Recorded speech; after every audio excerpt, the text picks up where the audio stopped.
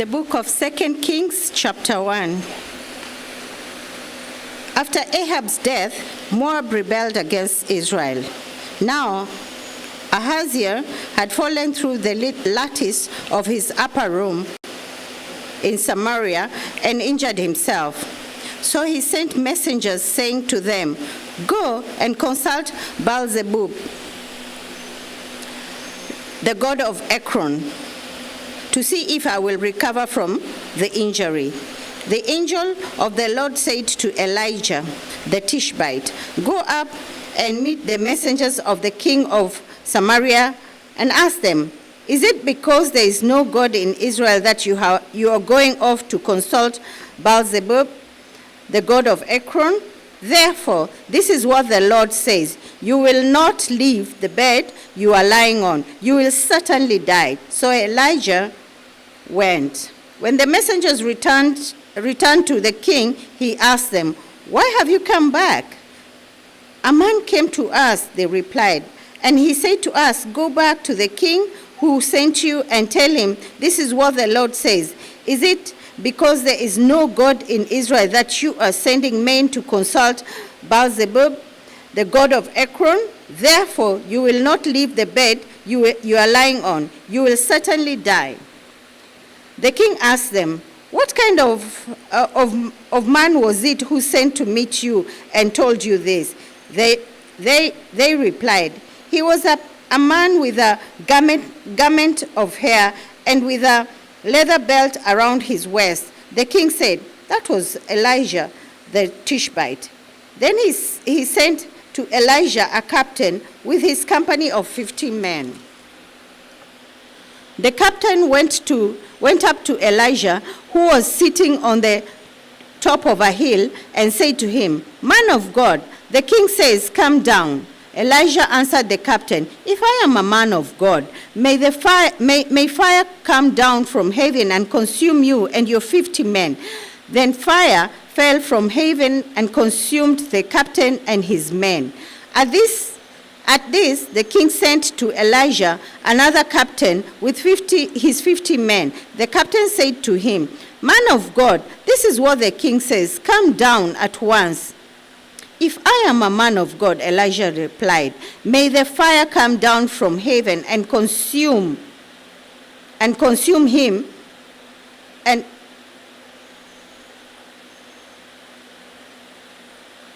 may fire come down from heaven and consume you and your 50 men." Then the fire of God fell from heaven and consumed him and his 50 men.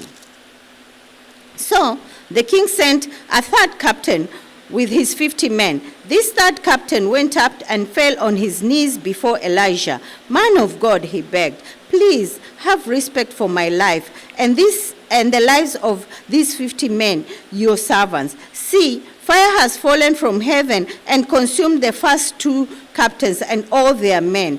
But now have respect for my life." The angel of the Lord said to Elisha, "Go down with him. Do not be afraid of him." So Elisha got up and went down with him to the king. He told the king, "This is what the Lord says. Is it because there is no God in Israel for you to consult that you have sent messengers to consult Baal-zebub, the god of Ekron?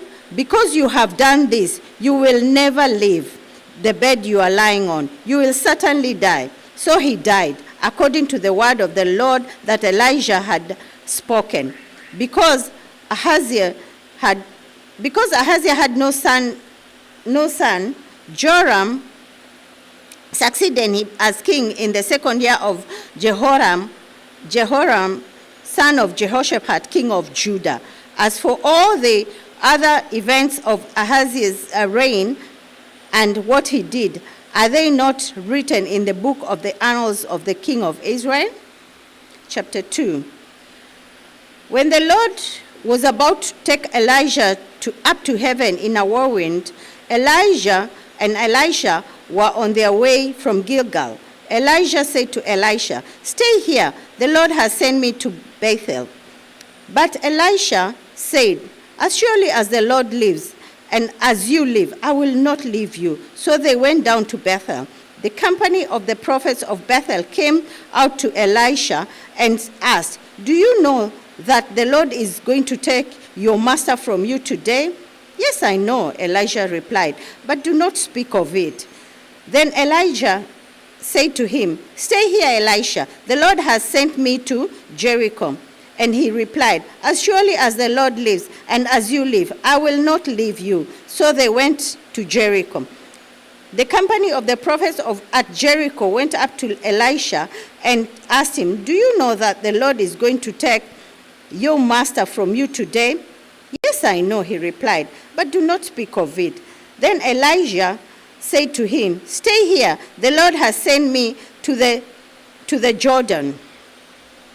And he replied, "As surely as the Lord lives and as you live, I will not leave you." So the two of them walked on. 50 men of the company of the prophets went and stood at a distance facing the place where Elijah and Elisha had stopped at the Jordan. Elijah took his cloak, rolled it up, and struck the water with it. The water divided the right and to the right and to the left, and the two of them crossed over dry ground. When they had crossed, Elijah said to Elisha, "Tell me, what can I do for you before I am taken away?" "Let me inherit a double portion of your spirit," Elijah replied. "You have asked a difficult thing," Elijah said. "Yet if you see when I am taken from you, it will be yours, otherwise not." As they were walking along and talking together, suddenly a chariot of fire and horses of fire appeared and separated the two of them. And Elijah went up to heaven in a whirlwind. Elisha saw this and cried out, my father, the chariots and the horsemen of Israel." And Elisha saw him no more. Then he took hold of his own clothes and tore them apart. He picked up the cloak that had fallen from Elijah and went back and stood on the bank of the Jordan. Then he took the cloak that had fallen from him and struck the water with it. "Where now is the the God of Elijah?" he asked. When he struck the water, it divided it divided to the right and to the left, and he crossed over. The company of prophets from Jericho who were watching him said, "The spirit of Elijah is resting on Elisha." And they went to meet him and bowed to the ground before him. "Look," they said, we your servants have 50 able men. Let them go and look for your master. Perhaps the Spirit of the Lord has picked him up and set him down on some mountain or in the valley." "No," Elisha replied, "do not send them." But they persisted until he was too ashamed to refuse. So he said, "Send them." And they sent of 50 men who searched for 3 days but did not find him. When they returned to Elisha, who was staying in Jericho, he said to them, "Didn't I tell you not to go?" The men of the city said to Elisha, "Look, our Lord, this town is well situated, as you can see, but the water is bad and the land is unproductive.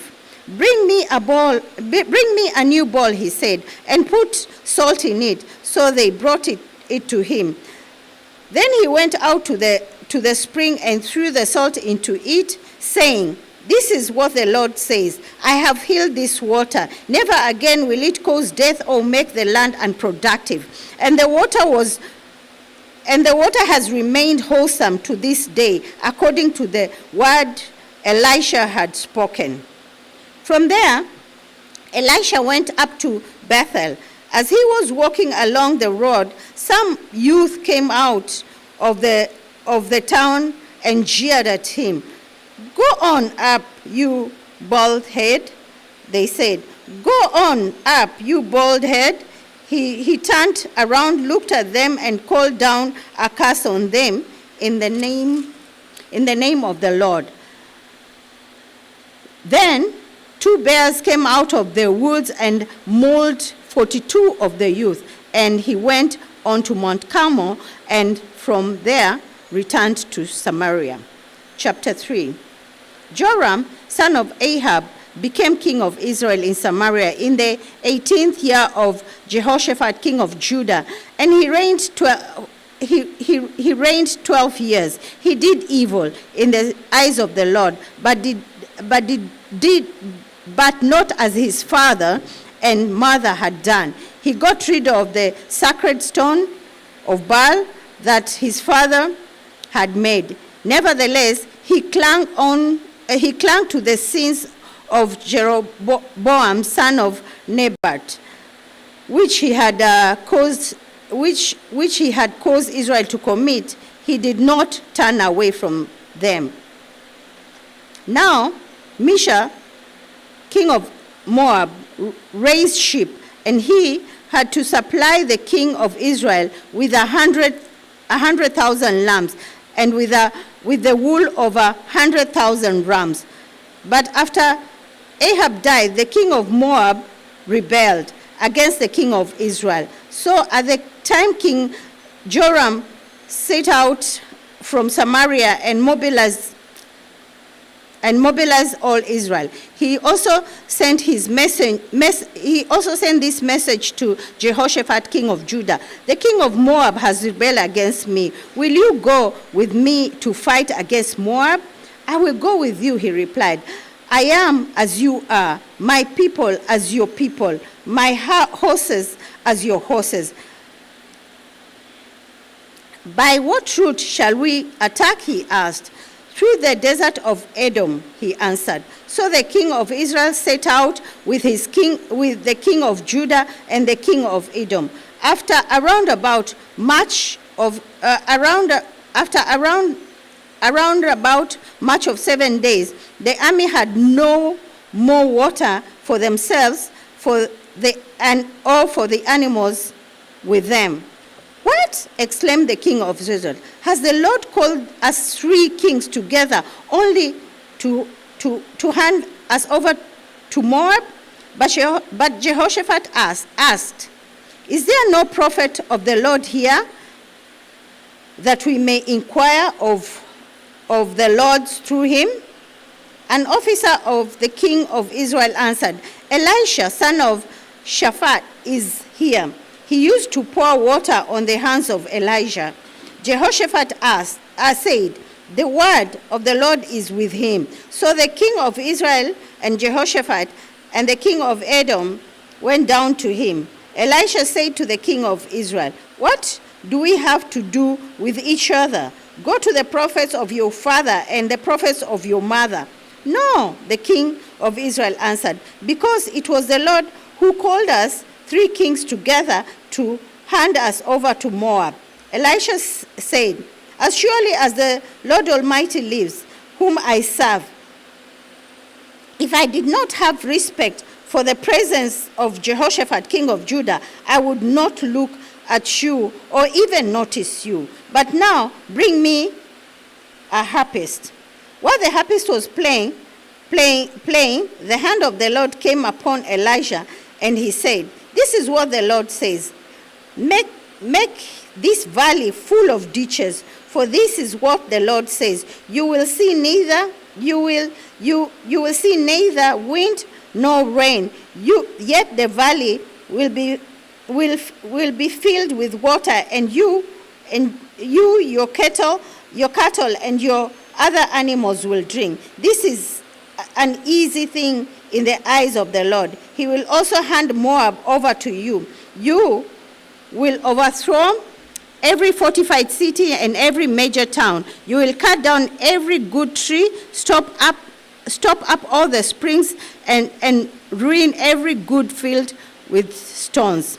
The next morning, about the time for offering the sacrifice, there it was, the water flowing from the direction of Edom, and the land was filled with water. Now all the Moabites had heard that the kings had come to fight against them. So every man, young and old, who could bear arms was called up and stationed on the border. When they got up early in the morning, the sun was shining on the water to the Moabites across the way. The water looked red like blood. "That's blood," they said. "Those kings must have fought and slaughtered each other. Now to the plunder Moab." But when the Moabites came to the camp of Israel, the Israelites rose up and fought them until they fled. And the Israelites invaded the land and slaughtered the Moabites. They destroyed the towns, and each man threw a stone on every good field until it was covered. They stopped up all the springs and cut down every good tree. Only Kir Hareseth was left with its stone in place, but the men armed with slings surrounded it and attacked it as well. When the king of Moab saw that the battle had gone against him, he took with him 700 swordsmen to break through to the king of Edom, but they failed. Then he took his firstborn son, who was to succeed him as king, and offered him a sacrifice on the city wall. The fury against Israel was great. They withdrew and returned to their own land.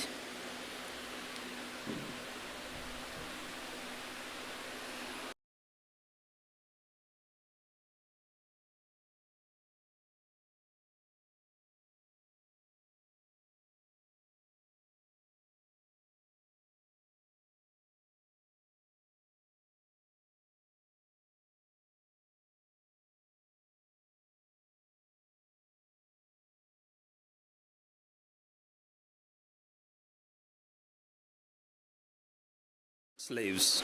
Elisha replied to her, "How can I help you? Tell me, what do you have in your house?" "Your servant has nothing at all," she said, "except a little oil." Elisha said, "Go around and ask all your neighbors for empty jars. Don't ask for just a few. Then go inside and shut the door behind you and your sons. Pour oil into all the jars, and as each is filled, put it to one side." She left him and afterwards shut the door behind her and her sons. They brought the jars to her, and she kept pouring.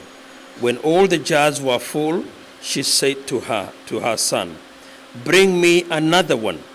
But he replied, "There is not a jar left." Then the oil stopped flowing.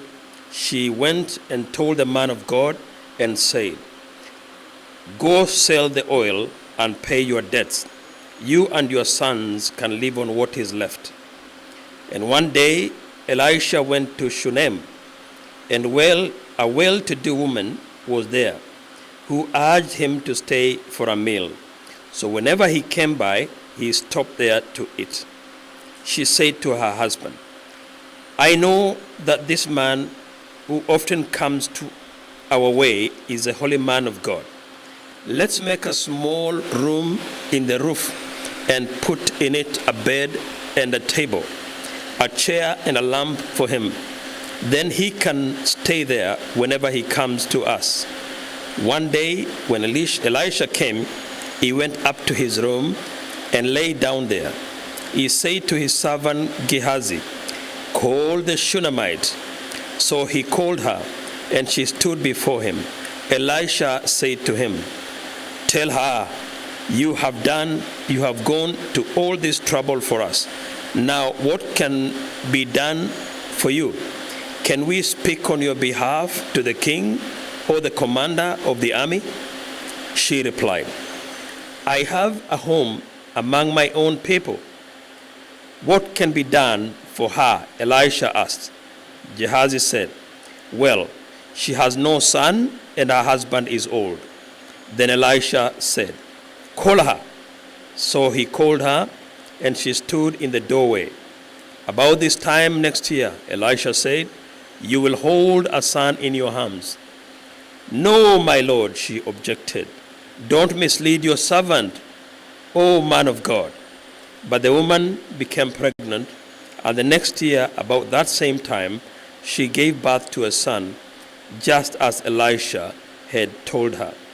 The child grew, and one day he went out to his father, who was with the reapers. My head, he said to his father. His father told the servant, carry him to his mother.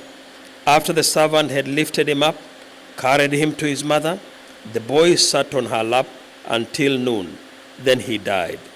She went up and laid him on the bed of the man of God, then shut the door and went out.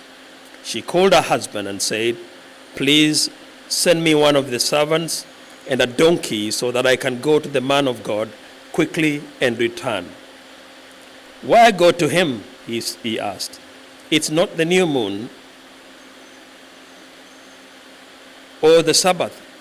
It's all right, she said. She saddled the donkey, said to her servant, lead on. Don't slow down for me unless I tell you. So she set out and came to the man of God in Mount Carmel. When he saw her in the distance, the man of God said to his servant Gehazi, look, there is a Shunammite. Run to meet her and ask her, are you all right? Is your husband all right? Is your child all right? Everything is all right, she said. When she reached the man of God at the mountain, she took hold of his feet. Gehazi came over to push her away, but the man of God said, leave her alone. She is in bitter distress. But the Lord had hidden it from me and has not told me why. Did I ask you for a son, my Lord? She said. Didn't I tell you, don't raise my hopes? Elisha said to Gehazi, tuck your cloth into your belt, take my staff in your hand, and run. If you meet anyone, do not greet him. And if anyone greets you, do not answer. Lay my staff on the boy's face. But the child's mother said, as surely as the Lord lives, and as you live, I will not leave you. So he got up and followed her. Gehazi went on ahead and laid the staff on the boy's face, but there was no sound or response. So Gehazi went back to meet Elisha and told him, the boy has not awakened. When Elisha reached the house, there was the boy, lying head on his couch. He went in, shut the door on the two of them, and prayed to the Lord. Then he got onto the bed and lay upon the boy, mouth to mouth, eye to eyes, hands to hands. As he stretched himself out upon him, the boy's body grew warm. Elisha turned away and walked back and forth in the room, and then got on the bed and stretched out upon him once more. The boy sneezed 7 times and opened his eyes. Elisha summoned Gehazi and said, call the Shunammite. And he did. When she came, he said, take your son. She came in, fell at his feet, and bowed to the ground. Then she took her son and went out. Elisha returned to Gilgal, and there was a famine in that region. While the company of the prophets was meeting with him, he said to his servant, put on the large pot and cook some stew for these men. One of them went out into the fields to gather herbs and found a wild vine. He gathered some of its grounds and filled the fold of his cloak. When he returned, he cut them into the pot of stew, though no one knew what they were. The stew was poured out for the men, but as they began to eat it, they cried out, "Oh, man of God, there is death in the pot," and they could not eat it. Elisha said, "Get some flour." He put it into the pot, and he said, "Serve it to the men, serve it to the people to eat." And there was nothing harmful in the pot. A man came from Baal Shalisha, bringing the man of God 20 loaves of barley bread, baked from the first ripe grain, along with some heads of new grain. Give it to the people to eat, Elisha said. How can I set this before 100 men? His servant asked. But Elisha answered, give it to the people to eat.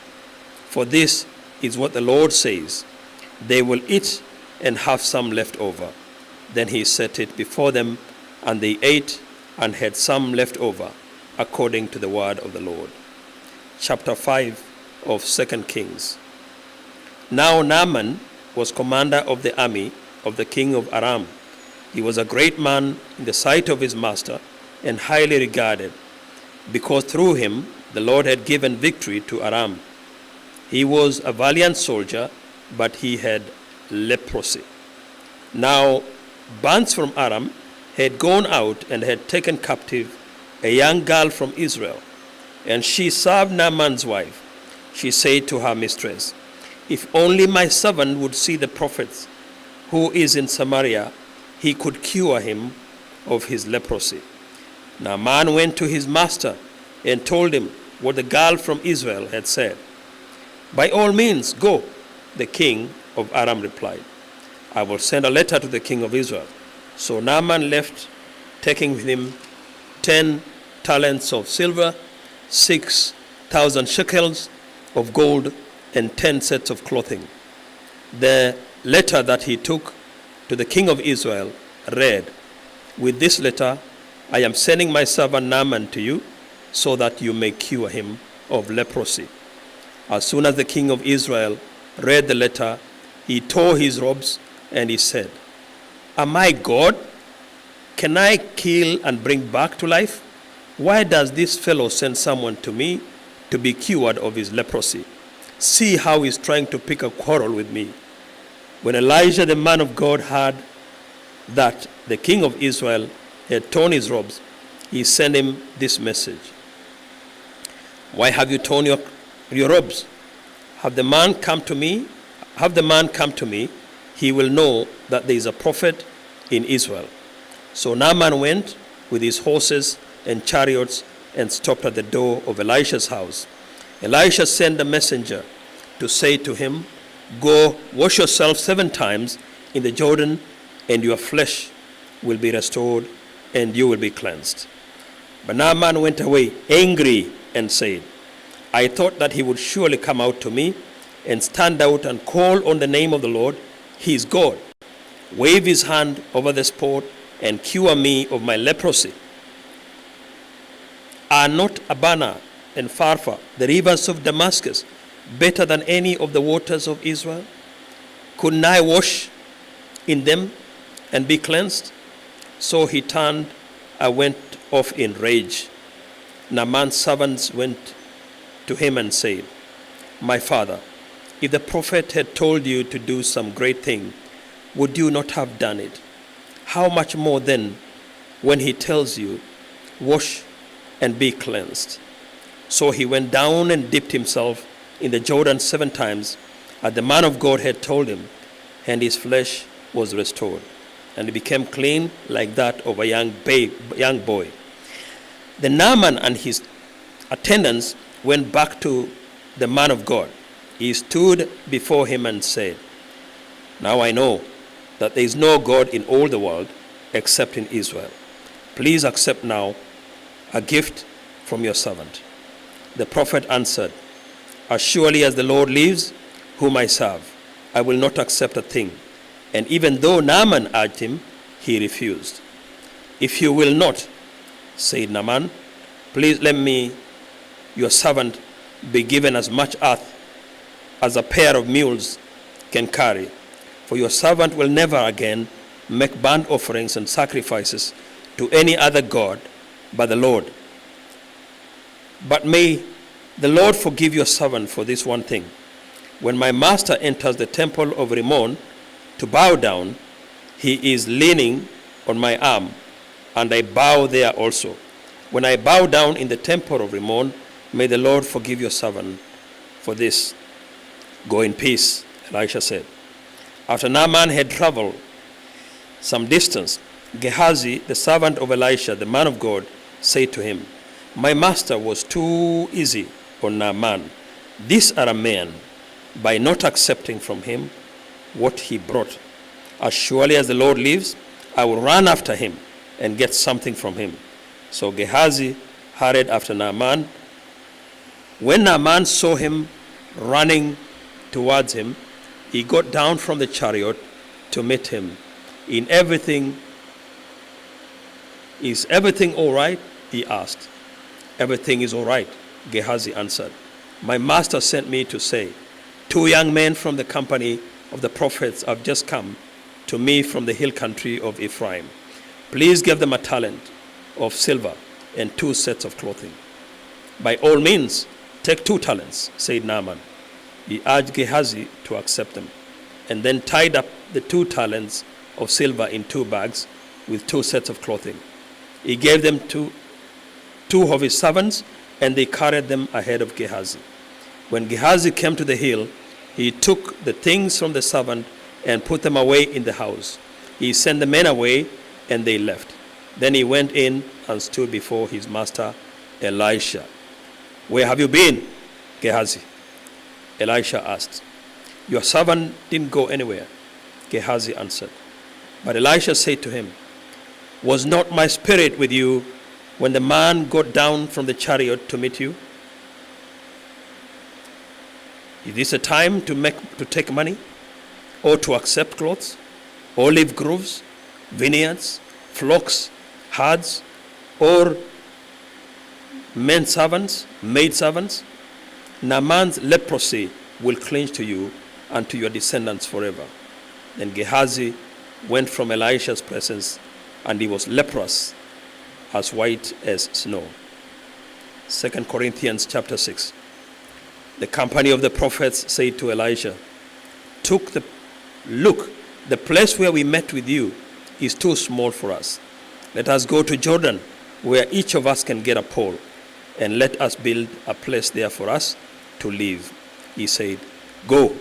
Then one of them said, "Won't you please come with your servants?" "I will," Elisha replied, and he went with them. They went to the Jordan and began to cut down trees. As one of them was cutting down a tree, the iron axe head fell into the water. "Oh, my Lord," he cried out, "it was borrowed." The man of God asked, "Where did it fall?" When he showed him the place, Elisha cut a stick and threw it there, and made the iron float. "Lift it out," he said.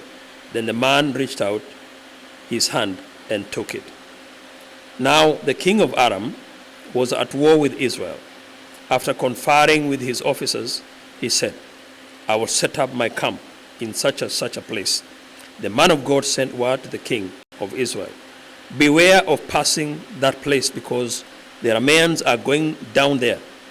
So the king of Israel checked on the place indicated by the man of God. Time and again Elisha warned the king, so that he was on his guard in such places. This enraged the king of Aram. He summoned his officers and demanded of them, "Will you not tell me which of us is on the side of the king of Israel?"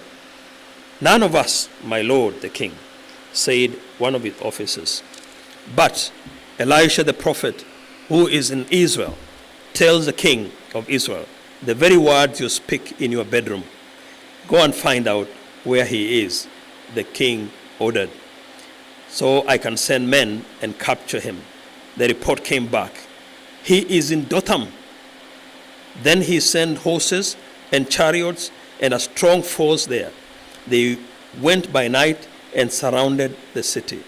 When the servant of the man of God got up and went out early in the next morning, an army with horses and chariots had surrounded the city. "Oh, my lord, what shall we do?" the servant asked. "Don't be afraid," the prophet answered. "Those who are with us are more than those who are with them." And Elisha prayed, "O Lord, open his eyes so he may see." Then the Lord opened the servant's eyes, and he looked, and he saw the hills full of horses and chariots of fire all around Elisha. As the enemy came down towards him, Elisha prayed to the Lord, "Strike these people with blindness." So he struck them with blindness as Elisha had asked. Elisha told them, "This is not the road, and this is not the city. Follow me, and I will lead you to the man you are looking for." And he led them to Samaria. After they entered the city, Elisha said, "Lord, open the eyes of these men so they can see." Then the Lord opened their eyes, and they looked, and there they were inside Samaria. When the king of Israel saw them, he asked Elisha, "Shall I kill them, my father? Shall I kill them?" "Do not kill them," he answered. "Would you kill men you have captured with your own sword or bow? Set food and water before them, so that they may eat and drink, and then go back to their master." So he prepared a great feast for them, and after they had finished eating and drinking, he sent them away, and they returned to their master. So the bands from Aram stopped raiding Israel's territory. Sometime later, Ben-Hadad, king of Aram, mobilized his entire army and marched up and laid siege to Samaria. There was a great famine in the city. The siege lasted so long that donkey's head sold for 80 shekels of silver, and a quarter of a cab of seed pods for 5 shekels. As the king of Israel was passing by on the wall, a woman cried to him, "Help me, my lord the king." The king replied, "If the Lord does not help you, where can I get help for you? From the threshold floor? From the winepress?" Then he asked her, "What's the matter?" She answered, "This woman said to me, 'Give up your son to me, that we may eat him today, and tomorrow we'll eat my son.' So we cooked my son and ate him. The next day I said to her, 'Give up your son so we may eat him.' But she had hidden him." When the king heard the woman's words, he tore his robes. As he went along the wall, the people looked, and there underneath he had sackcloth on his body. He said, "May God deal with me, be it ever so severely, if the head of Elisha son of Shaphat remains on his shoulders today." Now Elisha was sitting in his house, and the elders were sitting with him. The king sent a messenger ahead, but before he arrived, Elisha said to the elders, "Don't you see how this murderer is sending someone to cut off my head? Look, when the messenger comes, shut the door and hold it shut against him. Is not the sound of this master's footsteps behind him?" And while he was still talking to them, the messenger came down to him. And the king said, "This disaster is from the Lord. Why should I wait for the Lord any longer?"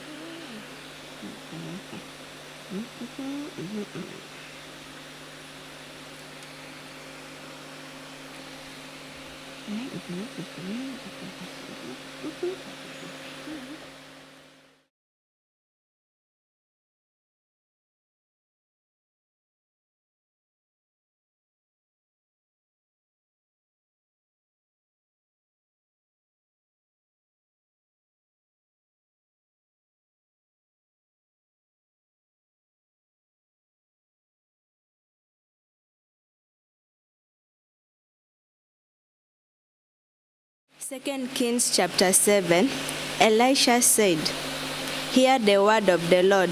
This is what the Lord says.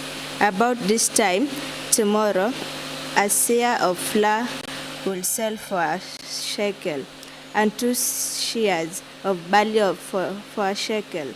At the gate of Samaria, the officer on whose arm the king was leaning said to the man, 'God, Look, even if the Lord should open the floodgates of the heavens, could this happen?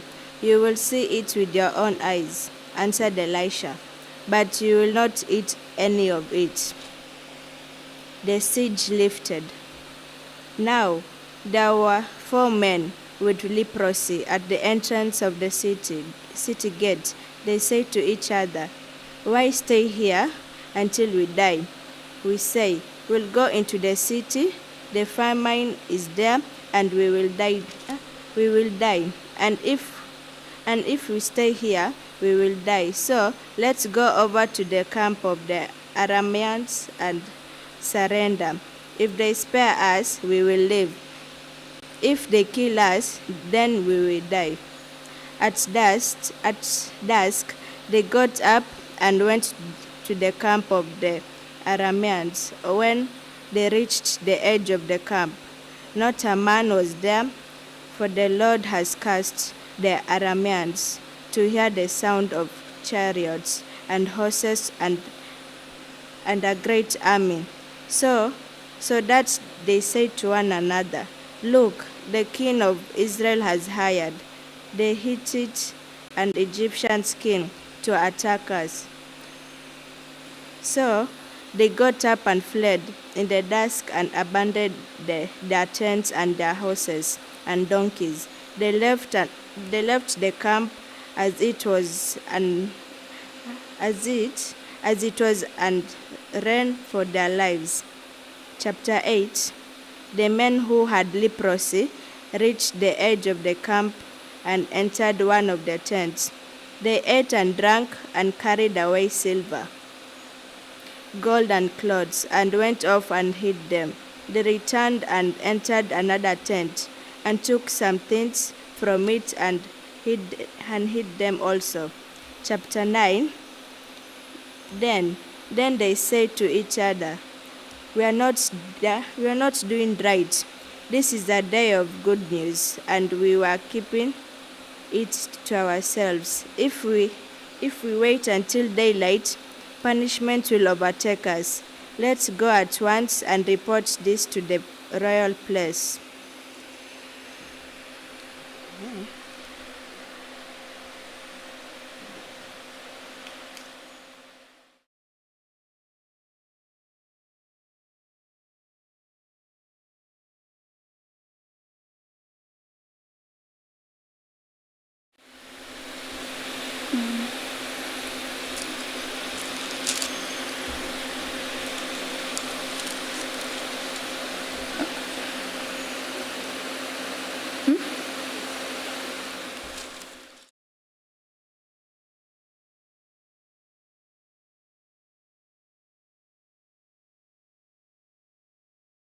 Verse 1. Now Elisha had said to the woman, whose son he had restored to life, "Go away with your family and stay for a while, whenever you can, because the Lord has decreed a famine in the land that will last 7 years." The woman proceeded to do as the man of God said. She and her family went away and stayed in the land of the Philistines 7 years. At the end of the 7 years, she came back from the land of the Philistines and went to the king to beg for her house and land. The king was talking to Gehazi, the servant of the man of God, and had said, "Tell me about all the great things Elisha has done." Just as Gehazi was telling the king how Elisha had restored the dead to life, the woman whose son Elisha had brought back to life came to beg the king for a house and land. Gehazi said, "This is the woman, my lord the king, and this is her son, whom Elisha restored to life." The king asked the woman about it, and she told him. Then he assigned an official to her case and said to him, "Give back everything that belonged to her, including all the income from her land from the day she left the country until now." Elisha went to Damascus, and Ben-Hadad, king of Aram, was ill. When the king was told, "The man of God has come all the way up here," he said to Hazael, "Take a gift with you and go meet the man of God. Consult the Lord through him. Ask him, will I recover from this illness?" Hazael went to meet Elisha, taking with him as a gift 40 camel loads of all the finest wares of Damascus. He went in and stood before him and said, "Your son Ben-Hadad, king of Aram, has sent me to ask, will I recover from this illness?" Elisha answered, Go and say to him, you will certainly recover, but the Lord has revealed to me that he will in fact die. He stared at him with a fixed gaze until Hazael felt ashamed. Then the man of God began to weep. "Why is my Lord weeping?" asked Hazael. "Because I know the harm you will do to the Israelites." He answered, "You will set fire to their fortified places, kill their young men with the sword, dash their little children to the ground, and rip open their pregnant women." Hazael said, "How could your servant, a mere dog, accomplish such a feat?" "The Lord has shown me that you'll become king of Aram," answered Elisha. Then Hazael left Elisha and returned to his master. When Ben-Hadad asked, "What did Elisha say to you?" Hazael replied, "He told me that you would certainly recover." But the next day he took a thick cloth, soaked it in water, and spread it over the king's face, so that he died. Then Hazael succeeded him as king. In the 5th year of Joram, son of Ahab, king of Israel, when Jehoshaphat was the king of Judah, Jehoram, son of Josaphat, began his reign as king of Judah. He was 32 years old when he became king, and he reigned in Jerusalem 8 years. He walked in the ways of the king of Israel as the house of Ahab had done, for he married a daughter of Ahab. He did evil in the eye of the Lord. Nevertheless, for the sake of his servant David, the Lord was not willing to destroy Judah. He had promised to maintain a lamp for David and his descendants forever. In the time Jehoram, Edom rebelled against Judah and set up its own king, so Jehoram went to Zer with all his chariots. The Edomites surrounded him and his chariot commanders. He rose up and broke through the night. His army, however, fled back home. To this day, Edom has been in rebellion against Judah. Lebanon revolted at the time. As for the other events of Jehoram's reign and all he did, are they not written in the book of the annals of the kings of Judah? Jehoram rested with his fathers and was buried with them in the city of David, and Ahaziah, his son, succeeded him as king. In the 12th year of Joram, son of Ahab, king of Israel, Ahaziah, son of Jehoram, king of Judah, began to reign. Ahaziah was 22 years old when he became king, and he reigned in Jerusalem 1 year. His mother named Athaliah, a granddaughter of Omri, king of Israel. He walked in the ways of the house of Ahab, and he did evil in the eyes of the Lord, as the house of Ahab had done, for he was related by marriage to Ahab's family. Ahaziah went with Joram, son of Ahab, to war against Hazael, king of Aram. At Ramoth Gilead, the Arameans wounded Joram, so King Joram returned to Jezreel to recover from the wounds the Arameans had inflicted on him at Ramoth in his battle with Hazael, king of Aram. Then Ahaziah, son of Jehoram, king of Judah, went down to Jezreel to see Joram, son of Ahab, because he had been wounded. Chapter 9. The prophet Elisha summoned a man from the company of the prophets and said to him, "Tuck your cloak in your belt, take this flask of oil with you, and go to Ramoth Gilead. When you go get there, look for Jehu, son of Josaphat, the son of Nimshi. Go to him, get him away from his companions, and take him into an inner room. Then take the flask and pour the oil on his head, and declare, 'This is what the Lord says, I anoint you as king over Israel.' Then open the door and run. Don't delay." So the young man, the prophet, went to Ramoth Gilead. When he arrived, he found the army officers sitting together. "I have a message for you, commander," he said. "For which of us?" asked Jehu. "For you, commander," he replied. Jehu got up and went into the house. Then the prophet poured the oil on Jehu's head and declared, "This is what the Lord, the God of Israel, says. I anoint you as king over the Lord's people Israel. You are to destroy the house of Ahab your master, and I will avenge the blood of my servants, the prophets, and the blood of all the Lord's servants shed by Jezebel. The whole house of Ahab will perish. I will cut off from Ahab every last male in Israel, slave or free. I will make the house of Ahab like the house of Jeroboam, son of Nebat, and like the house of Ahab, and like the house of Baasha, son of Ahijah. As for Jezebel, dogs will devour her on the plot of ground at Jezreel, and no one will bury her. Then he opened the door and ran. When Jehu went out, his fellow officers, one of them asked him, "Is everything all right? Why did this madman come to you? You know the man and the sort of things he says." Jehu replied, "That's not true." They said, "Tell us." Jehu said, "Here is what he told me. This is what the Lord says. I anoint you king over Israel." They hurried and took his cloaks and spread them under him on the bare steps. Then they blew the trumpet and shouted, "Jehu is king." Jehu kills Joram and Ahazah. So Jehu, son of Josaphat, the king of Nimshi, conspired against Joram. Now Joram and all the Israelites had been defending Ramoth Gilead against Hazael, king of Aram. But the king Joram had returned to Jezreel to recover from the wounds the Arameans had inflicted on him in the battle with Hazael, king of Aram. Jehu said, If this is the way you feel, don't let anyone slip out of the city to go and tell the news in Jezreel." Then he got into his chariot and rode to Jezreel, because Joram was resting there, and Ahaziah, king of Judah, had gone down to see him.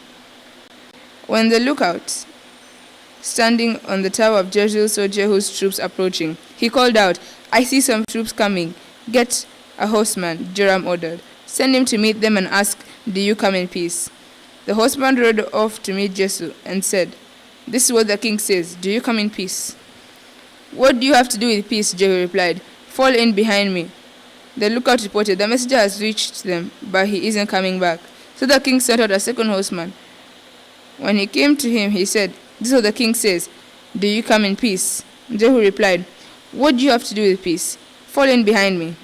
The lookout reported, "He has reached them, but he isn't coming back either." The driving is like that of Jehu, son of Nimshi. He drives like a madman. "Hitch up my chariot," Joram ordered. And when it was hitched up, Joram, king of Israel, and Ahaziah, king of Judah, rode out, each in his own chariot, to meet Jehu.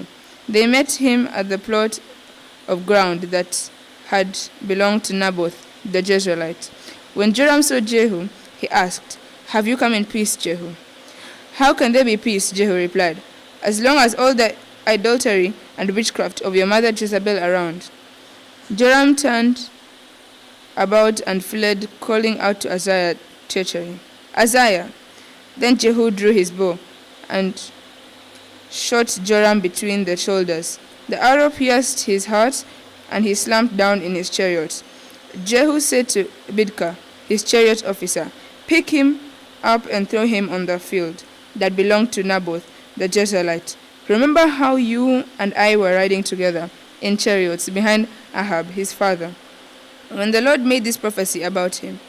Yesterday I saw the blood of Naboth and the blood of his sons, declares the Lord, and I will surely make you both pay for it on his own plot of ground, declares the Lord.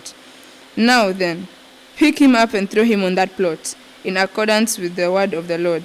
When Ahaziah, king of Judah, saw what happened, he fled up the road of Beth Hagan. Jehu chased him, shouting, "Kill him too!"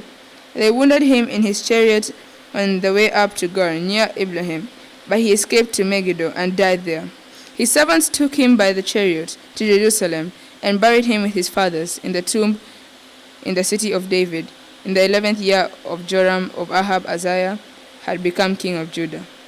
Then Jehu went to Jezreel. When Jezebel heard about it, she painted her eyes, arranged her hair, and looked out of the window as Jehu entered the gate. She asked, "Have you come in peace? Zimri, you have murdered of your master."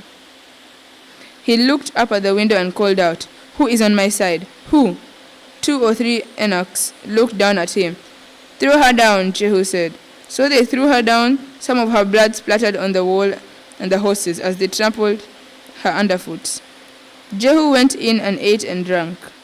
"Take care of that cursed woman," he said, "and bury her, for she was a king's daughter." But when they went out to bury her, they found nothing except her skull, her feet, and her hands.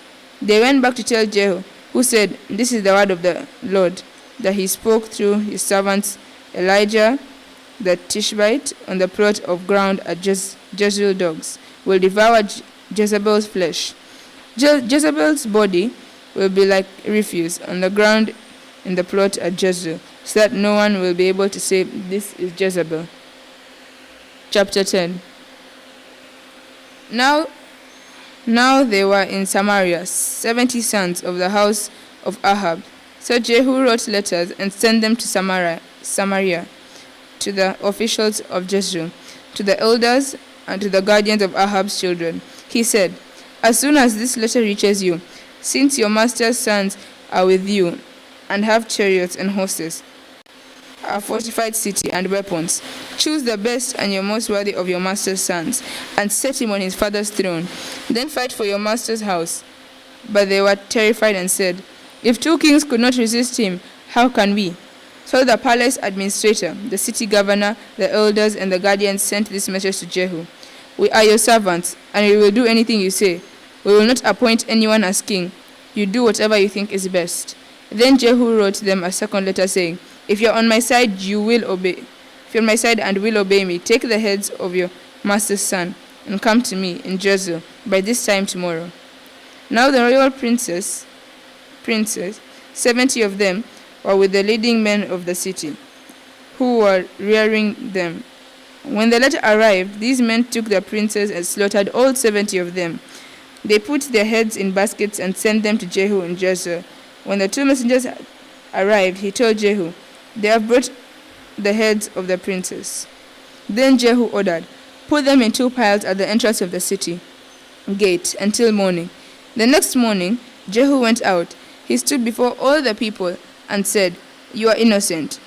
It was I who conspired against my master and killed him. But who killed all these?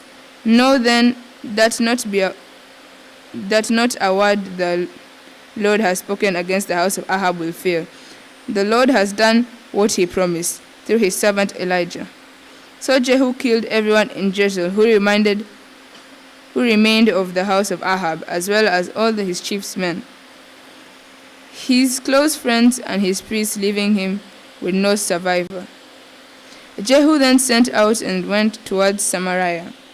At Beth-Eked of the shepherds, he met some relatives of Ahaziah, king of Judah, and asked, "Who are you?"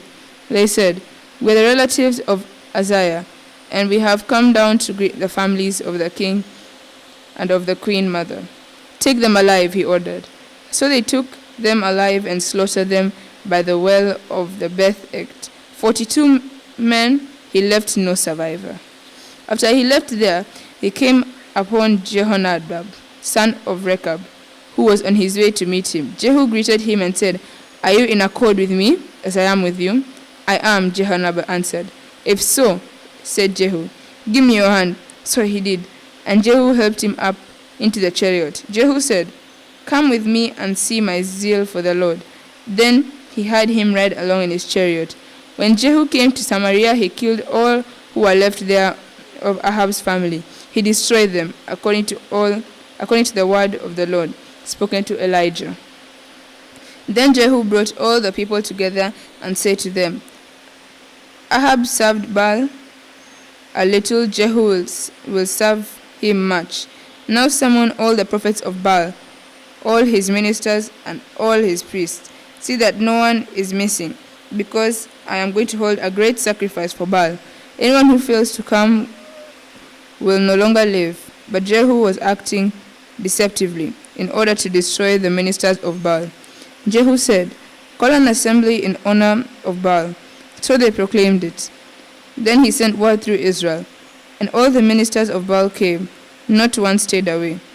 They crowded into the temple of Baal until it was full from one end to the other. And Jehu said to the keeper of the wardrobe, "Bring robes for all the ministers of Baal." So he brought out robes for them. Then Jehu and Jehu, son of Rechab, went into the temple of Baal. Jehu said to the ministers of Baal, "Look around and see that no servants of the Lord are here with you, only ministers of Baal." So they went in to make sacrifices and burnt offerings. Now Jehu had posted 80 men outside with this warning: "If one of you lets any of these men I am placing in your hands escape, it will be your life for his life." As soon as Jehu had finished making the burnt offering, he ordered all the guards and officers, "Go in and kill them. Let no one away from the sins of Jeroboam, son of Nebat, which he had caused Israel to commit, the worship of the golden calves at Bethel and Dan." The Lord said to Jehu, "Because you have done well in accomplishing what is right in my eyes, and have done to the house of Ahab all I had in mind to do, your descendants will sit on the throne of Israel to the 4th generation." Yet Jehu was not careful to keep the law of the Lord, the God Israel, with all his heart. He did not turn away from the sins of Jeroboam, which he had caused Israel to commit. In those days, the Lord began to reduce the size of Israel. Hazael overpowered the Israelites throughout their territory, east of the Jordan, in all the land of Gilead, the region of Gad, Reuben, and Manasseh, from Aroer by the Arnon Gorge through Gildan to Bashan. As for the other events of Jehu's reign, all he did and all his achievements, are they not written in the book of the annals of the kings of Israel? Jehu rested with his fathers and was buried in Samaria, and Jehoahaz his son succeeded him as king. The time that Jehu reigned over Israel in Samaria was 28 years old.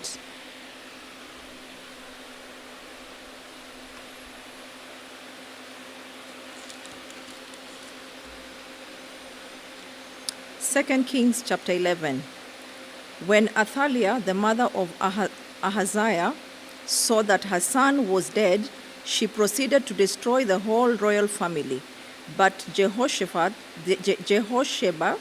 the daughter of King Jehoram, and sister of Ahaziah, took Joash, son of Ahaziah, and stole him away from among the royal princes who were about to be murdered. She put him and his nurse in a bedroom to hide him from Athaliah. So he was not killed. He remained hidden from his nurse at the temple and the Lord for 6 years, while Athaliah ruled the land. In the 7th year, Jehoiada sent for the commanders of units of 100, the Karites, and the guards had them brought to him at the temple of the Lord. He made a covenant with them and put them under oath at the temple of the Lord. Then he showed them to the king's son. He commanded them, saying, "This is what you are to do. You who are in the 3 companies that are going on duty on the Sabbath, a third of you guarding the royal palace, a third at the Sar gate, and a third at the gate behind the guard, who take turns guarding the temple. And you who are in the other 2 companies that normally go off Sabbath duty are all to guard the temple for the king. Station yourselves around the king, each man with his weapon in his hand. Anyone who approaches your ranks, you must put to death. Stay close to the king, wherever he goes." The commanders of the unit of 100 did just as Jehoiada the priest ordered. Each one took his men, those who were going on duty on the Sabbath and those who were going off duty, and came to Jehoiada the priest. Then he gave the commanders the spears and shields that had belonged to King David, that were in the temple of the Lord. The guards, each with his weapon in his hand, stationed themselves around the king, near the altar and the temple, from the south side to the north side of the temple. Jehoiada brought out the king's son and put the crown on him. He presented him with a copy of the covenant and proclaimed him king. They anointed him, and the people clapped their hands and shouted, "Long live the king!" When Athaliah heard the noise made by the guards and the people, she went to the people at the temple of the Lord. She looked, and there was the king standing by the pillar, as the custom was. The officers and the trumpeters were beside the king, and all the people of the land were rejoicing and blowing trumpets. Then Athaliah tore her robes and called out, "Treason! Treason!" Jehoiada, the priest, ordered the commanders of units of 100 who were in charge of the troops, "Bring her out between the ranks and put the sword anyone who follows her." For the priest had said, "She must not be put to death in the temple of the Lord." So they seized her as she reached the place where the horses enter, the palace grounds, and there she was put to death. Jehoiada then made a covenant between the Lord and the king and the people that would be the Lord's people. He also made a covenant between the king and the people. All the people of the land went to the temple of Baal and tore it down. They smashed the altars and idols to pieces and killed Matan, the priest of Baal, in front of the altars. Then Jehoiada the priest posted guards at the temple of the Lord. He took with him the commanders of hundreds, the Karites, and the guards, and all the people of the land. And together they brought the king down from the temple of the Lord and went into the palace, entering by way of the gate of the guards. The king then took his place on the royal throne, and all the people of the land rejoiced. And the city was quiet, because Athaliah had been slain with a sword at the palace. Joash was 7 years old when he began to reign. Chapter 12. In the 7th year of Jehu, Joash became king. He reigned in Jerusalem for 40 years. His mother's name was Zibiah. She was from Beersheba. Joash did what was right in the eyes of the Lord all the years Jehoiada the priest instructed him. The high places, however, were not removed.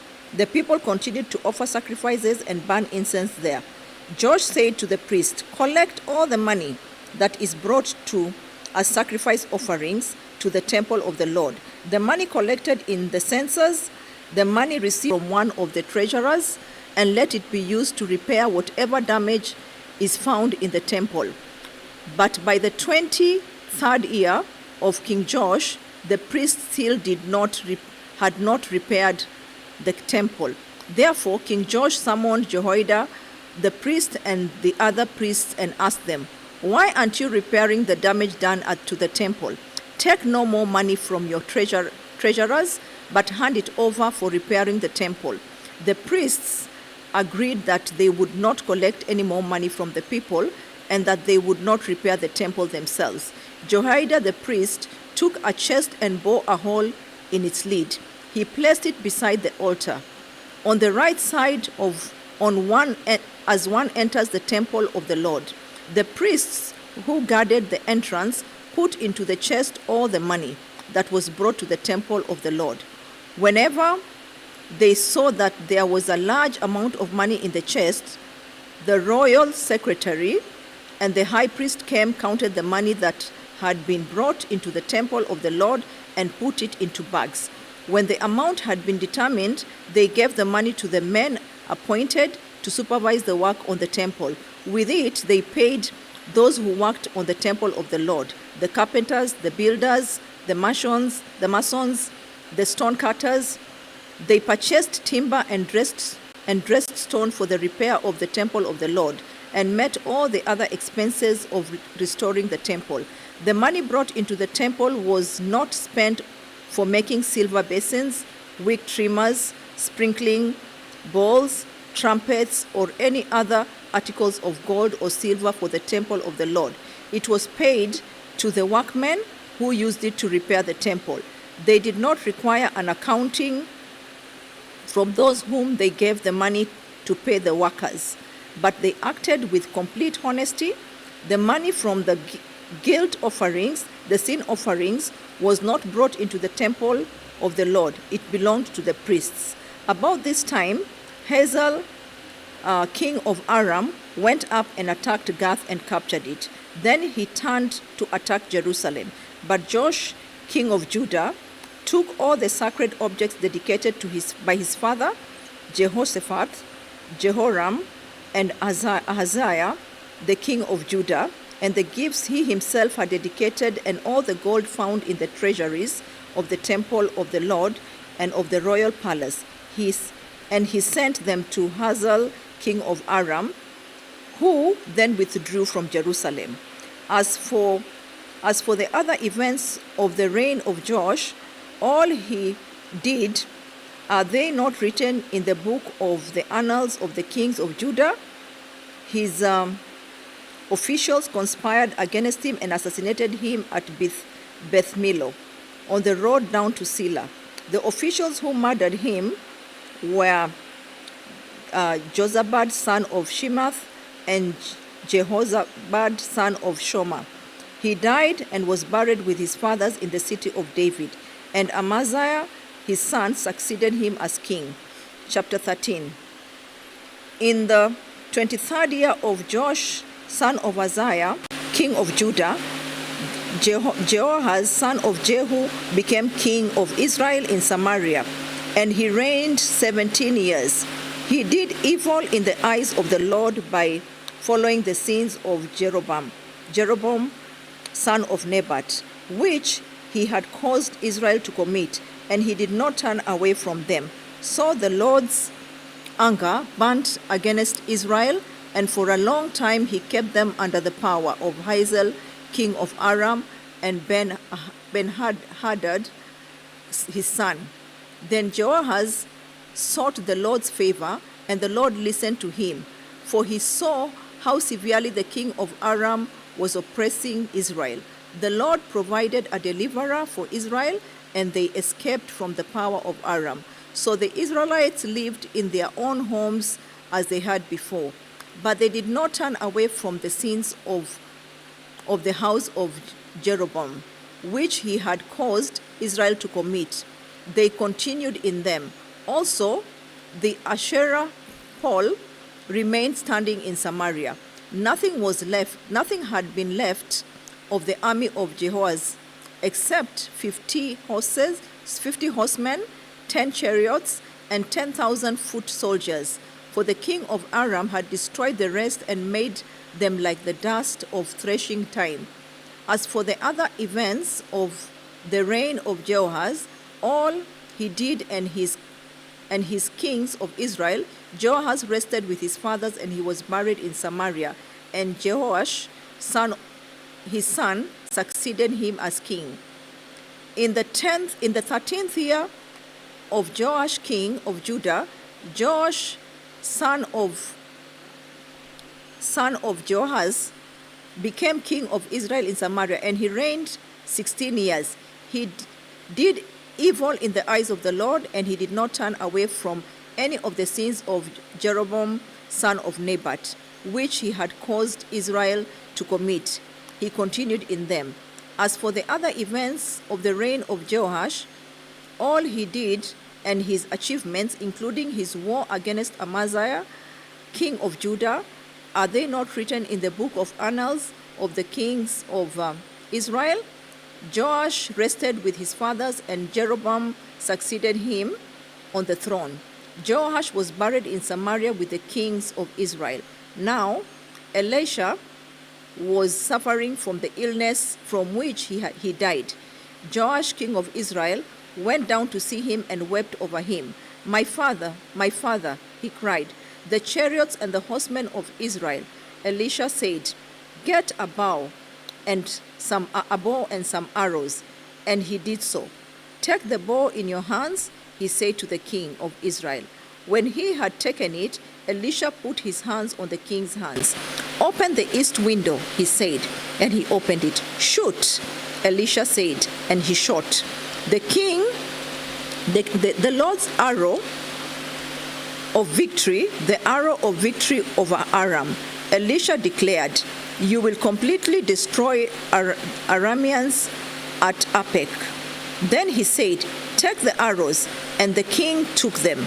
Elisha said to him, "Strike the ground." He struck it 3 times and stopped. The man of God was angry with him and said, "You should have struck the ground 5 or 6 times. Then you should have defeated Aram and completely destroyed it. But now you will defeat it only 3 times." Elisha died and was buried. Now Moabite raiders used to enter the country every spring. Once, while some Israelites were burying a man, suddenly they saw a band of raiders, so they threw the man's body into Elisha's tomb. When the body touched Elisha's bones, the man came to life and stood up on his feet. Hazael, king of Aram, oppressed Israel throughout the reign of Joash, but the Lord was gracious to them and had compassion and showed concern for them because of his covenant with Abraham, Isaac, and Jacob. To this day, he has been unwilling to destroy them or banish them from his presence. Hazael, king of Aram, died, and Ben-Hadad, his son, succeeded him as king. Then Joash, son of Jehoash, recaptured from Ben-Hadad, son of Hazael, the towns he had taken in battle from his father Jehoash. 3 times Joash defeated him, and so he recovered the Israelites' towns.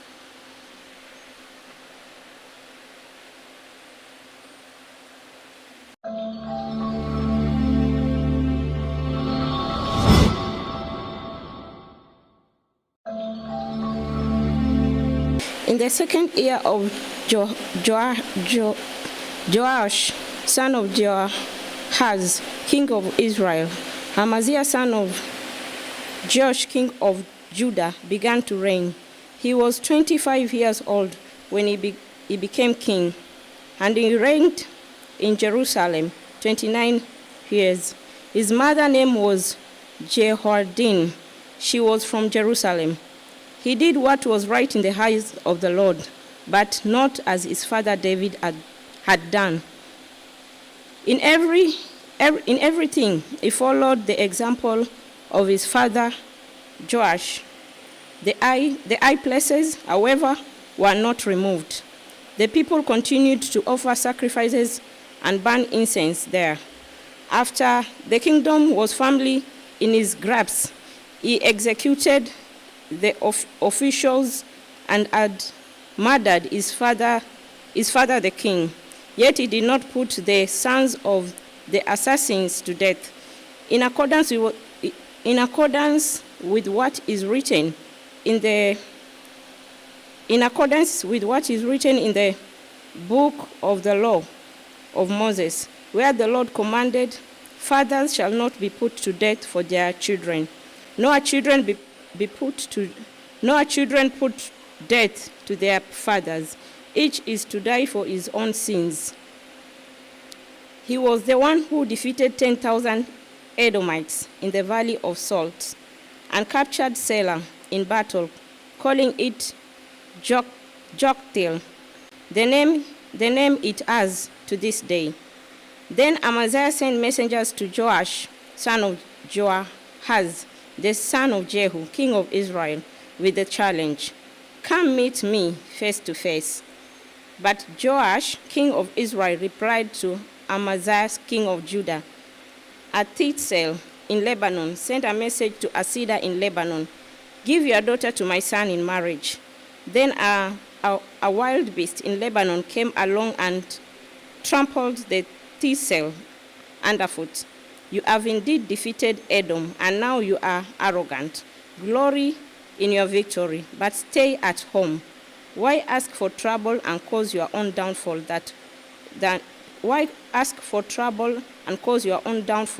and that of Judah also?" Amaziah, however, would not listen. So Joash, king of Israel, attacked. He and Amaziah, king of Judah, faced each other at Beth Shemesh in Judah. Judah was routed by Israel, and every man fled to his home. Joash, king of Israel, captured Amaziah, king of Judah, the son of Joash, the son of Ahaziah, at Beth Shemesh.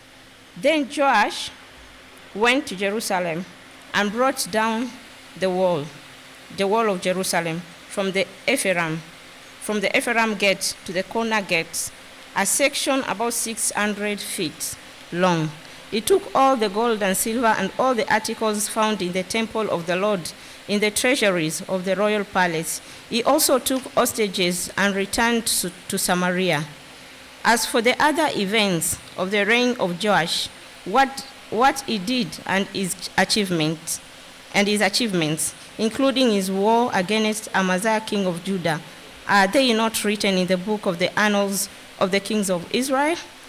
Joash rested with his fathers and was buried in Samaria with the kings of Israel. And Jeroboam, his son, succeeded him as king. Amaziah, son of Joash,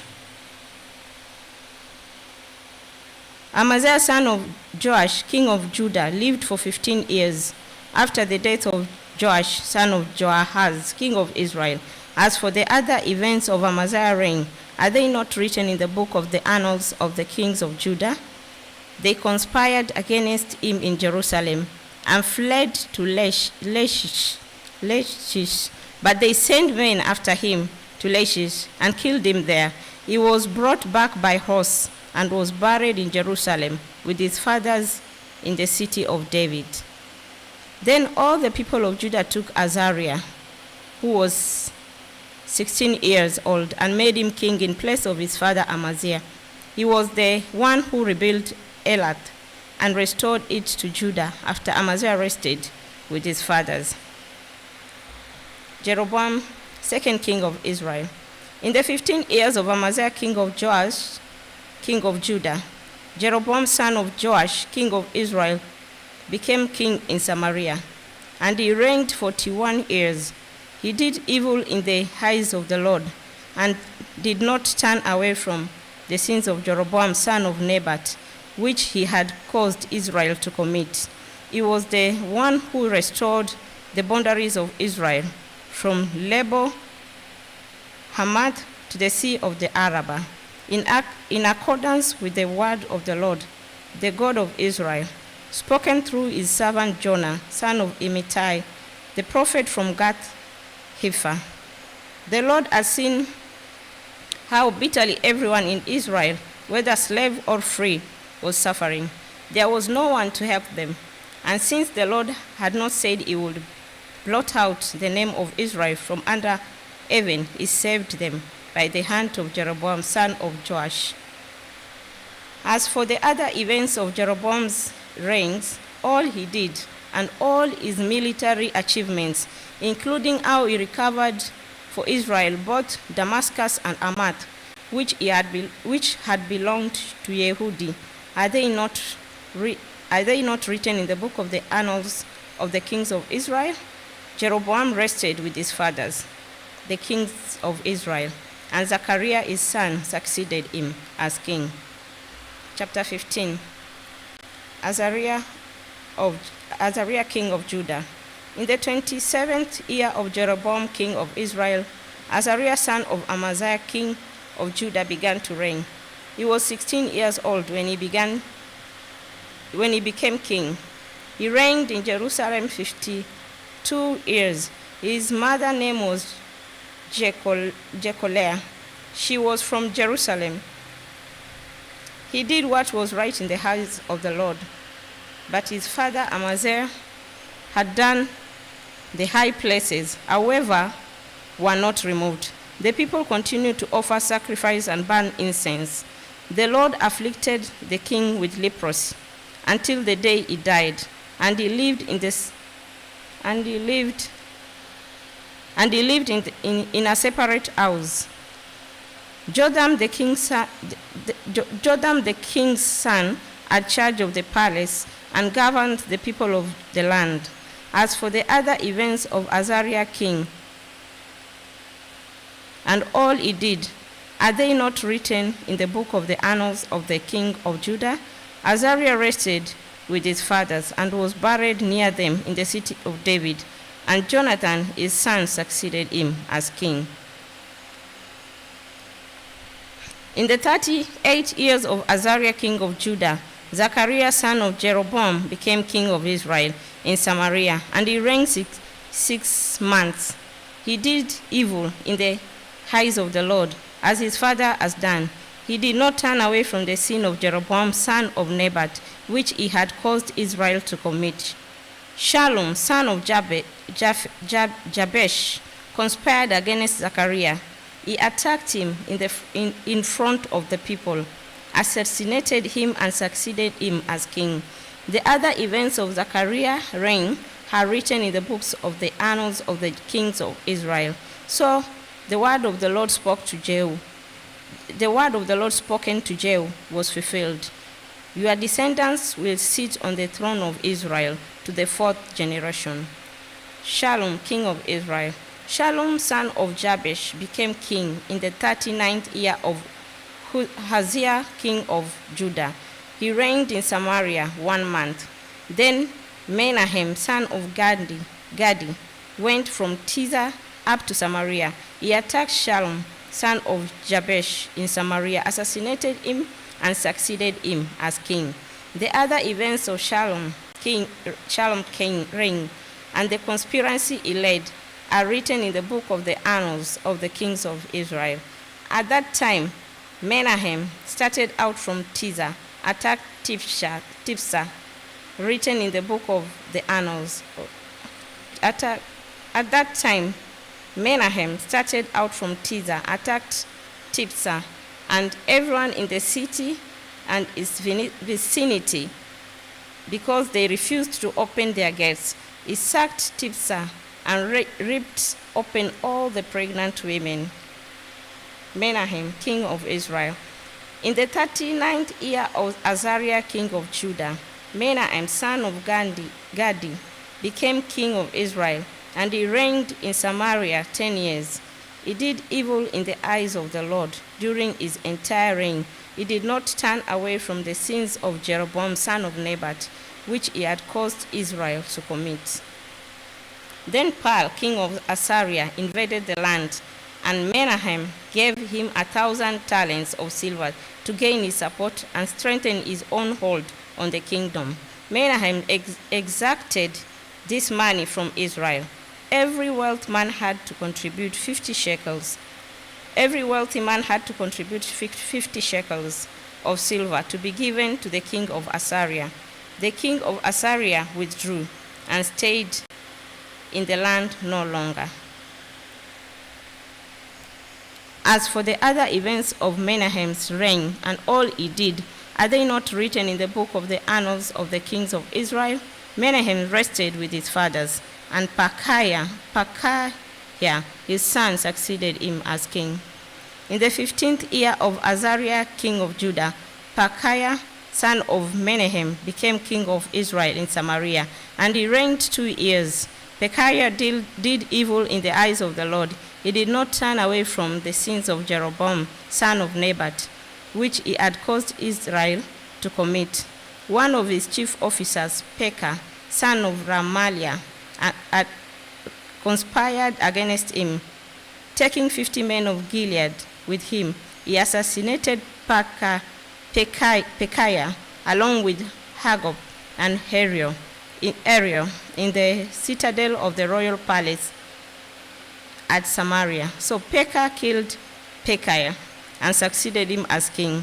The other events of Pekahiah's reign, all he did are written in the book of annals of the kings of Israel. In the 52nd years of Azariah, king of Judah, Pekah, son of Ramaliah, became king of Israel in Samaria, and he reigned 20 years. He did evil in the eyes of the Lord. He did not turn away from the sins of Jeroboam, son of Nebat, which he had caused Israel to commit. In the time of Pekah, king of Israel, Tiglath-Pileser, king of Assyria, came and took Ijon, Habel, Beth Makkah, Jonah, Kedesh, and Azor. He took Gilead and Galilee, including all the land of Naphtali, and deported the people of Assyria. Then Hoshea, son of Elah, conspired against Pekah, son of Remaliah. He attacked and assassinated him, and then succeeded him as king in the 20th year of Jotham, son of Ahaziah. As for the other events of Pekah's reign, and all he did, are they not written in the book of the annals of the kings of Israel? In the 2nd year of Pekah, son of Remaliah, king began to reign. He was 25 years old when he became king, and he reigned in Jerusalem 16 years. His mother's name was Jerusha, daughter of Zadok. He did what was right in the eyes of the Lord, just as his father Ahaziah had done. Then the high places, however, were not removed. The people continued to offer sacrifice and burn incense there. Jotham rebuilt the upper gate of the temple of the Lord. As for the other events of Jotham's reign and what he did, are they not written in the book of the annals of the kings of Judah? In those days, the Lord began to send Rezin, king of Aram, and Pekah, son of Remaliah, against Judah. Jotham rested with his fathers and was buried with them in the city of David, the city of his father, and Ahaz, his son, succeeded him as king.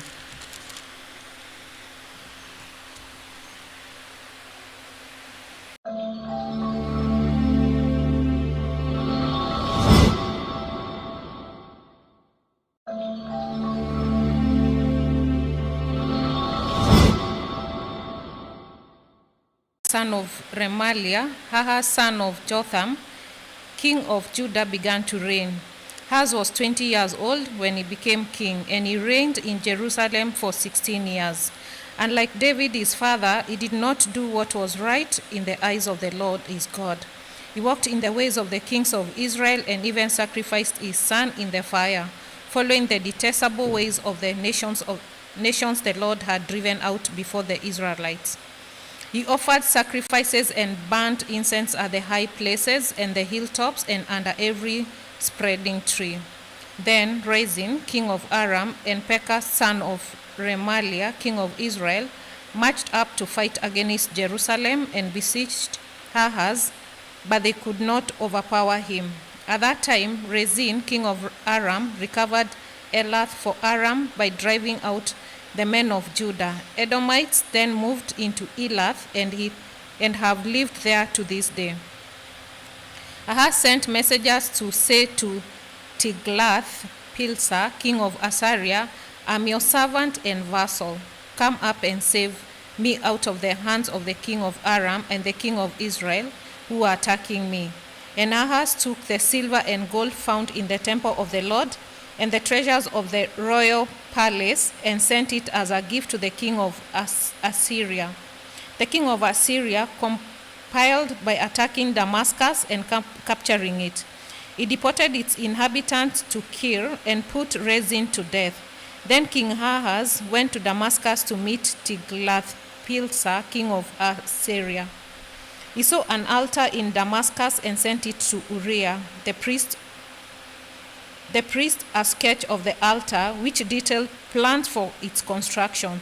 So Uriah, the priest, built an altar in accordance with all the plans that King Ahaz had sent from Damascus, and finished it before King Ahaz returned.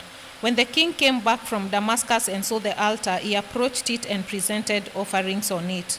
He offered up his burnt offering and grain offering, poured out his drink offering, and sprinkled the blood of his fellowship offering on the altar.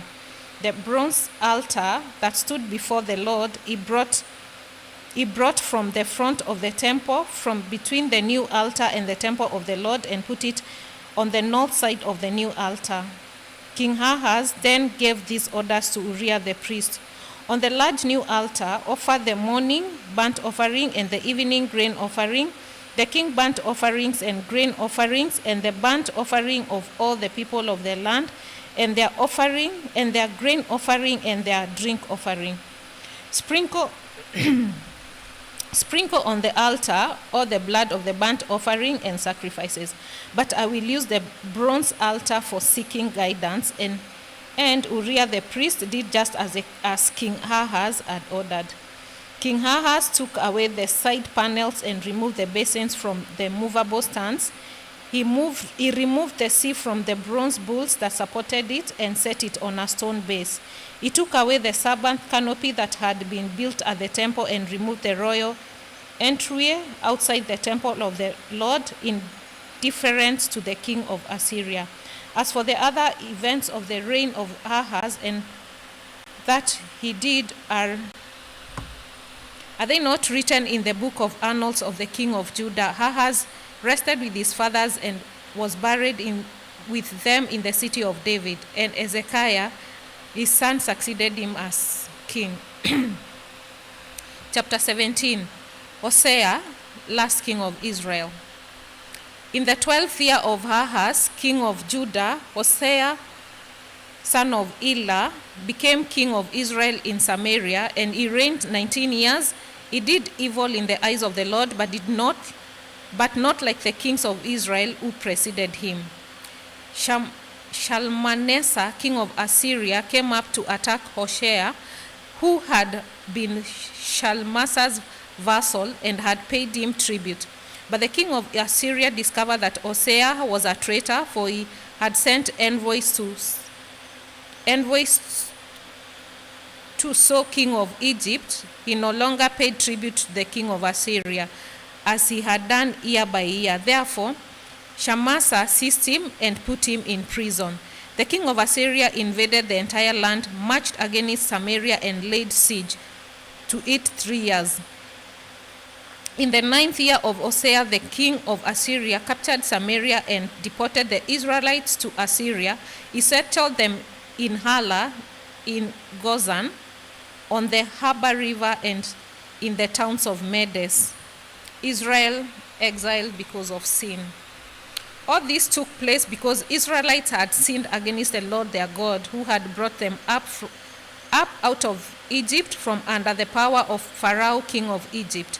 They worshipped other gods and followed the practices of the nation the Lord had driven out before them, as well as practices that the kings of Israel had introduced. The Israelites had secretly did these things against the Lord their God that were not right. From the watchtower to fortified city, they built themselves high places in all their towns. They set up sacred stones and Asherah poles, and on every hill and under every spreading tree. At every high place they burned incense, as the nations whom the Lord had driven out before them had done. They did wicked things that provoked the Lord's anger. They worshipped idols, though the Lord had said, "You shall not do this." The Lord warned Israel and Judah through all his prophets and seers, "Turn from your evil ways, observe my commands and my decrees in accordance with the entire law. Observe my commands and decrees in accordance with the entire law that I commanded your fathers to obey, and that I delivered you through my servants the prophets." But they would not listen and were stiff-necked, as their fathers who did not trust in the Lord their God. They rejected his decrees and the covenant he had made with their fathers, and warnings he had given them. They followed worthless idols and themselves became worthless. They imitated the nations around them, although the Lord had ordered them, do not do as they did the things the Lord had forbidden them to do. They forsook all the commandments of the Lord their God and made themselves 2 idols cast in the shape of calves and an Asherah pole. They bowed down to all the stray hosts, and they worshipped Baal. They sacrificed their sons and daughters in the fire. They practiced divination and sorcery and sold themselves the evil in the eyes of the Lord, provoking him to anger. So the Lord was very angry with Israel and removed them from his presence. Only the tribe of Judah was left, and even Judah did not keep the commands of the Lord their God. They followed the practices Israel had introduced. Therefore, the Lord rejected all the people of Israel. He afflicted them and gave them into the hands of the plunderers until he thrust them from his presence. When he tore Israel away from the house of David, they made Jeroboam, son of Nebat, their king. Jeroboam enticed Israel away from following the Lord and caused them to commit a great sin. The Israelites persisted in all sins of Jeroboam and did not turn away from them until the Lord removed them from his presence, as he had warned them through all the servants, the prophets. So the people of Israel were taken from their homeland into exile in Assyria, and they are still there. Samaria resettled. The king of Assyria brought people from Babylon, Kuta, Ava, Amath, Sepharavim, and settled them in the towns of Samaria to replace the Israelites. They took over Samaria and lived in towns. When they first lived there, they did not worship the Lord, so he sent lions among them, and they killed some people. It was reported to the king of Assyria, "The people you deported and resettled in the towns of Samaria do not know that the God of that country The people you deported and resettled in the towns of Samaria do not know what the God of that country requires. He has sent lions among them, which are killing them off, because the people do not know what he requires." The king of Assyria gave this order: "Have one of the priests you took captive from Samaria go back to live there and teach the people what the God of the land requires." So one of the priests who had been exiled from Samaria came to live in Bethel and taught them how to worship the Lord.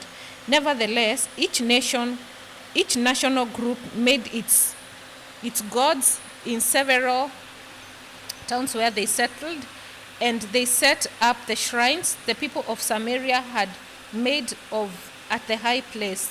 Then the men of Babylon made Succoth-Benoth, the men of Kuta made Nagal, and men from Amath made Ashima.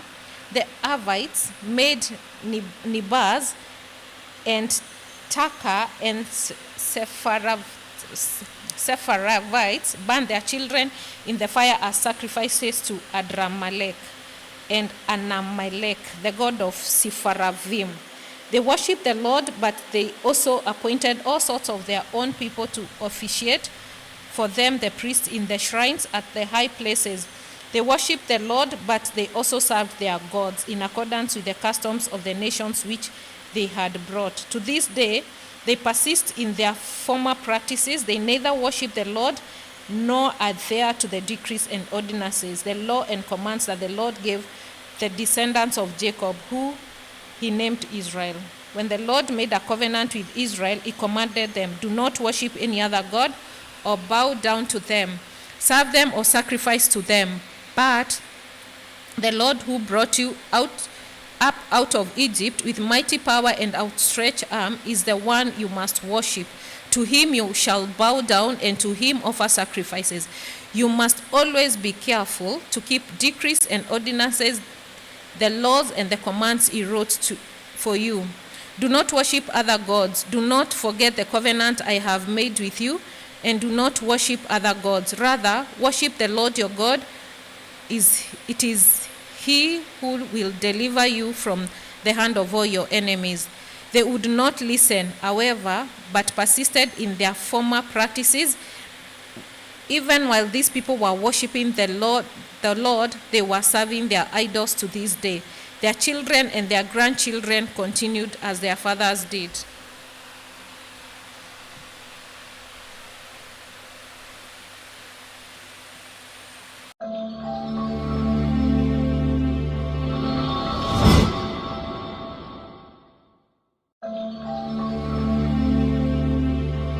Hezekiah, son of Ahaz, king of Judah, began to reign.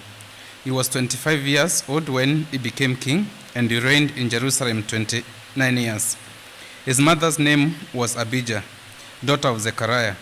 He did what was right in the eyes of the Lord, just as his father David had done. He removed the high places, smashed the sacred stones, and cut down the Asherah poles. He broke into pieces and a bronze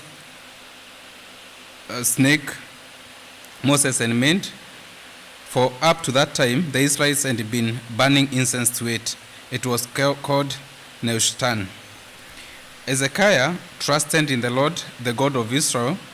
There was no one like him among all the kings of Judah, either before him or after him. He held fast to the Lord and did not cease to follow him. He kept the command of the Lord and he had given Moses, and the Lord was with him. He was successful in whatever he undertook. He rebelled against the king of Assyria and did not serve him. From watchtower to fortified city, he defeated the Philistines as far as Gaza and its territory. In King Hezekiah's 4th year, which was the 7th year of Hoshea, son of Elah, king of Israel, Manasseh, king of Assyria, marched against Samaria and laid siege to it. At the time of 3 years, the Assyrians took it. So Samaria was captured in Hezekiah's 6th year, which was the 9th year of Hoshea, king of Israel.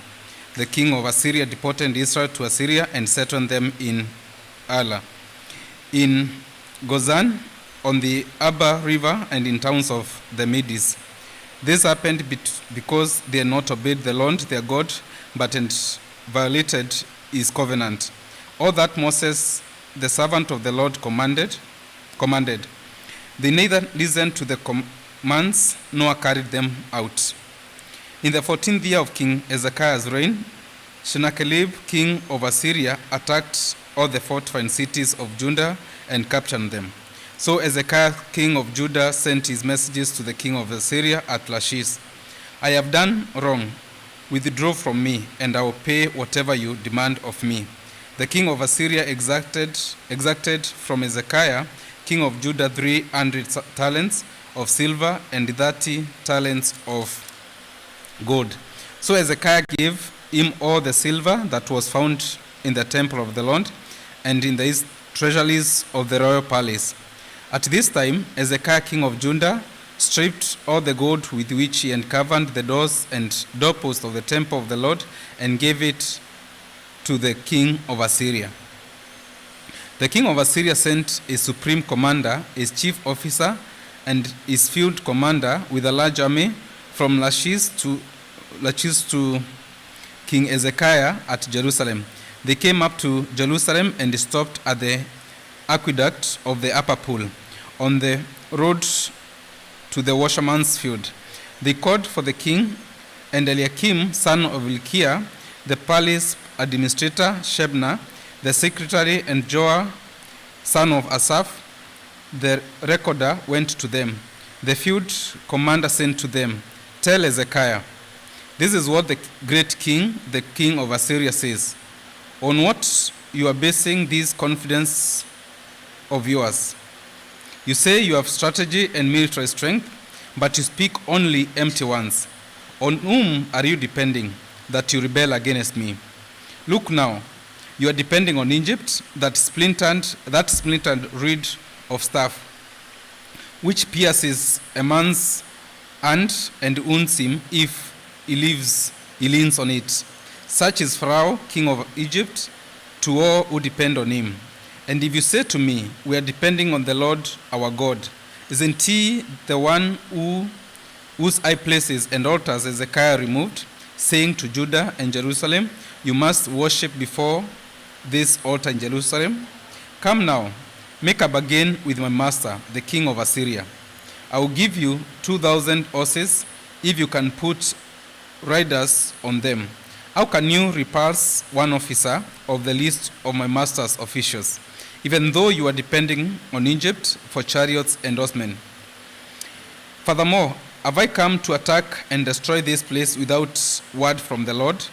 The Lord himself told me to march against this country and destroy it. Then Eliakim, son of Hilkiah, and Shebna and Joah said to the field commander, please speak to your servants in Aramaic, since we understand it. Don't speak to us in Hebrew in the hearing of the people on the wall.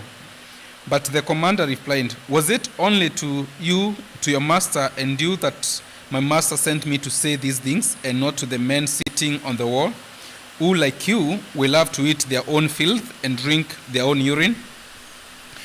Then the commander stood and called out in Hebrew, "Hear the word of the great king, the king of Assyria.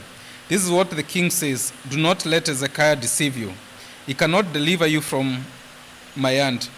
Do not let Hezekiah persuade you to trust in the Lord when he says, the Lord will surely deliver us. This city will not be given into the hand of the king of Assyria. Do not listen to Hezekiah. This is what the king of Assyria says: Make peace with me and come out to me. Then every one of you will eat from his own vine and fig tree, and drink water from his own cistern, until I come and take you to a land like your own, a land of grain and new wine, a land of bread and vineyards, a land of olive trees and honey. Choose life and not death. Do not listen to Hezekiah, for he is misleading you when he says the Lord will deliver us. As the God of any nation ever delivered his land from the hand of the king of Assyria, where are the gods of Amath and Apad? Where are the gods of Shephavaim, Ina, and Eva? Have they rescued Samaria from my hand? Who of the gods of these countries has been able to save his land from me? How then can the Lord deliver Jerusalem from my hand? But the people remained silent and said nothing in reply, because the king and commander do not answer him. Then Eliakim, son of Hilkiah, the palace administrator, Shebna, the secretary of Joah, and son of Asaph, the recorder, went to Hezekiah with their clothes torn, and told him what the field commander had said. When King Hezekiah heard this, he tore his clothes and put on sackcloth and went into the temple of the Lord. He sent Eliakim, the palace administrator, Shebna, the secretary, and the leading priests, all wearing sackcloth, to the prophet Isaiah, son of Amoz.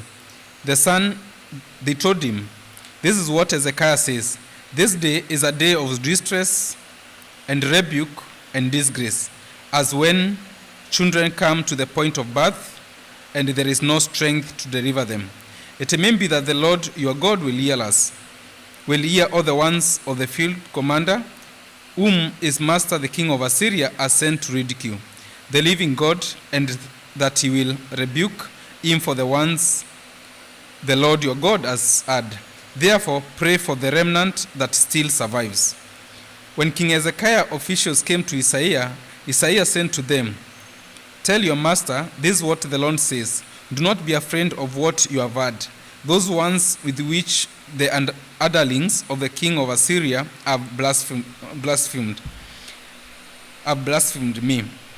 Listen, I am going to put such spirit in him that when he hears a certain report, he will return to his own country, and there I will have him cut down with a sword." When the field commander under the king of Assyria and left Lachish, he withdrew and found the king fighting against Libnah. Now Sennacherib received a report that Tilka the Cushite, king of Egypt, was marching out to fight against him. So he again sent messengers to Hezekiah with this word: "Say to Hezekiah, king of Judah, do not let the God you depend on deceive you, when he says, Jerusalem will not be handed over to the king of Assyria. Surely you have heard what the king of Assyria have done to all the countries, destroying them completely. And will you be delivered? Did the gods of the nations that were destroyed by the forefathers deliver them? The god of Gozan, Aran, Rezeph, and the people of Eden who are in Tel Asa? Where is the king of Hamath, the king of Arpad, the king in the city of Shephavaim, of Ina, of Eva?" Hezekiah received the letter from the messengers and read it. Then he went up to the temple of the Lord and spread it out before the Lord. And Hezekiah prayed to the Lord, "O Lord God of Israel, enthroned between the cherubim, You alone are God over the kingdoms of the earth. You have made heaven and earth. Give ear, O Lord, and hear. Open your eyes, O Lord, and see. Listen to the ones of Sennacherib are sent to insult the living God. It is true, O Lord, that the Assyrians' king have laid waste these nations and their lands. They have thrown their gods into the fire and destroyed them, for they were not gods, but only wood and stone, fashioned by men's hand. Now, O Lord our God, deliver us from his hand, so that all kingdoms on earth may know that you alone, O Lord, are God. Then Isaiah son of Amoz sent a message to Hezekiah. This is what the Lord, the God of Israel, says. I have heard your prayers concerning Sennacherib, king of Assyria. This is the one that the Lord has spoken against him. The virgin daughter of Zion despises you and mocks you. The daughter of Jerusalem tosses her head as you flee. Who is it you have insulted and blasphemed? Against whom have you raised your voice and lifted your eyes in pride? Against the Holy One of Israel? By your messengers you have heaped insults on the Lord, and you have said, with my many chariots I have ascended the heights of the mountains, the utmost heights of Lebanon. I have cut down its tallest cedars, the choicest of its pines. I have reached its remotest parts, the finest of its forests. I have dug wells in foreign lands and drank the water there. With the sole of my feet I have dried up all the streams of Egypt. Have you not heard? Long ago I undid it. In days of old I planned it. Now I have brought it to pass, that you have turned fortified cities into piles of stone. Their people, drained of power, are dismayed and put to shame. They are like plants in the field, like tender green shoots, like grass sprouting on the roof, scorched before it grows up. But I know where you stay, and where you come and go, and how you rage against me. Because you rage against me, and your insolence has reached my ears, I'll put my hook in your nose and my bit in your mouth, and I'll make you return by the way you came. This will be the sign for you, O Hezekiah. This year you'll eat what grows by itself, and the second year what springs from that. But in the third year sow and reap, plant vineyards and eat their fruit. Once more a remnant of the house of Judah will take root below and bear fruit above. For out of Jerusalem will come a remnant, and out of Mount Zion a band of survivors. The zeal of the Lord Almighty will accomplish this. Therefore, this is what the Lord says concerning the king of Assyria. He will not enter the city or shoot an arrow here. He will not come before it with a shield or build a siege ramp against it. By the way that he came, he will return. He will not enter this city, declares the Lord. I will defend this city and save it for my sake and for the sake of David, my servant. That night the angel of the Lord went out and put to death 185,000 men in the Assyrian camp. When the people got up the next morning, there were all the dead bodies. So Sennacherib, king of Assyria, broke camp and withdrew. He returned to Nineveh and stayed there. One day, while he was worshipping in the temple of his god Nisroch, his son Andramelech and Shalizeh cut him down with the sword, and they escaped to the land of Ararat. And Esarhaddon, his son, succeeded him as king.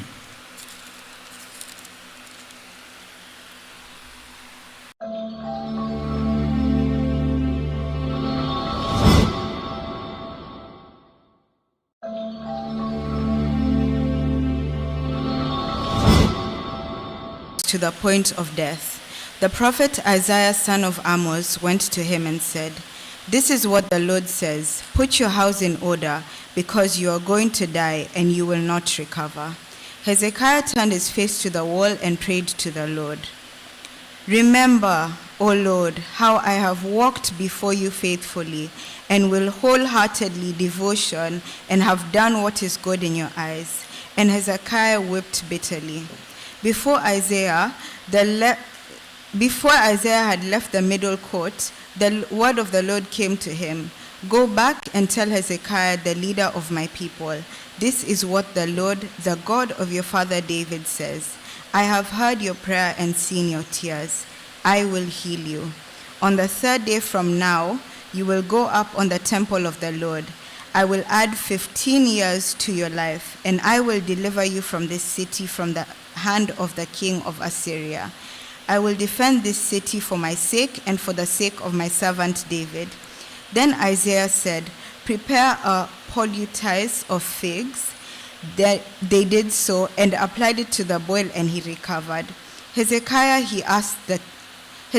had asked Isaiah, what will be the sign that the Lord will heal me, and I will go up to the temple of the Lord on the third day from now? Isaiah answered, this is the Lord's sign to you that the Lord will do what he has promised. Shall the shadow go forward 10 steps, or shall it go back 10 steps? It is a simple matter for the shadow to go forward 10 steps, said Hezekiah. Rather have it go back 10 steps. Then the prophet Isaiah called upon the Lord, and the Lord made the shadow go back, the 10 steps it had gone down on the stairway to Ahaz.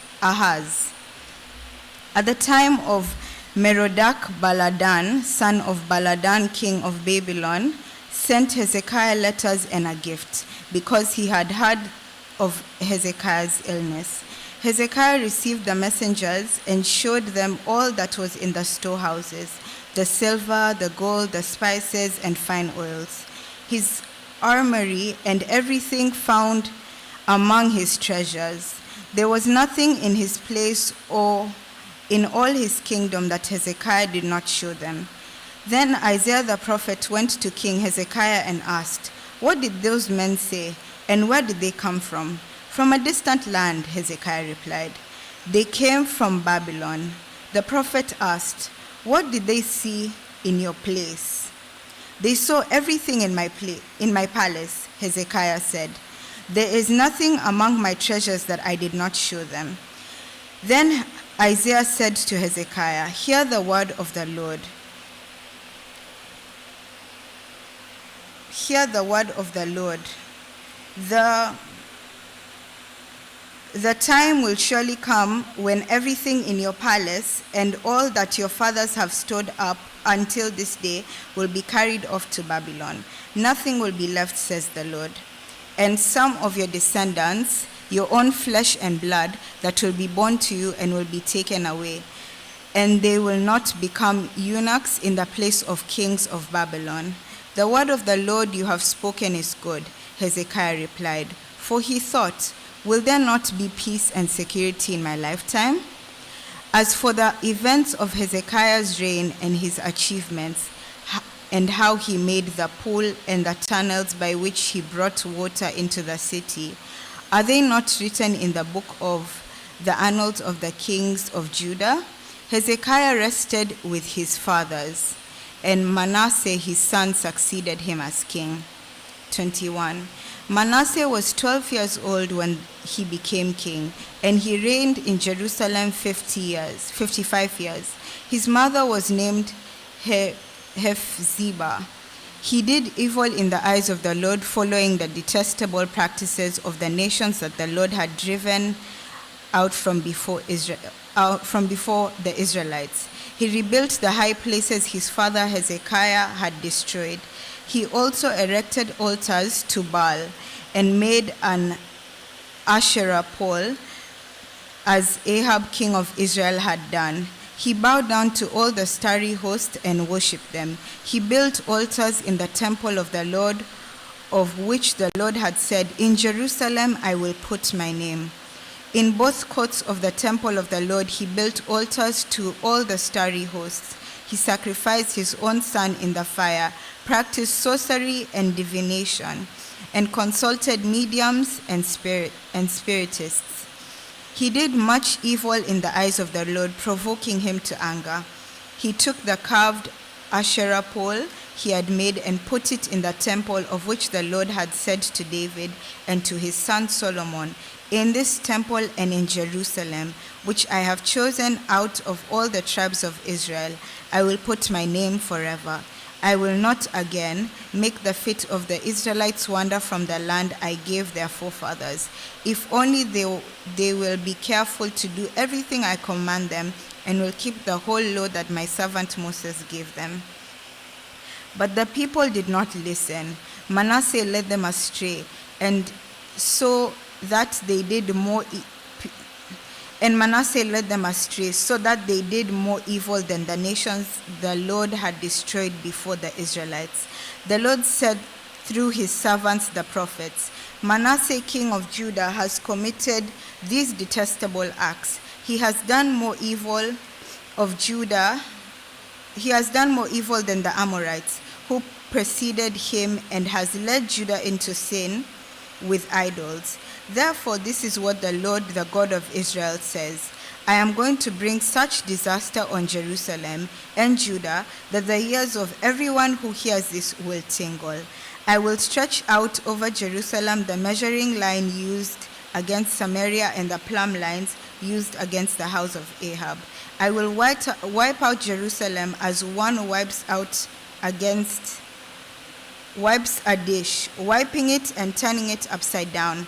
I will forsake the remnants of my inheritance and hand them over to their enemies.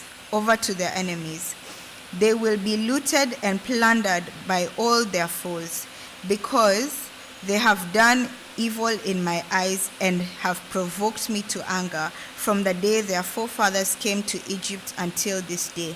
Moreover, Manasseh also shed so much innocent blood that he filled Jerusalem from end to end, besides the sin that he had caused Judah to commit, so that they did evil in the eyes of the Lord. As for the other events of Manasseh's reign, all he did, including the sin he committed, and they are not written in the book of the annals of king of Judah. Manasseh rested with his father and was buried in the palace garden, the garden of Uzzah, and Amon his son succeeded him as king. Amon was 22 years old when he became king, and he reigned in Jerusalem 2 years. His mother, named Meshullemeth, daughter of Haruzah, she was Jotbah. He did evil in the eyes of the Lord, as his father Manasseh had done. He walked in all the ways of his father. He worshipped the idols his father had worshipped and bowed down to them. He forsook the Lord, the God of his fathers, and did not walk in the way of the Lord. Amon's officials conspired against him and assassinated the king in his palace. The people of the land killed all who had plotted against King Amon, and they had made Josiah his son king in his place. As for the other events of Amon's reign, what he did, are they not written in this book of the annals of the king of Judah? He was buried in his grave in the garden of Uzzah, and Josiah his son succeeded him as king.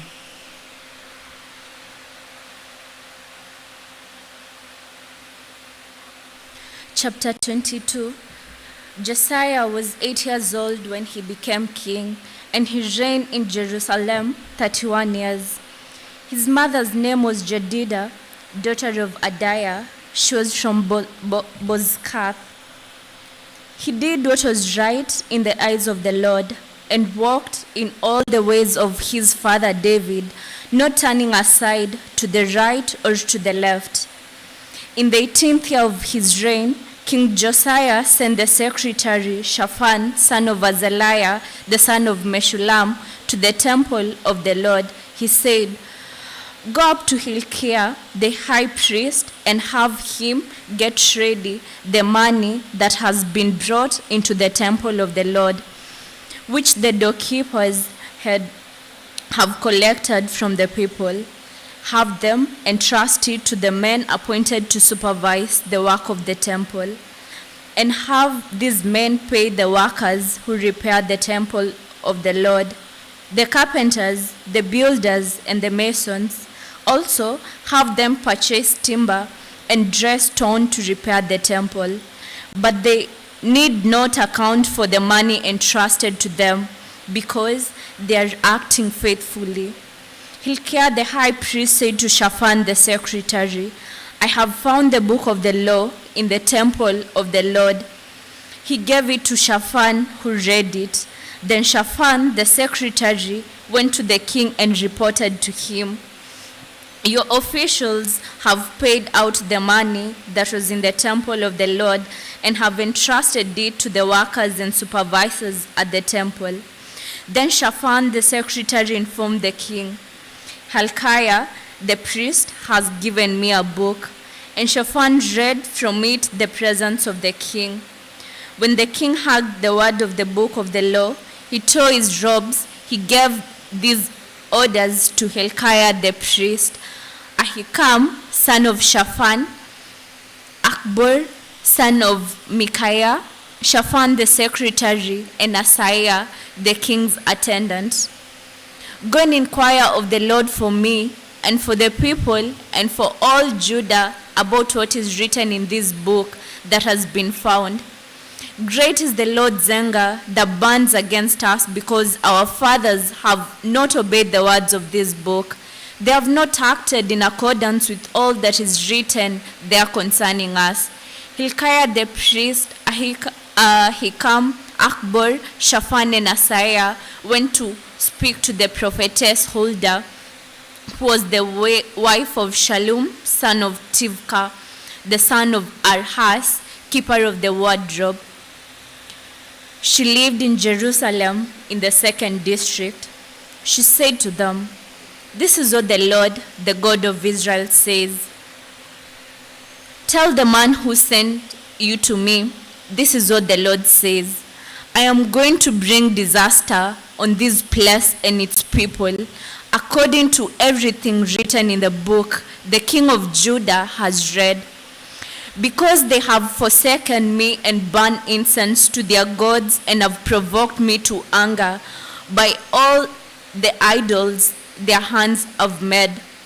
My anger will burn against this place and will not be quenched. Tell the king of Judah who sent you to inquire of the Lord, this is what the Lord of Israel says concerning the words you heard. Because your heart was responsive and you humbled yourself before the Lord when you heard what I have spoken against this place and its people, that they will become accursed and laid waste. And because you tore your robes and wept in my presence, I have heard you, declares the Lord. Therefore, I will gather you to your fathers, and you will be buried in peace. Your eyes will not see all the disaster I am going to bring on to this place. So they took her answer back to the king. Chapter 23. Then the king called together all the elders of Judah and Jerusalem. He went up to the temple of the Lord with the men of Judah, the people of Jerusalem, the priests and the prophets, all the people from the least to the greatest. He read in their hearing all the words of the book of the covenant, which had been found in the temple of the Lord. The king stood by the pillar and renewed the covenant in the presence of the Lord to follow the Lord and keep his commands, regulations, and decrees with all his heart and all his soul, thus confirming the words of the covenant written in this book. Then all the people pledged themselves to the covenant. The king ordered Hilkiah the priest next in rank, and the doorkeepers to remove from the temple of the Lord all the articles made for Baal and Asherah and all the starry horse. He burned them outside Jerusalem in the fields of Kidron Valley and took the ashes to Bethel. He did away the pagan priests appointed by the kings of Judah to burn incense on the high places of the towns of Judah and on those around Jerusalem. Those who burn incense to Baal, to the sun and to the moon, to the constellations, and to all the starry hosts. He took the Asherah pole from the temple of the Lord to the Kidron Valley outside Jerusalem and burned it there. He ground it to powder and scattered the dust over the graves of the common people. He also tore down the quarters of the male shrine prostitutes, which were in the temple of the Lord and where women did weaving for Asherah. Josiah brought all the priests from the towns of Judah and desecrated the high places from Geba to Beersheba, where the priests had burned incense. He brought down the shrines at the gates, at the entrance to the gate of Joshua, the city governor, which is on the left of the city gate. Although the priests of the high places did not serve at the altar of the Lord in Jerusalem, they ate unleavened bread with their fellow priests. He desecrated Topheth, which was in the valley of Ben Hinnom, so no one could use it to sacrifice his son or daughter in the fire to Molech. He removed from the entrance to the temple of the Lord the horses that the kings of Judah had dedicated to the sun. They were in the court near the room of an official named Nathan-Melech. Josiah then burned the chariots dedicated to the sun. He pulled down the altars the kings of Judah had erected on the roof near the upper room of Ahaz, and the altars Manasseh had built in the two courts of the temple of the Lord. He removed them from there, smashed them to pieces, and threw the rubble into the Kidron Valley. The king also desecrated the high places that were east of Jerusalem, on the south of the hill of corruption, the one Solomon, king of Israel, had built to Ashtoreth, the vile goddess of the Sidonians, for Chemoth, the vile god of Moab, and for Molech, the detestable god of the people of Ammon.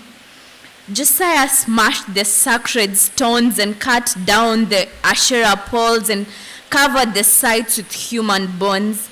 Even the altar at Bethel, the high place made by Jeroboam, son of Nebat, who had accused Israel to sin, even that altar and high place he demolished. He burned the high place and ground it to powder, and burned the Asherah pole also. Then Josiah looked around, and when he saw the tombs that were there on the hillside, he had the bones removed from them and burned on the altar to defile it, in accordance with the word of the Lord proclaimed by the man of God who foretold these things. The king said, "What is that tombstone I see?" The man of the city said, "It marks the tomb of the man of God who comes from Judah and pronounces against the altar of Bethel the very things you have done to it." "Leave it alone," he said. "Don't let anyone disturb his bones." So they spared his bones and those of the prophet who had come from Samaria. Just as he had done at Bethel, Josiah removed and defiled all the shrines at the high places that the king of Israel had built in the towns of Samaria that had provoked the Lord to anger. Josiah slaughtered all the priests of these high places on the altars and burned human bones on them. Then he went back to Jerusalem.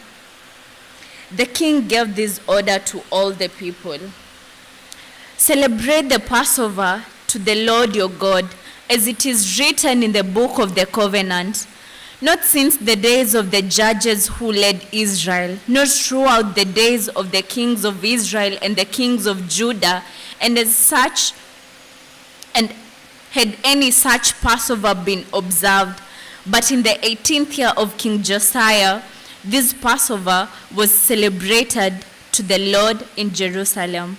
Furthermore, Josiah got rid of the mediums and spiritists, the household gods, the idols, and all the other detestable things seen in Judah and Jerusalem. This he did to fulfill the requirements of the law written in the book that Hilkiah the priest had discovered in the temple of the Lord. Neither before nor after Josiah was there a king like him who turned to the Lord as he did, with all his heart and with all his soul and with all his strength, in accordance with all the law of Moses. Nevertheless, the Lord did not turn away from the heat of his fierce anger, which burnt against Judah because of all that Manasseh had done to provoke him to anger. So the Lord said, I will remove Judah also from my presence, as I removed Israel, and I will reject Jerusalem, the city I chose, and this temple, and which I said, there shall my name be. As for the other events of Josiah's reign and all he did, are they not written in the book of the annals of the kings of Judah? While Josiah was king, Pharaoh Necho, the king of Egypt, went up to the Euphrates River to help the king of Assyria.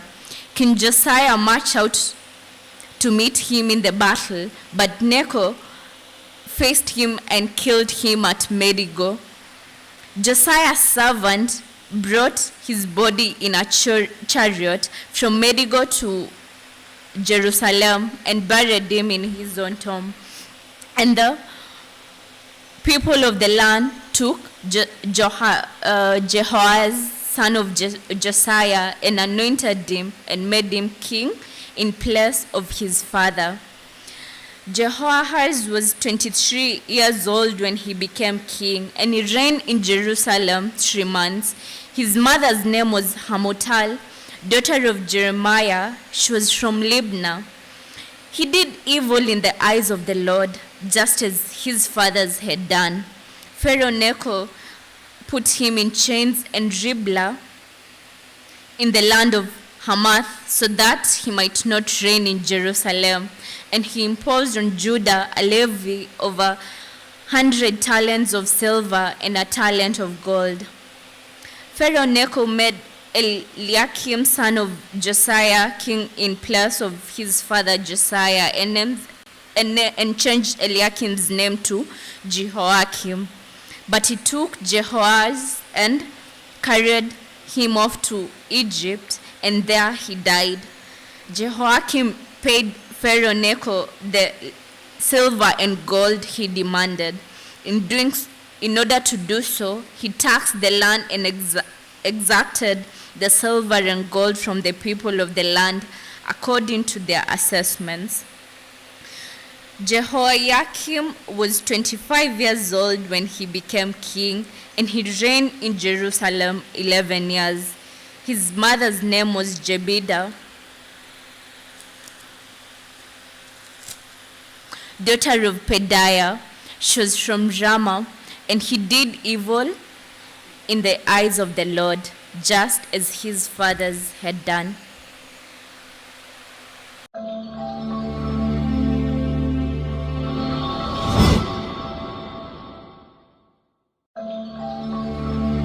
Nebuchadnezzar, king of Babylon, invaded the land, and Joachim became his vassal for 3 years. But then he changed his mind and rebelled against Nebuchadnezzar. The Lord sent Babylonian, Aramean, Moabite, and Ammonite raiders against him.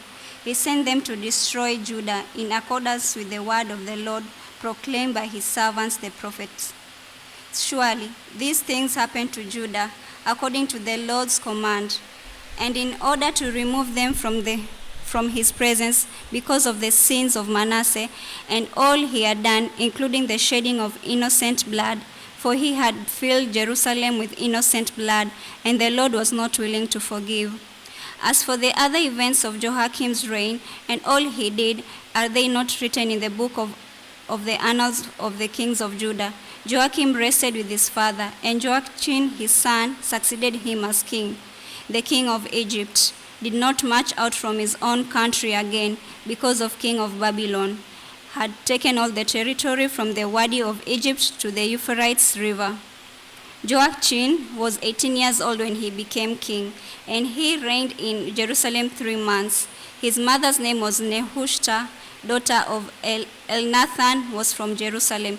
He did evil in his eyes of the Lord, just as his father had done. At the time, the officers of Nebuchadnezzar, king of Babylon, advanced on Jerusalem and laid siege to it.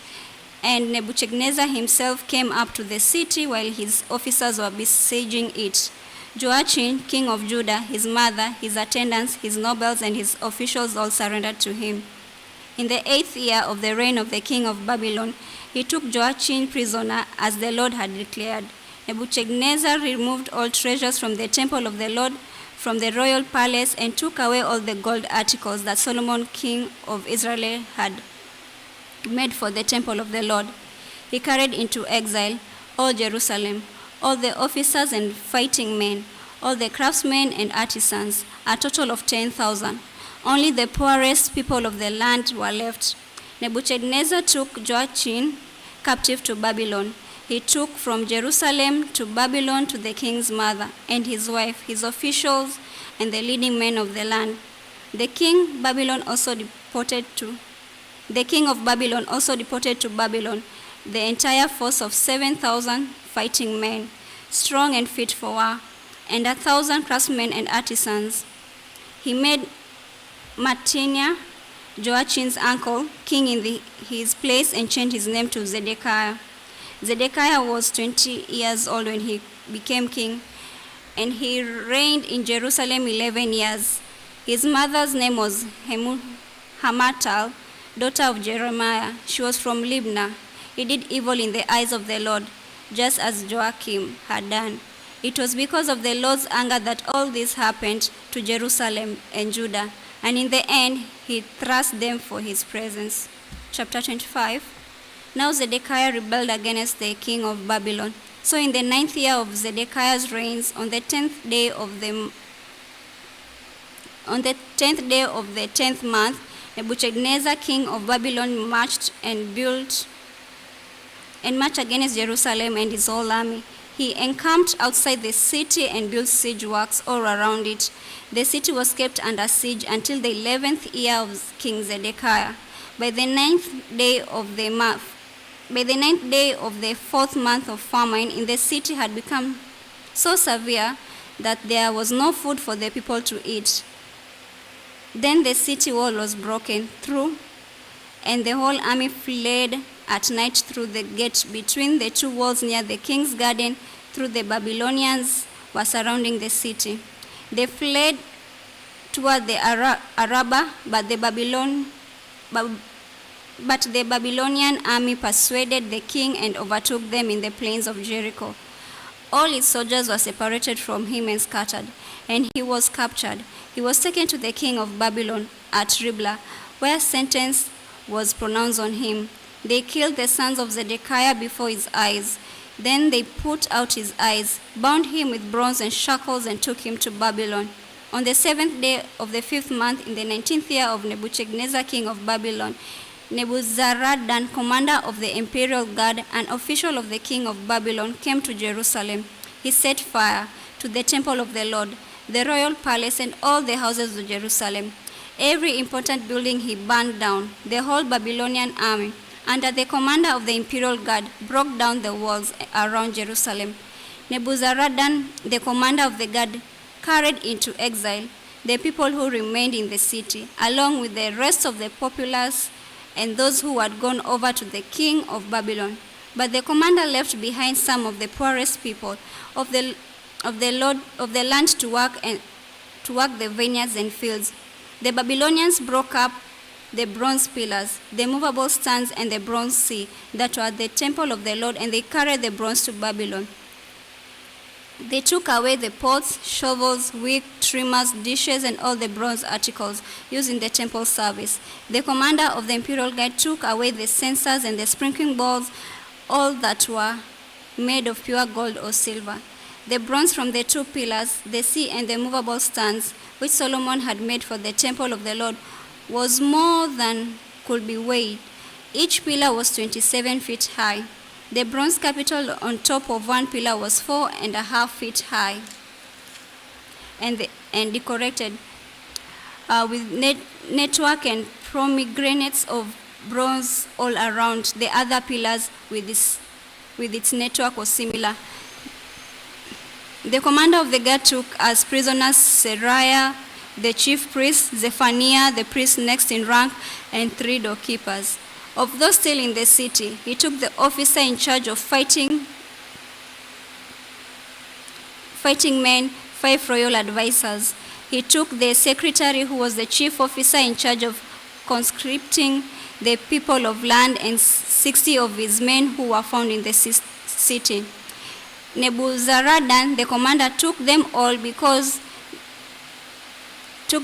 and brought them to king of Babylon at Riblah. There at Riblah, in the land of Hamath, the king had them executed. So Judah went into captivity away from her land. Nebuchadnezzar, king of Babylon, appointed Gedaliah, son of Ahikam, the son of Shaphan, to be over the people he had left in Judah. When all the army officers and their men heard the king of Babylon had appointed Gedaliah as governor, they came to Gedaliah at Mizpah, Ishmael son of Nethaniah, Johanan son of Kareah, Seraiah son of Tuhumeth, the Netophathite, Jazaniah the son of Makathite, and their men. Gedaliah took an oath to reassure them that their men do not be afraid of the Babylonian officials. He said, "Settle down in the land and serve the king of Babylon, and it will go well with you."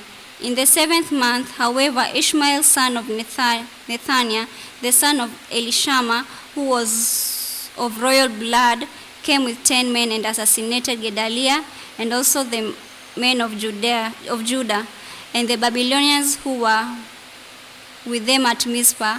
And at this, all the people from the least to the greatest, together with the army officers, fled to Egypt for fear of the Babylonians.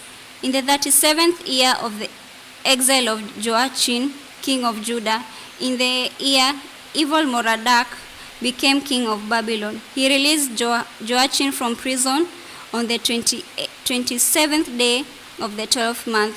He spoke kindly to him, and he gave him a seat of honor, higher than those of other kings who were with him in Babylon. So Joachim put aside his prison clothes for the rest of his life, ate regularly at the king's table. Day by day, the king gave Joachim a regular allowance as long as he lived.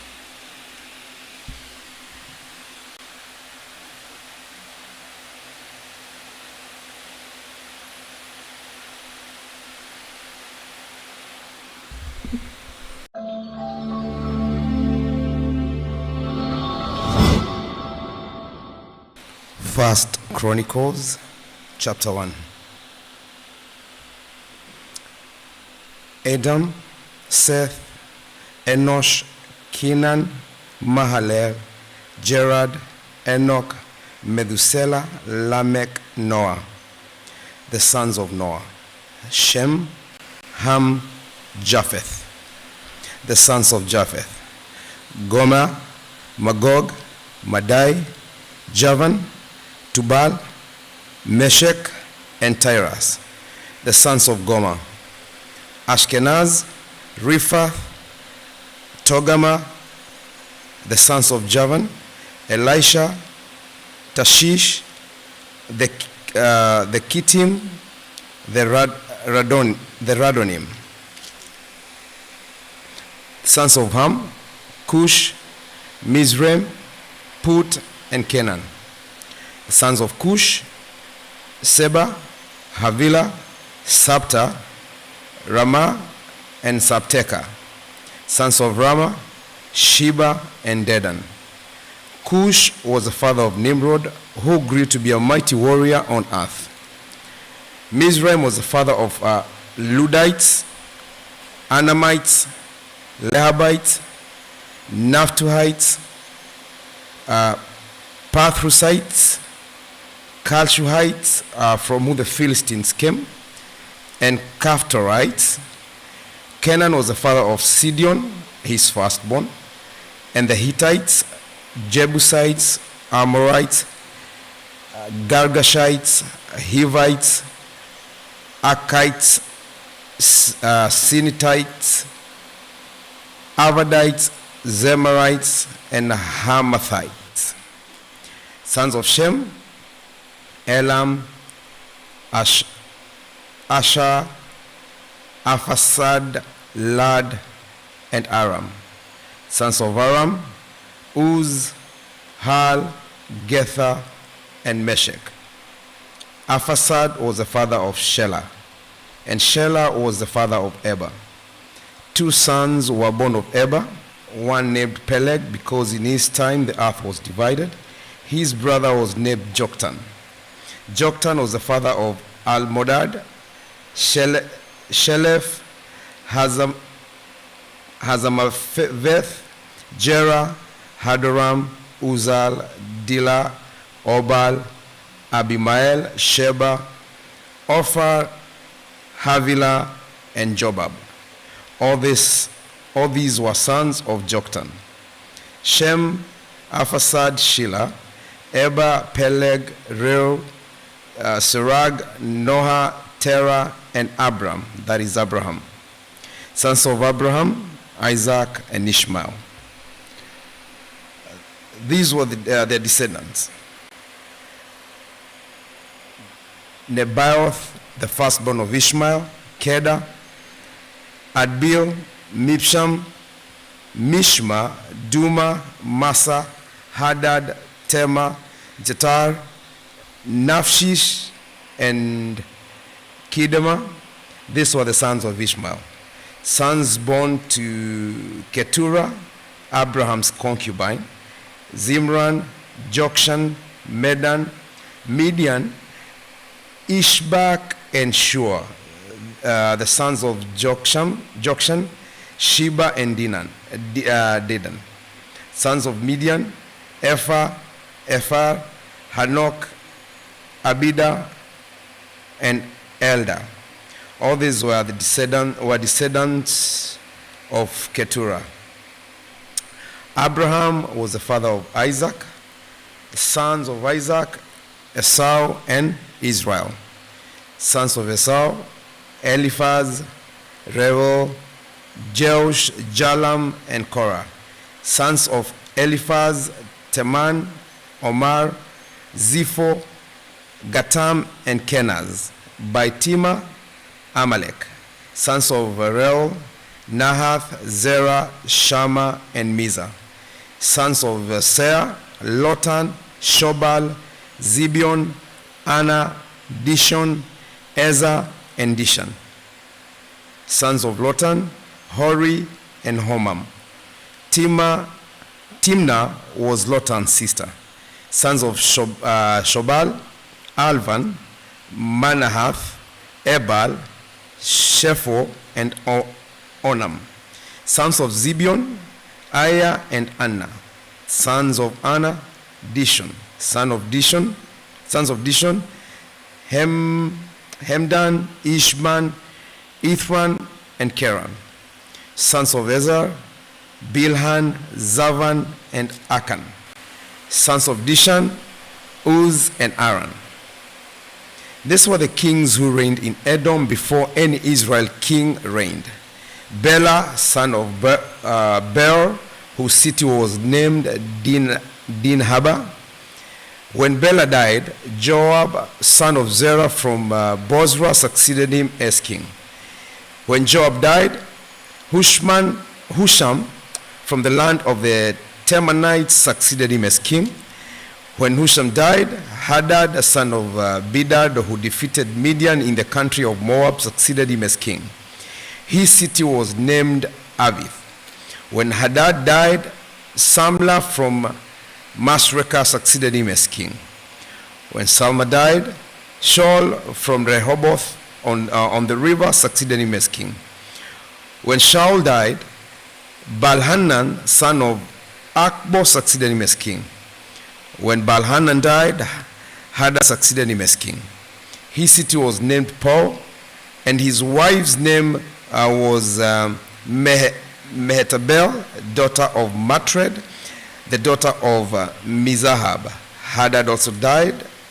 Hadan also died. The chiefs of Edom were Tema, Alva, Jetheth, Ohalibama, Ela, Pinon, Kenaz, Teman, Mibzar, Magdiel, and Iram. These were the chiefs of Edom. Chapter 2.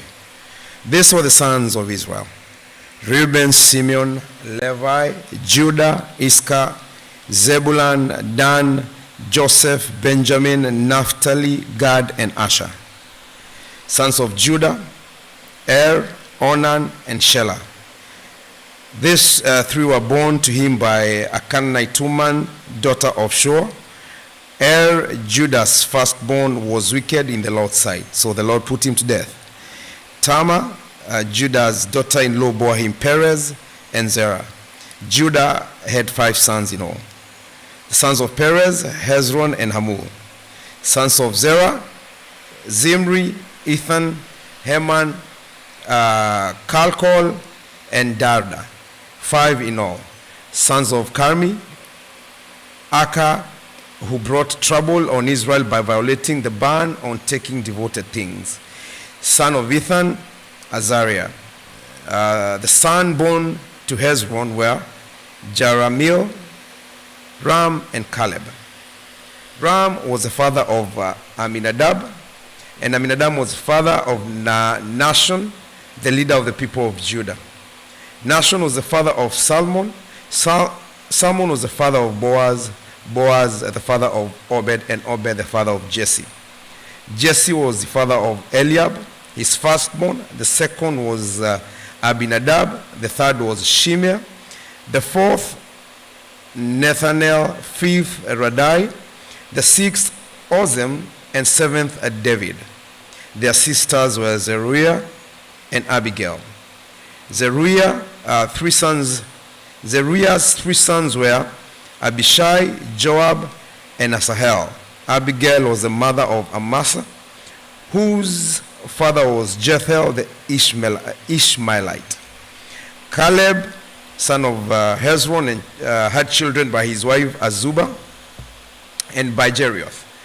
These were her sons: Jesher, Shobab, and Adon.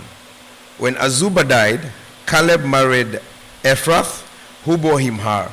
Har was the father of Uri, and Uri father of Bazarel. Later, Hezron lay with the daughter of Machir, the father of Gilead. He had married her when he was 60 years old, and she bore him Segab. Segab was the father of Jair, who controlled 23 towns in Gilead, but Geshur and Aram captured Havoth Jair, as well as Kenath, with its surrounding settlements, 60 towns. All these were descendants of Machir, the father of Gilead. After Hezron died in Caleb Ephrath, Abijah, the wife of Hezron, bore him Ashar, the father of Tekoa. The son of Jamil, the firstborn of Hezron: Ram, his firstborn; Buna, Oren, Ozem, and Ahijah. Jamil had another wife whose name was Atra. She was the mother of Onam, son of Ram, firstborn of Jamil: Maz, Jamin, and Eka. Sons of Onam: Shammai and Jada. The sons of Shammai: Nadab and Abishar. Abishar's wife was named Abihail, who bore him Aban and Molid. The sons of Nadab: Saled and Apam. Saled died without children. Sons of Apam: Ishi, who was the father of Shishan. Shishan was the father of Ali. The sons of Jada: Shammah his brother, Jether, and Jonathan. Jether died without children. The sons of Jonathan: Paleth and Zaza. These were the descendants of Jerahmeel. Shishan had no sons, only daughters. He had an Egyptian servant named Jaha. Shishak gave his daughter in marriage to his servant Jehu, and she bore him Athaliah. Athaliah was the father of Nathan. Nathan was the father of Zabad, the father of Ephlal, the father of Obed, the father of Jehu, the father of Azariah, the father of Helez, the father of Elisha, Eliezer, the father of Sismai, the father of Shalom, the father of Jechamiah, and Jechamiah was the father of Elishama. The sons of Caleb, the brother of Jamil. Misha, his firstborn, who was the father of Ziph, and his son Maresha, who was the father of Hebron. Sons of Hebron, Korah, Tappuah, Rakim, and Shema. Shema was the father of Raham, and Raham the father of Jokiam. Rakim was the father of Shammai. The son of Shammai was Moan, and Moan was the father of Bethzar. Caleb's concubine Ephah was the mother of Haran, Moza, and Gaziz. Haran was the father of Gazez. The sons of Jadai, Ragem, Jotham, Geshan, Palet, Ephah, and Shaph. Caleb's concubine Maacah was the mother of Sheba and Tihana. She also gave birth to Shaph, the father of Madmana, and to Sheva, the father of Machbina and Gibeah. Caleb's daughter was Aska. This was the descendants of Caleb. Sons of her, the firstborn was Ephratah, Shobal, the father of Kiriath Jearim. Salma was the father of Bethlehem, and Hareph the father of Beth Gada. The descendants of Shobal, the father of Kiriath Jearim, were Hareth, have the Manahathite, and clans of Kiriath Jearim, the Ethrites.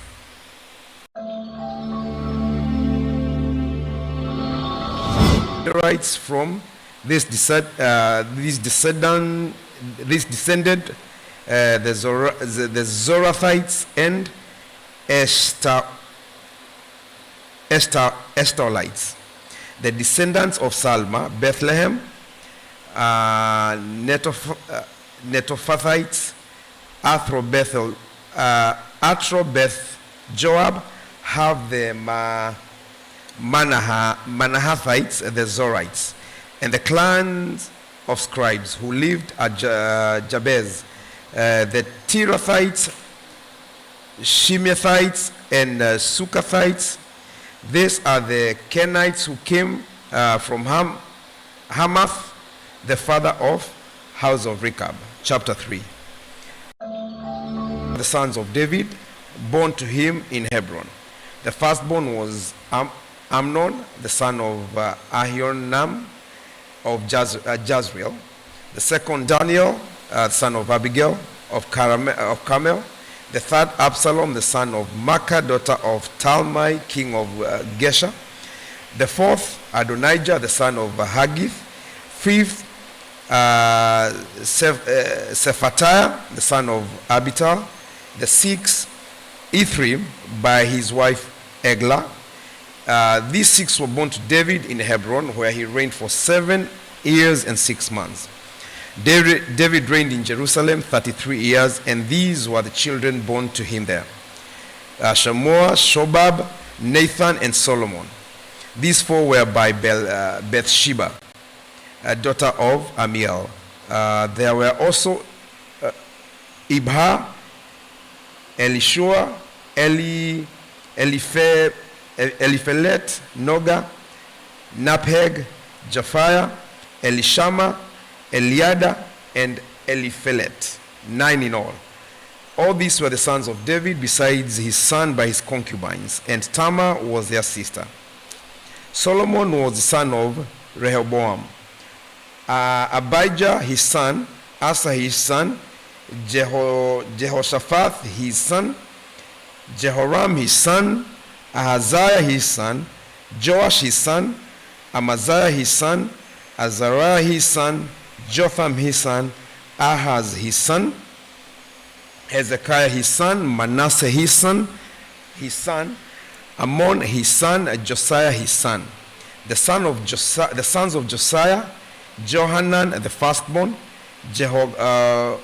Jehoiakim the second son, Zedekiah the third, Shallum the fourth, the successor of Jehoiakim,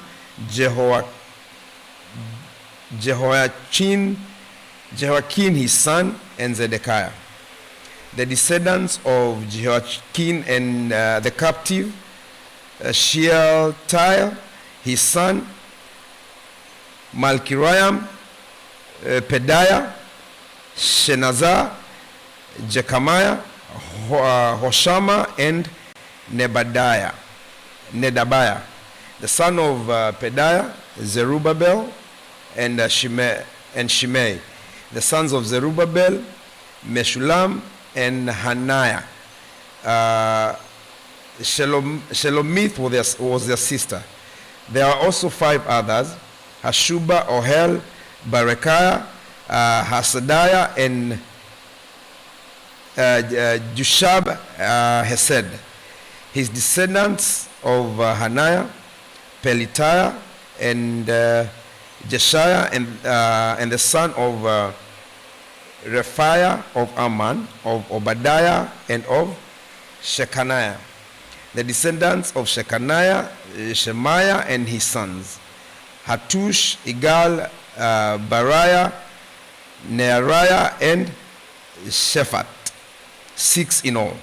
The sons of Neariah, Elionai, Hezekiah, and Azrikam, 3 in all. The sons of Elionai, Hodaviah, Eliashib, Peliah, Akub, Johanan, Deliah, and Anai, 7 in all.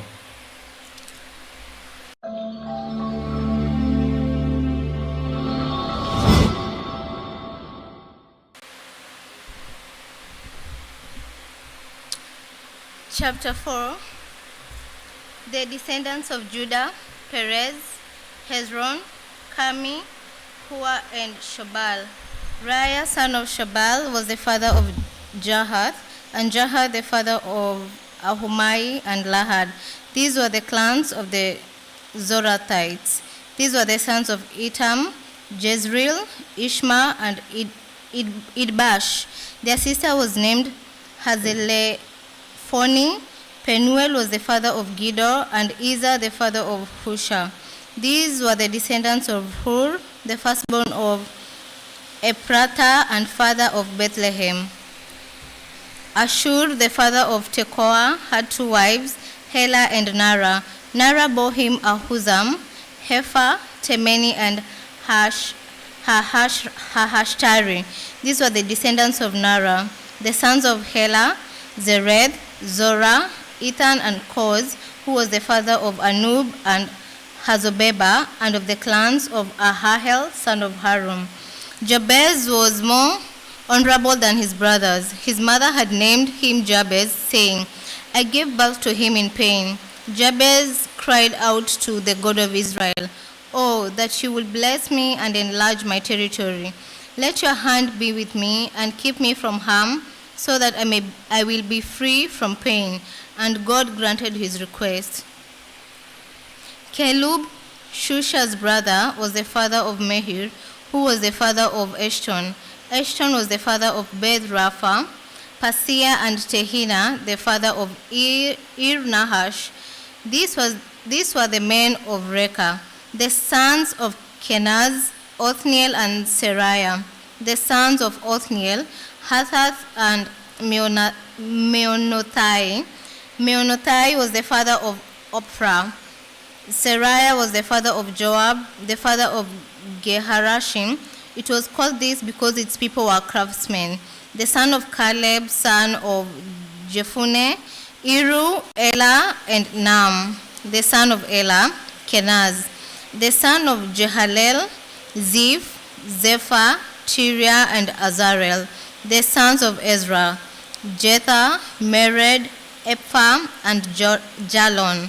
One of Mered's wife gave birth to Miriam, Shammai, and Ishba, the father of Eshtemoa. His Judean wife gave birth to Jared, the father of Giddo, Heber, the father of Soko, and Jekuthiel, the father of Zanoah. These were the children of Pharaoh's daughter Bithia, who Mered had married. The sons of Hodiah's wife, the sister of Naham, the father of Keilah, the Gamite, and Eshtemoa, the Maathite. The sons of Shimon, Amnon, Rina, Ben-Hanan, and Tilon, the descendants of Ishi, Zoheth, and Ben-Zoheth. The sons of Shelah, son of Judah, the father of Leka, Lada, the father of Marisha, and the clans of linen workers at Beth Ashbea, Joachim, the men of Kozeba, and Joash, and Saraph, who ruled in Moab, and Jashubi, Lehem. These records are from ancient times. They were the potters who lived at Netaim and Gedara. They stayed there and worked for the king. The descendants of Simeon, Nemuel, Jamin, Jarib, Zerah, and Shaul. Shalom was Shaul's son, Mibsam his son, and Mishma his son. Then the descendants of Mishma, Hamuel his son, Zaku his son, and Shimei his son. Shimei had 16 sons and 6 daughters, but his brothers did not have many children, so their entire clan did not become as numerous as the people of Judah. They lived in Beersheba, Molada, Hazah, Shual, Bilhah, Ezem, Tolad, Bethuel, Homer, Ziklag, Beth Macaboth, Hazah, Suzim, Beth Biri, and Sha'araim. These were their towns until the reign of David. Their surrounding villages were Etam, Ain, Rimmon, Token, and Ashan, 5 towns, and all the villages around these two as far as Baalath. These were their settlements, and they kept a genealogical record. Meshobab, Jamlech, Joshua son of Amaziah, Joel, Jehu son of Joshibia, the son of Seraiah, the son of Aziel, also Elioenai, Jacoba, Jeshoiah, Isaiah, Adiel, Jezimiel, Benaiah, and Ziza, son of Shiphi, the son of Alon, the son of Jediah, the son of Shimri, the son of Shemaiah. The men listed above by name were leaders of their clans. Their families increased greatly. They went to the outskirts of Gedor, to the east of the valley in search of pasture for their flocks. They found rich, good pasture, and the land was spacious, peaceful, and quiet. Some Hamites had lived there formerly. The men whose names were listed came in the days of Hezekiah, king of Judah. They attacked the Hamites in their dwellings and also the Meunites, who were there and completely destroyed them, as is evident to this day. Then they settled in their place because there was pasture for their flocks, and 500 of these Simeonites, led by Pelatiah, Neariah, Rephaiah, and Uzziel, the sons of Ishi, invaded the hill country of Zion. They killed the remaining Amalekites who had escaped, and they lived there to this day. The sons of Reuben, the firstborn of Israel, he was the firstborn, but when he defiled his father's marriage bed, his rights as firstborn were given to the sons of Joseph, son of Israel, so he could not be listed in the genealogical record in accordance with his birthright. And though Judah was the strongest of his brothers and a ruler, came from him, the rights of the firstborn belonged to Joseph, the sons of Reuben, the firstborn of Israel. Hanok, Palu, Hezron, and Carmi, the descendants of Joel, Shemaiah his son, Kog his son, Shimei his son, Micah his son, Rea his son, Baal his son, and Bera his son, whom Tiglath-Pileser, king of Assyria, took into exile.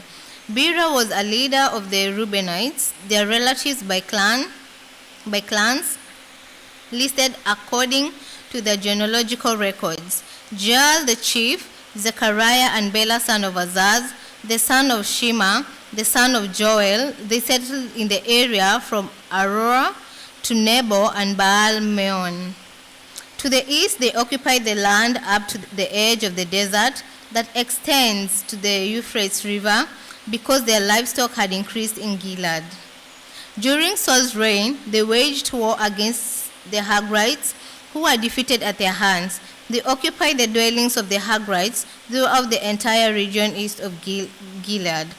The Gadites lived next to them in Bashan, as far as Zalekah. Joel was the chief, Shapham the second, then Janai and Shaphat in Bashan. Their relatives by families were Michael, Meshulam, Sheba, Jorai, Jachan, Zia, and Iba, 7 in all. These were the sons of Abihail, son of Huri, the son of Jeroam, the son of Gilead, the son of Michael, the son of Jeshishai, the son of Jadon, the son of Buz. Ahi, son of Abdiel, the son of Guni, was head of their family. The Gadites lived in Gilead, in Bashan and its outlying villages, and all the pastoral lands of Sharon as far as they extended. All these were entered into the genealogical records during the reign of Jotham, king of Judah, and Jeroboam, king of Israel.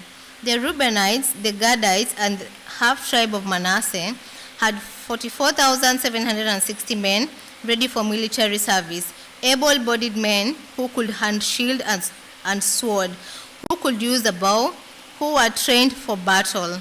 They waged war against the Hagrites, Jetur, Naphish, and Nodab.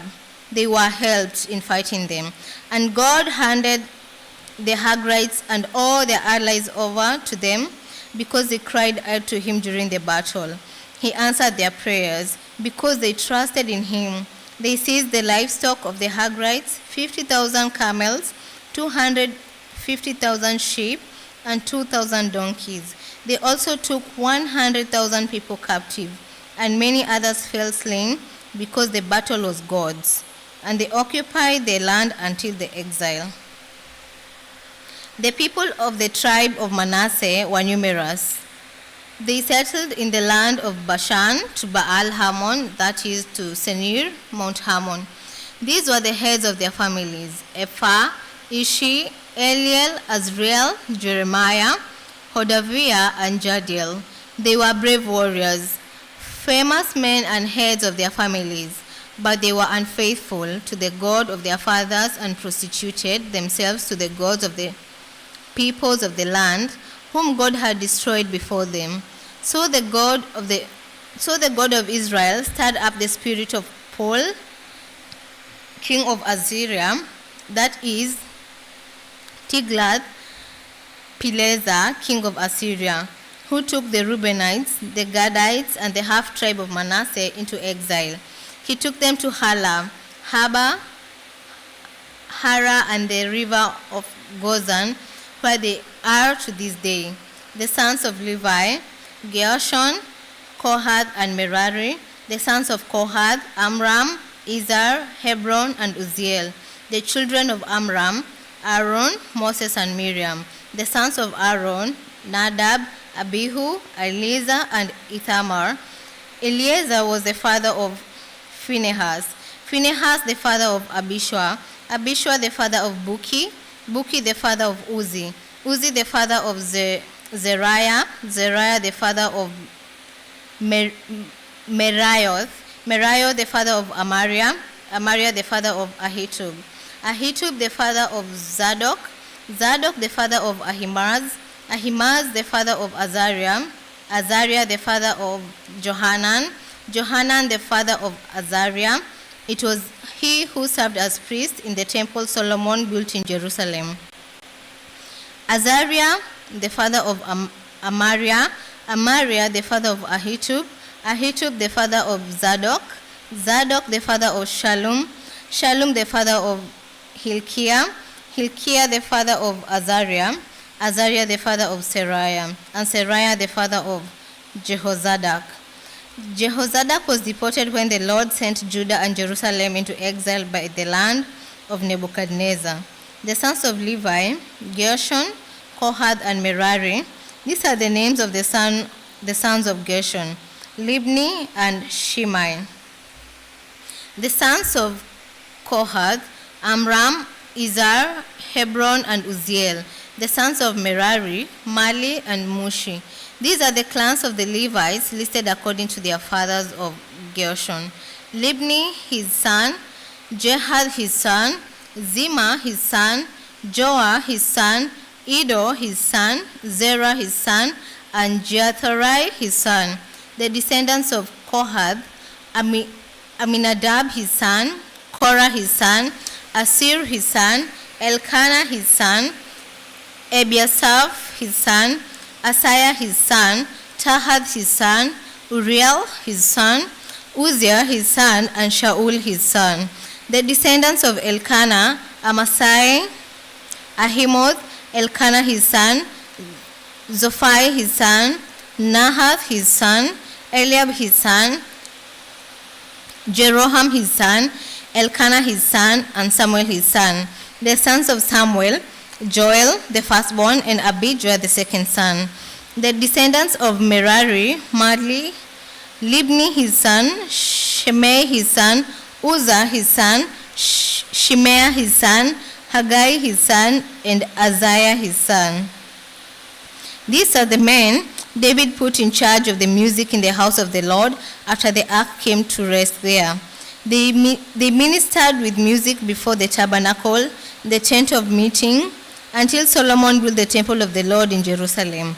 They performed their duties according to the regulations laid for them.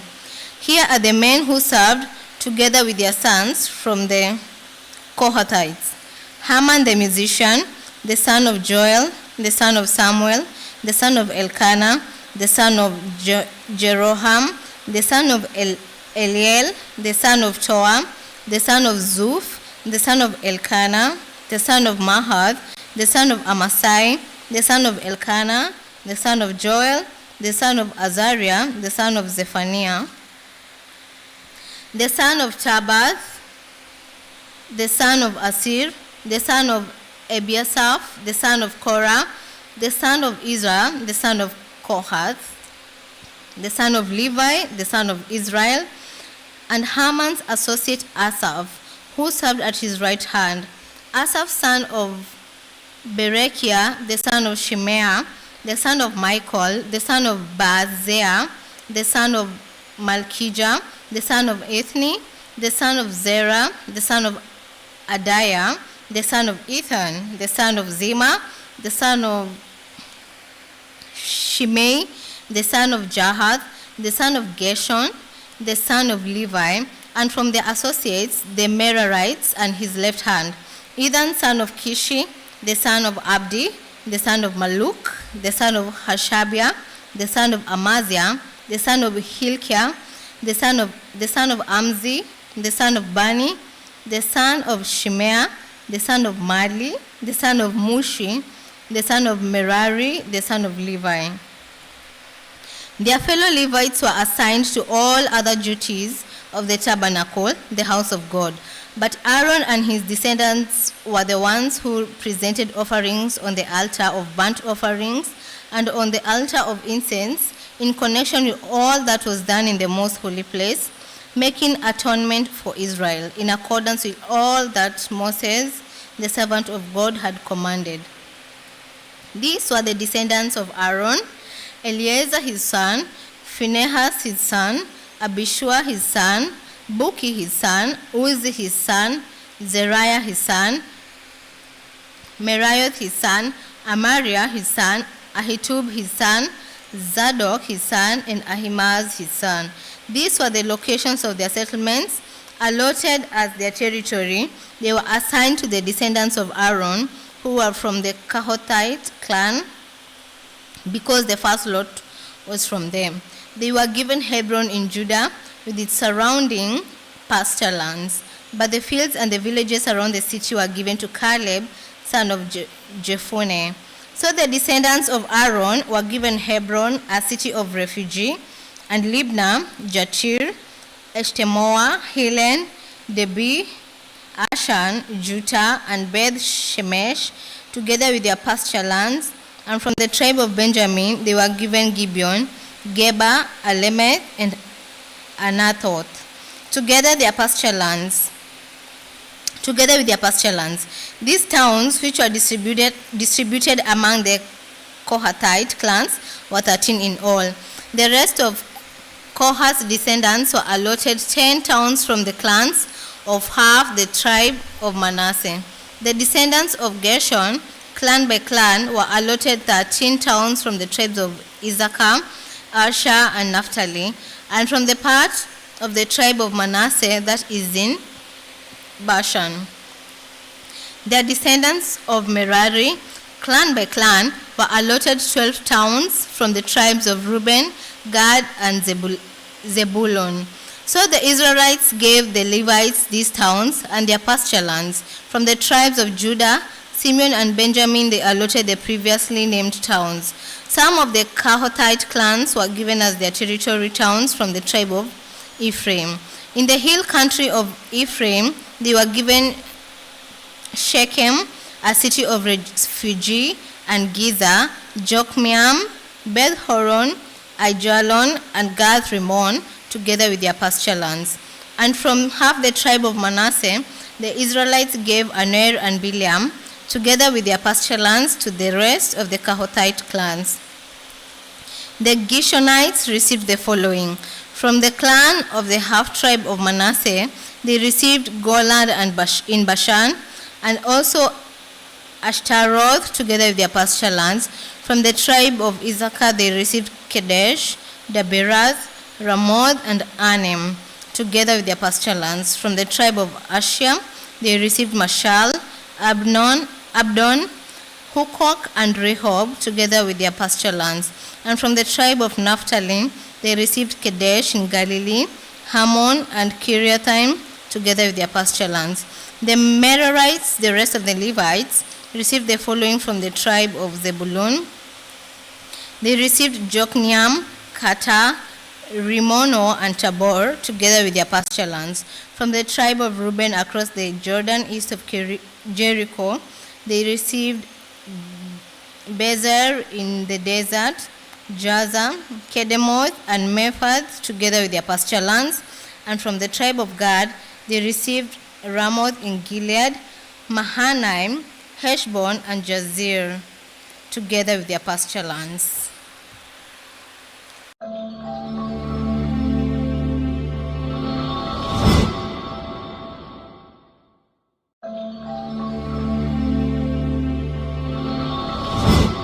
Zaka, Tola, Pua, Jashub, and Shimron, 4 in all, the sons of Tola.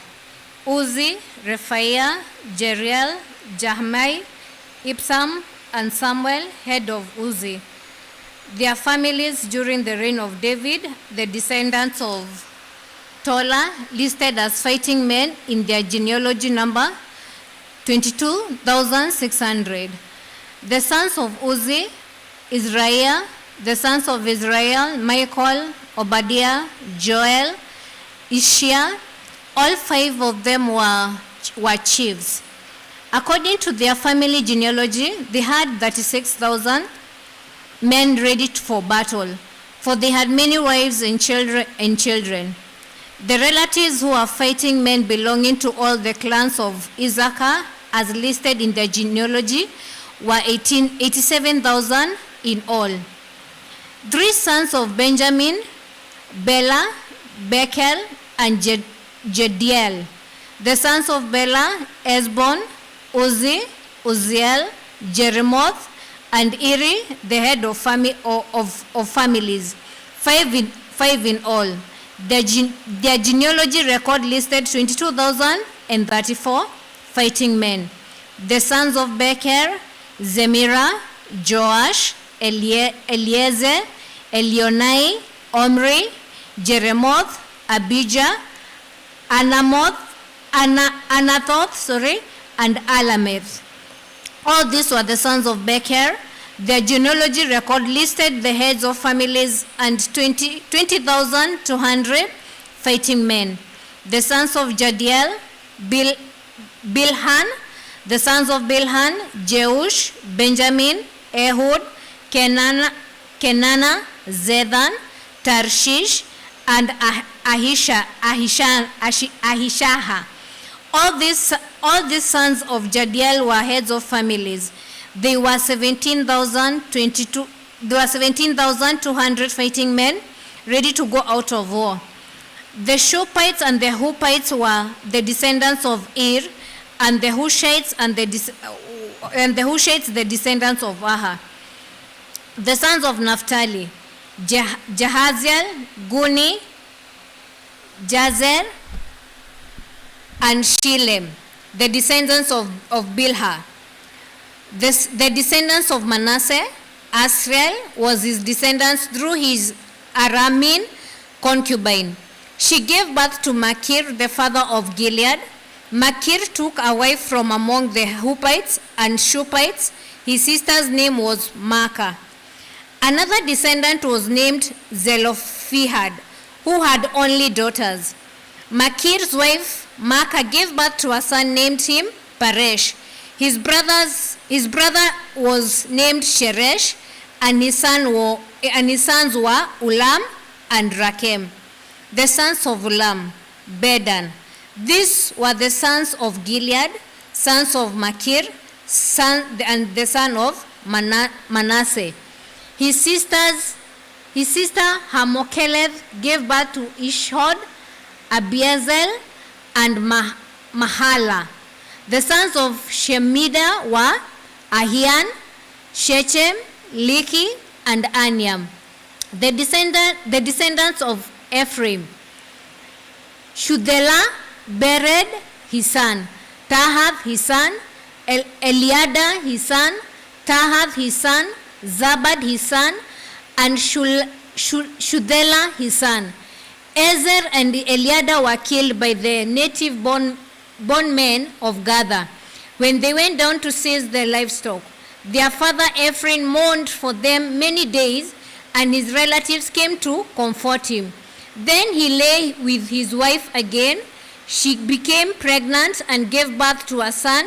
He named him Beriah, because there had been misfortune in his family.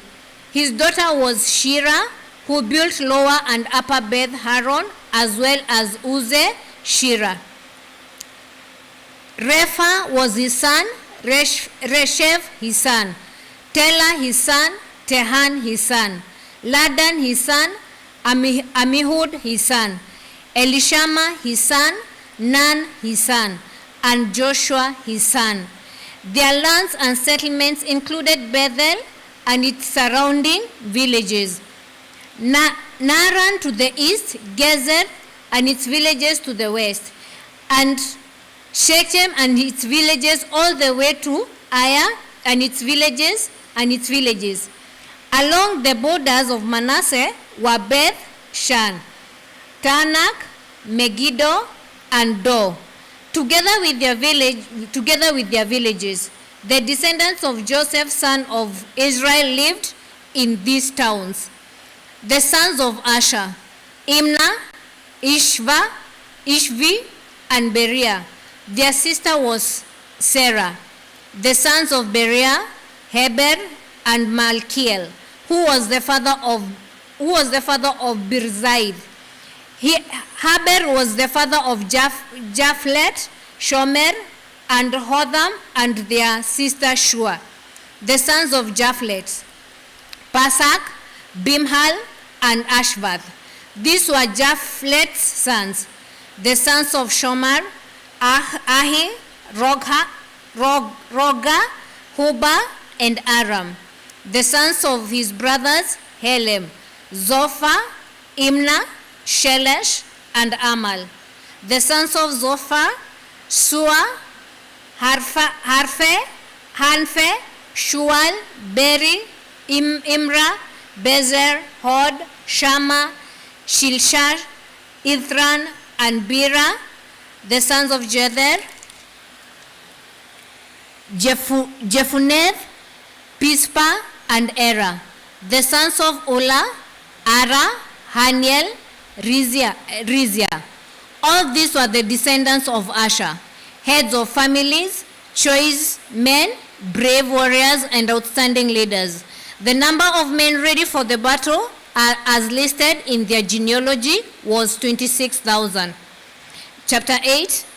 Benjamin was the father of Bela, his firstborn, Ashbel the second son, Ahara the third, Nohal the fourth, and Rapha the fifth. The sons of Bela were Ada, Jera, Abihud, Abishua, Naaman, Ahoa, Jerashuphan, and Huram. These were the descendants of Ehud, who were heads of families of those living in Geba and were deported to Manahath. Naaman, Ahijah, and Gera, who deported them to who was the father of Uzzah and Ahihud. Sons were born to Shaharaim in Moab after he had divorced his wives Hushim and Baara. By his wife Hodesh, he had Jobab, Zibiah, Mesha, Malcolm, Jeuz, Sakia, and Mirma. These were his sons' heads of families. By Hushim, he had Abitut and Elpal. The sons of Elpal, Eba, Misham, Shemed, who built Ono, the Lord with us, surrounding villages, and Beriah and Shema, who were heads of families of those living in Aijalon, and who drove out the inhabitants of Gath. Ahio, Shishak, Jeremoth, Zebadiah, Arad, Eda, Michael, Ishpa, and Joha were the sons of Beriah. Zebadiah, Meshulam, Hizki, Heber, Ishmerai, Isliah, and Jobab were the sons of Eplal. Jakim, Zikril, Zibdi, Elianai, Zilethai, Eliel, Adaiah, Beraiah, and Shimrathi were the sons of Shimei. Ishpan, Eber, Eliel, Abdon, Zikri, Hanan, Hananiah, Elam, and Andothijah, Ipthediah, and the Penuel were the sons of Shishak. Shamresharai, Sheharai, Athaliah, Jareshai, Elijah, and Zikri were the sons of Jeroham. All these were the heads of families, chiefs as listed in the genealogy, and they lived in Jerusalem. Jael, the father of Gibeon, lived in Gibeon. His wife's name was Maacah, and his firstborn son was Abdon, followed by Zur, Kish, Bar, Ner, Nadab, Gedor, Ahio, Zeker, and Mikloth, who was the father of Shimea. They too lived near their relatives in Jerusalem. Ner was the father of Kish, Kish the father of Saul, and Saul the father of Jonathan, Malchishua, Abinadab, and Eshbal, Meribal, who was the father of Micah. The sons of Micah, Pithon, Malek, Tarea, and Ahaz. Ahaz was the father of Jehoiada. Jehoiada was the father of Alemeth, Azmaveth, and Zimri. And Zimri was the father of Moza. Moza was the father of Binea. Rapha was his son. Eliash his son, and Ezel his son. Azel had 6 sons, and these were their names: Azikam, Bokeru, Ishmael, Sheariah, Obadiah, and Hanan. All these were the sons of Azel. The sons of his brother Eshek, Ulam, his firstborn, Jeush, the second son, and Eliphelet, the third. The sons of Ulam were brave warriors who handled the bow. They had many sons and grandsons, 150 in all. All these were the descendants of Benjamin.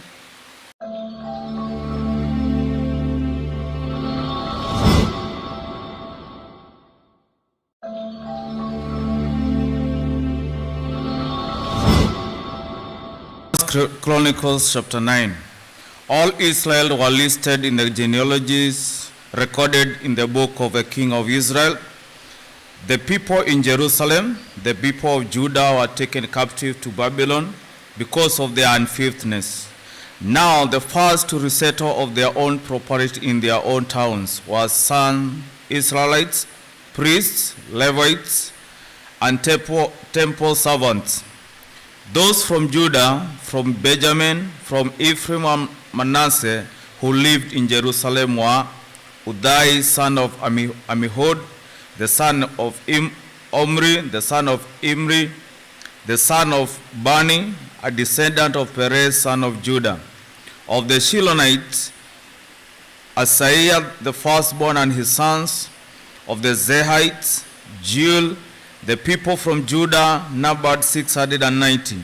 Of the Benjamins, Salu, son of Meshulam, the son of Hodaviah, the son of Hasenua, Ibnea, son of Jehoram, Ela, son of Uzi, the son of Mikri, and Meshula, son of Shephatiah, the son of Reuel, the son of Ibninjah. The people from Benjamin, as listed in their genealogy, numbered 956.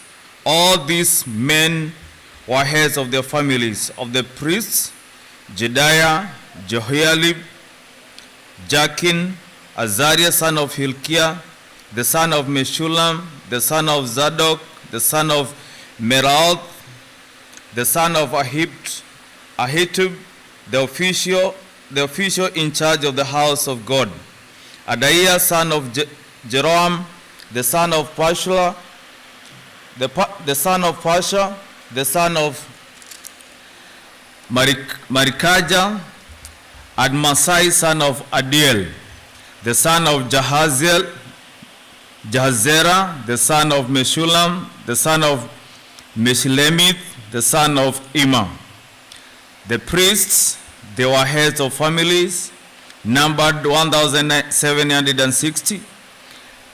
They were able men responsible for ministering in the house of God of the Levites.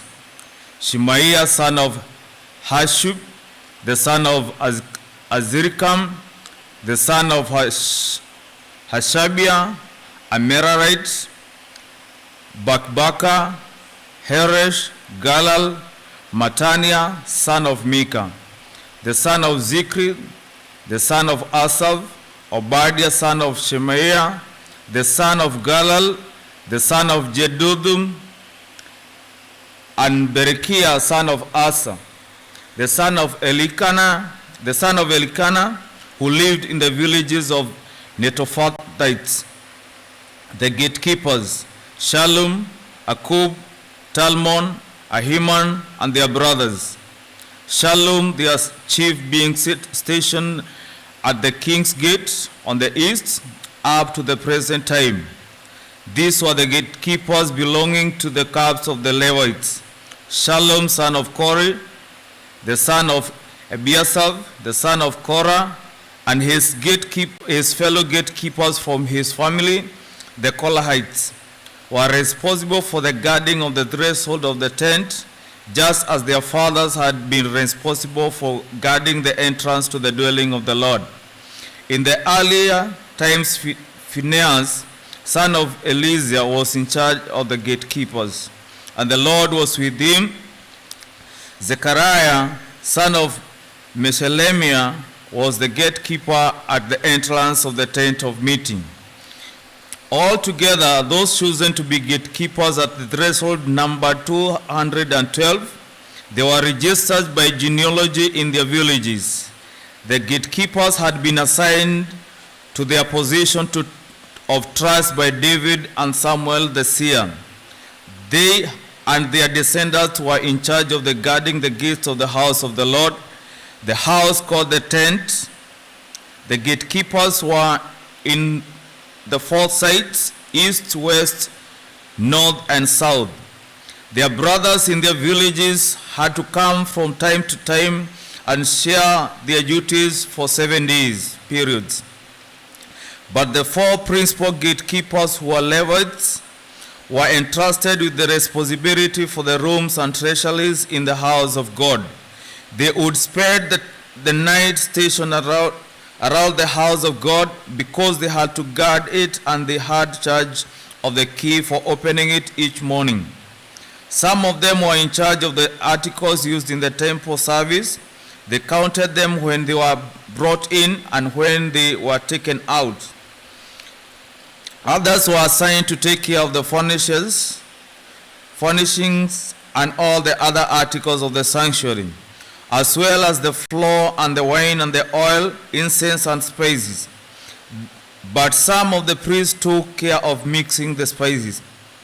A Levite named Mattithiah, the firstborn son of Shallum the Korahite, was entrusted with the responsibility for baking the offering bread. Some of their Kohathite brothers were in charge of preparing for every Sabbath the bread set out on the table. Those who were musicians, head of the Levite family, stayed in the rooms of the temple and were exempt from other duties because they were responsible for the work day and night. All these were heads of Levite families, chiefs as listed in their genealogy, and they lived in Jerusalem. The genealogy of Saul. Jael, the father of Gibeon, lived in Gibeon. His wife's name was Maacah, and his firstborn son was Abdon, followed by Zul, Kish, Baal, Nadab, Gida, Ahir, Zechariah, Mikloth. Mikloth was the father of Shimeon. They too lived near their relatives in Jerusalem. Ner was the father of Kish. Kish was the father of Saul, and Saul the father of Jonathan. Malchishua, Abinadab, and Eshbal, the sons of Jonathan. Melibal, who was the father of Micah, the sons of Micah. Pithon, Melech, Tahiriah, and Ahaz. Ahaz was the father of Jada. Jada was the father of Alimeth, Azmaveth, and Zimli. And Zimli was the father of Moza. Moza was the father of Binea. Rephaiah was his son. Eleazar, his son. Azel, his son. Azel had 6 sons, and these were their names: Azirkam, Bokeru, Ishmael, Shelah, Obadiah, and Hanan. These were the sons of Azel.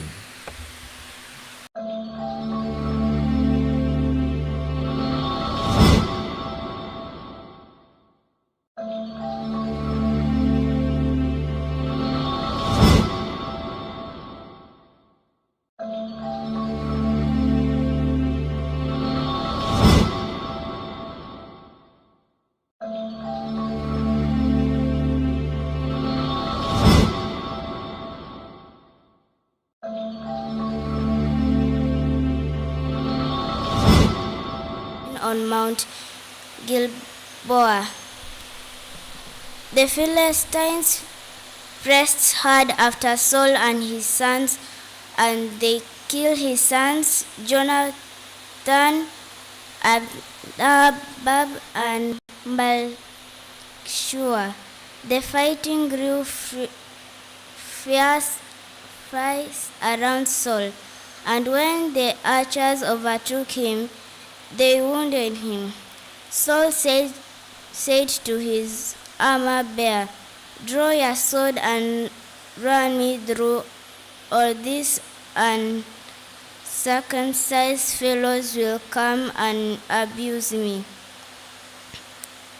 But his armor-bearer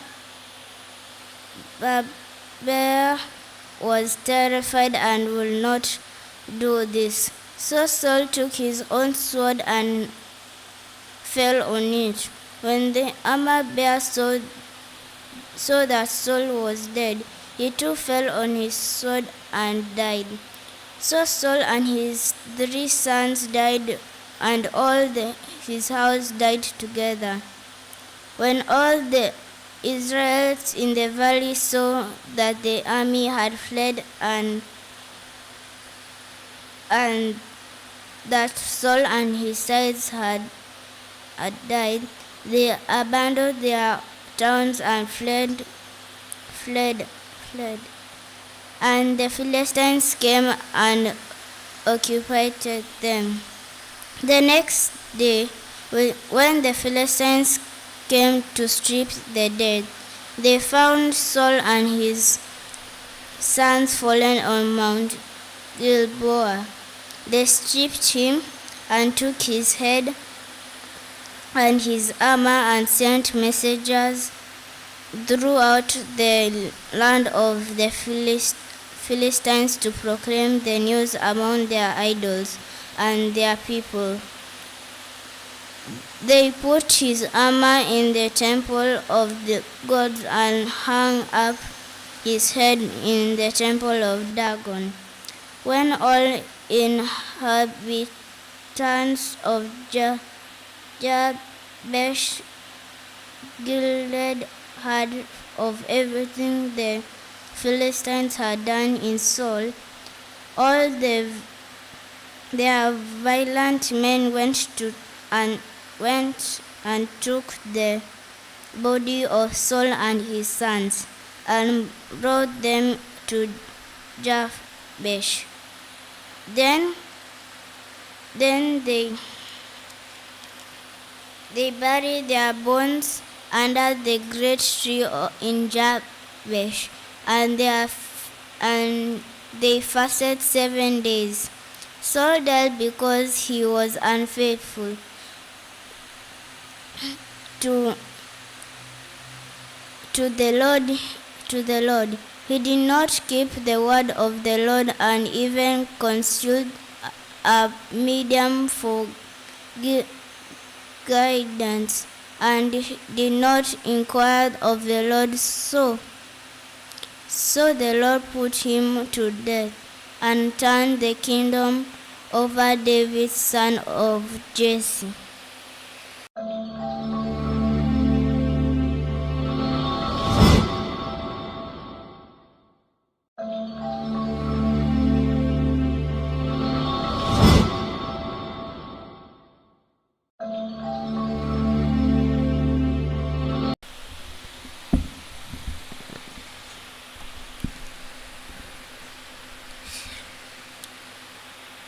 All Israel came together to David at Hebron and said, "We are your own flesh and blood. In the past, even while Saul was king, you were the one who led Israel on their military campaigns.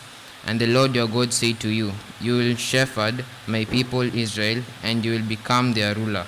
When all the elders of Israel had come to King David at Hebron, he made a compact with them at Hebron before the Lord, and they anointed David king over Israel, as the Lord had promised through Samuel. David and all the Israelites marched to Jerusalem, that is Jebus. The Jebusites who lived there said to David, You will not get in here." Nevertheless, David captured the fortress of Zion, the city of David. David had said, "Whoever leads the attack on the Jebusites will become commander-in-chief." Joab, son of Zeruiah, went up first, and so he received the command. David then took up residence in the fortress, and so it was called the City of David. He built up the city around it from the supporting terraces to the surrounding wall, while Joab the rest of the city. And David became more and more powerful because the Lord Almighty was with him. These were the chiefs of David's mighty men. They, together with all Israel, gave his kingship strong support to extend it over the whole land, as the Lord had promised. This is the list of David's mighty men. Jehoram, a Hakmonite, was chief of the officers. He raised his spear against 300 men whom he killed in one encounter. Next to him was Eleazar, son of Dodai, the Ahohite, one of the three mighty men. He was with David at Pas Damim when the Philistines gathered there for battle. At a place where there was a field full of barley, the troops fled from the Philistines. But when they took their stand in the middle of the field, they defended it and struck the Philistines down, and the Lord brought about a great victory. 3 of the 30 chiefs came down to David and to the rock at the cave of Adullam, while a band of Philistines was encamped in the valley of Rephaim. At that time David was in the stronghold, and the Philistine garrison was at Bethlehem. David longed for water and said, "Oh, that someone will get me a drink of water from the well near the gate of Bethlehem." So the 3 broke through the Philistine lines, drew water from the well near the gate of Bethlehem, and carried it back to David, but he refused to drink it. Instead, he poured it out before the Lord. "God forbid that I should do this," he said. "Should I drink the blood of these men who went at the risk of their lives? But they risked their lives to bring it back. David will not drink it." Such were the exploits of the 3 mighty men. Abishai, the brother of Joab, was chief of the 3. He raised his spear against 300 men whom he killed, and so he became as famous as the 3. He was doubly honored above the 3 and became their commander, even though he was not included among them. Benaiah, son of Jehoiada, was a valiant fighter from Kabzeel, who performed great exploits. He struck down 2 of Moab's best men. He also went down into a pit on a snowy day and killed a lion. And he struck down an Egyptian who was 7.5 feet tall. Although the Egyptian had a spear like a weaver's rod in his hand, Benaiah went against him with a club. He snatched the spear from the Egyptian's hand and killed him with his own spear. Such were the exploits of Benaiah, son of Jehoiada. He too was as famous as the 3 mighty men. He was held in great honor of any of the 30, but he was not included among the 3.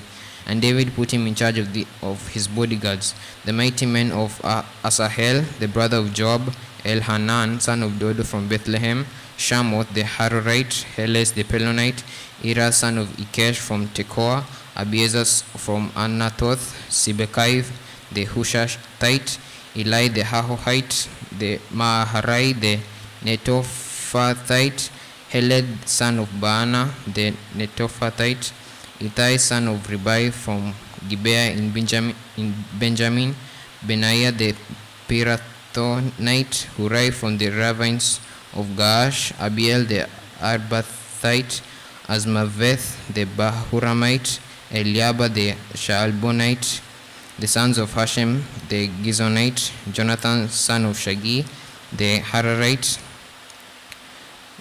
Ahiam son of Sakar the Hararite, Eliphal son of Ur, Hefer the Mekerathite, Ahijah the Pelonite, Hezro the Carmelite, Rai son of Esbai, Joel the brother of Nathan, Mibha son of Hagri, Zelek the Ammonite, Naharai the Berothite, the armor bearer of Joab son of Zeruiah, Ira the Ithrite, Gareb the Ithrite, Uriah the Hittite, Zabad son of Ahlai, Adina son of Shiza the Reubenite, who was chief of the Reubenites, and the 30 with him, Hanan son of Maacah, Jehoshaphat the Mithnite, Uzziah the Ashterathite, Shammah and Jael the sons of Hotham and Ariorite, Jediael son of Shimri, his brother Joha the Tizite, Eliel the Mahavite, Jeribai and Joshavia sons of Elnaam, Ithmar the Moabite, Eliel, Obed, and Jasiel the Mesobite.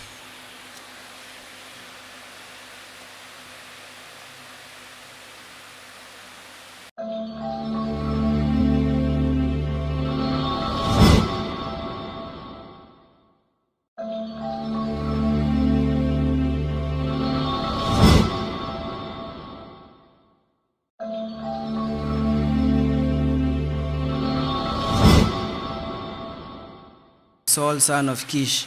They were among the warriors who held him in battle. They were armed with bows and were able to shoot arrows or to sling stone right-handed or left-handed. They were kinsmen of Saul from the tribe of Benjamin. Ahiezer the chief and Joshua the son of Shema and the Gibeathite, Haziel and Pelet the son of Hazemaithe,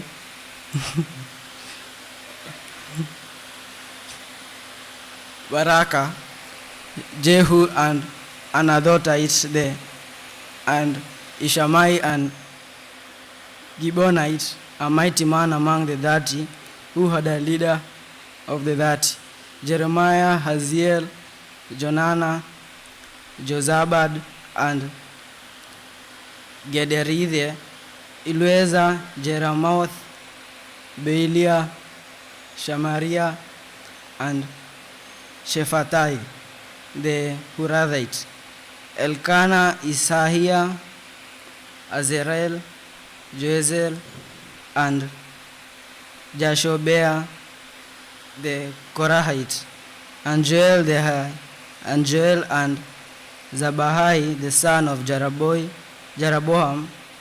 from Gedor. Some Gadites defected to David at his stronghold in the desert. They were brave warriors ready for battle and able to handle the shield and spears. The faces were the faces of lions, and they were as swift as gazelles in the mountain.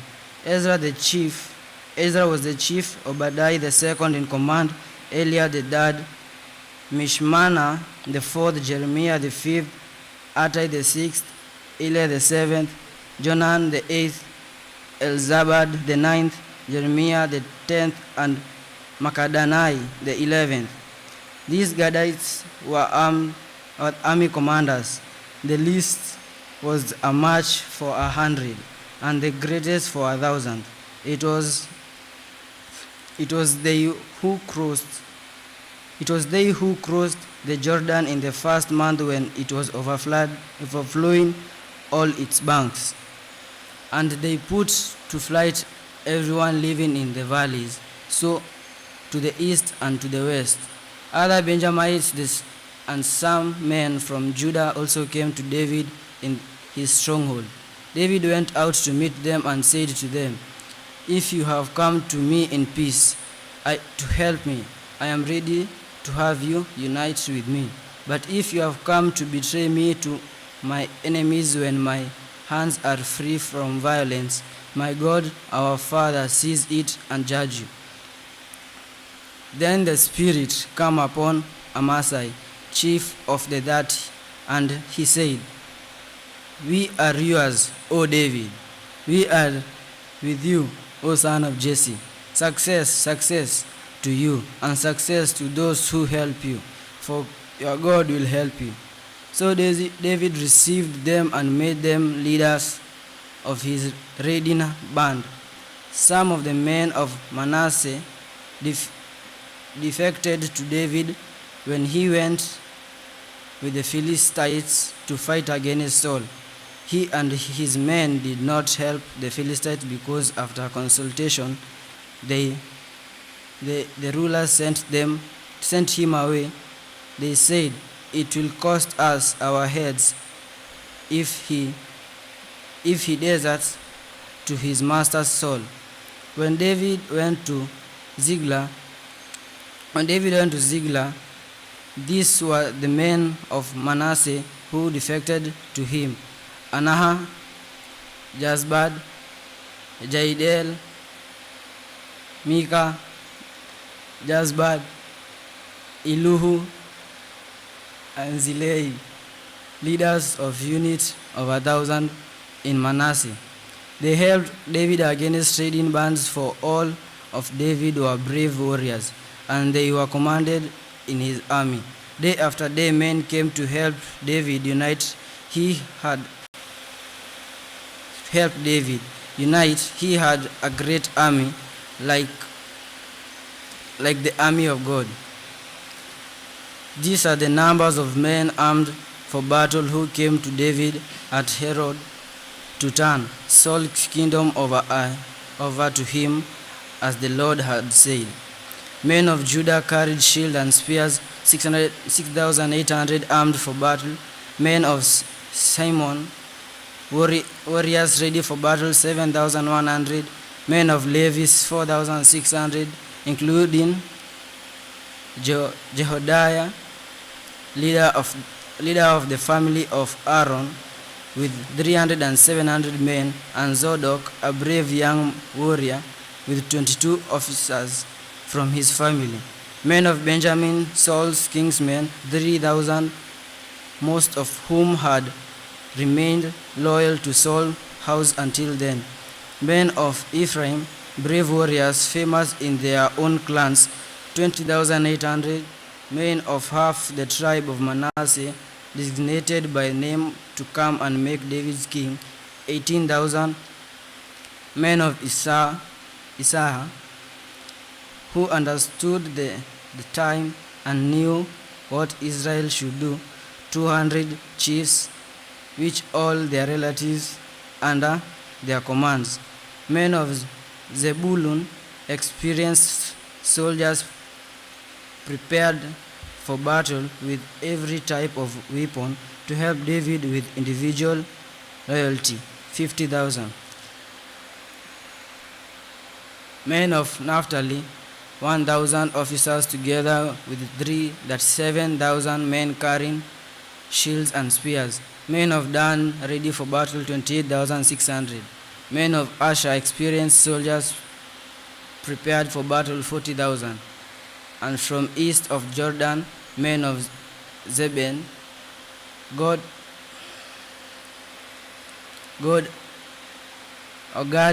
and the half tribe of Manasseh, armed with every type of weapon, 120,000.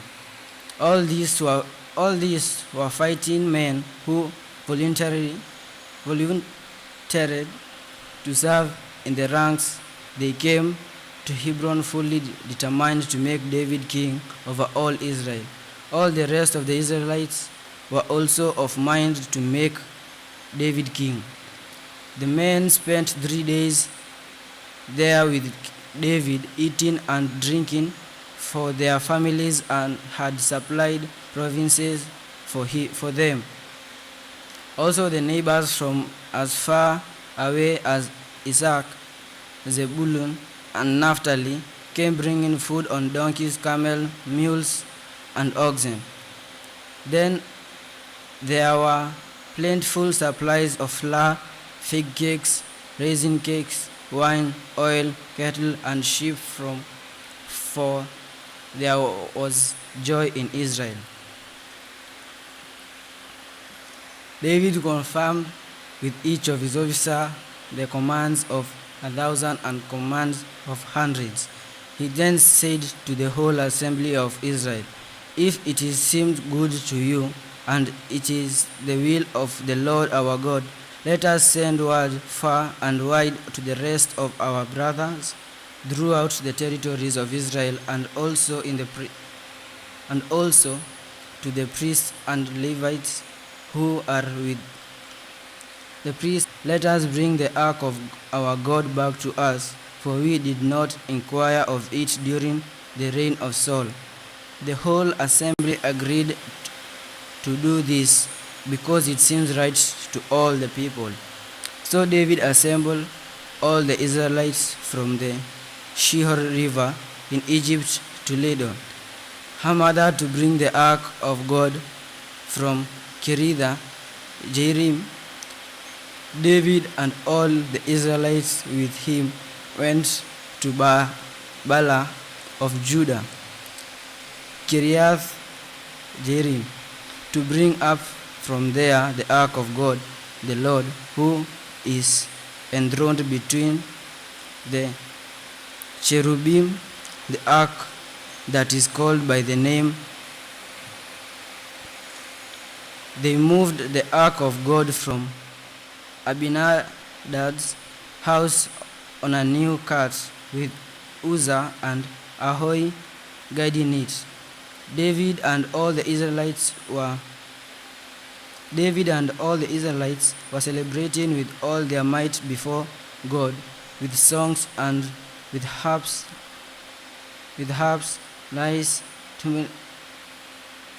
tabourines, cymbals, and trumpets. When they came to the threshing floor of Kidon, Uzzah reached out his hand to steady the ark, because the oxen stumbled. The Lord's anger burned against Uzzah, and he struck him down because he had put his hand on the ark, so he died there before God. Then David was angry because the Lord's wrath had broken out against Uzzah, and to his day that place is called Perez Uzzah. David was afraid of God that day and asked, "How can I ever bring the ark of God to me?" He did not take the ark to be with him in the city of David. Instead, he took it aside to the house of Obed Edom the Gittite. The ark of God remained with the family of Obed Edom in his house for 3 months, and the Lord blessed his household and everything he had.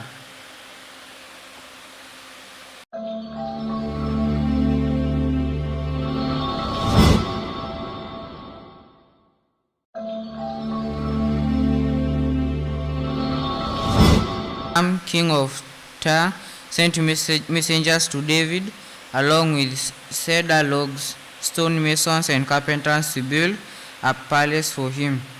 And David knew that the Lord had established him as king over Israel, and that his kingdom had been highly exalted for the sake of his people Israel. In Jerusalem, David took more wives and became the father of more sons and daughters. These are the names of the children born to him there: Shammua, Shobab, Nathan, Solomon, Ibha, Elishua, Elpelet, Noga, Nepheg, Japhia, Elishama, Beliada, and Eliphelet. When the Philistines heard that David had been anointed king over all Israel, they went up in full force to search for him. But David heard about it and went out to meet them. Now the Philistines had come and raided the valley of Rephaim. So David inquired to God, "Shall I go and attack the Philistines? Will you hand them over to me?" The Lord answered him, "Go, I will hand them over to you." So David and his men went up to Baal Perazim, and there he defeated them. He said, "As waters break out, God has broken out against my enemies by my hand." So that place was called Baal Perazim.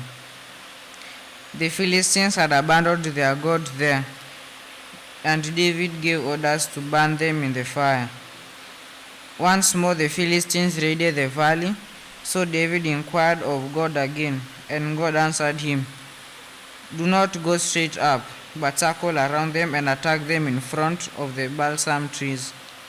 And soon as you hear the sound of marching in the tops of the balsam trees, move out to battle, because that will mean God has gone out in front of you to strike the Philistine army." So David did as God commanded him, and they struck down the Philistine army, all the way from Gibeon to Gaza. So David's fame spread throughout every land, and the Lord made all the nations fear him. After David had constructed buildings for himself in the city of David, he prepared a place for the ark of God and pitched a tent for it. Then David said, "No one but the Levites may carry the ark of God, because the Lord chose them to carry the ark of the Lord and to minister before him forever." David assembled all Israel in Jerusalem to bring up the ark of the Lord to the place he had prepared for it. He called together the descendants of Aaron and the Levites. From the descendants of Kohath, Uriel, the leader of 120 relatives. From the descendants of Merari, Ahaziah, the leader and 220 relatives. From the descendants of Gershon, Joel, the leader and 130 relatives. From the descendants of Elizaphan, Shemaiah, the leader and 200 relatives. From the descendants of Hebron, Eliel, the leader and 80 relatives. From the descendants of Uzziel, Aminadab, the leader and 112 relatives. Then David summoned Zadok and Abiathar, the priests, and Uriel, Ahaziah, Joel, Shemaiah, Eliel, and Aminadab, the Levites. He said to them, "You are the heads of the Levitical families. You and your fellow Levites are to consecrate yourselves and bring up the ark of God, the God of Israel, to the place I have prepared for it. It was because you, the Levites, did not bring it up the first time that the Lord our God broke out in anger against us. We did not inquire of him about how to do it in the prescribed way." So the priests and Levites consecrated themselves in order to bring up the ark of the Lord, the God of Israel. And the Levites carried the ark of God with the poles on their shoulders, as Moses had commanded in accordance with the word of the Lord. David told the leaders of the Levites to appoint their brothers as singers to sing joyful songs, accompanied by musical instruments like lyres, harps, and cymbals. So the Levites appointed Heman, son of Joel, from his brothers Asaph, son of Berechiah, and from their brothers the Merarites, Ethan, son of Cushiah, and with them their brothers next in rank, Zechariah, Jaziel, Shemiramoth, Jehiel, Uni, Eliab, Benaiah, Maaseiah, Matithia, Eliphelehu, Mikneiah, Obededom, and Jael, the gatekeepers. The musicians Heman, Asaph, and Ethan were to sound the bronze cymbals.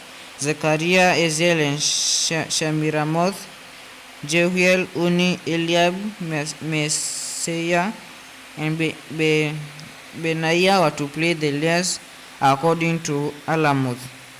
And Matithia, Eliphelehu, Mikneiah, Obededom, Jael, and Ahaziah were to play the harps, directing according to Sheminith.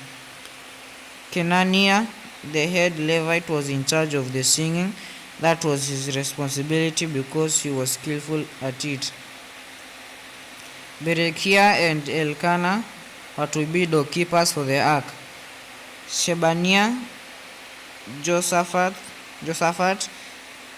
Nathanael, Amasai, Zechariah, Benaiah, and Eleazar the priest were to blow trumpets before the ark of God.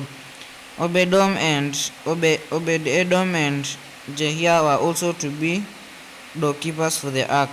So David and the elders of Israel and the commanders of units of 1,000 were to bring up the ark of the covenant of the Lord from the house of Obed-Edom with rejoicing, because God had helped the Levites who were carrying the ark of the covenant of the Lord. 7 bulls and 7 rams were sacrificed. Now David was clothed in a robe of fine linen, and were all the Levites who were carrying the ark, and as were the singers, and Kenaniah, who was in charge of the singing of the choirs. David also wore a linen ephod. So all Israel brought up the ark of the covenant of the Lord with shouts, with the sounding of rams' horns, and trumpets, and the cymbals, and the playing of lyres and harps. As the ark of the covenant of the Lord was entering the city of David, Michal, daughter of Saul, watched from a window, and when she saw King David dancing and celebrating, she despised him in her heart.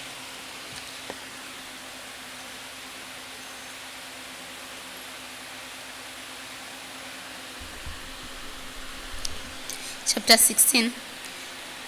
They brought the ark of God and set it inside the tent that David had pitched for it, and they presented burnt offering and fellowship offering before God. After David had finished sacrificing the burnt offering and fellowship offering, he blessed the people in the name of the Lord. Then he gave a loaf of bread, a cake of dates, and a cake of raisins to each Israelite man and woman. He appointed some of the Levites to minister before the ark of the Lord, to make petition, to give thanks, and to praise the Lord, the God of Israel. Asaph was the chief, Zechariah second, then Jael, Shemiramoth, Jehelai, Mittithai, Eliab, Benaiah, Obed-Edom, and Jael. They were to play the lyres and harps. Asaph was to sound the cymbal, and Benaiah and Jahaziel, the priest, were to blow the trumpet regularly before the ark of the covenant of God. That day David first committed to Asaph and his associates this psalm of thanks to the Lord. Give thanks to the Lord, call on his name, make known among the nation what he has done. Sing to him, sing praise to him, tell of all his wonderful acts. Glory in his holy name. Let the hearts of those who seek the Lord rejoice. Look to the Lord and his strength. Seek his face always. Remember the wonders he has done, his miracles, the judgment he pronounced, O descendants of Israel, his servant, O son of Jacob, his chosen ones. He is the Lord our God. His judgments are in all earth. He remembers his covenant forever, the word he commanded for 1,000 generations, the command he made with Abraham, the oath he swore to Isaac. He confirmed it to Jacob as a decree, to Israel as an everlasting covenant.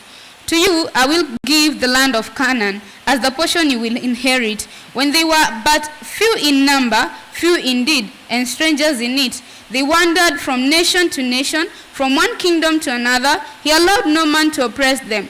For their sake he rebuked kings. Do not touch my anointed ones. Do my prophets no harm. Sing to the Lord, all the earth. Proclaim his salvation day by after day.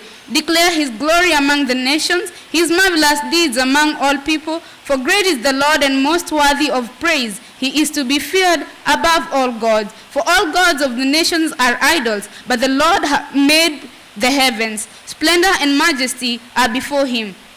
Strength and joy in his dwelling place. Ascribe the Lord, all families of nations. Ascribe to the Lord glory and honor. Ascribe to the Lord glory due his name. Bring an offering and come before him. Worship the Lord in his splendor of his holiness. Tremble before him, all the earth. The world is firmly established, it cannot be moved. Let the heavens rejoice, let the earth be glad. Let them say among the nations, the Lord reigns.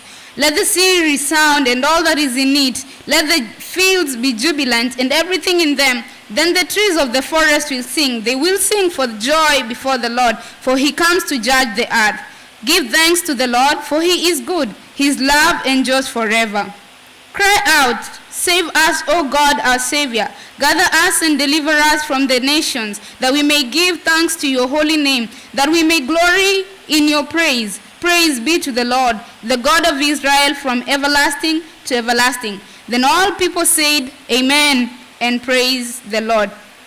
David left Asaph and his associates before the ark of the covenant of the Lord to minister there regularly, according to each day's requirement. He also left Obed-Edom and his 68 associates to minister with them. Obed-Edom, son of Jeduthun, and also Hosah were gatekeepers. David left Zadok the priest and his fellow priests before the tabernacles of the Lord at the high place in Gibeon to present burnt offering to the Lord on the altar of burnt offering regularly, morning and evening, in accordance with everything written in the law of the Lord, which he had given Israel. With them were Haman and Jeduthun, and the rest of those chosen and designated by name to give thanks to the Lord, for his love endures forever. Haman and Jeduthun were responsible for the sounding of the trumpets and cymbals and for the playing of the other instruments for sacred songs. The sons of Jeduthun were stationed at the gate. Then all the people left, each for his own home, and David returned home to bless his family. Chapter 17. After David was settled in his palace, he said to Nathan the prophet, "Here I am, living in a palace of cedar, while the ark of the covenant of the Lord is under a tent." Nathan replied to David, "Whatever you have in mind, do it, for God is with you."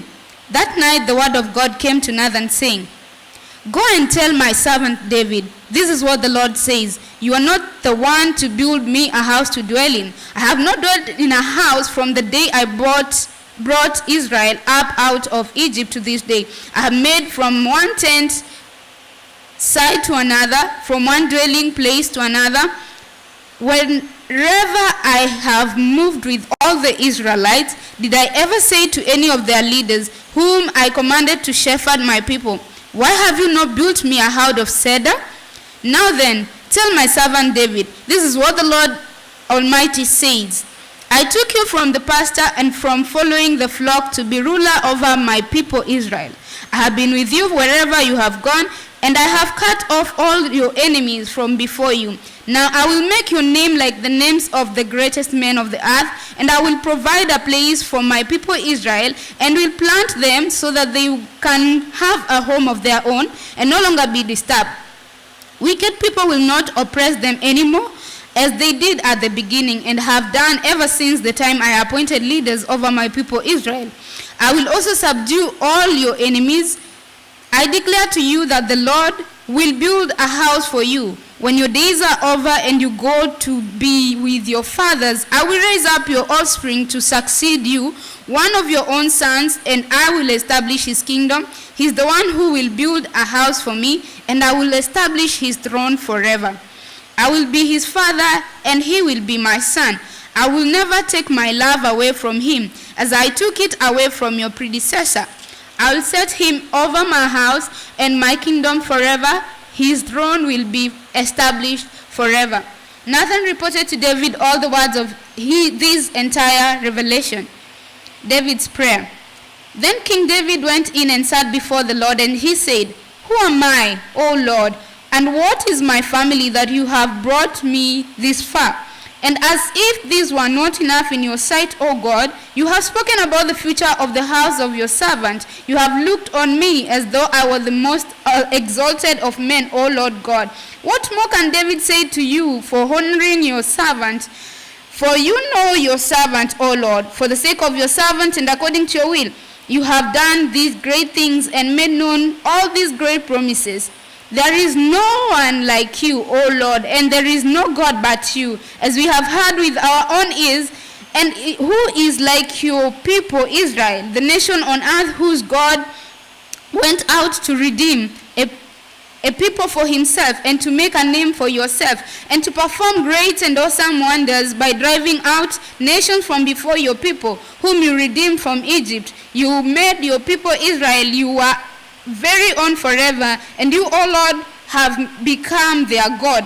And now, Lord, let the promise you have made concerning your servant and his house be established forever. Do as you promised, so that it will be established, and that your name will be forever, great forever. Then men will say, the Lord Almighty, the God over Israel, is Israel's God. And the house of your servant David will be established before you. You, my God, have revealed to your servant that you will build a house for him, So your servant has found courage to pray to you. O Lord, you are God. You have promised these good things to your servant. Now you have been pleased to bless the house of your servant, that it may continue forever in your sight. For you, O Lord, have blessed it, and it will be blessed forever.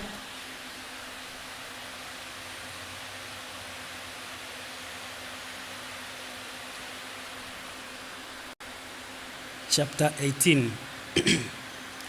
In the course of time, David defeated the Philistines and subdued them. And he took Gath and the surrounding villages from the control of the Philistines. David also defeated the Moabites, and they became subject to him and brought tribute. Moreover, David fought Hadadezer, king of Zobal, as far as Hamath. When he went to establish his control along the Euphrates River, David captured 1,000 of his chariots, 7,000 charioteers, and 20,000 foot soldiers. He hamstrung all but 100 of the chariot horses. When the Arameans of Damascus came to help Hadadezer, the king of Zobah, David struck down 22,000 of them. He put garrisons in the Arameans' kingdom of Damascus, and the Arameans became subject to him, and he brought tribute. The Lord gave David victory everywhere he went. David took the gold shields carried by the officers of the Hadadezer and brought them to Jerusalem. From Tabal and Kun, towns that belonged to the Hadadezer, David took a great quantity of bronze, which Solomon used to make the bronze sea, the pillars, and the various bronze articles. When Tou, king of Hamath, heard that David had defeated the entire army of Hadadezer, king of Zobah, he sent his son Adoram to King David to greet him and congratulate him on his victory in battle over Hadadezer, who had been at war with Tou. And Adoram brought all kinds of articles of gold and silver and bronze. King David dedicated these articles to the Lord, as he had done with the silver and gold he had taken from all these nations: Edom, the Moab, the Ammonites, and the Philistines, and the Amalek.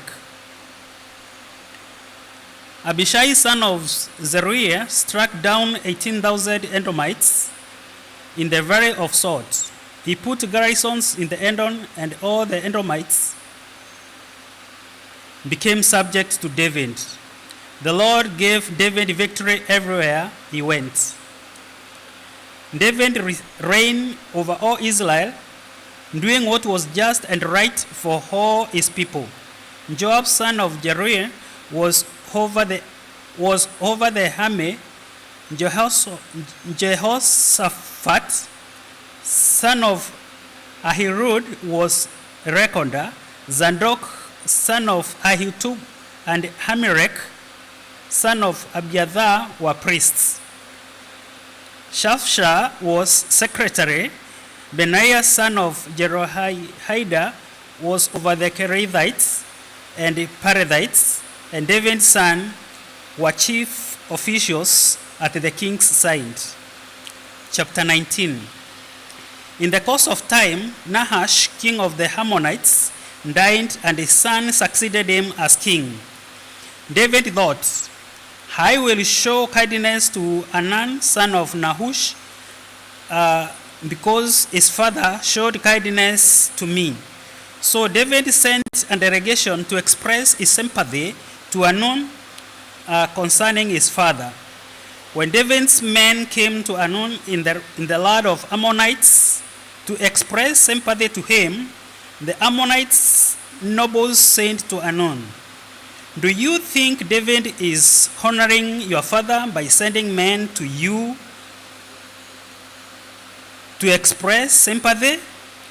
Haven't his men come to you to explore and spy out the country and overthrow it?" So Amon says David's men shaved them, cut off their garments in the middle of the buttocks, and sent them away. When someone came and told David about the men, he sent messengers to meet them, for they were greatly humiliated. The king said, "Stay at Jericho till your beards have grown, and then come back."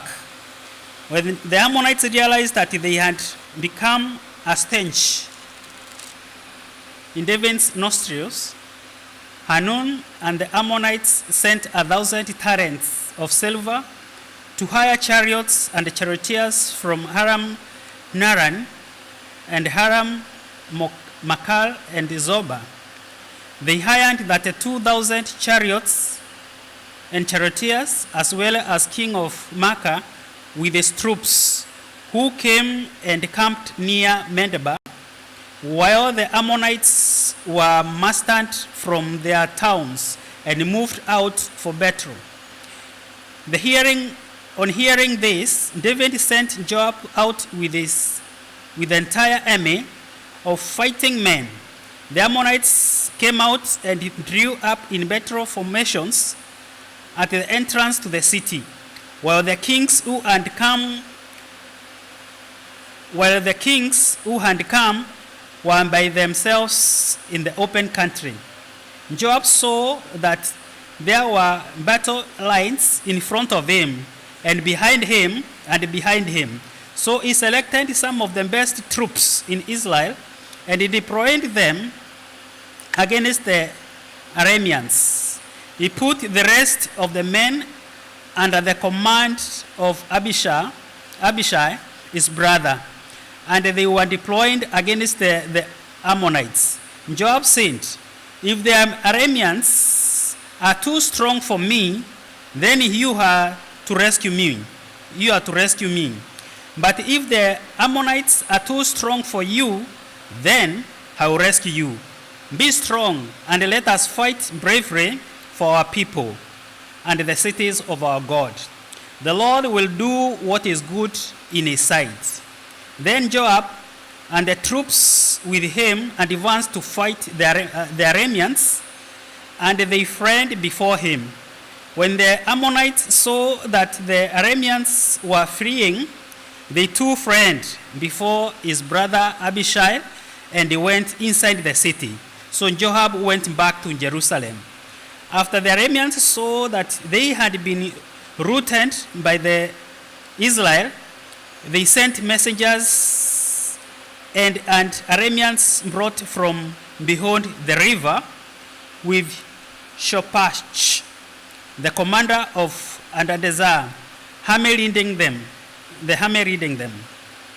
When David was told of this, he gathered all Israel and crossed the Jordan. He advanced against them and formed his battle lines opposite them. David formed his lines to meet the Arameans in the battle, and they fought against him. But they fled before Israel, and David killed 7,000 of their charioteers and 40,000 of their foot soldiers. He also killed Shishak, the commander of the army. When the vassals of the Hadadezer saw that they had been defeated by Israel, they made peace with David and became subject to him. So the Arameans were not willing to help the Ammonites anymore. Thank you.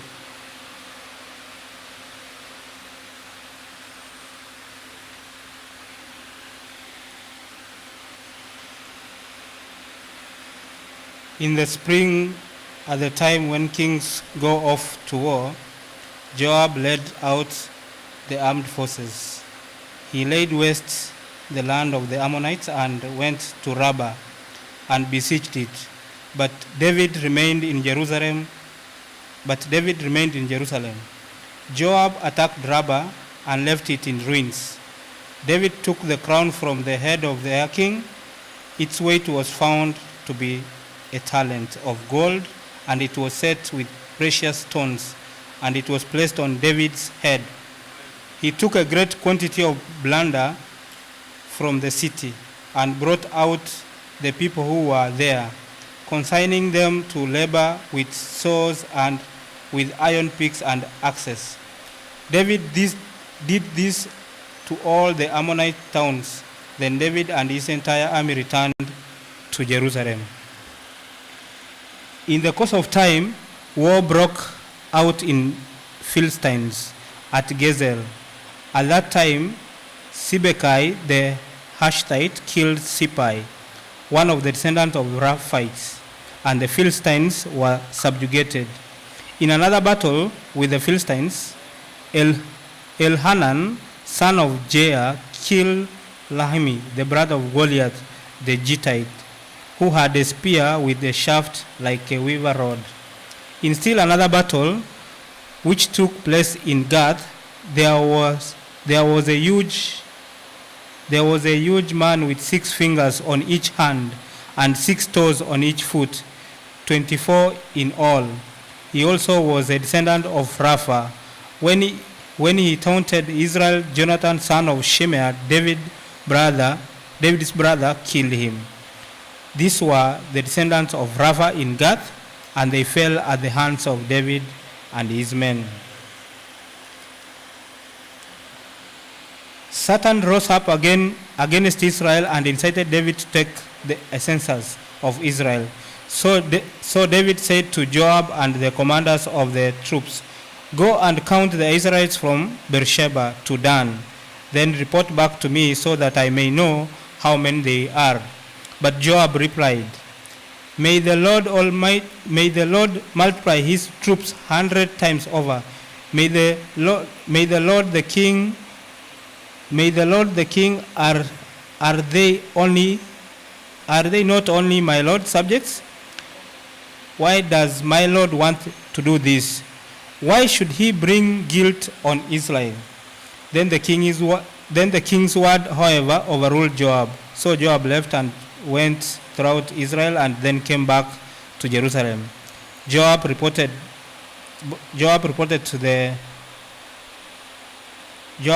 the number of the fighting men to David. In all Israel, there were 1,100,000 men who could handle a sword, including 470,000 in Judah. But Joab did not include Levi and Benjamin in the numbering because the king's command was repulsive to him. This command was also evil in the sight of God, so he punished Israel. Then David said to God, I have sinned greatly by doing this. Now I beg you, take away the guilt of your servant. I have done a very foolish thing.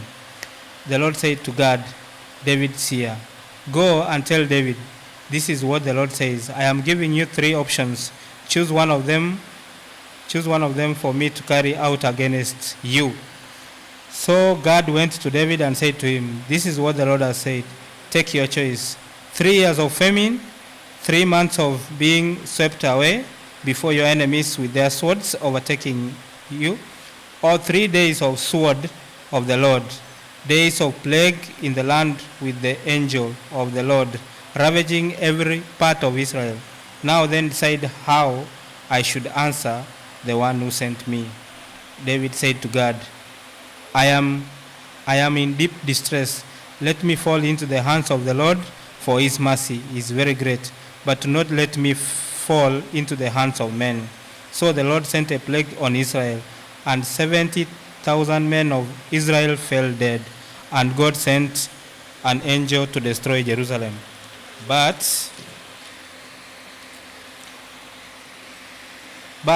as the angel was doing so, the Lord saw it and was grieved because of the calamity, and said to the angel who was destroying the people, "Enough, withdraw your hand." The angel of the Lord was then standing at the threshing floor of Araunah the Jebusite. David looked up and saw the angel of the Lord standing between heaven and earth with a drawn sword in his hand, extended over Jerusalem. Then David and the elders, clothed in a sackcloth, fell face down. David said to God, "Why is it not I who ordered the fighting men to be counted? I am the one who has sinned and done wrong. These are but sheep. What have they done, O Lord my God? Let your hand fall upon me and my family, but do not let this plague remain on your people." Then the angel of the Lord ordered Gad to tell David to go up and build an altar to the Lord on the threshing floor, and Araunah the Jebusite. So David went up in obedience to the word of that Gad, and had spoken in the name of the Lord. While Araunah was threshing wheat, he turned and saw the angel. His 4 sons who were with him hid themselves. Then David approached, and when Araunah looked and saw him, he left the threshing floor and bowed down before David with his face to the ground. David said to him, "Let me have the site of your threshing floor so that I can build an altar to the Lord, that the plague on the people may be stopped. Sell it to me at the full price." Araunah said to David, "Take it. Let my lord the king do whatever pleases him. Look, I will give the oxen for the burnt offering, the threshing sledges for the wood, and the wheat for the grain offering. I will give all this." But David replied to Araunah, "No, I insist on paying the full price. I will not take the Lord what is yours, or sacrifice burnt offering that costs me nothing." So David paid Araunah 600 shekels of gold for the site. David built an altar to the Lord, and there sacrificed burnt offerings and fellowship offerings. He called on the Lord, and the Lord answered him with fire from heaven on the altar of the burnt offering. Then the Lord spoke to the angel, and he put his sword back into his sheath. At that time, when David saw that the Lord had answered him in the threshing floor of Araunah the Jebusite, he offered sacrifices there. The tabernacle of the Lord, which Moses had made in the desert, and the altar of the burnt offering were at that time on the high place of Gibeon.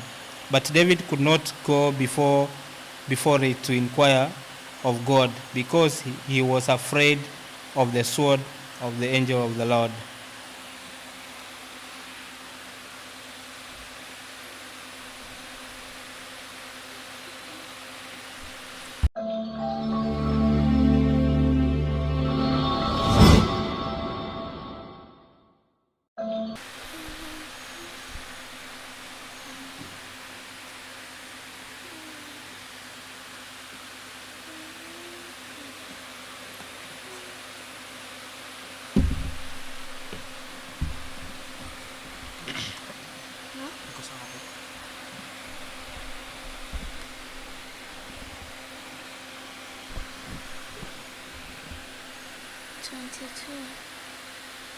Then David said, "The house of the Lord God is to be here, and also the altar of burnt offering of Israel."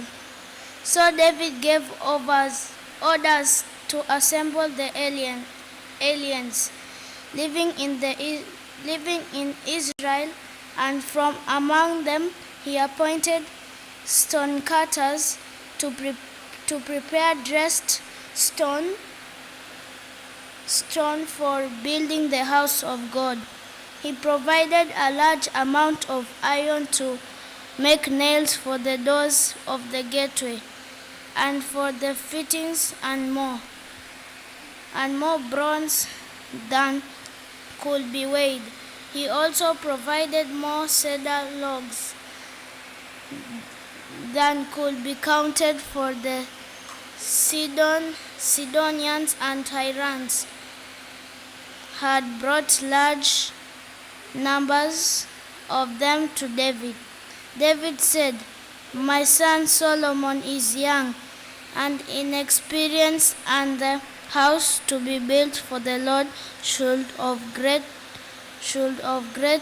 magnificence and fame and splendor in the sight of all nations. Therefore I will make preparations for it." So David made extensive preparations before his death. Then he called for his son Solomon and charged him to build a house for the Lord, the God of Israel. David said to Solomon, "My son, I had it in my heart to build a house for the name of the Lord my God. But the word of God came to me, 'You have shed much blood and have fought many wars. You are not to build a house for my name, because you have shed much blood on earth in my sight. But you will have a son who will be a man of peace and rest, and I will give him rest from all his enemies on every side. His name will be Solomon, and I will grant Israel peace and quiet during his reign. He is one who will build a house for my name. He will be my son, and I will be his father, and I will establish the throne of his kingdom over Israel forever. Now, my son, the Lord be with you. And may you have success and build the house of the Lord your God as he said you would. May the Lord give you discretion and understanding when he puts you in command over Israel, so that you may keep the law of the Lord your God. Then you will have success if you are careful to observe the decrees and laws that the Lord gave Moses for Israel. Be strong and courageous. Don't be afraid or discouraged. I have taken great pains to provide for the temple of our Lord 100,000 talents of gold, 1,000,000 talents of silver, quantities of bronze and iron, too great to be weighed, and wooden and stone masons, and you may add to them. You have many workmen, stone cutters, masons, and carpenters, as well as men skilled in every kind of work, in gold and silver and iron, craftsmen beyond number. Now begin the work, and the Lord will be with you." Then David ordered all the leaders of Israel to help his son Solomon. He said to them, "Is not the Lord your God with you? And has he not granted you rest on every side? For he has handed the inhabitants of the land over to me, and the land is subject to the Lord and to his people. Now devote your heart and soul to seeking the Lord your God. Begin the sanctuary of the Lord God, so that you may bring the ark of the covenant of the Lord and the sacred articles belonging to God, the temple that will be built for the name of the Lord."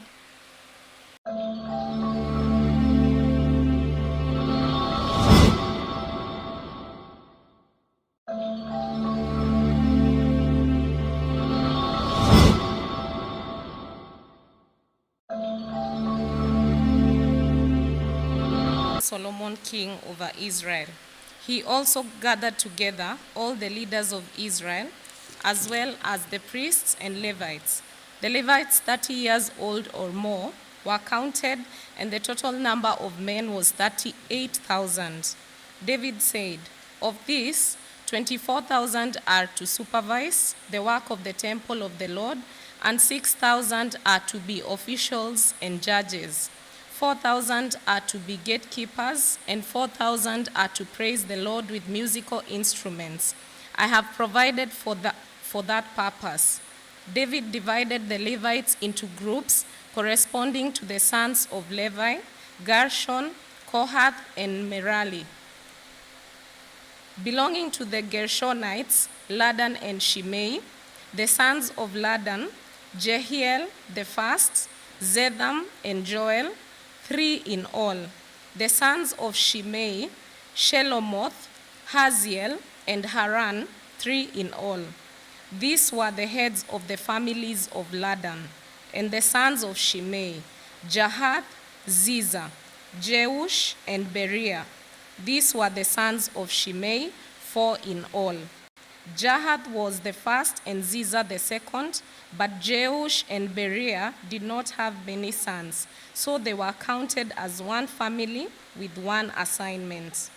The sons of Kohath: Amram, Izhar, Hebron, and Uzziel, 4 in all, the sons of Amram. Aaron and Moses. Aaron was set apart, he and his descendants forever, to consecrate the most holy things, to offer sacrifices before the Lord, to minister before him, and to pronounce blessings in his name forever. The sons of Moses, the man of God, were counted as part of the tribe of Levi. The sons of Moses: Gershom and Eleazar. The descendants of Gershom: Shubael was the first. The descendants of Eleazar: Rehabiah was the first. Eleazar had no other sons, but the sons of Rehabiah were very numerous. The sons of Izhar: Shelomith was the first. The sons of Hebron: Jeriah the first, Amariah the second, Jehaziel the third, and Jechamiah the fourth. The sons of Uzziel: Micah the first, and Ishiah the second. The sons of Merari: Mahli and Mushi. The sons of Mahli: Eleazar and Kish. Eleazar died without having sons. He had only daughters. Their cousins, the sons of Kish, married them. The sons of Mushi: Mahli, Elda, and Jerimoth, 3 in all. These were the descendants of Levi by their families, the heads of families as they were registered under the names and counted individually. That is, the workers 20 years old or more who served in the temple of the Lord. For David had said, "Since the Lord, the God of Israel, has granted rest to his people and has come to dwell in Jerusalem forever, the Levites no longer need to carry the tabernacle or any of the articles used in its service." According to the last instructions of David, the Levites were counted from those 20 years old or more. The duty of the Levites was to help Aaron's descendants in the service of the temple of the Lord, to be in charge of the courtyards, the side rooms, the purification of all sacred things, and the performance of other duties at the house of God. They were in charge of the bread set out on the table, the flour for the grain offerings, the unleavened wafers, the baking and the mixing, and all measurements of quantity and size. They were also to stand every morning to thank and praise the Lord. They were to do the same in the evening, and whenever burnt offerings were presented to the Lord on Sabbaths and at new moon, festivals, and at appointed feasts. They were to serve before the Lord regularly in the proper number and in the way prescribed for them. And so the Levites carried out their responsibility for the tent of meeting, for the holy place, and under their brothers and descendants of Aaron for the service of the temple of the Lord. These were the divisions of sons of Aaron. The sons of Aaron were Nadab, Abihu, Eleazar and Ithamar, but Nadab and Abihu died before their father did, and they had no sons. So Eleazar and Ithamar served as the priests. With the help of Zadok, a descendant of Eleazar, and Ahimelech, a descendant of Ithamar, David separated them into divisions for their appointed order of ministering. A larger number of leaders were found among Eleazar's descendants than among Ithamar's, and they were divided accordingly. 16 heads of families from Eleazar's descendants and 8 heads of families from Ithamar's descendants. They divided them impartially by drawing lots, for there were officials of the sanctuary and officials of God among the descendants of both Eleazar and Ithamar. The scribe Shemaiah, son of Nethanel, a Levite, recorded their names in the presence of the king and of the officials. Zadok the priest, Ahimelech, son of Abiathar, and the heads of families of the priests and of the Levites, one family being taken from Eleazar and then one from Ithamar.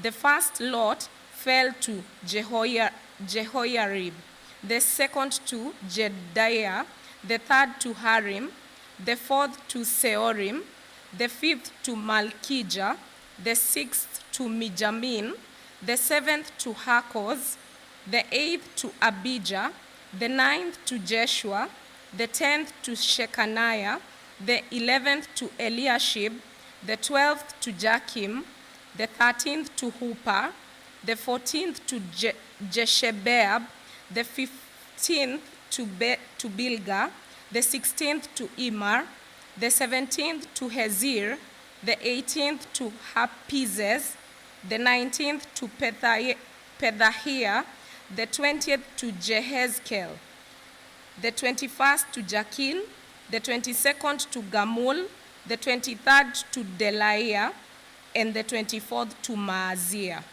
This was their appointed order of ministering when they entered the temple of the Lord, according to the regulations prescribed for them by their father Aaron, as the Lord, the God of Israel, had commanded him. As for the rest of the descendants of Levi, from the sons of Amram, Shubael; from the sons of Shubael, Jedaiah. As for Rehabiah, from his sons, Ishiah was the first. From the Israelites, Shelomoth; from the sons of Shelomoth, Jahath; the sons of Hebron, Jeriah the first, Amariah the second, Jehaziel the third, and Jechamim the fourth. The son of Uzziel, Micah; from the sons of Micah, Shamir; the brother of Micah, Ishia; from the sons of Ishia, Zechariah; the sons of Merari, Mahli and Mushi; the son of Jaziah, Beno; the sons of Merari, from Jaziah, Beno, Shoham, Zakur, and Ibri; from Mahli, Eliza, who had no sons; from Kish, the son of Kish, Jerahmeel; and the sons of Mushi, Mahli, Eder, and Jerimoth. These were the Levites according to their families. They also cast lots, just as their brothers, the descendants of Aaron, did, in the presence of King David and of Zadok, Ahimelech, and the heads of families of the priests and of the Levites. The families of the oldest brother were treated the same as those of the youngest. David, together with the commanders of the army, set apart some of the sons of Asaph, Heman and Jeduthun, for the ministry of prophesying, accompanied by harps, lyres, and cymbals. Here is the list of the men who performed this service. From the sons of Asaph, Zakur, Joseph, Nethaniah, and Asarela. The sons of Asaph were under the supervision of Asaph, who prophesied under the king's supervision. As for Jeduthun, from his sons, Gedaliah, Zeri, Jeshaiah, Shibei, Heshabiah, and Mattithiah, 6 in all, under the supervision of their father Jeduthun, who prophesied using the harp in thanking and praising the Lord, in thanking and praising the Lord. As for Heman, from his sons, Bukiah, Mattaniah, Uzziel, Shubael, and Jerimoth, Hananiah, Hanani, Eliathah, Gidalti, and Romamti-Ezer, Joshbekasha, Malothi, Hothir, and Mahazioth. All these were sons of Heman the king's seer. They were given him through the promises of God to exalt him. God gave Heman 14 sons and 3 daughters. All these men were under the supervision of their fathers for the music of the temple of the Lord with cymbals, lyres, and harps for the ministry at the house of God. Asaph, Jeduthun, and Heman were under the supervision of the king, along with their relatives, all of them trained and skilled in music for the Lord. They numbered 288. Young and old alike, teacher as well as student, cast lots for their duties. The first lot, which was for Asaph, fell to Joseph, his sons and relatives. The second to Gedaliah, he and his relatives. The first lot, which was for Asaph, fell to Joseph, his sons and relatives, 12.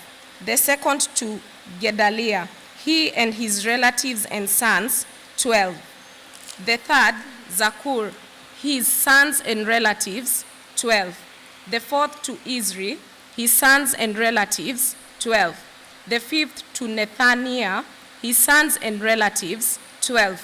The sixth to Bukiah, his sons and relatives, 12. The seventh to Jesarela, his sons and relatives, 12. The eighth to Jeshaiah, his sons and relatives, 12. The ninth to Mattaniah, his sons and relatives, 12. The 10th to Shimei, his sons and relatives, 12. The 11th to Azarel, his sons and relatives, 12. The 12th to Heshabiah, his sons and relatives, 12. The 13th to Shubael, his sons and relatives, 12. The 14th to Mattithiah, his sons and relatives, 12. The 15th to Jerimoth, his sons and relatives, 12. The 16th to Hananiah, his sons and relatives, 12. The 17th to Joshbekasha, his sons and relatives, 12. The 18th to Hanani, his sons and relatives, 12. The 19th to Malothi, his sons and relatives, 12. The 20th to Eliathah, his sons and relatives, 12. The 21st to Hothir, his sons and relatives, 12. The 22nd to Gidalti, his sons and relatives, 12. The 23rd to Mahazioth, his sons and relatives, 12. The 24th to Romamti-Ezer, his sons and relatives, 12.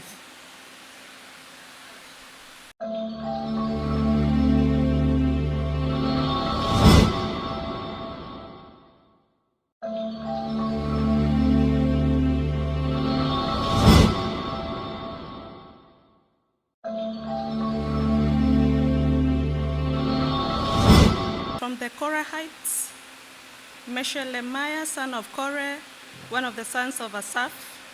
Meshelemiah had sons: Zechariah the firstborn, Jedialel the second, Zebadiah the third, Jathniel the fourth, Elam the fifth, Jehohanan the sixth, and Eliehonai the seventh. Obed-Edom also had sons: Shemaiah the firstborn, Jehozadab the second, Joah the third, Sakar the fourth, Nethanel the fifth, Amiel the sixth, Issachar the seventh, and Peulethai the eighth, for God had blessed Obed-Edom. His son Shemaiah also had sons who were leaders in their father's family because they were very capable men. The sons of Shemaiah, Othni, Raphael, Obed, Elzabad. His relatives Elihu and Shemakiah were also able men. All these were descendants of Obed-Edom. They had their sons and their relatives were capable men with the strength to do the work. Descendants of Obed-Edom, 62 in all. Meshelemiah had sons and relatives who were able men, 18 in all.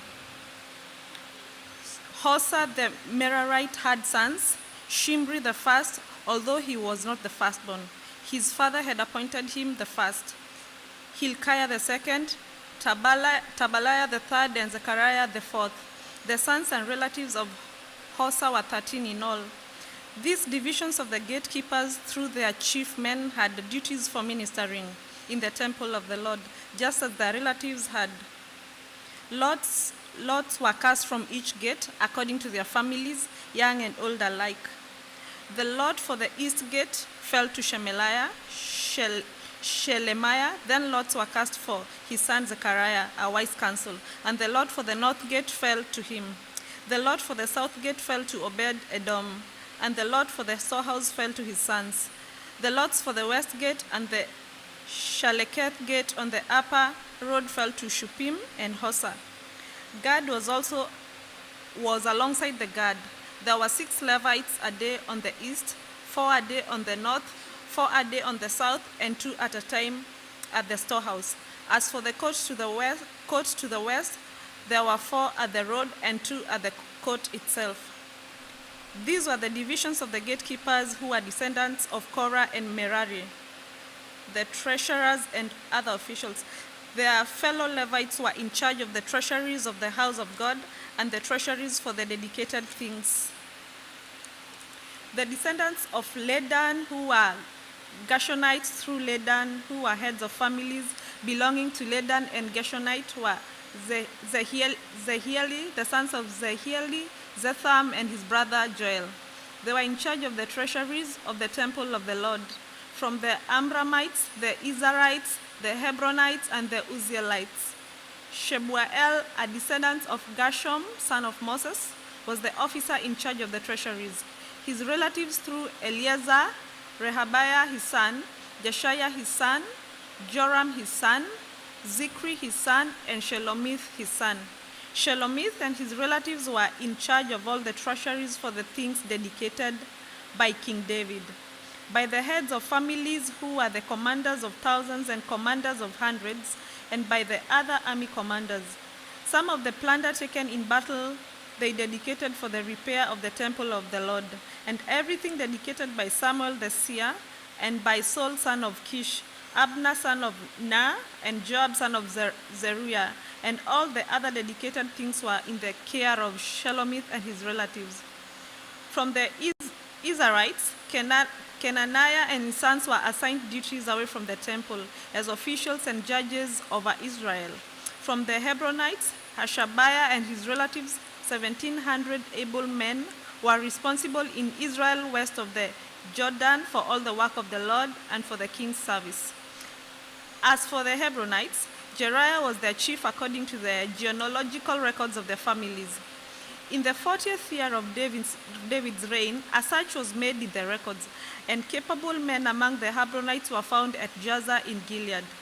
Jeriah had 2,700 relatives who were able men and heads of families, and King David put them in charge of the Reubenites and Gadites and the half-tribe of Manasseh for every matter pertaining to God and for the affairs of the king.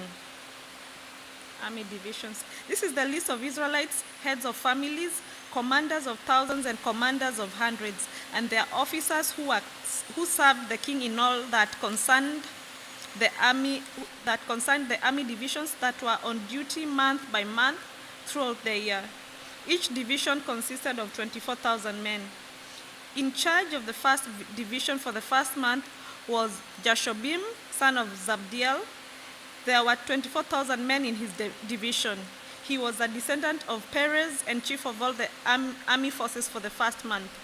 In charge of the division for the second month was Dodai, the Ahohite. Mikloth was the leader of his division. There were 24,000 men in his division. The third army commander for the third month was Benaiah, son of Jehoiada, the priest. He was chief, and there were 24,000 men in his division. This was the Benaiah who was a mighty man among the 30 and was over the 30. His son Amizabad was in charge of the division. For the fourth month was Asahel, the brother of Joab. His son Zebadiah was his successor. There were 24,000 men in his division. For the fifth month was the commander Shamhuth, the Israelite. There were 24,000 men in his division. For the sixth month was Ira, the son of Ikesh, the Tekoite. There were 24,000 men in his division. For the seventh month was Helez, the Pelonite, and Ephraimite. There were 24,000 men in his division. For the eighth month was Sibekai, the Hushashite, Zerahite. There were 24,000 men in his division. For the ninth month was Abijah, the Ananothite, a Benjamite. There were 24,000 men in his division. For the 10th month was Maharai, the Netophathite, a Zerahite. There were 24,000 men in his division. For the 11th month was Benaiah, the Pirathonite, and Ephraimite. There were 24,000 men in his division. For the 12th month was Heldai, the Netophathite, from the family of Othniel. There were 24,000 men in his division. The officers over the tribes of Israel: over the Reubenites, Eliza son of Zikri; over the Simeonites, Shephatiah son of Makkah; over Levi, Hashabiah son of Kemuel; over Aaron, Zadok; over Judah, Elihu, a brother of David; over Issachar, Omri son of Michael; over Zebulun, Ishmaiah son of Obadiah; over Naphtali, Jerimoth son of Azrael; over Ephraimites, Hoshea son of Azaziah; over half of the tribe of Manasseh, Joel son of Pedaiah; over the half-tribe of Manasseh in Gilead, Iddo son of Zechariah; over Benjamin, Jasiel son of Abner; over Dan, Azarel son of Jeroham. These were the officers over the tribes of Israel. David did not take the number of the men 20 years old or less, because the Lord had promised to make Israel as numerous as the stars in the sky. Joab, son of Zeruiah, began to count the men, but did not finish. Wrath came to Israel on account of his numbering, and the number was not entered in the book of the annals of King David. Asmaveth, son of Adiel, was in charge of the royal storehouses. Jonathan, son of Uzziah, was in charge of the storehouses in the outlying districts, in the towns, the villages, and the watchtowers. Ezri, son of Kelub, was in charge of the field workers who farmed the land. Shimei, the Ramathite, was in charge of the vineyards. Zabdi, the Shiphamite, was in charge of the produce of the vineyards for the wine vats. Baal Hanan, the Gederite, was in charge of the olive and sycamore fig trees in the western foothills. Joash was in charge of the supplies of olive oil. Shitrai, the Sharonite, was in charge of the herds grazing in Sharon. Shaphat, son of Adlai, was in charge of the herds in the valleys.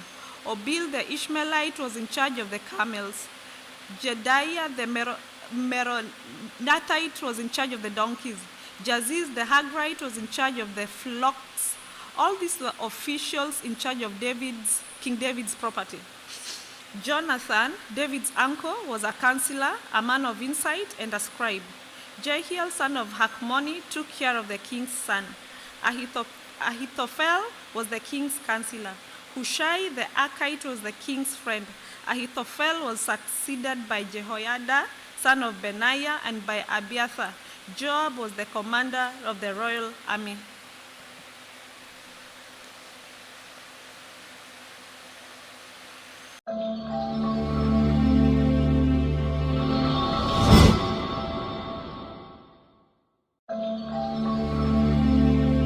Jerusalem.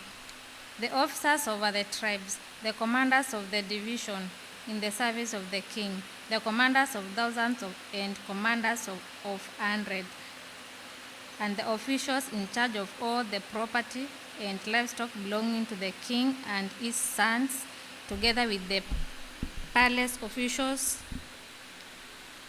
the mighty men, and all the brave warriors. King David rose to his feet and said, "Listen to me, my brothers and my people. I had it in my heart to build a house as a place of rest for the ark of the covenant of the Lord, for the footstool of our God. And I made plans to build it. But God said to me, you are not to build a house for my name, because you are a warrior and have shed blood. Yet the Lord, the God of Israel, chose me from my whole family to be king over Israel forever. He chose Judah as leader, and from the house of Judah he chose my family, and from my father's son he was pleased to make me king over all Israel. Of all my sons, and the Lord has given me many, he has chosen my son Solomon to sit on the throne of the kingdom of the Lord over Israel. He said to me, Solomon, your son, is the one who will build my house and my courts, for I have chosen him to be my son, and I will be his father. I will establish his kingdom forever, if he is unswerving in carrying out my commands and laws, as is being done at his time. So now I charge you in the sight of all Israel and of the assembly of the Lord and the hearing of our God, be careful to follow all the commands of the Lord your God, that you may possess his good land and pass it on as an inheritance to your descendants forever. And you, my son Solomon, acknowledge the God of your father, and serve him with wholehearted devotion and with willing mind, for the Lord searches every heart and understand every motive behind the thoughts. If you seek him, he will be found by you. But if you forsake him, he will reject you forever. Consider now, for the Lord has chosen you to build a temple as sanctuary. Be strong and do the work. Then David gave his son Solomon the plans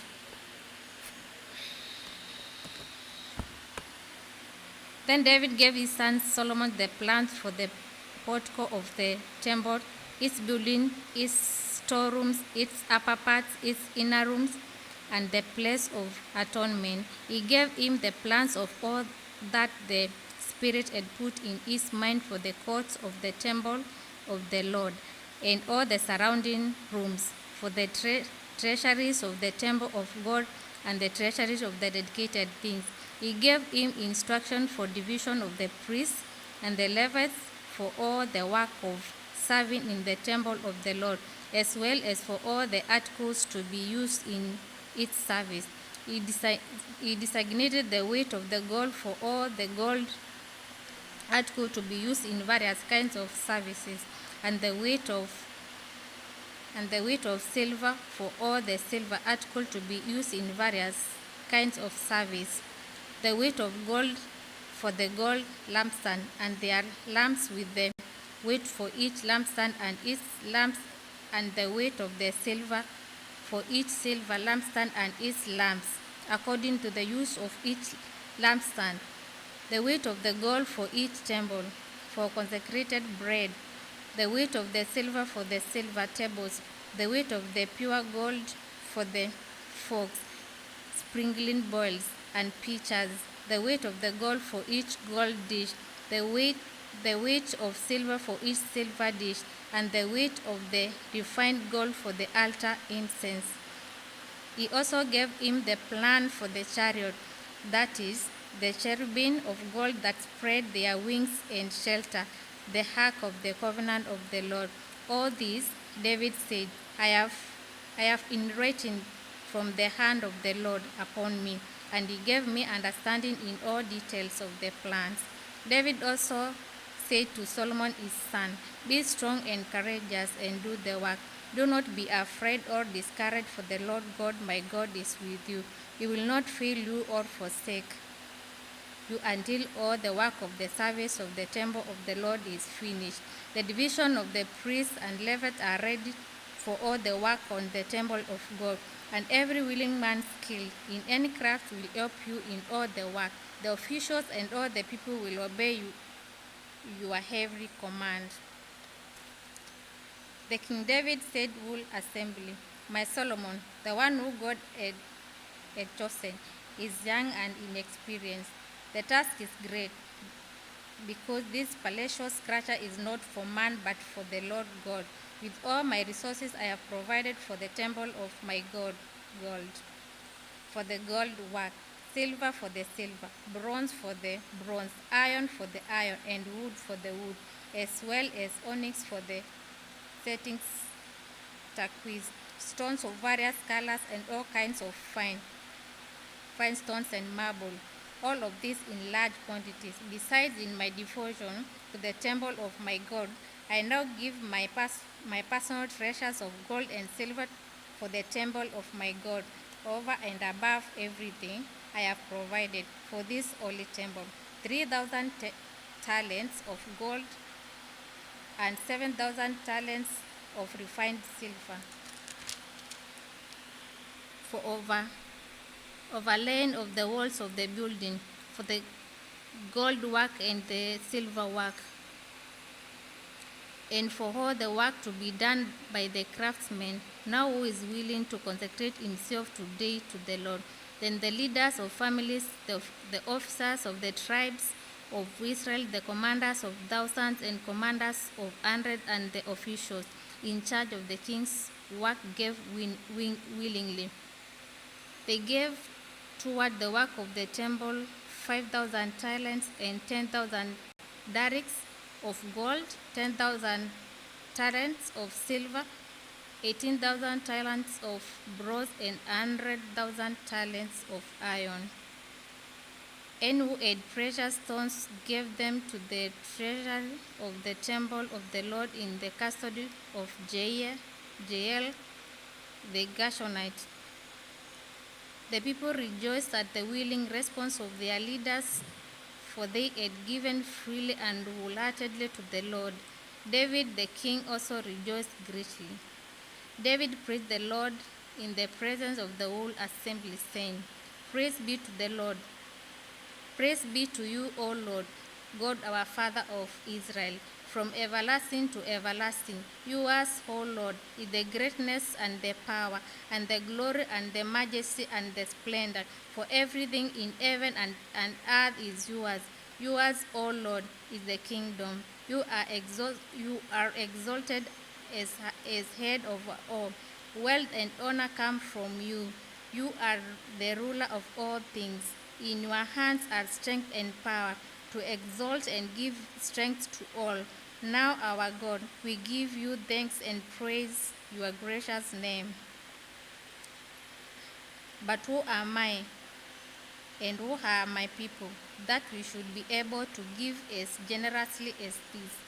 Everything comes from you, and we have given you only what comes from your hand. We are aliens and strangers in your sight, as were all our forefathers. Our days on earth are like a shadow without hope. O Lord our God, as for all this abundance that we have provided for building you a temple for your holy name, it comes from your hand, and all it belongs to you. I know, my God, that you test the heart and are pleased with integrity. All these things have I given willingly and with honest intent. And now I have seen with joy how willingly your people who are here have given to you. O Lord, God our fathers, Abraham, Isaac, and Israel, keep this desire in the hearts of your people forever, and keep their hearts loyal to you, and give my son Solomon the whole heart devotion to keep your commands, requirements, and decrees, and to everything to build the palatial structure for which I have provided." Then David said to the whole assembly, "Praise the Lord your God." So they all praised the Lord and the God of their fathers. They bowed low and fell prostrate before the Lord the King.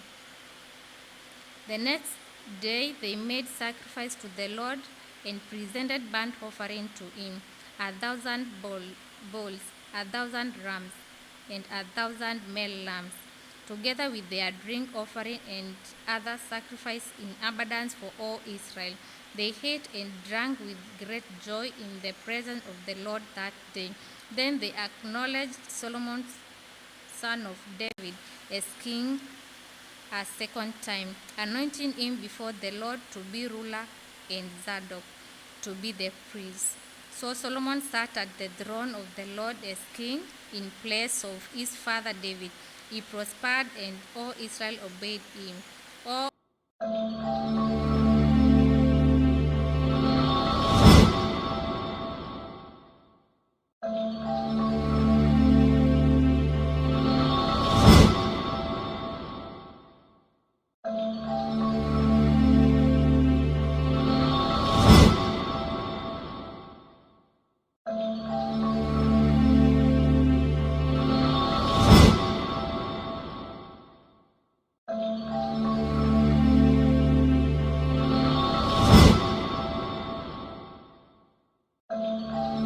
wide.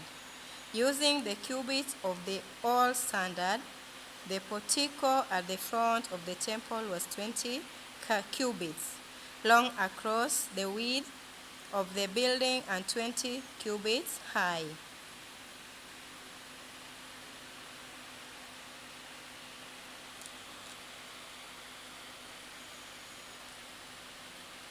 The foundation Solomon laid for building the temple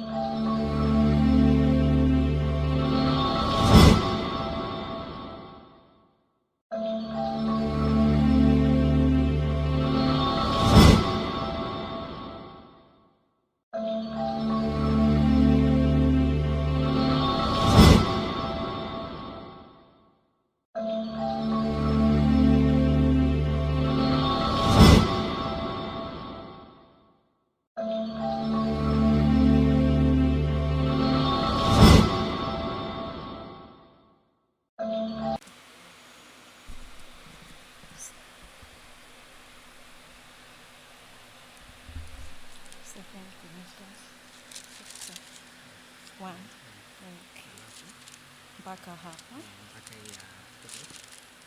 Number 3.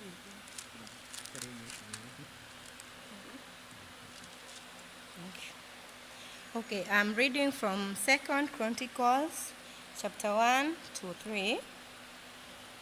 Solomon, son of David, established himself firmly over his kingdom, for the Lord his God was with him and made him exceedingly great. Then Solomon spoke to all Israel, to the commanders of thousands and commanders of hundreds, to the judges and all the leaders of Israel, the heads of families. And Solomon and the whole assembly went to the high place at Gibeon, for God's tent of meeting was there, which Moses, the Lord's servant, has made in the desert. Now David has brought up the arks of God from Kiriath Jearim to the place he had prepared for it, because he had pitched a tent for it in Jerusalem. But the bronze altar that Bezalel, son of Uri, the son of Hur, had made was in Gibeon, in front of the tabernacle of the Lord. So Solomon and the assembly inquired of him there, Solomon went up to the bronze altar before the Lord in the tent of meeting and offered 1,000 burnt offering on it. That night God appeared on Solomon and said to him, "Ask for whatever you want me to give you." Solomon answered God, "You have shown great kindness to David my father and have made me king in his place. Now, Lord God, let your promise to my father David be confirmed, for you have made me king over a people who are as numerous as the dust of the earth. Give me wisdom and knowledge that I may lead these people, for who is able to govern is great people of yours." God said to Solomon, "Since this is your heart's desire, and you have not asked for wealth, riches, or honor, nor for the death of your enemies, and since you have not asked for a long life, but for wisdom and knowledge to govern my people, over whom I have made you king. Therefore, wisdom and knowledge will be given you, and I will also give you wealth, riches, and honor, such as no king who was before you ever had, and none after you will have." Then Solomon went to Jerusalem from the high place of Gibeon, from before the tent of meeting, and he reigned over Israel. Solomon accumulated chariots and horses. He had 1,400 chariots and 12,000 horses, which he kept in the chariot cities, and also with him in Jerusalem. The king made silver and gold as are common in Jerusalem as stones, and cedar as plentiful as sycamore fig trees in the foothills. Solomon's horses were imported from Egypt and from Kue. The royal merchants purchased them from Kue. Then they imported a chariot from Egypt for 600 shekels of silver and a horse of 150. They also exported them to all the kings of the Hittites and of the Arameans. Chapter 2. Preparing for building the temple. Solomon gave orders to build a temple for the name of the Lord and royal palace for himself. He conscripted 70,000 men as carriers and 80,000 as stone cutters in the hill, and 3,600 as foremen over them. Solomon sent this message in Hiram, king of Tyre: "Send me cedar logs, as you did for my father David, when you sent him cedar to build a palace to live in. Now I am about to build a temple for the name of the Lord my God, and to dedicate it to him for burning fragrant incense before him, for setting out the consecrated bread regularly, and for making burnt offerings every morning and evening, and on Sabbaths, and new moons, and at the appointed feasts of the Lord our God. This is lasting ordinance for Israel. The temple I'm going to build will be great, because our God is greater than all other gods. But who is able to build a temple for him?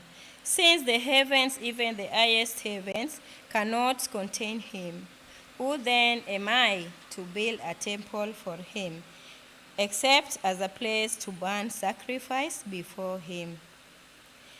Send me, therefore, a man skilled to work in gold and silver, bronze and iron, and in purple, crimson, and blue yarn, and experience in the arts of engraving, to work in Judah and Jerusalem with my skilled craftsmen, whom my father David provided. Send me also cedar, pine, and algan, logs from the Lebanon. For I know that your men are skilled in cutting timber there. My men will work with yours to provide me with plenty of lumber, because the temple I build must be large and magnificent. I will give you servants, the woodsmen who cut the timber, 20,000 cores of ground wheat, 20,000 cores of barley, 20,000 baths of wine, and 20,000 baths of olive oil. Hiram, king of Tyre, replied by letter to Solomon, because the Lord loves his people, he has made you their king. And Hiram added, Praise be the Lord, the God of Israel, who made heaven and earth. He has given King David a wise son, endowed in intelligence and discernment, who will build a temple for the Lord and a palace for himself. I'm sending you Hiram-Abi, a man of great skill, whose mother was from Dan and whose father was from Tyre. He is trained to work in gold and silver, bronze and iron, stone and wood, and with purple and blue, and crimson yarn and fine wood, and crimson yarn and the fine linen. He is experienced in all kinds of engraving and can execute any design given to him. He will work with your craftsmen and with those of my lord David your father. Now let my lord send his servants the wheat and barley and the olive oil and wine he promised. He will cut all the logs from Lebanon that you need and will float them in rafts by sea down to Joppa.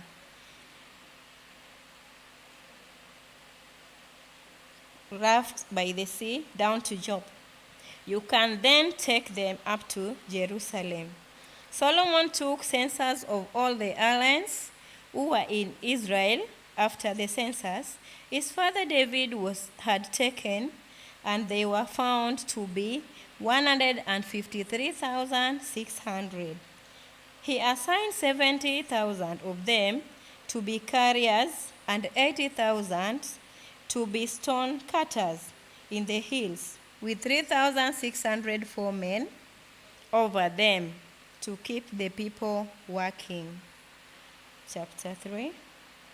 Solomon builds the temple. Then Solomon began to build the temple of the Lord in Jerusalem on Mount Moriah, where the Lord had appeared to his father David. It was on the threshing floor of Araunah. The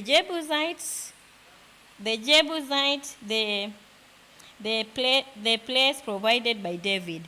He began building on the second day of the second month in the 4th year of his reign. The foundation Solomon laid for building the temple of God was 60 cubits long and 20 cubits wide.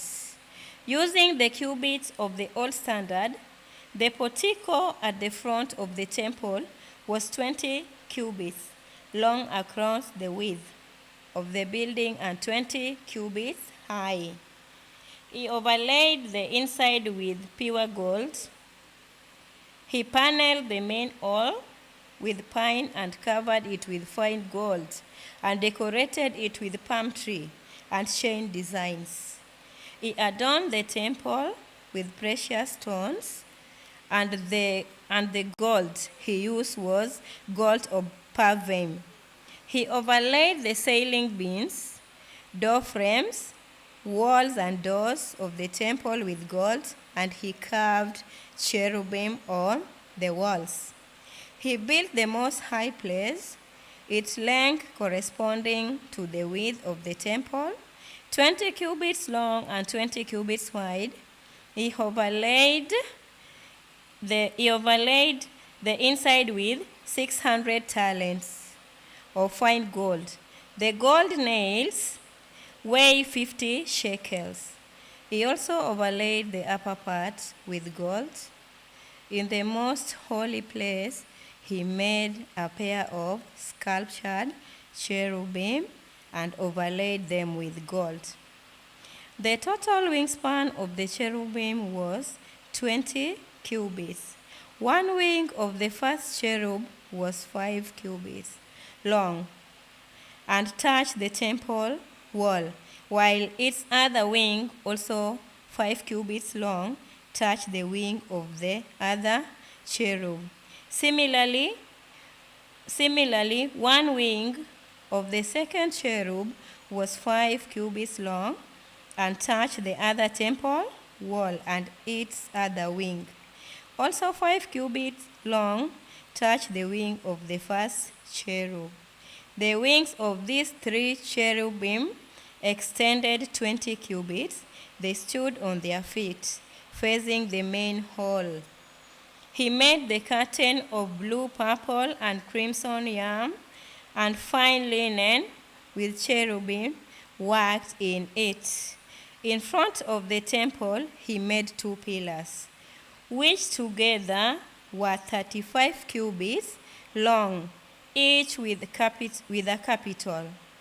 On top, measuring 5 cubits, he made interwoven chains and put them on the top of pillars. He also made 100 pomegranates and attached them to the chains. He erected the pillars in the front of the temple, one to the south and one to the north. The one to the south he named Jehu, and the one to the north Boaz.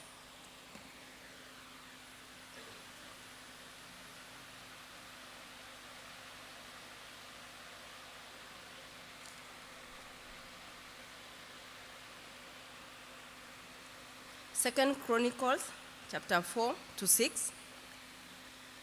He made a bronze altar, 20 cubits long,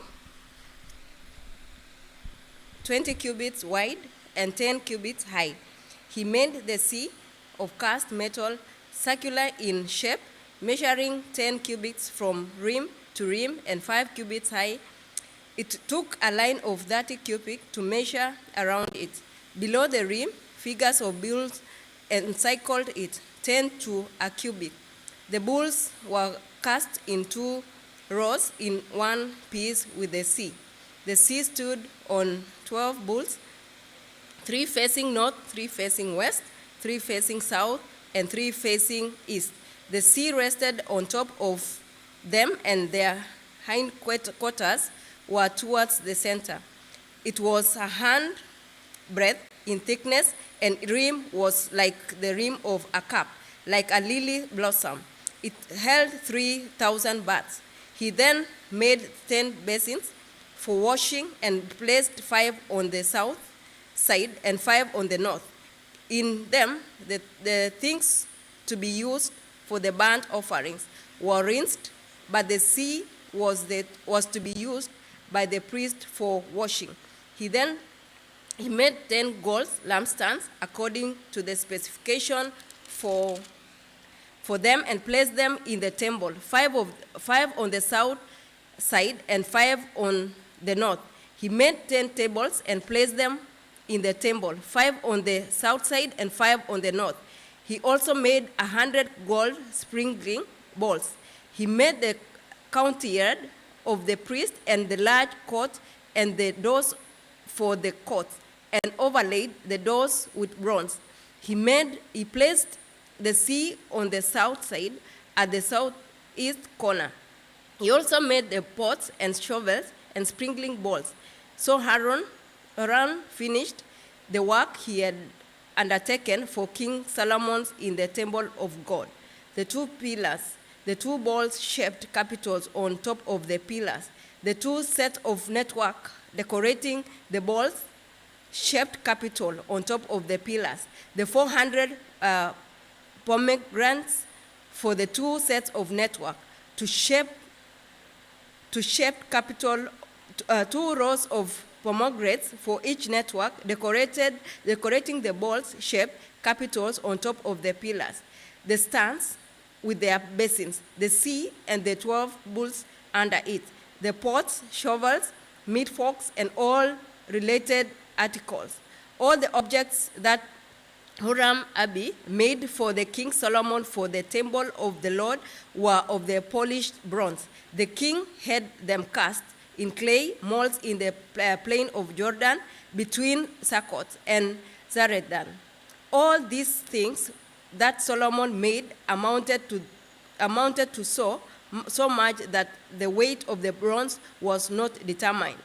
Solomon also made all the furnishing that were in God's temple, the golden altar, the tables on which was the bread of the presence, the lampstands of pure gold with their lamps to burn in front of the inner sanctuary as prescribed, the gold floral work and lamps and tongues, the pure gold wicked trimmers, sprinkling bowls, dishes, and censers, and the gold doors of the temple, the inner doors to the most holy place, and the doors of the main hall. Chapter 5. When all the work Solomon had done for the temple of the Lord was finished, he brought in the things his father David had dedicated, the silver, the gold, and all furnishing, and he placed them in the treasuries of God's temple. Then Solomon summoned Jerusalem, the elders of Israel, all the heads of the tribes, and the chiefs of the Israelites' families, to bring up the ark of the Lord's covenant from Zion, the city of David. And all the men of Israel came together to the king at the time of festivals in all the 7th month. When all the elders of the Israel had arrived, the Levites took up the ark and they brought up the ark and the tent of meeting and all the sacred furnishing in it. The priests who were Levites gathered them up, and King Solomon and the entire assembly of Israel that had gathered about him were before the ark, sacrificing so many sheep and cattle that they could not be recorded or counted. The priests then brought the ark of the Lord's covenant to its place in the inner sanctuary of the temple, the most holy place, and to put it beneath the wings of the cherubim. The cherubim spread their wings over the place of the ark and covered the ark and its carrying poles. These poles were so long that their ends extending from the ark could be seen from the front of the inner sanctuary, but not from the outside of the holy place. And they are still there today. There was nothing in the ark except the 2 tablets that Moses had placed in it at Horeb, where the Lord made a covenant with the Israelites after they came out of Egypt. The priest then withdrew from the holy place. All the priests who were there and consecrated themselves, regardless of their division. All the Levites who were musicians, Asaph, Heman, Jeduthun, and their sons and relatives, stood on the east side of the altar, dressed in the fine linen and playing cymbals, harps, and lyres. They were accompanied by 120 priests, sounding trumpets. The trumpeters and singers joined in unison, as with one voice, to give praise and thanks to the Lord. Accompanied by trumpets, cymbals, and other instruments, they raised their voices in praises to the Lord and sang, "He is good, his love endures forever." Then the temple of the Lord was filled with a cloud, and priests could not perform their service because of the cloud, for the glory of the Lord filled the temple of God. Chapter 6. Then Solomon said, the Lord has said that he could dwell in a dark cloud. I have built a magnificent temple for you, a place for you to dwell forever. When the whole assembly of Israel was standing there, The king turned around and blessed them.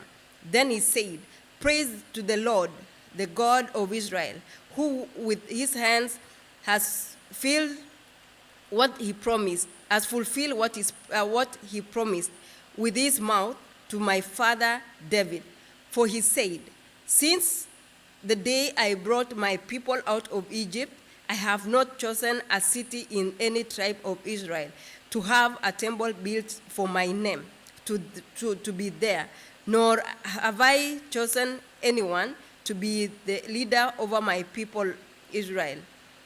But now I have chosen Jerusalem for my name, to be there, and I have chosen David to rule my people Israel. My father David had it in his heart to build a temple for the name of the Lord, the God of Israel. But the Lord said to my father David, because it was in your heart to build a temple for my name, you did well to have this in your heart. Nevertheless, you are not the one to build the temple, but your son, who is your own flesh and blood. He is the one who will build the temple for my name. The Lord has kept the promise he made. I have succeeded David my father, and now I sit on the throne of Israel, just as the Lord promised, and I have built the temple for the name of the Lord of Israel.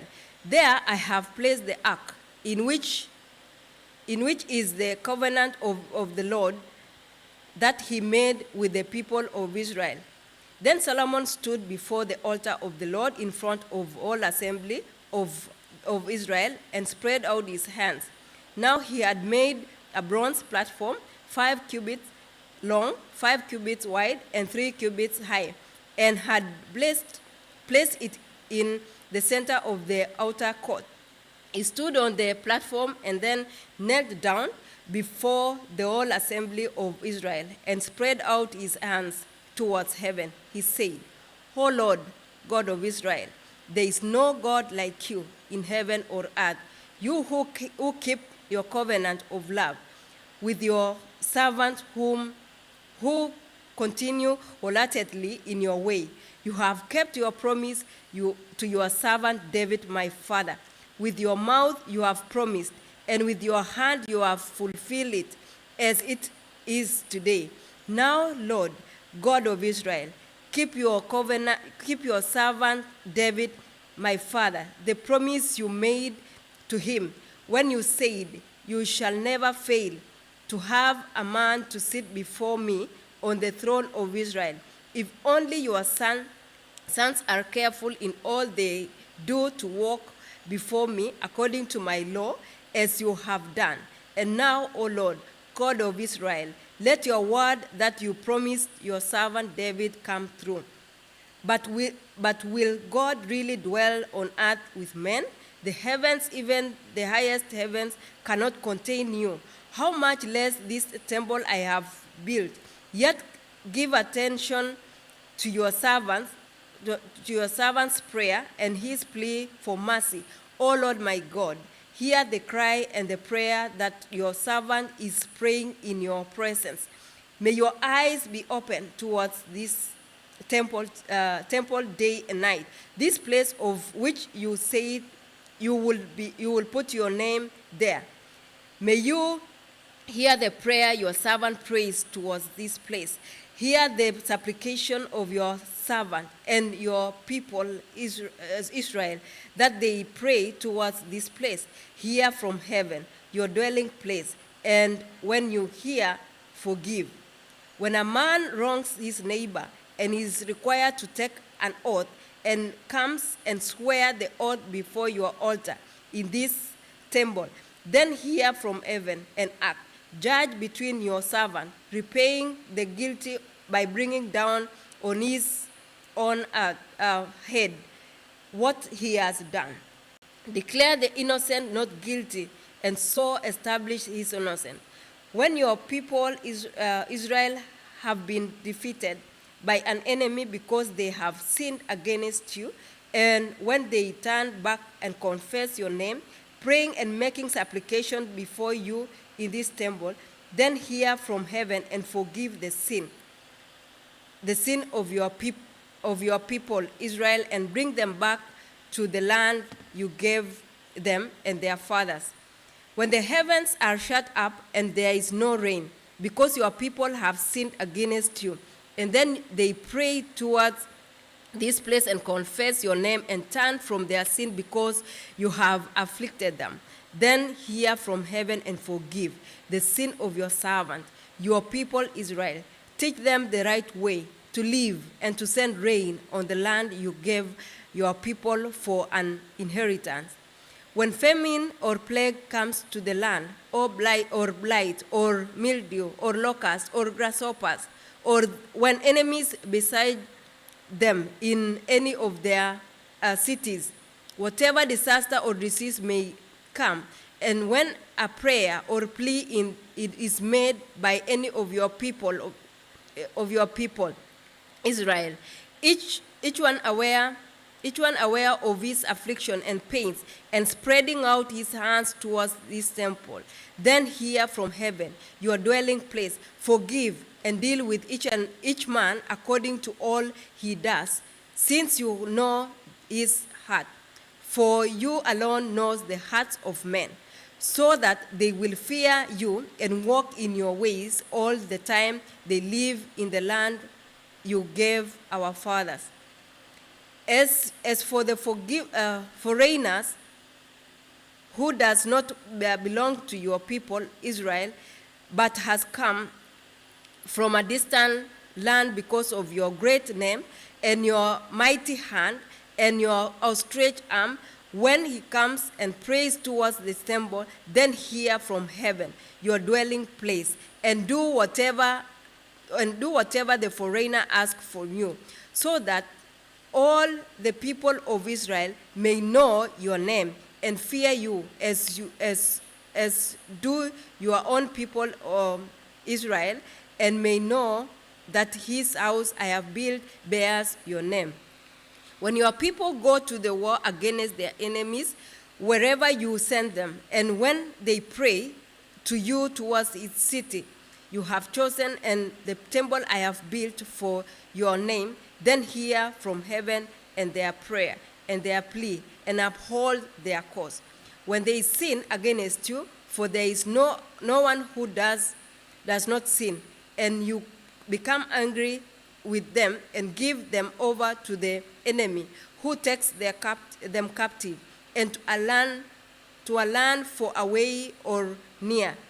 And if they have a change of heart in the land where they are held captive, they repent and plead with you in the land of their captivity, and say, we have sinned, we have done wrong and acted wickedly. And if they turn back to you with all their hearts and soul in the land of the captivity where they were taken, and pray towards the land you gave their fathers, towards the city you have chosen, and towards the temple I have built for your name, then from heaven, your dwelling place, hear their prayer and their pleas, and uphold their cause, and forgive your people, and who have sinned against you. Now, my God, may your eyes be open and your ears attentive to the prayer offered in these people. Now arise, O Lord, and come to your resting place, you and the ark of your mighty.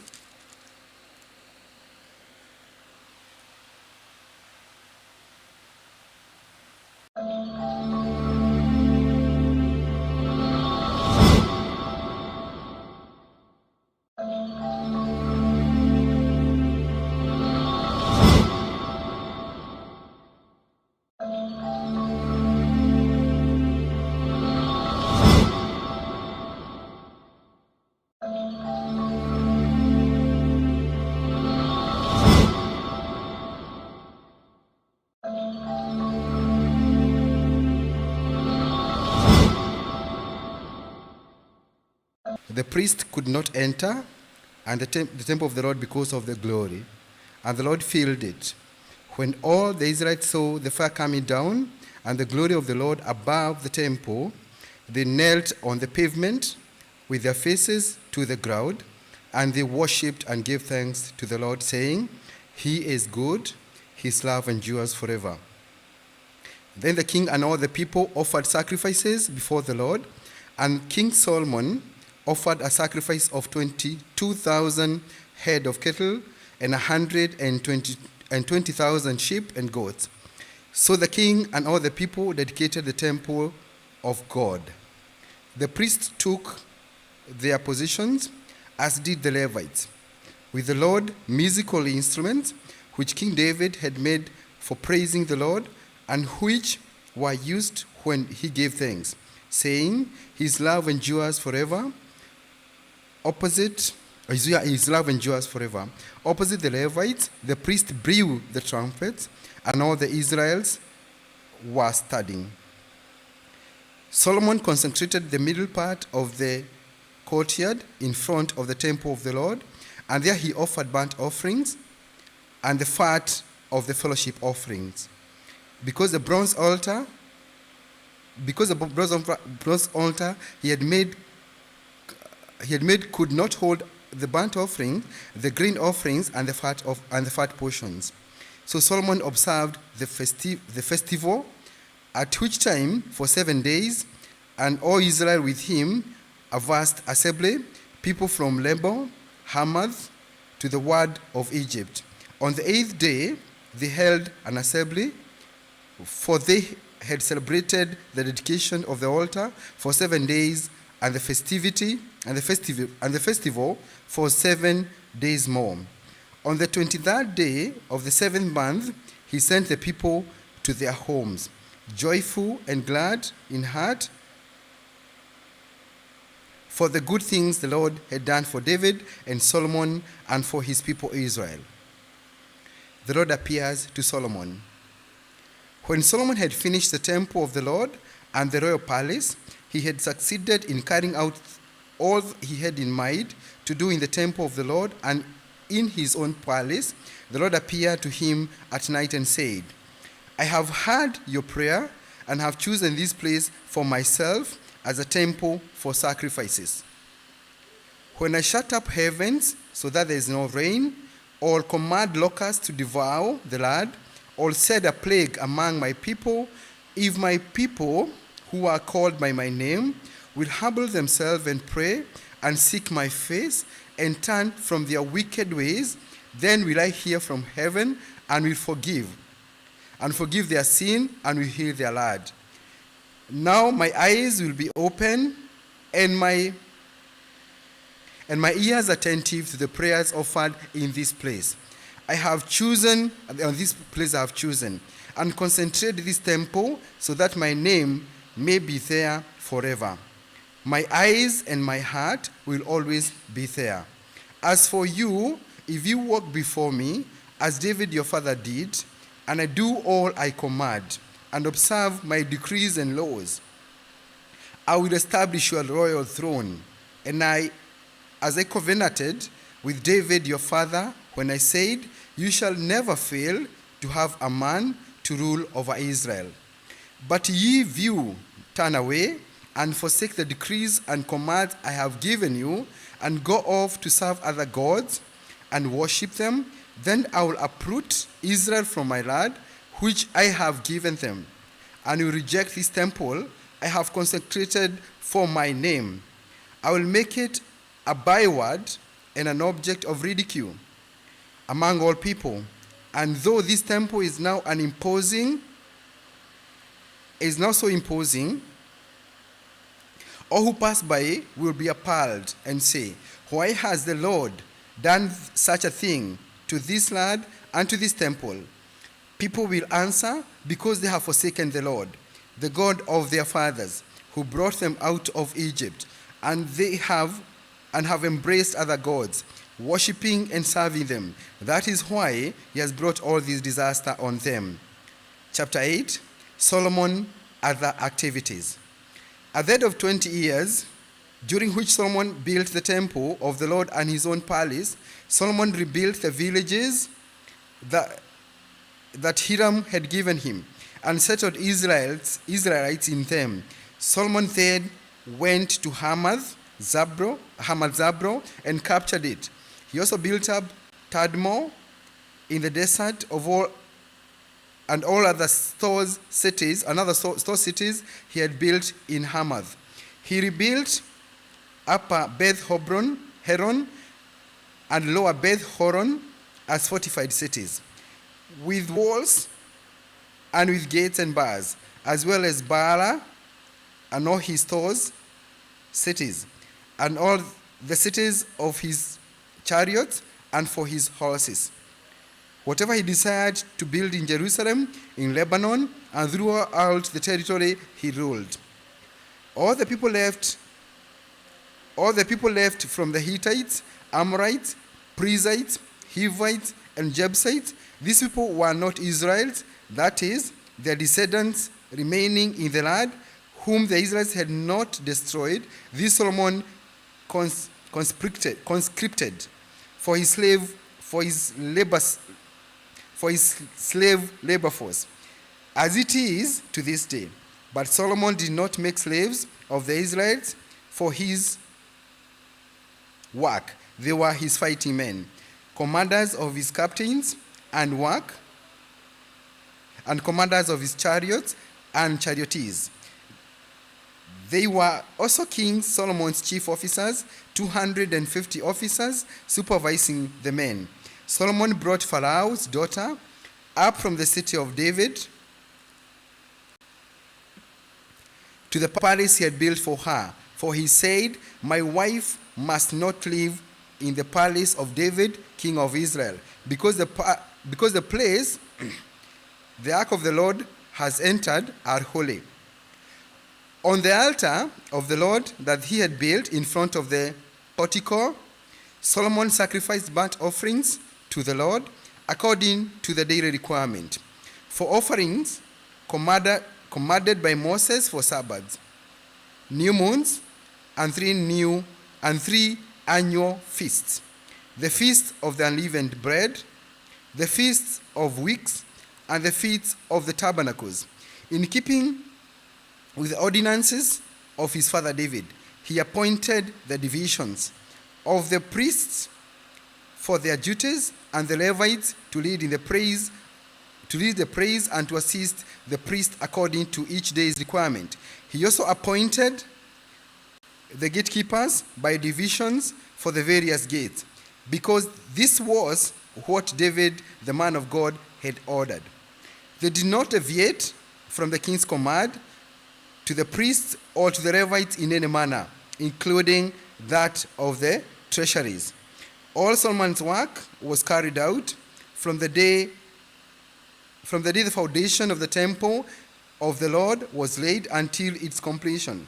So the temple of the Lord was finished. Then Solomon went to Ezion-Geber and Elath on the coast of Edom, and Hiram sent his ships commanded by his own officers, men who knew the sea. These, with Solomon's men, sailed the Ophir and brought back 450 talents of gold, which they delivered to King Solomon. Chapter 9. The Queen of Sheba visits Solomon.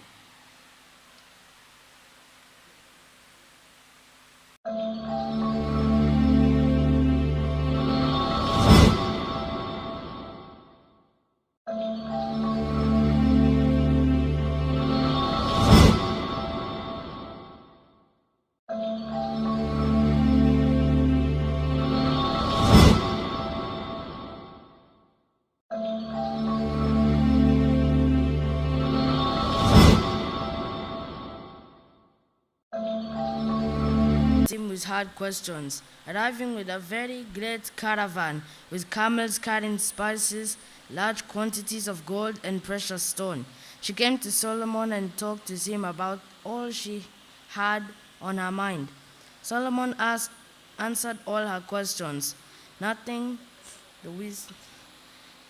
was too hard for him to explain to her. When the queen of Sheba saw the wisdom of Solomon, as well as the place he has built, The food on his table, Sheba saw the food on his table, the sitting of his officials, and attending servants in their robes, the cupbearers in their robes, and the burnt offerings he has made at the temple of the Lord. She was overwhelmed. She said to the king, "The report I had in my own country about your achievements and your wisdom is true. But I did not believe what they said until I came and saw with my own eyes. Indeed, not even half of the greatness of your wisdom was told me. You have far exceeded the report I had. How happy your men must be! How happy your officials who continually stand before you and hear your wisdom. Praise to be to the Lord your God, who has delighted in you and placed the love of God for Israel and his desires to uphold them forever. He has made you king over them, to maintain justice and righteousness." Then she gave the king 120 talents of gold, large quantities of spices and precious stones. There has never been such spices as those the queen of Sheba gave to King Solomon. The men of Hiram and the men of Solomon brought gold from Ophir. They also brought algum wood and precious stones. The king used the algum wood to make steps for the temple of the Lord and for the royal palace, and to make harps and lyres for the musicians. Nothing like them had ever been seen in Judah. King Solomon gave the queen of Sheba all she desired and asked for. He gave her more than she had brought to him. Then she left and returned with her retinue to her own country. Solomon's splendor. The weight of the gold that Solomon received yearly was 666 talents, not including the revenues brought in by merchants and traders. Also, all the kings of Arabia and the governors of the land brought gold and silver to Solomon. King Solomon made 200 large sheets of hammered gold. 600 beakers of hammered gold went into each shield. He also made 300 small shields of hammering gold, with 300 beakers of gold in each shield. The king put them in the palace forest of Lebanon. Then the king made a great throne inlaid with ivory and overlaid with pure gold. The throne had 6 steps, and a footstool of gold was attached to it. On both sides of the seat were armrests, with a lion standing beside each of them. 12 lions stood on the 6 steps, one at either end of each step. Nothing like it had ever been made for any other kingdom. All King Solomon's goblets were gold, and all the household articles in the palace of the forest of Lebanon were pure gold. Nothing was made of silver, because silver was considered a little value in Solomon's day. The king had a fleet of trading ships manned by Hiram's men. Once every 3 years he returned, carrying gold, silver, and ivory, and apes and baboons. King Solomon was greater in riches and wisdom than all the other kings of the earth. All the kings of the earth sought audience with Solomon to hear the wisdom God had put in his heart. Year after year, everyone who came brought a gift, articles of silver and gold, and robes, weapons, and spices, and horses and mules. Solomon had 4,000 stalls for horses and chariots, and 12,000 horses, which he kept in the chariot cities, and also with him in Jerusalem. He ruled over all the kingdoms from the river to the land of the Philistines. As far as the border of Egypt, the king made silver as common in Jerusalem as stone, and cedar as plentiful as sycamore fig trees in the foothills. Solomon's horses were imported from Egypt and all other countries. Solomon's death. As for the other events of Solomon's reign from beginning to end, are they not written in the records of Nathan, the prophet, in the prophecy of Ahijah, the Shilonite, in the visions of Iddo, the seer concerning Joram, son of Nebat? Solomon reigned in Jerusalem over all Israel 40 years. Then he rested with his father and was buried in the city of David. His father and Rehoboam his son succeeded him as king.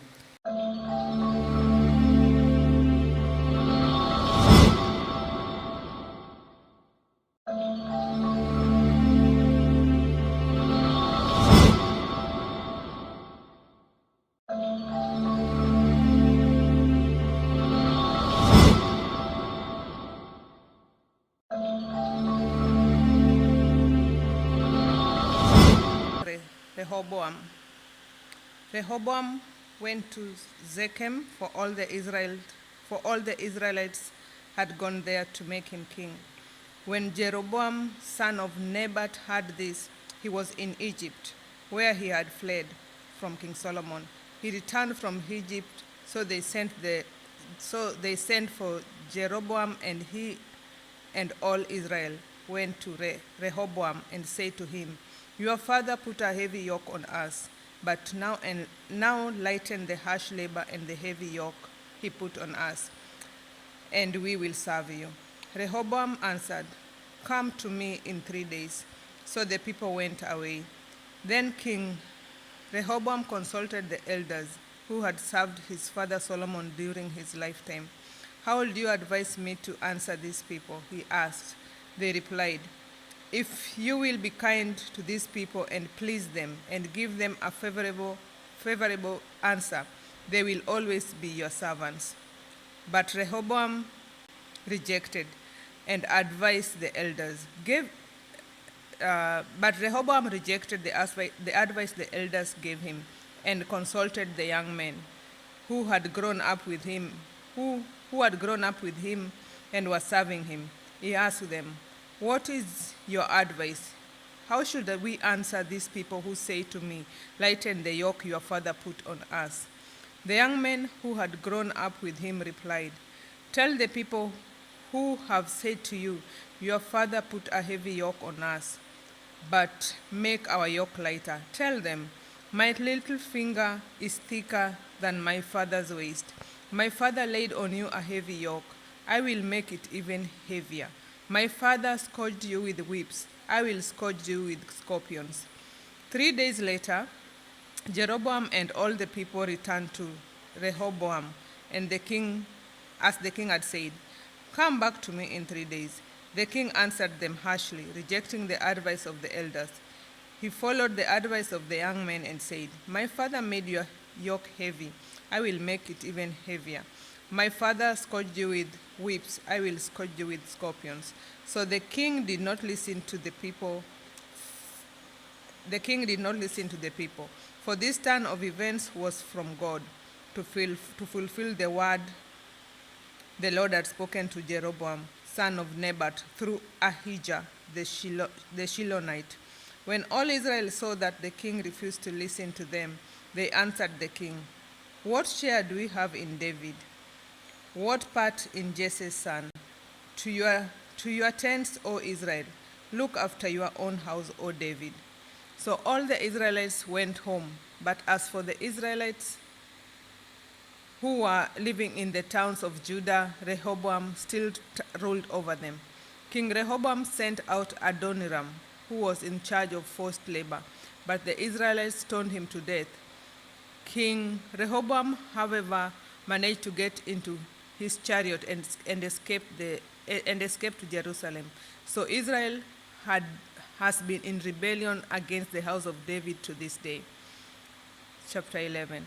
When Rehoboam arrived in Jerusalem, he mustered the house of Judah and Benjamin, 180,000 fighting men, to make war against Israel to regain the kingdom of Rehoboam. But this word of the Lord came to Shemaiah, the man of God, say to Rehoboam, son of Solomon, king of Judah, and to all the Israelites in Judah and Benjamin. This is what the Lord says. Do not go up to fight against your brothers. Go home, every one of you, for this is my doing. So they obeyed the words of the Lord and turned back from marching against Jeroboam. Rehoboam fortifies Judah. Rehoboam lived in Jerusalem and built up towns for defense in Judah: Bethlehem, Etam, Tekoa, Beth, Zua, Soko, Adullam, Gath, Hebron, Gath, Meresha, Ziph, Adoraim, Lazish, Azekah, Zoran, Aijalon, and Hebron. These were fortified cities in Judah and Benjamin. He strengthened their defenses and put commanders in them with supplies of food, olive oil, and wine. He put shields and spears in all the cities and made them very strong. So Judah and Benjamin were his. The priests and Levites from all their districts throughout Israel sided with him. The Levites even abandoned their pasture lands and property and came to Judah and Jerusalem, because Jeroboam and his sons had rejected them as priests of the Lord. And he appointed his own priest for the high places and for the goat and calf idols he had made. Those from every tribe of Israel who set their hearts on seeking the Lord, the God of Israel, followed the Levites to Jerusalem to offer sacrifices to the Lord, the God of their fathers. They strengthened the kingdom of Judah and supported Rehoboam, son of Solomon, 3 years, walking in the ways of David and Solomon during this time. Rehoboam's family. Rehoboam married Mahalath, who was the daughter of David's son Jerimoth, and of Abihail, the daughter of Jesse's son Eliab. She bore him sons Jeush, Shemariah, and Zaham. Then he married Maacah, daughter of Absalom, who bore him Abijah, Achai, Ziza, and Shelomith. Rehoboam loved Maacah, daughter of Absalom, more than any of his other wives and concubines. In all, he had 18 wives and 60 concubines, 28 sons and 60 daughters. Rehoboam appointed Abijah, son of Maacah, to be the chief prince among his brothers, in order to make him king. He acted wisely, dispersing some of his sons throughout the districts of Judah and Benjamin, and to all the fortified cities he gave them abundant provisions and took many wives for them. Chapter 12. Shishak attacks Jerusalem. After Rehoboam's position as king was established, he had become strong. He and all Israel with him abandoned the law of the Lord, because they had been unfaithful to the Lord. Shishak, king of Egypt, attacked Jerusalem in the 5th year of King Rehoboam with 1,200 chariots and 60,000 horsemen, and the innumerable troops of Libyans, Sukkites, and Cushites that came with him from Egypt. He captured the fortified cities of Judah and came as far as Jerusalem. Then the prophet Shemaiah came to Rehoboam and to the leaders of Judah who had assembled in Jerusalem for fear of Shishak. And he said to them, "This is what the Lord says. You have abandoned me, therefore I now abandon you to Shishak." The leaders of Israel and the king humbled themselves and said, "The Lord is just." When the Lord saw that they humbled themselves, this word of the Lord came to Shemaiah: "Since they have humbled themselves, I will not destroy them, but will soon give them deliverance. My wrath will not be poured out on Jerusalem through Shishak. They will, however, become subject to him, and that they may learn the difference between serving me and serving the kings of other lands." When Shishak, king of Egypt, attacked Jerusalem, he carried off the treasures of the temple of the Lord and the treasures of the royal palace. He took everything, including the gold shields Solomon had made. So King Rehoboam made bronze shields to replace them, and assigned these to the commanders of the guard and the guard on duty at the entrance to the royal palace. Whenever the king went to the Lord's temple, the guards went with him, bearing the shields, and afterward they returned them to the guard room. Because Rehoboam humbled himself, the Lord's anger turned from him, and he was not totally destroyed. Indeed, there was some good in Judah. King Rehoboam established himself firmly in Jerusalem and continued as king. He was 41 years old when he became king, and he reigned 17 years in Jerusalem, the city the Lord had chosen out of all the tribes of Israel, in which to put his name.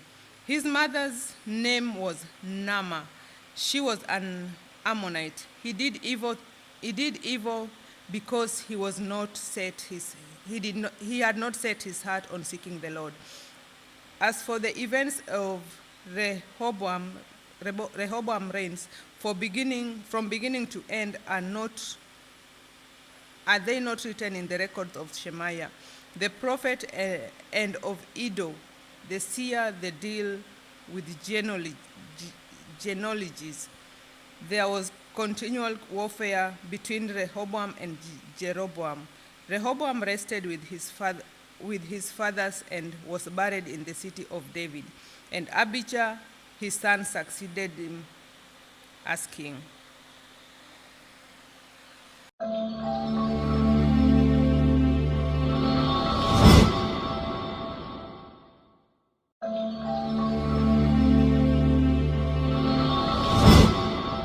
Of the reign of Jeroboam, Abijah became king of Judah, and he reigned in Jerusalem 3 years. His mother's name was Maacah, a daughter of Reuel of Gibeah. There was war between Abijah and Jeroboam. Abijah went into battle with a force of 400,000 able fighting men, and Jeroboam drew up a battle line against him with 800,000 able troops. Abijah stood on Mount Zemaraim in the hill country of Ephraim and said, Jeroboam and all Israel, listen to me. Do you know that the Lord, the God of Israel, has given the kingship of Israel to David and his descendants forever by a covenant of salt? Yet Jeroboam, son of Nebat, an official of Solomon, son of David, rebelled against his master. Some worthless scoundrels gathered around him and opposed Rehoboam, son of Solomon, when he was young and indecisive and not strong enough to resist them. And now you plan to resist the kingdom of the Lord, which is in the hands of David's descendants. You are indeed a vast army, and have with you the gold calves that Jeroboam made to your gods. But didn't you drive out the priests of the Lord, the sons of Aaron, and the Levites, and make priests of your own as the peoples of other lands do? Whoever comes to consecrate himself with a young bull and 7 rams may become a priest of what are not gods. As for us, the Lord is our God, and we have not forsaken him. The priests who serve the Lord are sons of Aaron, and the Levites assist them. Every morning and evening they present burnt offerings and fragrant incense to the Lord. They set out the bread of ceremonial fragrant incense to the Lord. They set out the bread on the ceremonially clean table and light the lamps on the gold lampstand every evening. We are observing the requirements of the Lord our God, but you have forsaken him. God is with us. He is our leader. His priests with their trumpets will sound the battle cry against you.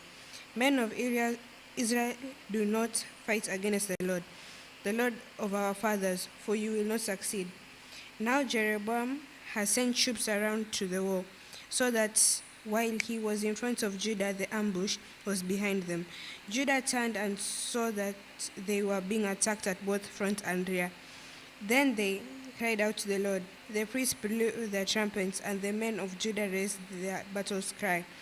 At the sound of the battle cry, God routed Jeroboam and all Israel before Abijah and Judah. The Israelites fled before Judah, and God delivered them into their hands. Abijah and his men inflicted heavy losses on them, so that there were 500. His men inflicted heavy losses on them, so there were 500,000 casualties among Israel's able men. The men of Israel were subdued on that occasion, and the men of Judah were victorious because they relied on the Lord, the God of their fathers. Abijah pursued Jeroboam and took from him the towns of Bethel, Jeshanah, and Ephron, with their surrounding villages.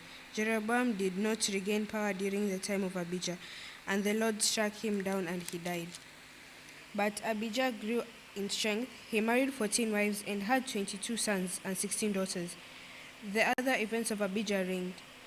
What he did and what he said are written in the annunciations of the prophet Iddo. Chapter 14. And Abijah rested with his fathers and was buried in the city of David. Asa, his son, succeeded him as king, and in his days the country was at peace for 10 years. Asa, king of Judah. Asa did what was good and right in the eyes of the Lord his God. He removed the foreign altars and high places, smashed the sacred stones, and cut down the Asherah poles. He commanded Judah to seek the Lord, the God of their fathers, and obey his laws and commands. He removed the high places and incense altars in every town of Judah, and the kingdom was at peace under him. He built up the fortified cities of Judah, and the land was peace. None was at war with him during those years, for the Lord gave him rest. Let us build up these towns, he said to Judah, and put walls around them, and towers and gates and bars. The land is still ours, because we have sought the Lord our God. We sought him, and he has given us rest on every side. So they built, they prospered. Asa had an army of 300,000 from Judah, equipped with large shields and spears, and 280,000 from Benjamin, armed with small shields and with bows. All these were brave fighting men. Zerah the Cushite marched out against them with a vast army, and 300 chariots, and came as far as Mareshah. Asa went out to meet him, and they took up the battle positions in the valley of Zephathah near Mareshah. Then Asa called to the Lord his God and said, Lord, there is no one like you to help the powerless against the mighty. Help us, O Lord, our God, for we rely on you, and in your name we have come against this vast army. O Lord, you are our God. Do not let man prevail against you. The Lord struck down the Cushites before Asa and Judah. The Cushites fled, and Asa and his army pursued them as far as Gerar. Such a great number of Cushites fell that they could not recover. They were crushed before the Lord and his forces. The men of Judah carried off large amounts of plunder. They destroyed all villages around Gerar, for the Torah of the Lord had fallen upon them. They plundered all these villages, since there was not much booty there. They also attacked the camps of the herdsmen and carried off droves of sheep and goats and camels, then returned to Jerusalem.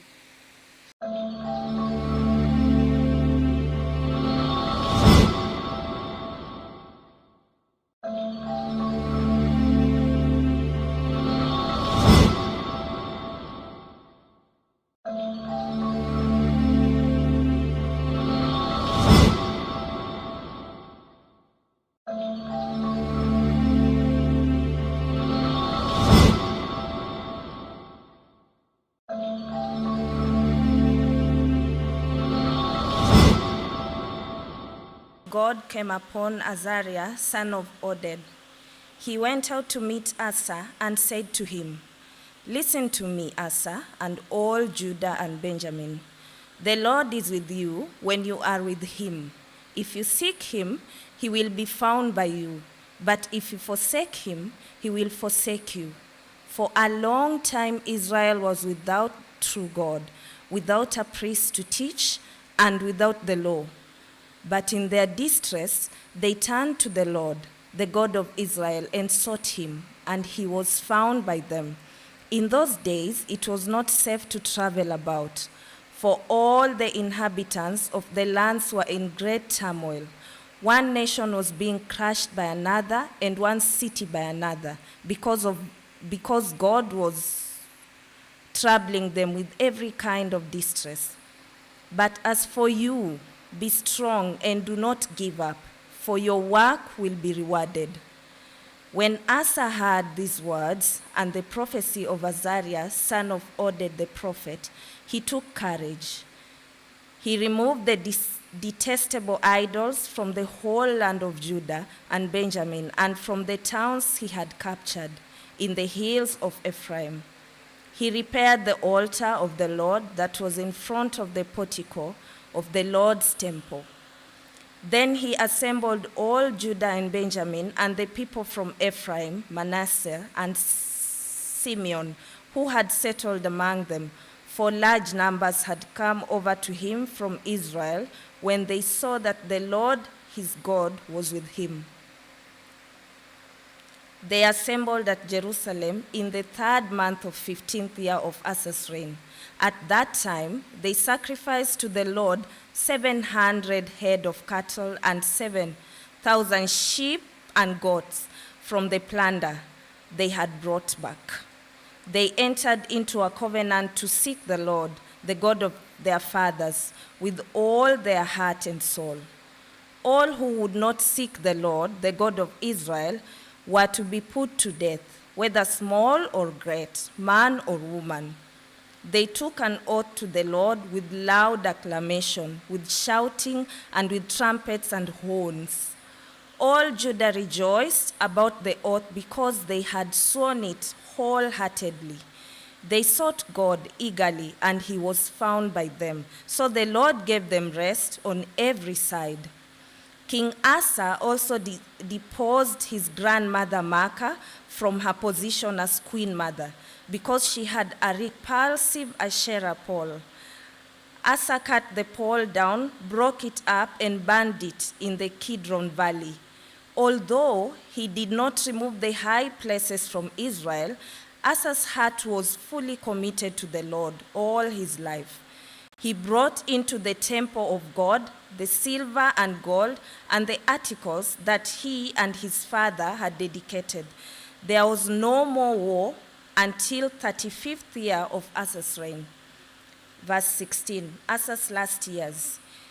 In 36 years of Asa's reign, Baasha, king of Israel, went up against Judah and fortified Ramah to prevent anyone from leaving or entering the territory of Asa, king of Judah. Asa then took the silver and gold out of the treasuries of the Lord's temple and of his own palace and sent it to Ben-Hadad, king of Aram, who was ruling in Damascus. Let there be a treaty between me and you, he said, as there was between my father and your father. See, I am sending you silver and gold. Now break your treaty with Baasha, king of Israel, so he will withdraw from me. Ben-Hadad agreed with King Asa and sent the commanders of his forces against the towns of Israel. They conquered Ijon, Dan, Abel, Maim, and all the store cities of Naphtali.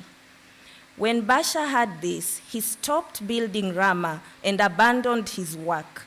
Then King Asa brought all the men of Judah, and they carried away from Ramah the stones and timber Baasha had been using.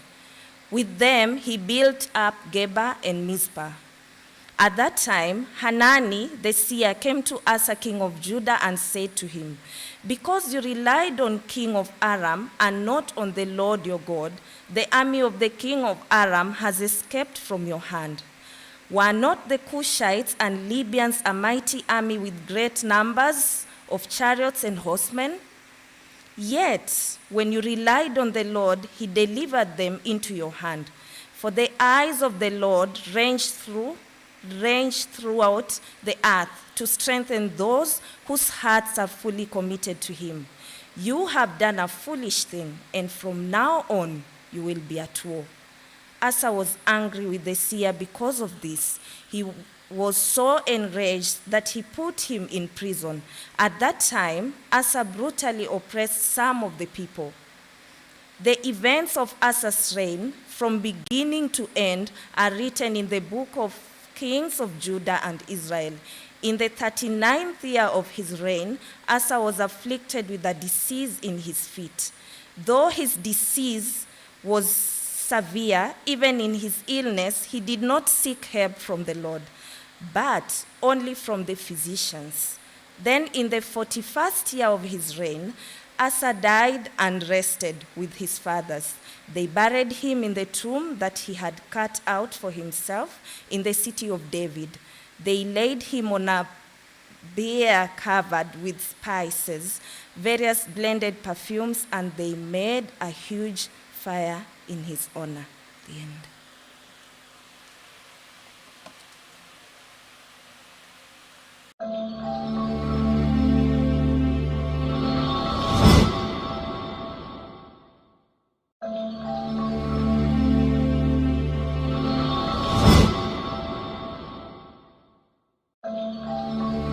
Himself against Israel.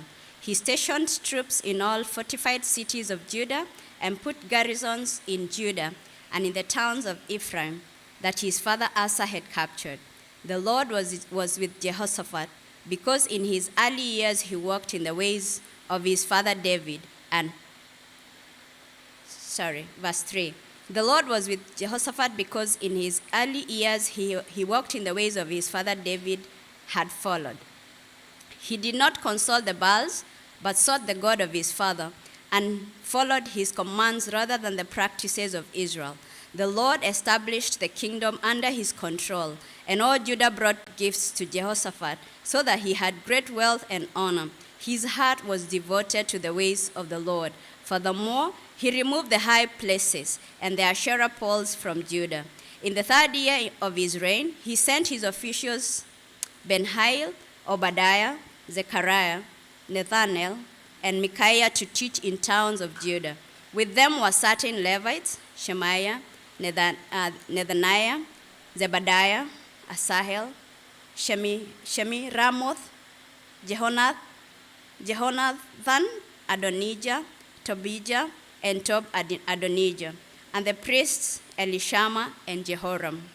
They taught throughout Judah, taking with them the book of the law of the Lord. They went around all the towns of Judah and taught the people. The fear of the Lord fell on all the kingdoms of the land surrounding Judah, so that they did not make war with Jehoshaphat. Some Philistines brought Jehoshaphat gifts and silver as tribute, and the Arabs brought him flocks, 7,700 rams and 7,700 goats. Jehoshaphat became more and more powerful. He built forts and store cities in Judah and had large supplies in the towns of Judah. He also kept experienced fighting men in Jerusalem. Their enrollment by families was as follows. From Judah, commanders of units of 1,000. Adnah, the commander, with 300,000 fighting men. Next, Jehohanan, the commander, with 280,000. Next, Amasiah, son of Sikri, who volunteered himself for the service of the Lord, with 200,000. From Benjamin, Eliada, a valiant soldier, with 200,000 with 200,000 men armed with bows and shields. Next, Jehozabad, with 180,000 men armed for battle. These were the men who served the king, beside those who he stationed in the fortified cities throughout Judah. Chapter 18. Now Jehoshaphat had great wealth and honor, and he allied himself with Ahab by marriage. Some years later, he went down to visit Ahab in Samaria. Ahab slaughtered many sheep and cattle for him and the people with him, and urged him to attack Ramoth Gilead. Ahab, king of Israel, asked Jehoshaphat, king of Judah, "Will you go with me against Ramoth Gilead?" Jehoshaphat replied, "I am as you are, my people as your people. We will join you in the war." But Jehoshaphat also said to the king of Israel, "First, seek the counsel of the Lord." So the king of Israel brought together the prophets, 400 men, and asked them, "Shall we go to war against Ramoth Gilead, or shall I refrain?" "Go," they answered, "for God will give it into the king's hand." But Jehoshaphat asked, "Is there not a prophet of the Lord here whom we can inquire of?" The king of Israel answered Jehoshaphat, "There is still one man through whom we can inquire of the Lord, but I hate him because he never prophesies anything good about me, but always bad. He is Micaiah, son of Imlah." "The king should not say that," Jehoshaphat replied. So the king of Israel called one of his officials and said, "Bring Micaiah, son of Imlah, at once."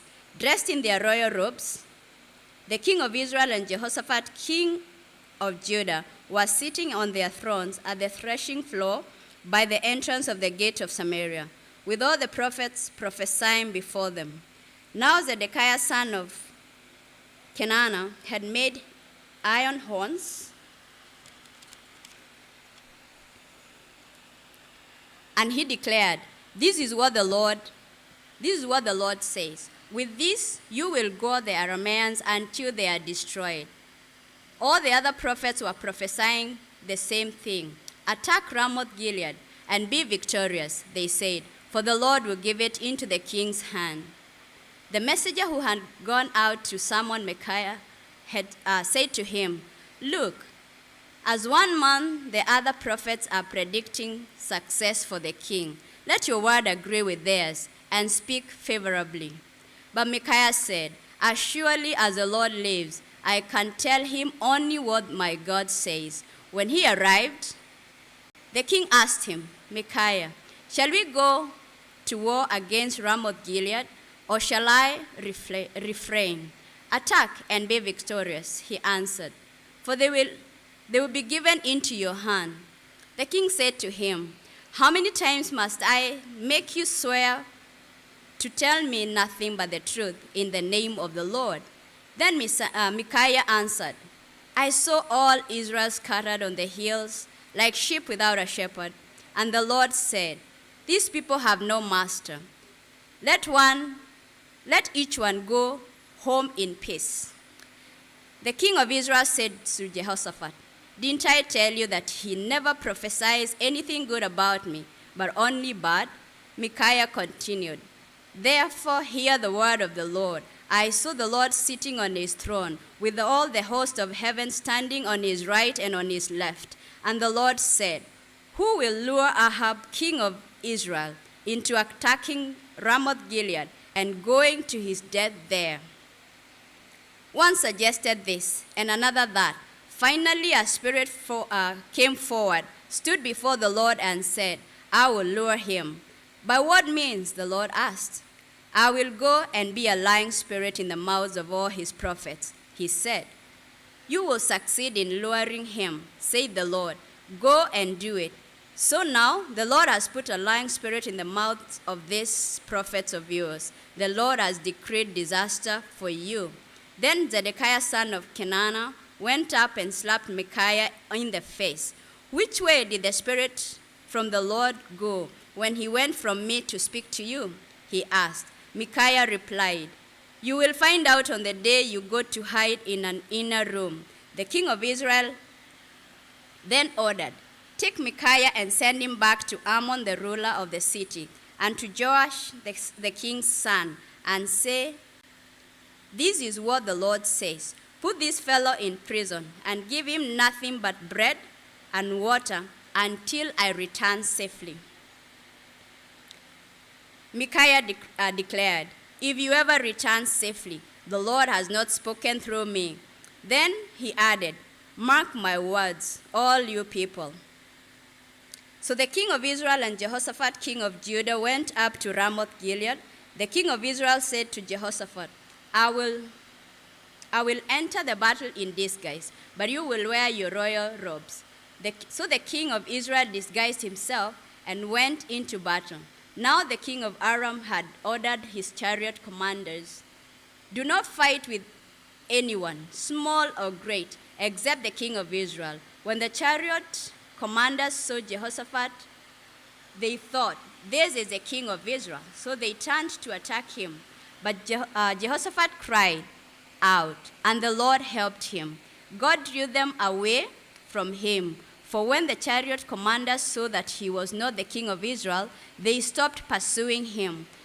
But someone drew his bow at random and hit the king of Israel between the sections of his armor. The king told the chariot driver, "Wheel around and get me out of the fighting. I have been wounded." All day long the battle raged, and the king of Israel propped himself up in his chariot, facing the Arameans until evening. Then at sunset, he died. Chapter 19.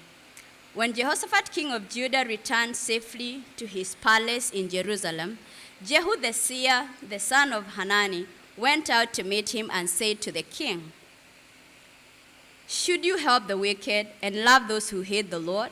Because of this, the wrath of the Lord is upon you. There is, however, some good in you, for you have rid the land of Asherah poles, and you have set your heart on seeking the Lord."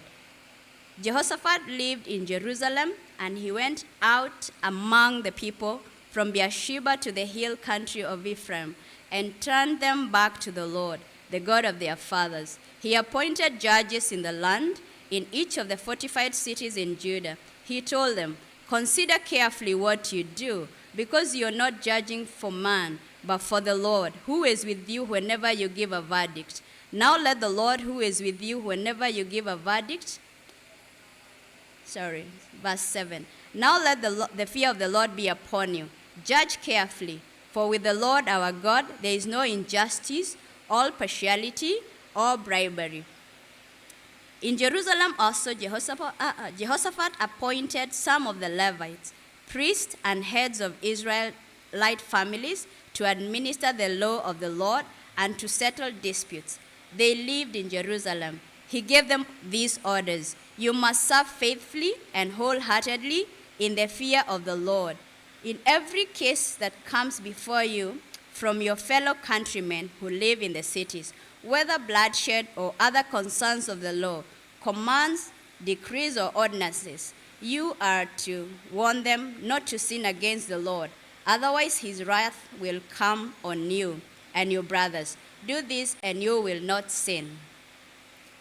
Amariah the chief priest will be over you in any matter concerning the Lord, and Zebadiah son of Ishmael, the leader of the tribe of Judah, will be over you in matter concerning the king, and the Levites will serve as officials before you. Act with courage, and may the Lord be with those who do well." Chapter 20. After this, the Moabites and the Ammonites with some of the Meunites came to make war on Jehoshaphat. Some men came and told Jehoshaphat, "A vast army is coming against you from Edom, from the other side of the sea. It's already in Hazazon Tamar, that is, En-Gedi." Alarmed, Jehoshaphat resolved to inquire of the Lord, and he proclaimed a fast for all Judah. The people of Judah came together to seek the Lord, to seek help from the Lord. Indeed, they came from every town in Judah to seek him. When Jehoshaphat stood in the assembly of Judah and Jerusalem at the temple of the Lord in the front, then Jehoshaphat stood up in the assembly of Judah and Jerusalem at the temple of the Lord in the front of the new courtyard and said, "O Lord, God of our fathers, are you not God who is in heaven? You rule over all the kingdoms of the nations. Power and might is in your hand, and no one can withstand you. O our God, did you not drive out the inhabitants of this land before your people Israel and give it forever to the descendants of Abraham your friend? They have lived in it and built in it a sanctuary for your name, saying, if calamity comes upon you, whether the sword or judgment or plague or famine, we will stand in your presence before this temple that bears your name, and will cry out to you and in our distress, and you will hear us and save us. But now, here are men from Ammon, Moab, and Mount Seir, whose territory you would not allow Israel to invade when they came from Egypt. So they turned away from them and did not destroy them. See how they are repaying us for coming to drive us.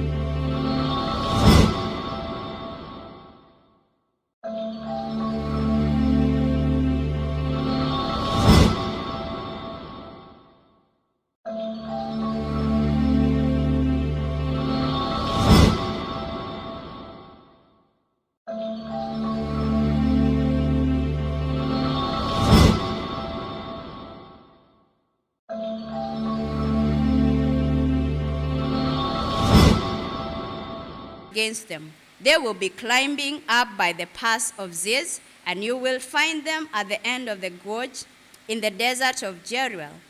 You will not have to fight this battle. Take up your positions, stand firm, and see the deliverance the Lord will give you, O Judah and Jerusalem. Do not be afraid.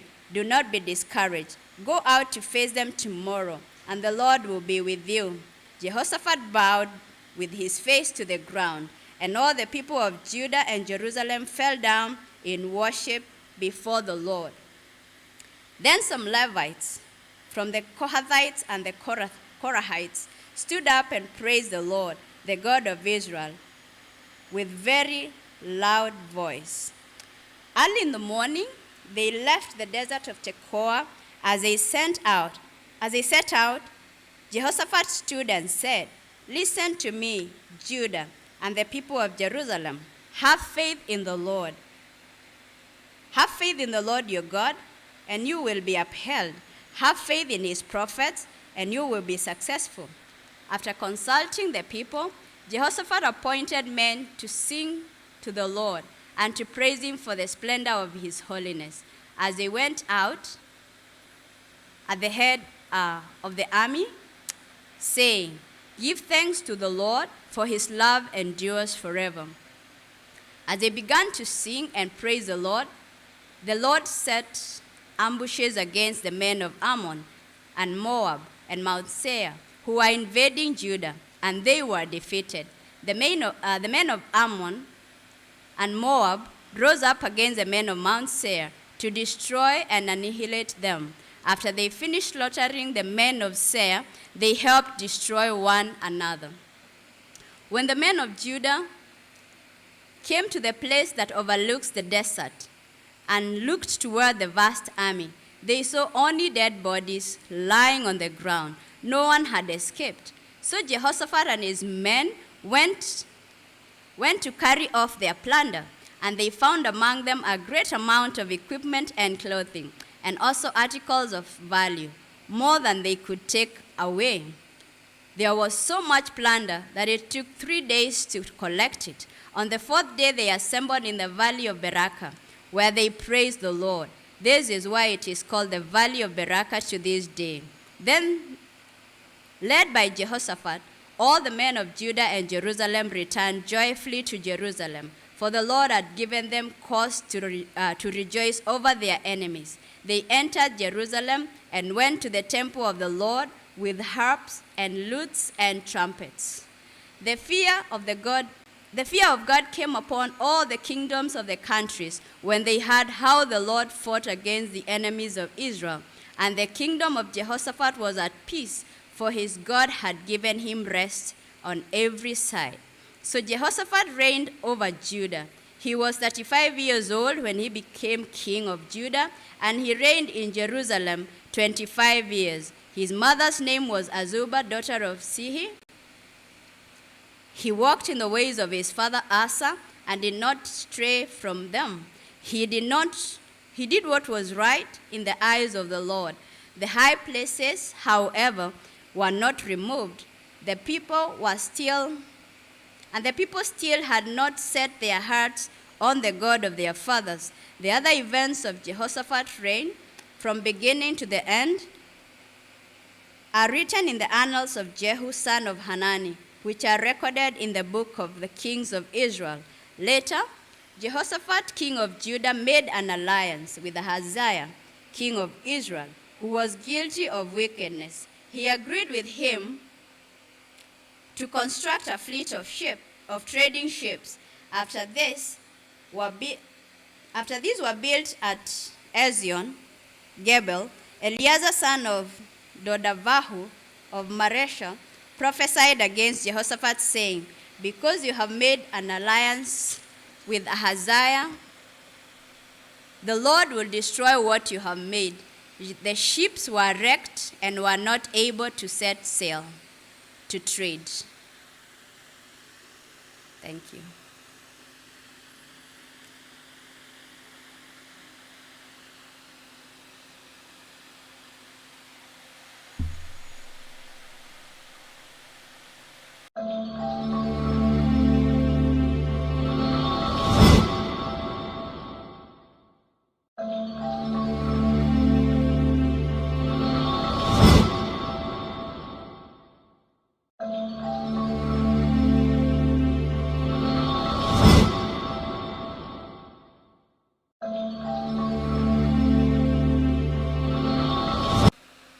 Then Jehoshaphat rested with his fathers and was buried with them in the city of David.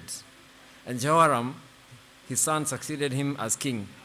Jehoram's brothers, the sons of Jehoshaphat, were Azariah, Jehiel, Zechariah, Azarihu, Michael, and Shephatiah. All these were sons of Jehoshaphat, king of Israel. Their father had given them many gifts of silver and gold and articles of value, as well as fortified cities in Judah. But he had given the kingdom to Jehoram because he was his firstborn son. Verse 4, Then Jehoram established himself firmly over his father's kingdom.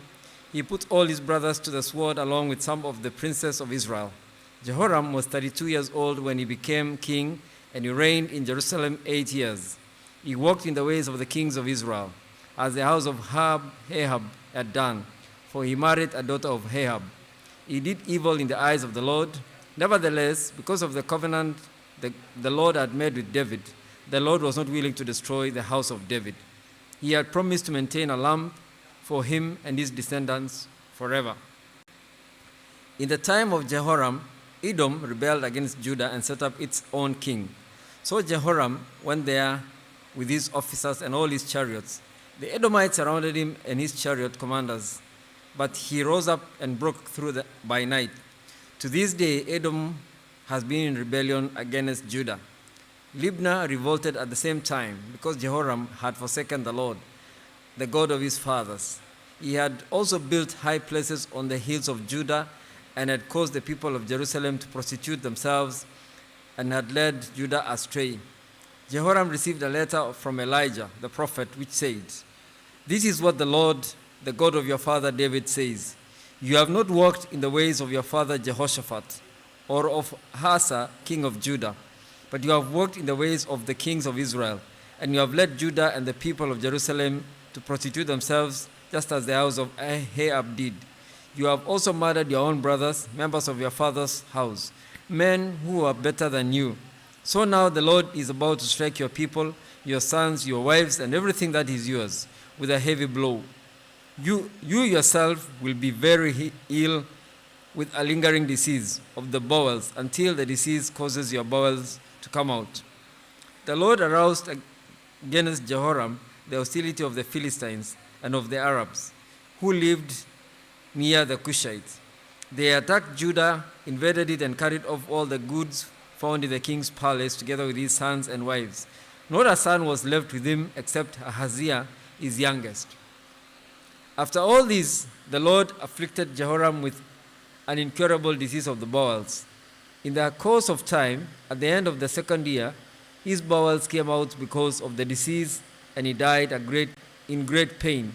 His people made no fire in his honor as they had for his fathers. Jehoram was 32 years old when he became king, and he reigned in Jerusalem 8 years. He passed away to no one's regret and was buried in the city of David, but not in the tombs of the kings. Not in the tombs of the kings. 2 Chronicles chapter 22. The people of Jerusalem made Ahaziah, Jehoram's youngest son, king in his place, since the raiders who had come with Arabs into the camp had killed all their older sons. So Ahaziah, son of Jehoram, king of Judah, began to reign. Ahaziah was 22 years old when he became king, and he reigned in Jerusalem 1 year. His mother's name was Athaliah, a granddaughter of Omri. He too walked in the ways of the house of Ahab, for his mother encouraged him in doing wrong. He did evil in the eyes of the Lord as the house of Ahab had done. For after his father's death, they became his advisers to his undoing. He also followed their counsel when he went to Joram, the son of Ahab, king of Israel, to war against Hazael, king of Aram of Ramoth Gilead. The Arameans wounded Joram, so he returned to Jezreel to recover from the wounds they had inflicted on him at Ramoth in his battle with Hazael, king of Aram. Then Ahaziah, son of Jehoram, king of Judah, went down to Jezreel to see Joram, son of Ahab, because he had been wounded. Through Ahaziah's visit to Joram, God brought out Ahaziah's downfall. When Ahaziah arrived, he went out to Joram to meet Jehu, son of Nimshi, whom the Lord had anointed to destroy the house of Ahab. While Jehu was executing judgment in the house of Ahab, he found the princes of Judah and the sons of Ahaziah, relatives who had been attending Ahaziah, and he killed them. He then went in search of Ahaziah and his men and captured him while he was hiding in Samaria. He was brought to Jehu and put to death. They buried him, for they said, he was a son of Jehoshaphat who sought the Lord with all his heart. So there was no one in the house of Ahaziah powerful enough to retain the kingdom. When Athaliah, the mother of Ahaziah, saw that her son was dead, she proceeded to destroy the whole royal family of the house of Judah. But Jehosheba, the daughter of King Jehoram, took Joash, son of Ahaziah, and stole him away from among the royal princes who were about to be murdered, and put him and his nurse in a bedroom. Because Jehosheba, the daughter of the king of Joram, wife of the priest of Jehoiada, was Ahaziah's sister, she hid the child from Athaliah, so she could not kill him. He remained hidden with them in the temple of God for 6 years while Athaliah ruled the land.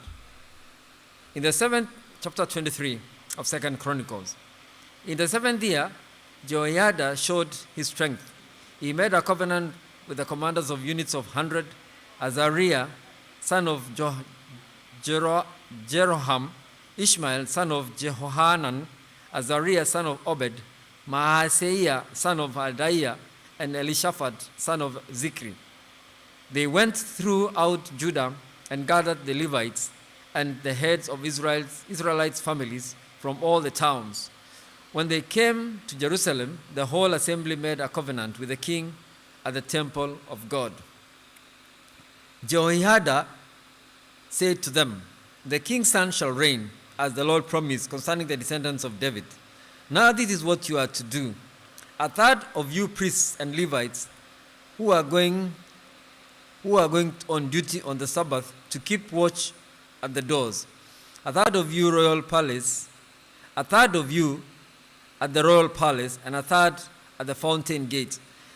And all the other men are to be in the courtyards of the temple of the Lord. No one is to enter the temple of the Lord except the priests and the Levites on duty. They may enter because they are consecrated, but all the other men are to guard what the Lord has assigned to them.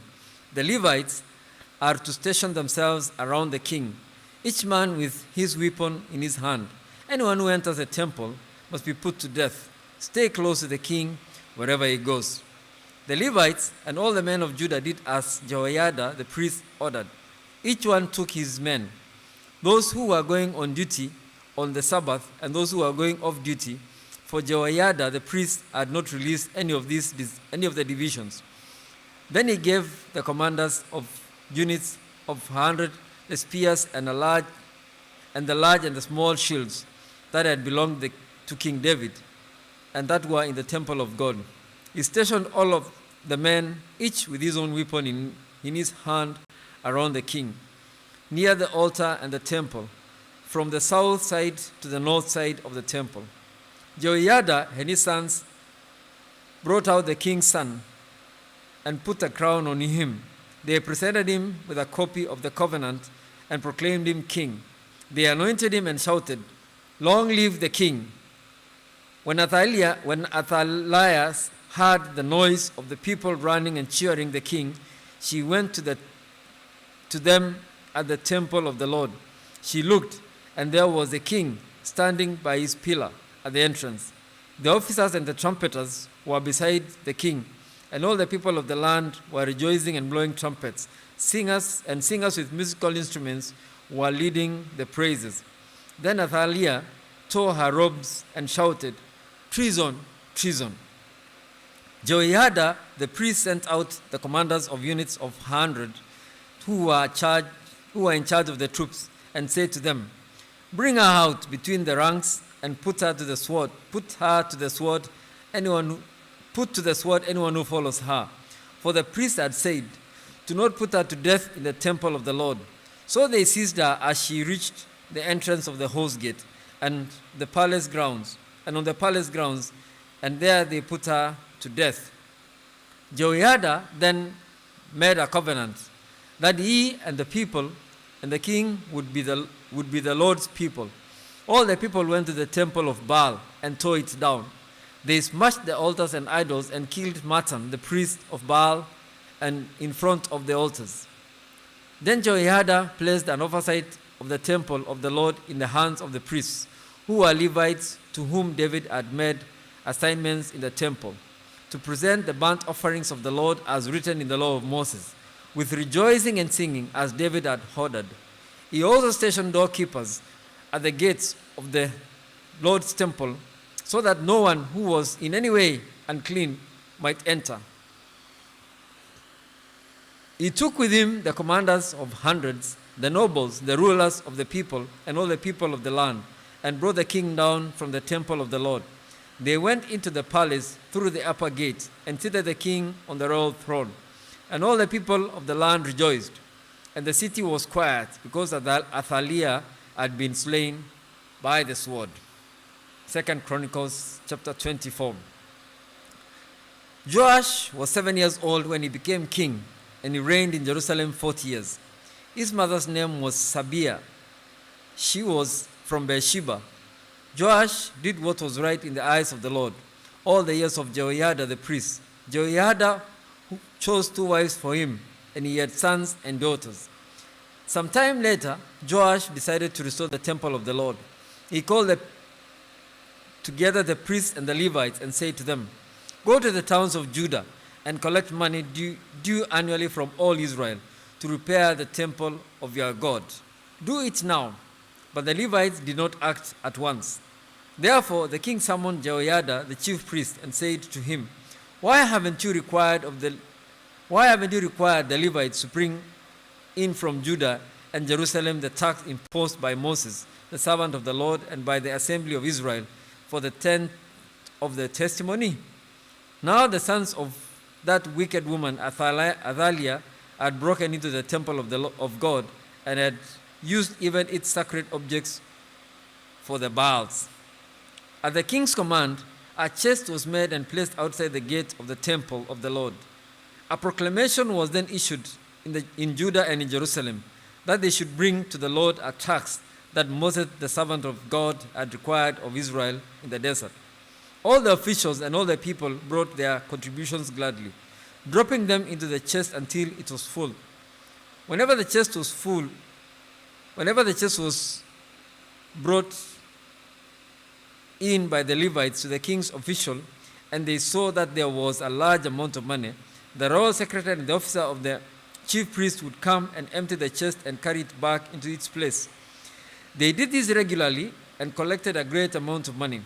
The king and Jehoiada gave it to the men who carried out the work required for the temple of the Lord. They hired masons and carpenters to restore the Lord's temple, and also workers in iron and bronze to repair the temple. The men in charge of the work were diligent, and the repairs progressed under them. They rebuilt the temple of God according to its original design and reinforced it. When they had finished, they brought the rest of the money to the king and Jehoiada, and with it were made articles for the Lord's temple, articles for the service and for burnt offerings, and also dishes and other objects of gold and silver. As long as Jehoiada lived, burnt offerings were presented continually in the temple of the Lord. Now Jehoiada was old and full of years, and he died at the age of 130. And he was buried with the kings. He was buried with the kings of the city of David, because of the good he had done in the Israel for God and his temple. After the death of Jehoiada, the officials of Judah came and paid homage to the king, and he listened to them.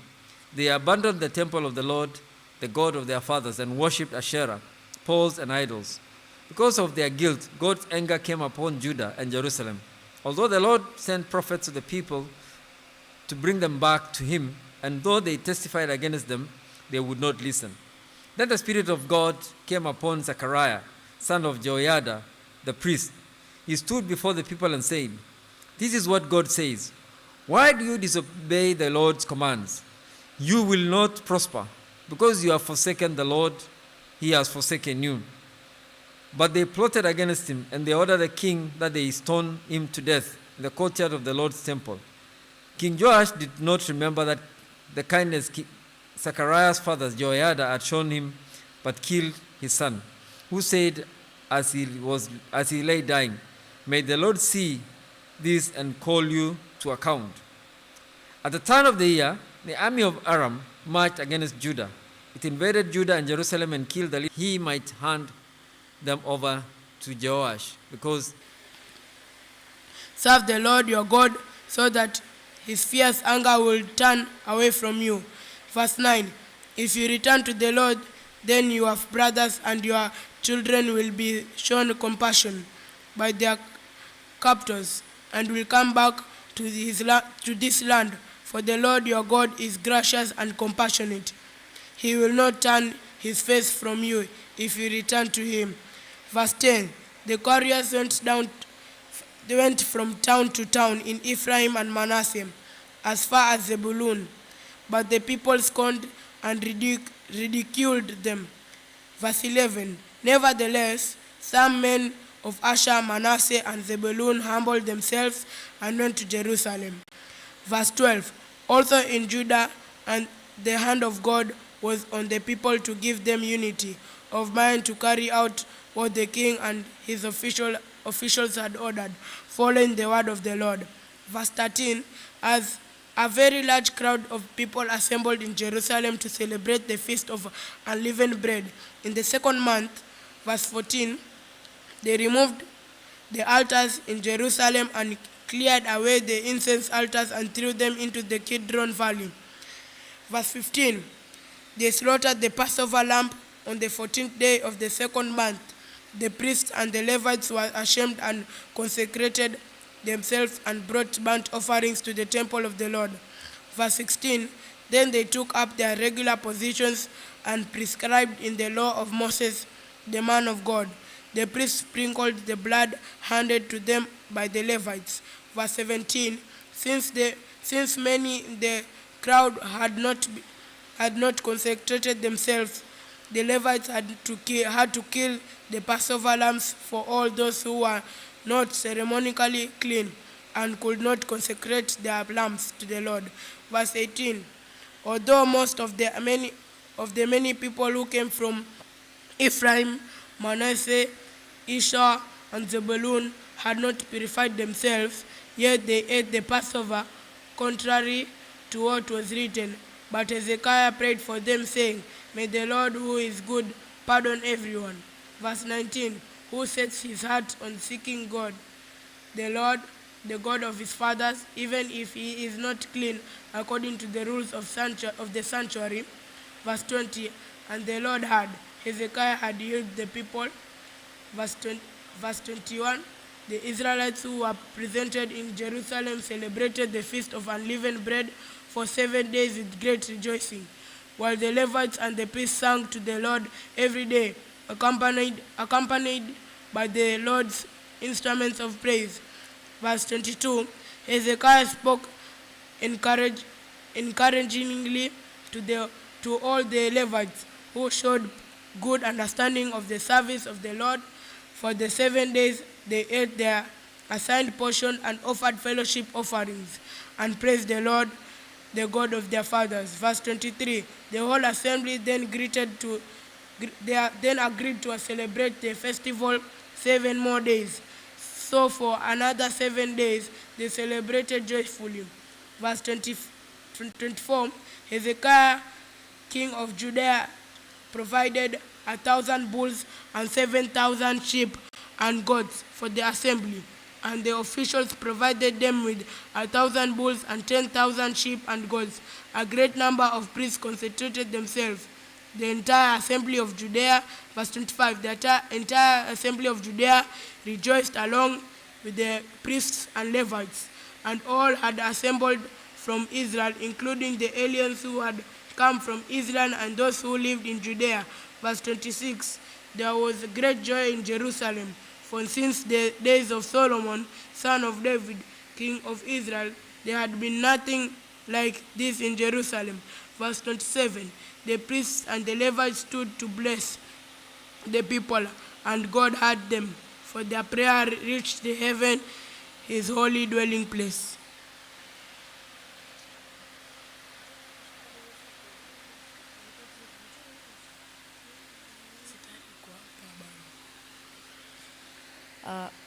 From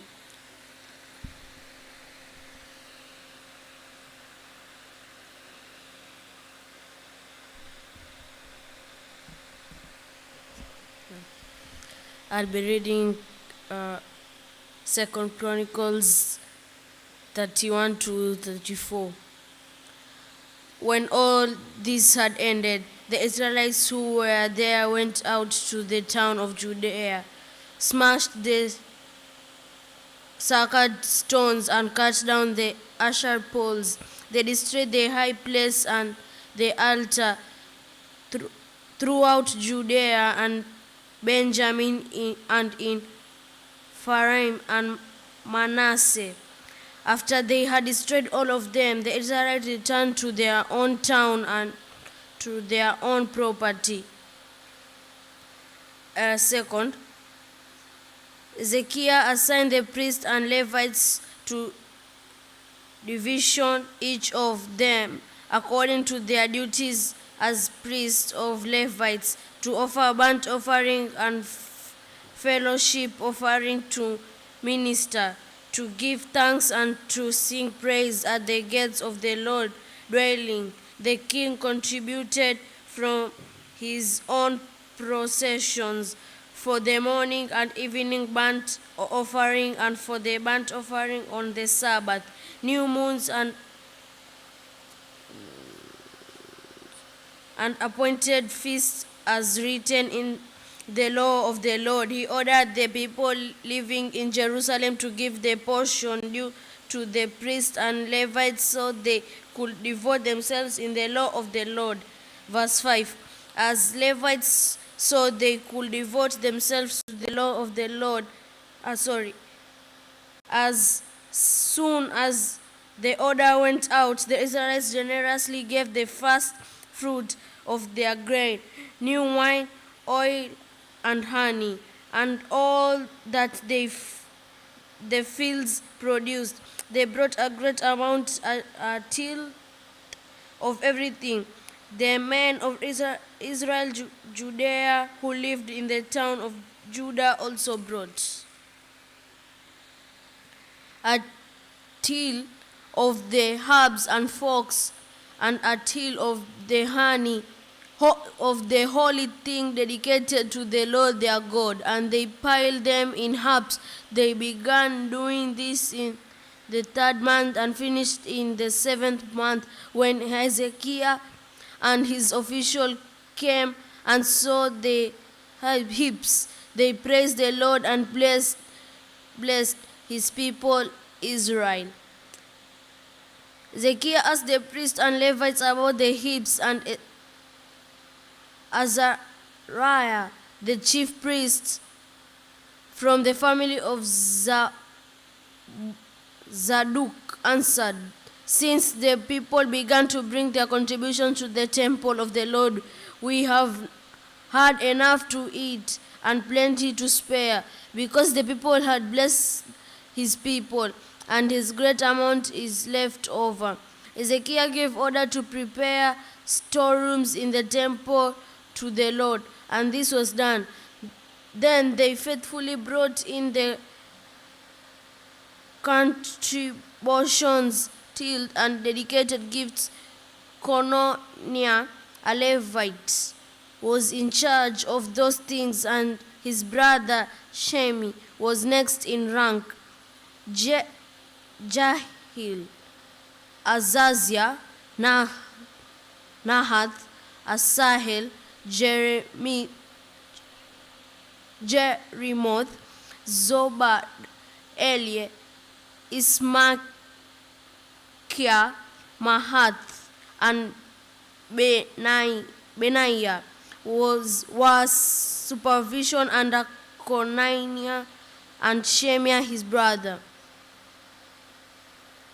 By appointment of King Hezekiah and Azariah, the official in charge of the temple of God, Kore, son of Imnah, the Levite keeper of the east gate, was in charge of the free will offering given to God, distributing the contribution made to the Lord, and also the consecrated gifts. Eden, Minia, Jeshua, Shemaiah, Amariah, Shechaniah assisted him faithfully in the town of the priests, distributing to their fellow priests according to their division, old and young alike.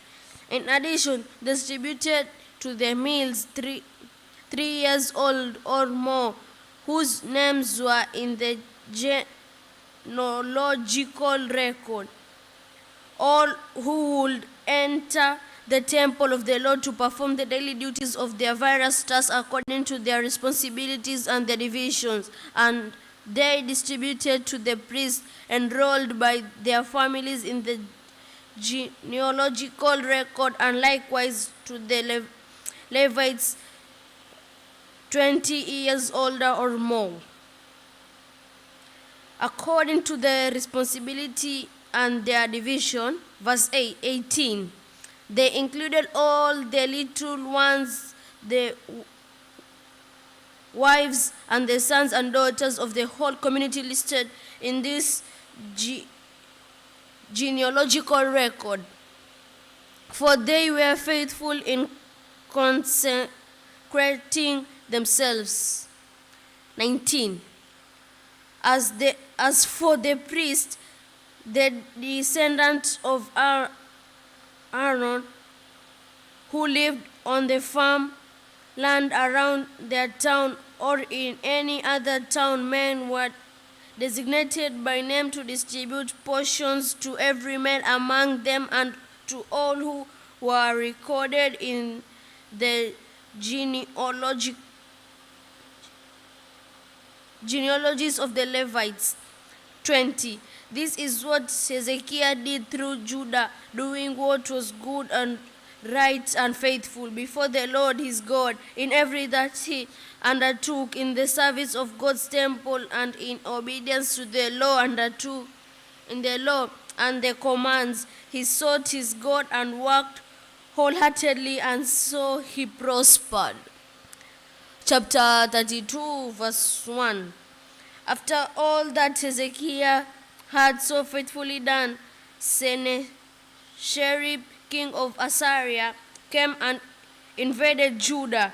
He laid siege to the fortified cities, thinking to conquer them for himself. When Hezekiah saw that Sennacherib had come and that he intended to make war on Jerusalem, he consulted with his officers and military staff about blocking off the water from the spring outside the city, and they held him. A large force of men assembled, and they blocked all the spring and the stream that flowed through the land. Why should the king of Assyria come and find plenty of water? They said. Then he worked hard repairing all the broken section of the wall and built tower on it. He built another wall outside that one of the reinforced the supporting terrace on the city of David. He also made large number of weapons and shields. He appointed military officers over the people and assembled them before him in the square at the city gates and encouraged them with these words: "Be strong and courageous. Do not be afraid or discouraged, because the king of Assyria and the vast army with him. For there is a greater power with us than with him. With him is only the army of flesh, but with us is the Lord our God to help us and to fight our battles." And the people gained confidence from the Hezekiah, the king of Judah, said, wait a little bit.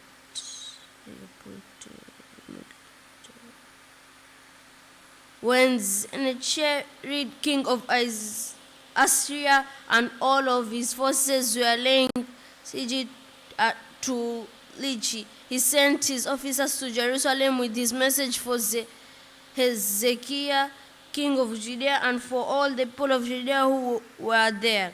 This is what Sennacherib, king of Assyria, says: On what are you basing your confidence that you remain in Jerusalem under siege? When Hezekiah says, "The Lord our God will save us from the hands of the king of Assyria," he is misleading you to let you die of hunger and thirst. Did not Hezekiah himself remove the God high place and altars, saying to Judea and Israel, "You must worship before one altar and burn sacrifices on it"? Do you not know what I and my father have done to all the people of the lands? Were the gods of those nations ever able to deliver their land from my hands? Who of all the gods of this nation that my father destroyed has been able to save his people from me? How then can your God deliver you from my hand? Now do not let Hezekiah deceive you and mislead you like this. Do not believe him, for no God of any nation or king has been able to deliver his people from my hand or the hands of my father. How much less will your God deliver you from my hand? Verse 16. Sennacherib's officers spoke further against the Lord God and against his servant Hezekiah. The king also wrote letter insulting the Lord, the God of Israel, and saying this against him: "Just as the gods of the people of the other lands did not rescue their people from my hands, so the God of Hezekiah will not rescue his people from my hands." Then they called out in Hebrew to the people of Jerusalem who were on the wall to terrify them and make them afraid in order to capture the city. They spoke about the God of Jerusalem as they did about the gods of the other people in the world, the work of men's hands. King Hezekiah and the prophet Isaiah, son of Amos, cried out in prayer to heaven about this, and the Lord sent an angel who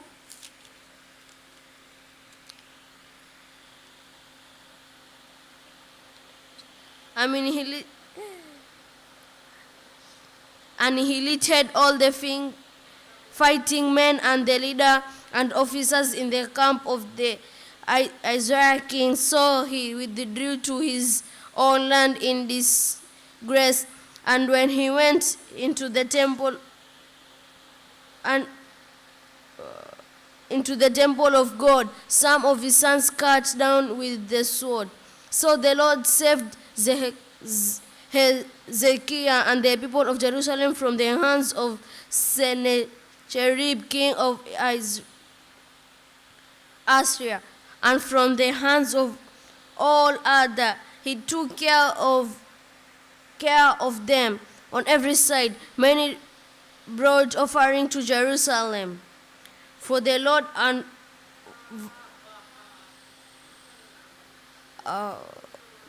from the Lord and valued gifts for Hezekiah, king of Judea. From them on, he was highly regarded by all the nations. 24. In those days, Hezekiah became ill and was at the point of death. He prayed to the Lord, who answered him and gave him miraculous sign. But Hezekiah's heart was proud, and he did not respond to Judah and Jerusalem. Then Hezekiah repented on the pride of his heart, as did the people of Jerusalem. There, the Lord's wrath did not come upon them during the day of Hezekiah. Hezekiah had very great riches and honor, and he made treasuries for his silver and gold, and for his precious stones, spice, shield, and all kinds of valuables. He also made buildings to store the harvested of grains, new wine, and oil, and he made stalls for various kinds of cattle and pens for the flocks. He built villages and acquired great number of flocks and herds, for God had given him very great riches. 30. It was Hezekiah who blocked the upper outlet of the Gihon spring and channeled the water down to the west side of the city of David. He succeeded in everything he undertook, but when envoys were sent by the rulers of Babylon to ask him about the miraculous sign that had occurred in the land, God left him to rest him and to know everything that was in his heart. 32. The other events of Hezekiah's reign and his acts of devotion are written in the vision of the prophet Isaiah, son of Amos, in the book of the king of Judea and Israel. Hezekiah rested with his father and was buried on the hill where the tomb of David's descendants are. All the Judea and the people of Jerusalem honored him when he died, and Manasseh,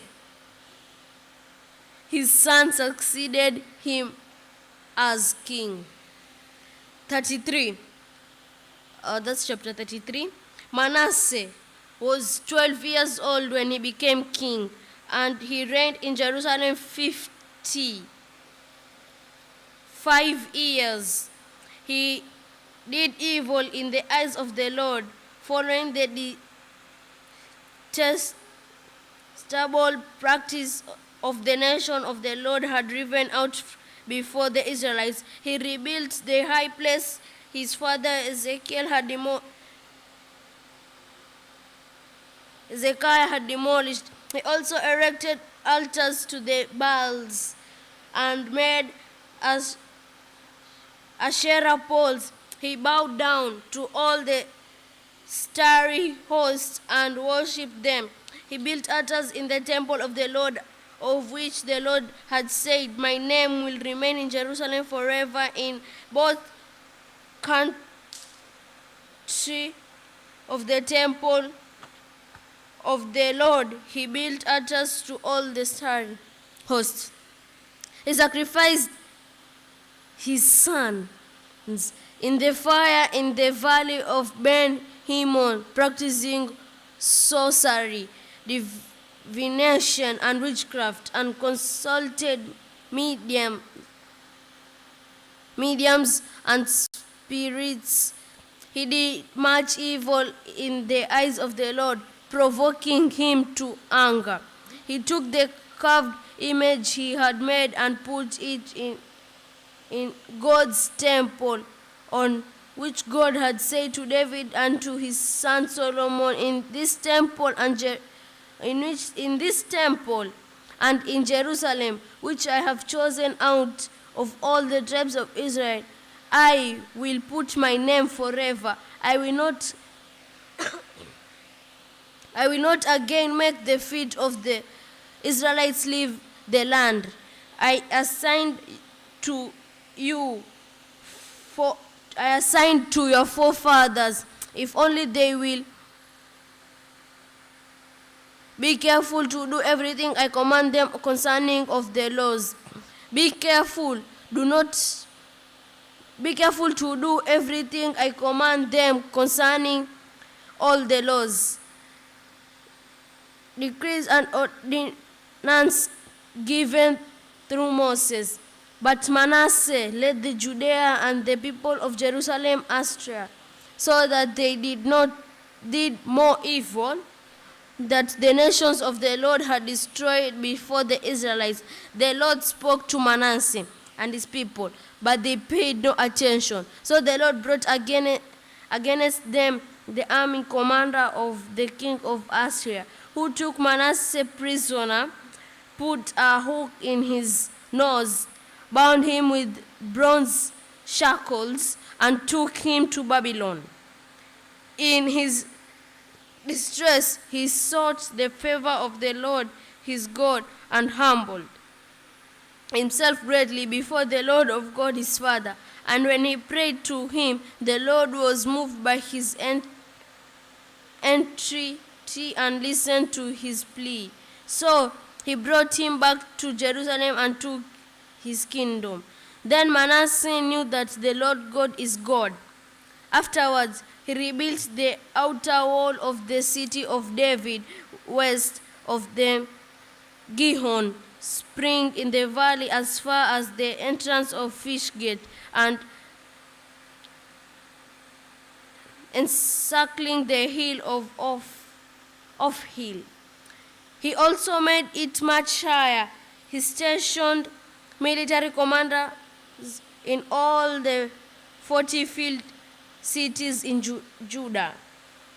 He got rid of the foreign gods and removed the image from the temple of the Lord, as well as all the altars he had built in the temple hill and in Jerusalem, and he threw them out of the city. Then he restored the altars of the Lord and sacrificed fellowship offerings and thank offerings on it, and told Judah to serve the Lord, the God of Israel. The people, however, continued to sacrifice at the high place, but only to the Lord their God. The other events of Manasseh's reign included his praying to his God and the words the sirs spoke to him in the name of the Lord, the God of Israel, and written in the annals of the king of Israel. He prayed, and how God was moved by his entry, as well as all his sins and unfaithfulness, and the sites where he built high places and set up Asherah poles and idols before the humbles himself. All are written in the records of the seers. Manasseh rested with his father and was buried in his place, and Amon his son succeeded him as king. Amon, king of Judah. 21. Amon was 20 2 years old when he became king, and he reigned in Jerusalem 2 years. He did evil in the eyes of the Lord, as his father Manasseh had done. Amon worshipped and offered sacrifice to all the idols Manasseh had made. But unlike his father Manasseh, he did not humble himself before the Lord. Amon increased his guilt. Ammon's officials conspired against him and assassinated him in his palace. Then the people of the land killed all who had plotted against King Amon, and they made Josiah, his son, king in his place. Josiah was eight years old when he became king, and he reigned in Jerusalem 31 years. He had what was right in the eyes of the Lord and walked in the way of his father David, not turning aside to the right or to the left. In the 8th year of his reign, while he was still young, he began to seek the God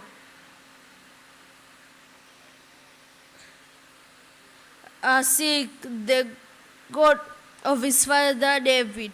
In his 12th year, he began to purge Judah and Jerusalem of high place, Asherah poles, carved idols, and cast images under his direction. Of the altar of the Baals were torn down.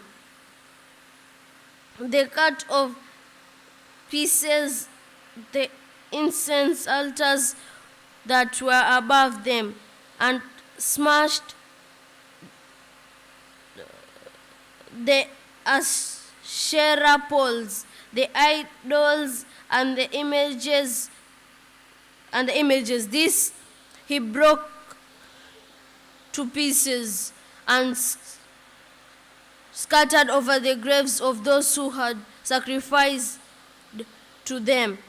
He burned the bones of the priests on their altars, and so he purged Judah and Jerusalem. In the towns of Manasseh, Ephraim, and Simeon, as far as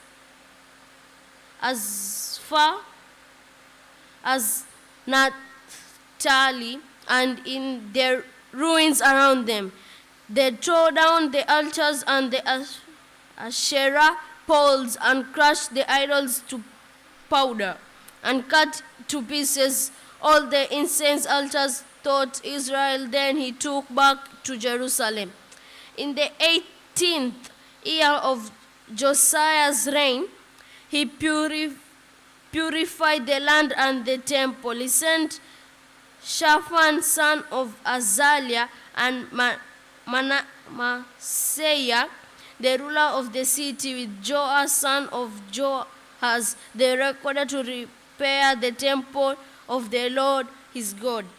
They went to Hilkiah, the high priest, and gave him the money that had been brought into the temple of God, which the Levites, who were the doorkeepers, who had collected from the people of Manasseh and Ephraim, and the entire remnants of Israel, and from all the people of Judah and Benjamin, and the inhabitants of Jerusalem. Then they entrusted it to the men appointed to supervise the work of the Lord's temple. The men paid the workers who repaired and restored the temple. They also gave money to the carpenters and builders to purchase dressed stones and timber for joints and beams for the building that the king of Judah had allowed to fall into ruins. The men did the work faithfully. Over them to direct them were Jahath and Obadiah, Levites descended from Merari and Zechariah and Meshulam. Descendants from Kohath. The Levites, all who were skilled in playing musical instruments, had charge of the laborers and supervised all the workers from job to job. Some of the Levites were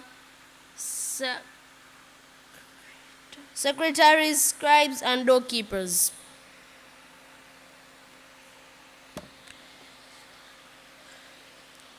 The Lord that had been given through Moses, Hezekiah said to Shaphan, the secretary, I have found the books of the law in the temple of the Lord. He gave it to Shaphan.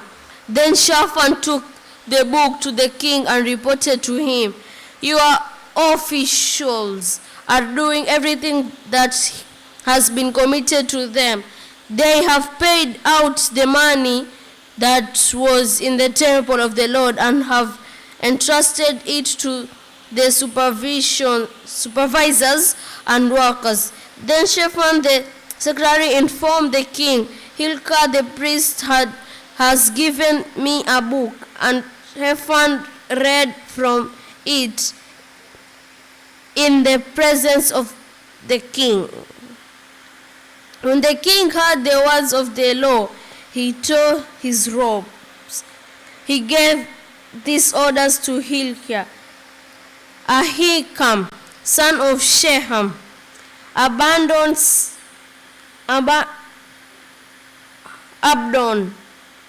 son of Micah, Shaphan the secretary, and Asaiah the king attendants. Go and inquire of the Lord for me and for the remnant in Israel and Judah about what is written in the book that has been found. Great is the Lord's anger that is poured out on us because our father has not kept the word of the Lord. They have not acted in accordance with all that is written in the book. Hilkiah and those the king had sent with him went to speak to the prophetess Huldah, who was the wife of Shallum, son of Tokath, the son of Hasra, keeper of the wardrobe.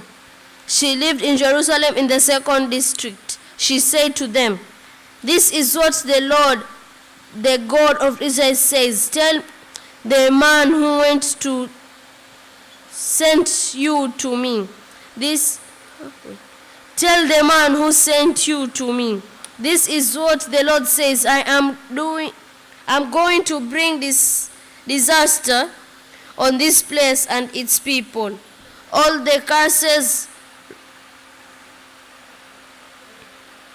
written in the book that was being read in the presence of the king of Judah, because they have forsaken me and burned incense to other gods and provoked me to anger by all that their hands have made. My anger will be poured out on this place and will not be quenched.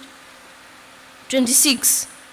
Tell the king of Judah who sent you to inquire of the Lord, this is what the Lord, the God of Israel, says concerning the word of your heart.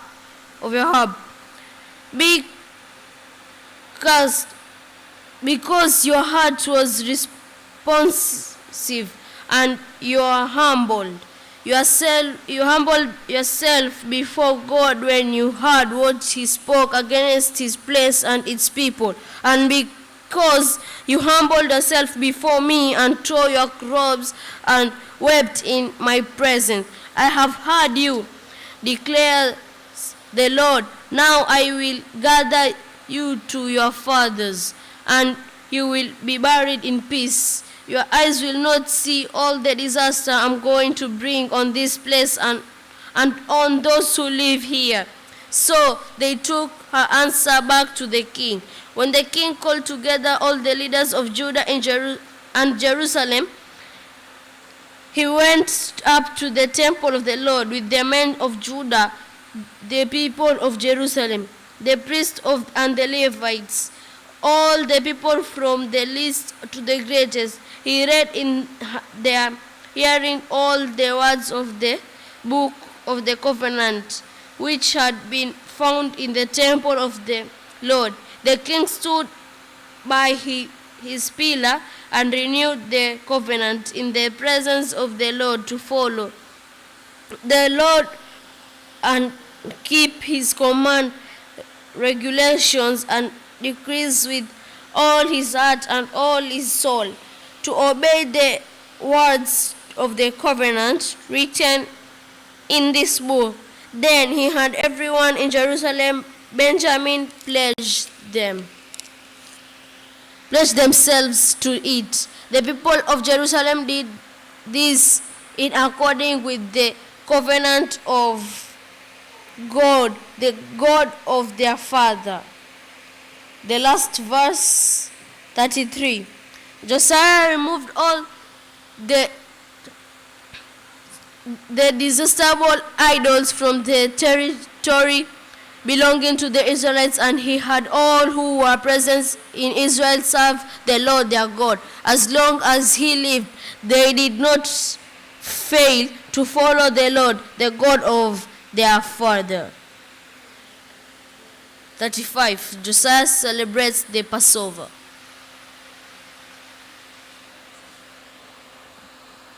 Second Chronicles chapter 35. Josiah celebrates the Passover. Josiah celebrated the Passover to the Lord in Jerusalem. And the Passover lamb was slaughtered on the 14th day of the first month. He appointed the priests to their duties and encouraged them in the service of Lord's temple. He said to the Levites, who instructed all Israelites and who had been consecrated to the Lord, put the sacred ark in the temple that Solomon, son of David, king of Israel, built. It is not to be carried about on your shoulders. Now, serve the Lord your God and his people Israel. Prepare yourselves by families in your divisions, according to the directions written by David, king of Israel, and by his son Solomon. Stand in the whole place with a group of Levites, who each subdivision of the families of your fellow countrymen, the lay people. Slaughter the Passover lambs, consecrate yourselves, and prepare the lambs for your fellow countrymen, doing what the Lord commanded through Moses. Josiah provided for all the lay people who were there a total of 30,000 sheep and goats for the Passover offerings, and also 3,000 cattle, all from the king's own possessions. His officials also contributed voluntarily to the people, and the priests and Levites, Hilkiah, Zechariah, and Jehiel, the administrators of God's temple, gave the priests 2,600 Passover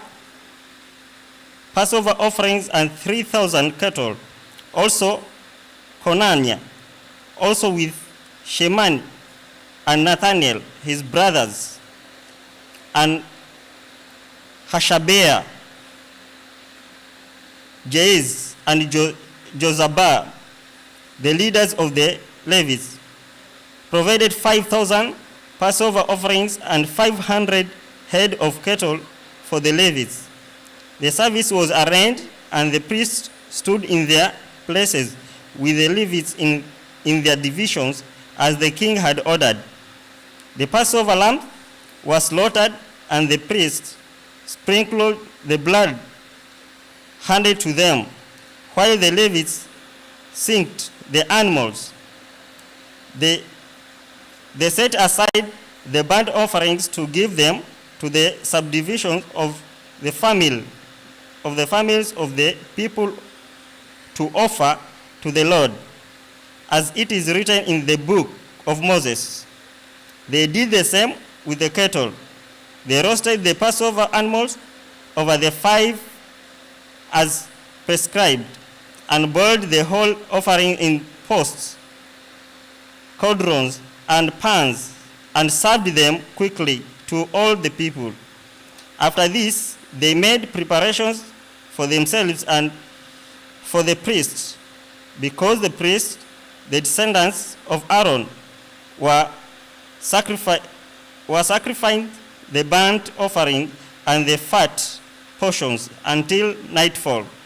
So the Levites made preparations for themselves and for the Aaronic priests. The musicians, the descendants of Asaph, were in the place prescribed by David. Asaph, Heman, and Jotham, the king's seer. The gatekeepers at each gate did not need to leave their posts, because their fellow Levites made the preparation for them. So at the time, the entire service of the Lord was carried out for the celebration of the Passover and the offering of burnt offering on the altar of the Lord, as King Josiah had ordered. The Israelites who were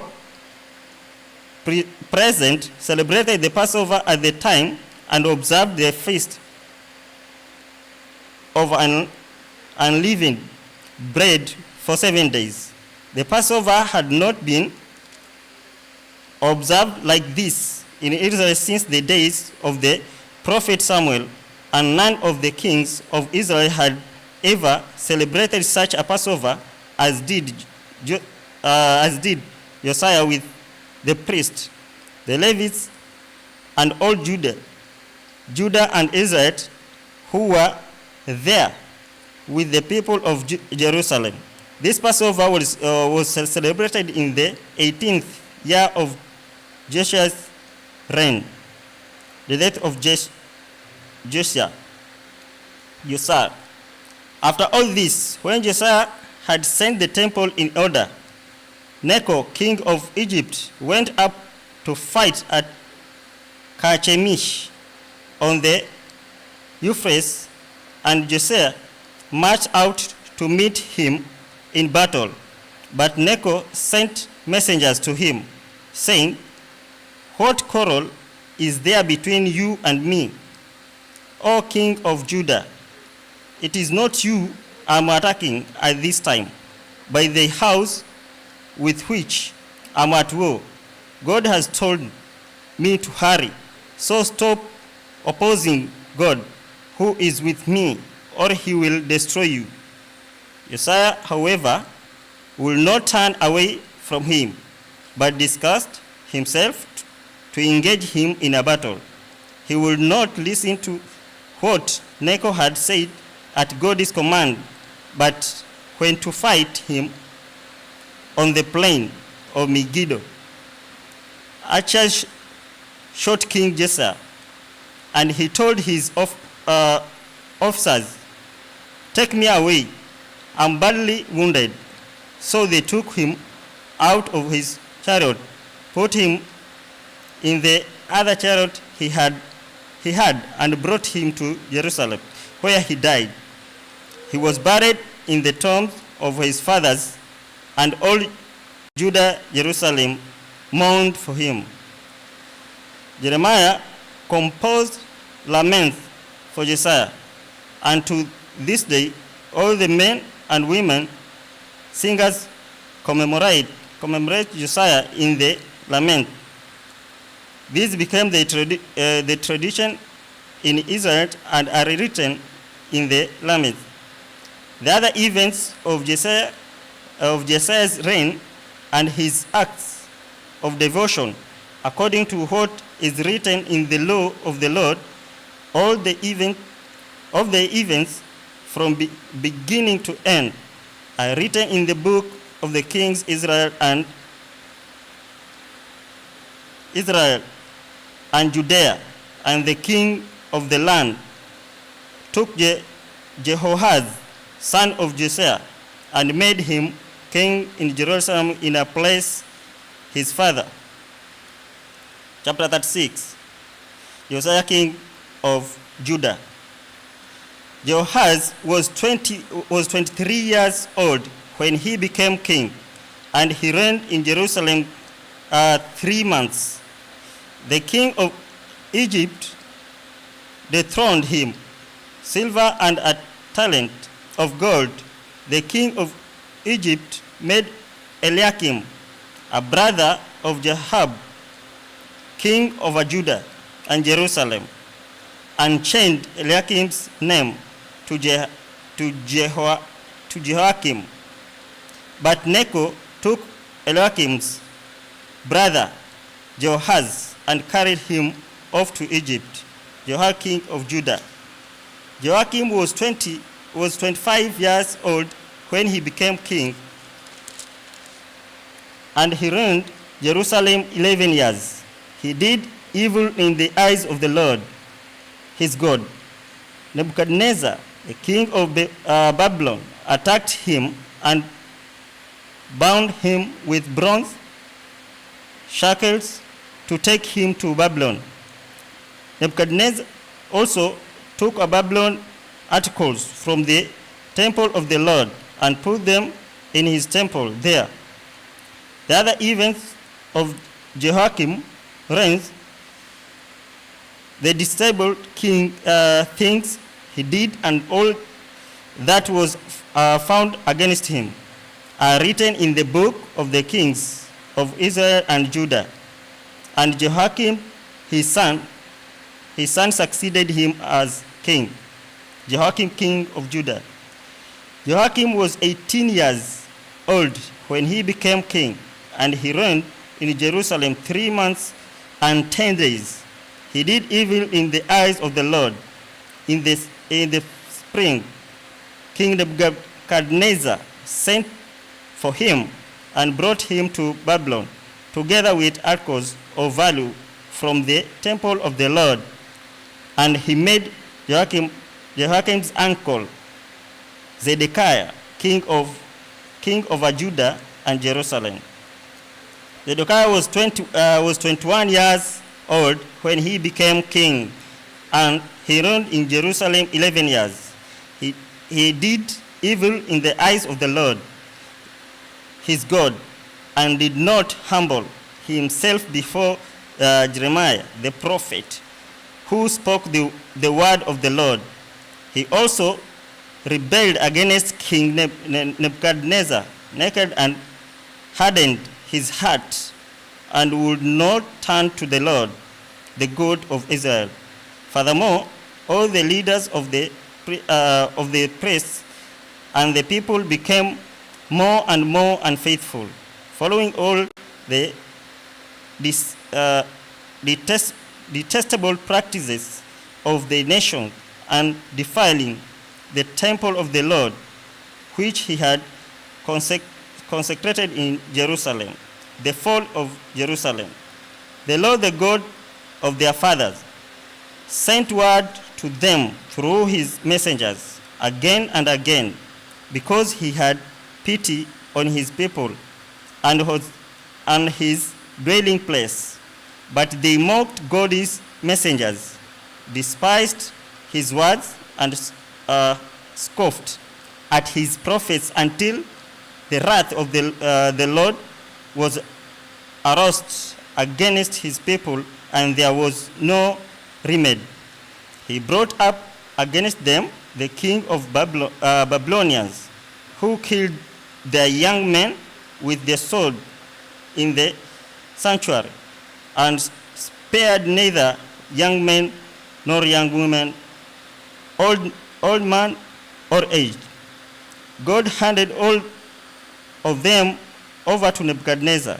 He carried to Babylon all the articles from the temple of the Lord, both large and small, and the treasures of the Lord's temple, and the treasures of the king and his officials. They sent fire to God's temple and broke down the wall of Jerusalem. They burned all the palaces and destroyed everything of value there. He carried into exile to the Babylon the remnant who escaped from the Lord, and they became servants to him and his son until the kingdom of Persia came to power. The land enjoyed its Sabbath rest all the time of its desolation. It rested until the 7th year, where completed in fulfillment of the word of the Lord spoken by Jeremiah.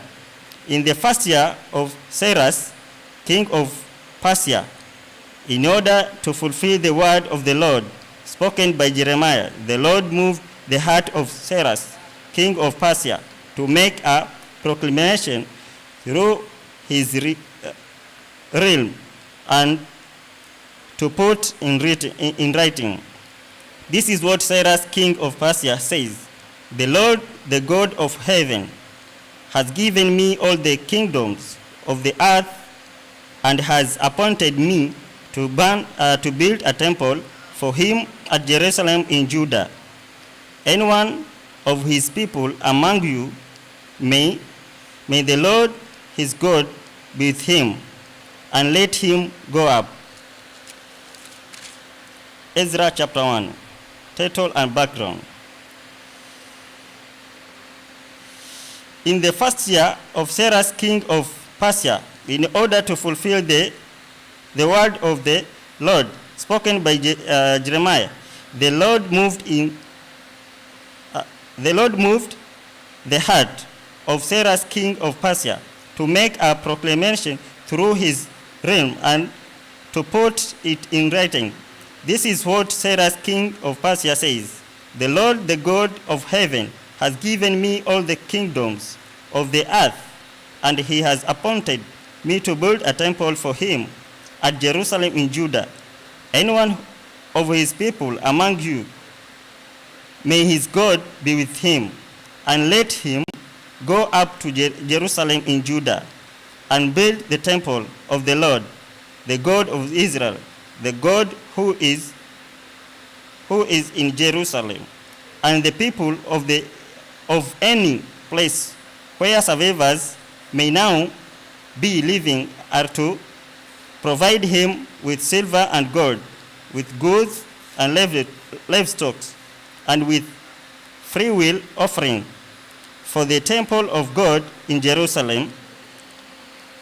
Then the family heads of Judah and Benjamin, and the priests and Levites, everyone whose heart God has moved, prepare to go up and build the house of the Lord in Jerusalem.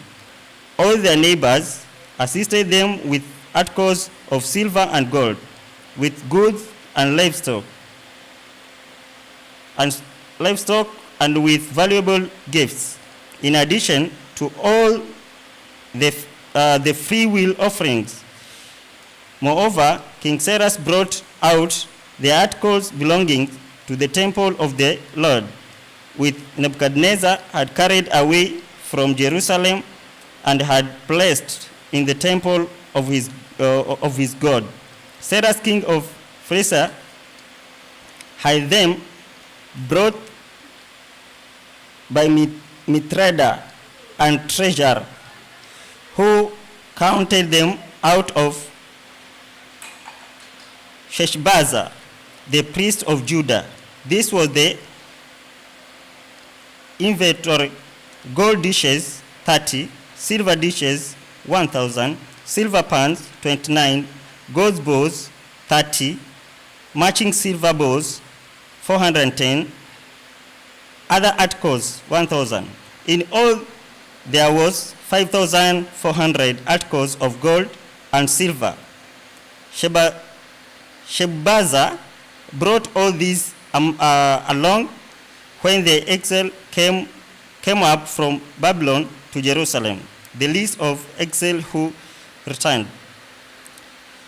Now, there are the people of the province who came up from the captivity of the exiles, who Nebuchadnezzar, king of Babylon, had taken captive to Babylon. They returned to Jerusalem and Judah, each to his own town, in company with Zerubbabel, Joshua, Nathaniah, Serariah, Relala, Mordecai, Bilshan, Mispah, Bivai, Rehum, and Ban. The list of the men of the people of Israel, the descendants of Pharaoh, 2,172, of Sheratiah, 3,702, of Sarah, 772, of Moab, through the line of Joshua and Joab, 2,812, of Eliakim, 1,254, of Zatu, 945, of Zaki, 760, of Bani, 642, of Bebai, 623, of Zagad, 1,222, of Adonikam, 666, of Bigavai, 2,056, of Adai, 454, of Atta, through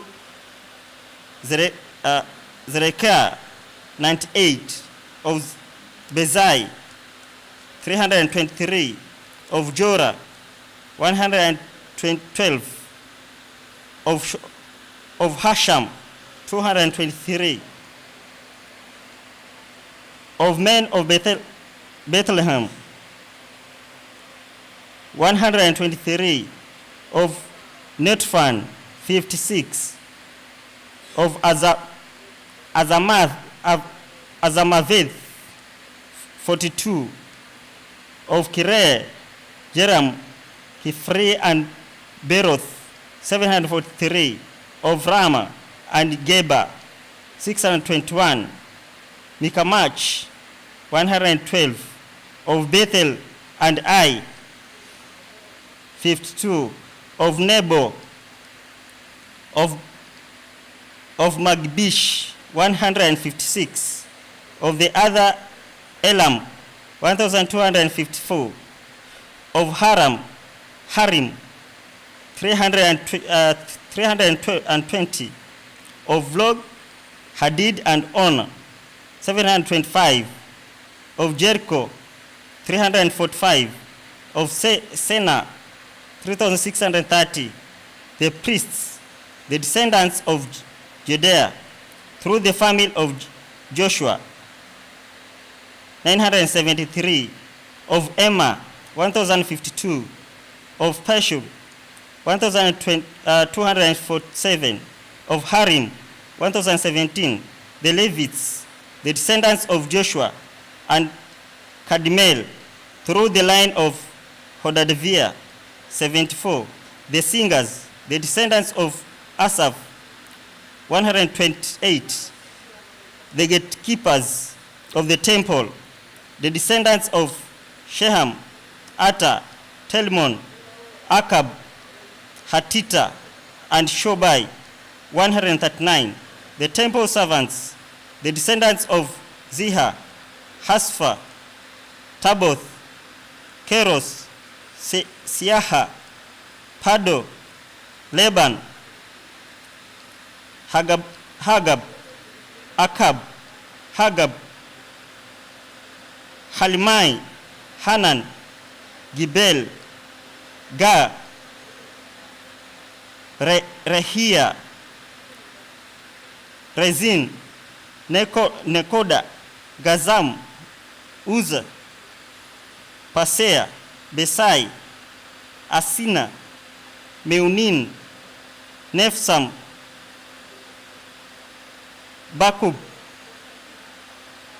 Hakfa, Hari, Bazulf, Mehid, Hasha, Bakos, Sisera, Tema, Neziah, and Hatfa, the descendants of the servants of Solomon, the descendants of Sotai, Hasophareth, Perul, Jalal, Dako, Gidel, Sepharatia, Hatil, Pokereth, Hazabem, and Ami, the temple servants and the descendants of the servants of Solomon, 302. The following came up from the towns of Tel-Mela, Tel-Hasha, Kerub, Ado, and Emma, but they could not show that their families were descendants from Israel. The descendants of Jelai, Tobiah, and Nekoda, 652.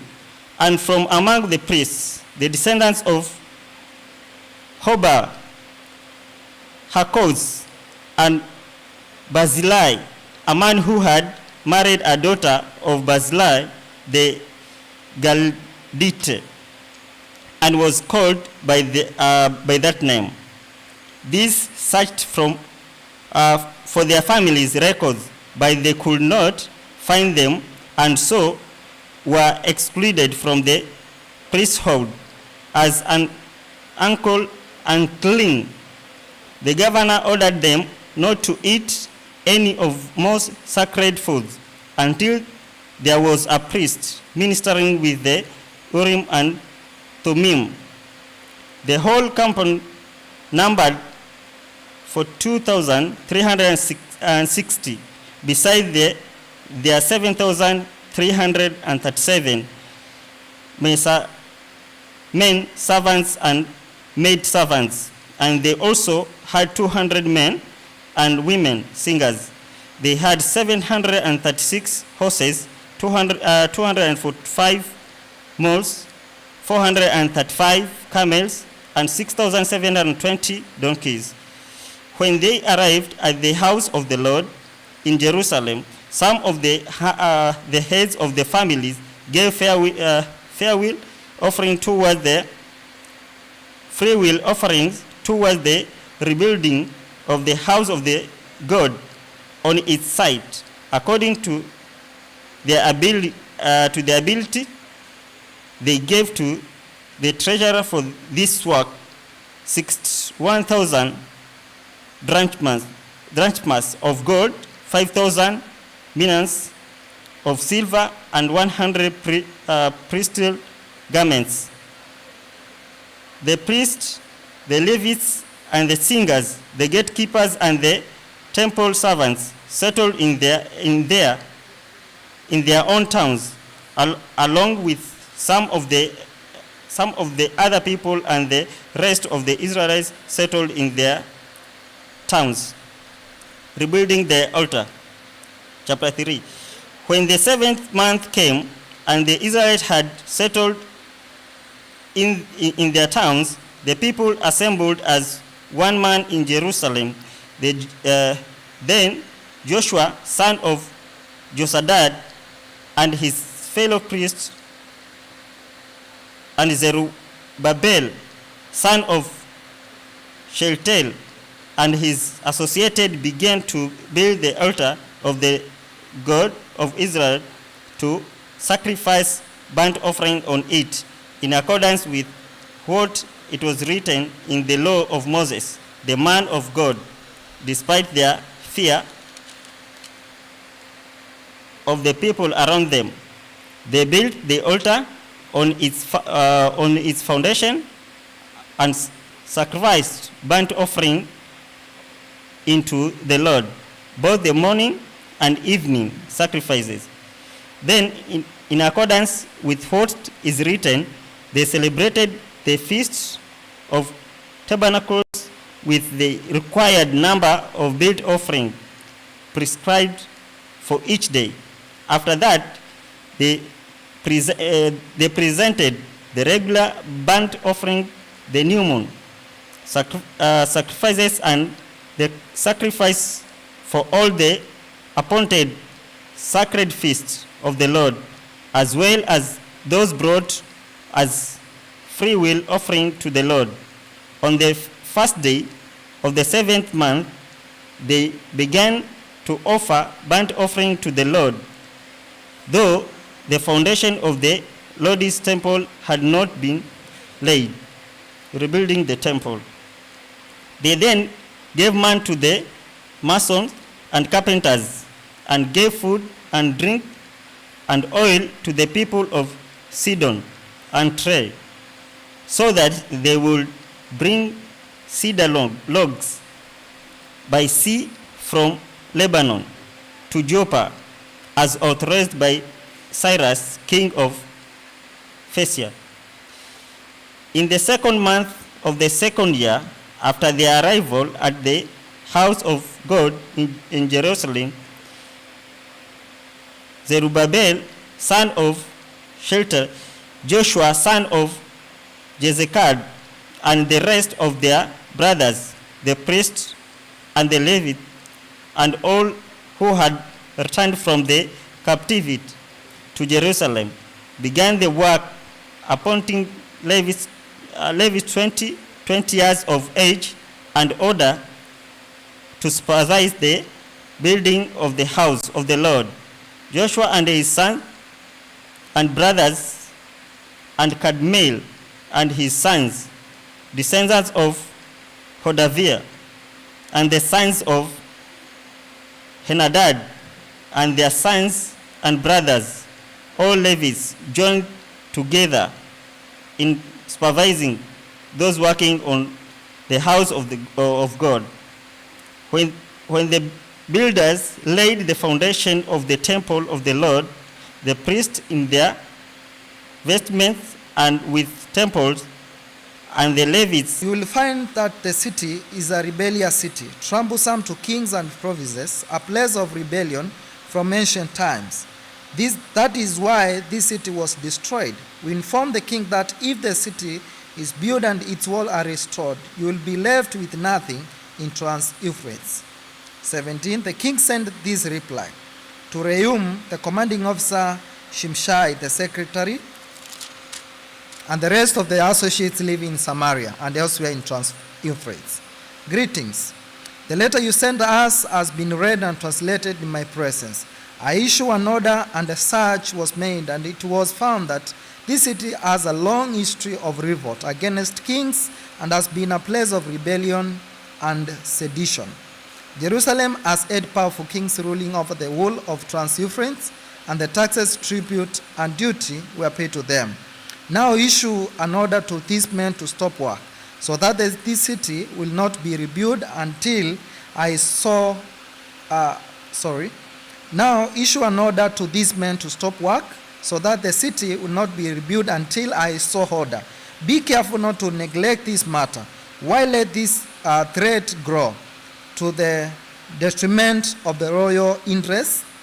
As soon as the copy of the letter of King Artaxerxes was read to Rehoboam and Shimshai, the secretary and the associates, they went immediately with the Jews in Jerusalem and compelled them to force to stop. Verse 24. Thus the work on the house of God in Jerusalem came to a standstill until the 2nd year of the reign of Darius, king of Persia. Chapter 5.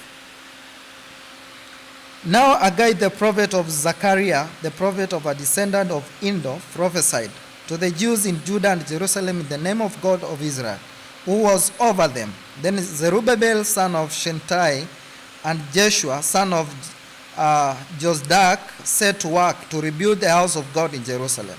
And the prophets of God were with them, helping them. Verse 3. At that time, Tentenai, governor of Trans-Euphrates, and Shethar-Bozenai and the associates went to them and asked, "Who authorized you to rebuild the temple and restore this structure?" They also asked, "What are the names of the men constructing the buildings?" But the eyes of their God was watching over the elders of the Jews, and they were not stopped until the report could go to Darius and his written reply be received. Verse 6, this is a copy of the letter that Tentenai, governor of Trans-Euphrates, and the Shethar-Bozenai and the associates, the officials of Trans-Euphrates, sent to King Darius. The report they sent him read as follows: To King Darius, cordial greetings. The king should know that we went to the district of Judah to the temple of great God. The people are building it with large stones and placing the timber in the walls. The work is being carried out with diligence and is making rapid progress and their direction. We questioned the elders and asked them, "Who authorized you to rebuild this temple and restore this structure?" We also asked them their names so that we could write down the names of their leaders for your information. This is the answers they gave us. "We are the servants of God of heaven and earth, and we are rebuilding the temple that was built many years ago, one that a great king of Israel built and finished.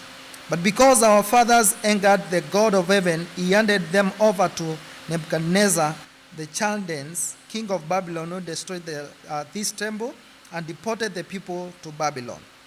Verse 13, however, in the first year of Cyrus, king of Babylon, King Cyrus issued a decree to rebuild this house of God.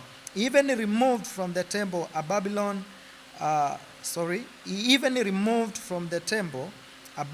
the gold and silver articles of the house of God, which Nebuchadnezzar had taken from the temple of Jerusalem and brought to the temple in Babylon. The King Cyrus gave them to a man named Sheshbazzar, whom he had appointed governor, and he told him, "Take these articles and go to and deposit them in the temple in Jerusalem, and rebuild the house of God on its site." So this Sheshbazzar came and laid the foundation of the house of God. In Jerusalem from the day to the present it has been under construction, but it is not yet finished. Now, if it pleases the king, let a search be made in the royal archives of Babylon to see if King Cyrus did in fact issue a decree to rebuild this house of God in Jerusalem. Then let the king send us his decision in this matter. Chapter 6. King Darius then issued an order, and they searched in the archives stored in the treasury of Babylon. A scroll was found in the citadel of Ibatana in the province of Media, and this was written on it, memorandum. In the first year of King Cyrus, the king issued a decree concerning the temple of God in Jerusalem. Let the temple be rebuilt as a place of present sacrifice, and let its foundation be laid. It is to be 90 feet high and 90 feet wide, with 3 courses of large stones and 1 of the timber. The costs are to be paid by the royal treasury. Also the gold and silver articles in the house of God, which Nebuchadnezzar took from the temple in Jerusalem and brought to Babylon, are to be returned to their places in the temple in Jerusalem. They are to be deposited in the house of God. Verse 6. Now then, Tentenai, governor of Trans-Euphrates, and Shethar-Bozenai, and you, their fellow officials of the province, stay away from there. Do not interfere with the work of this temple of God. Let the governor of the Jews and the Jewish elders rebuild this house of God on its site. Moreover, I hereby decree what you are to do for these elders of Jews in the construction of this house of God.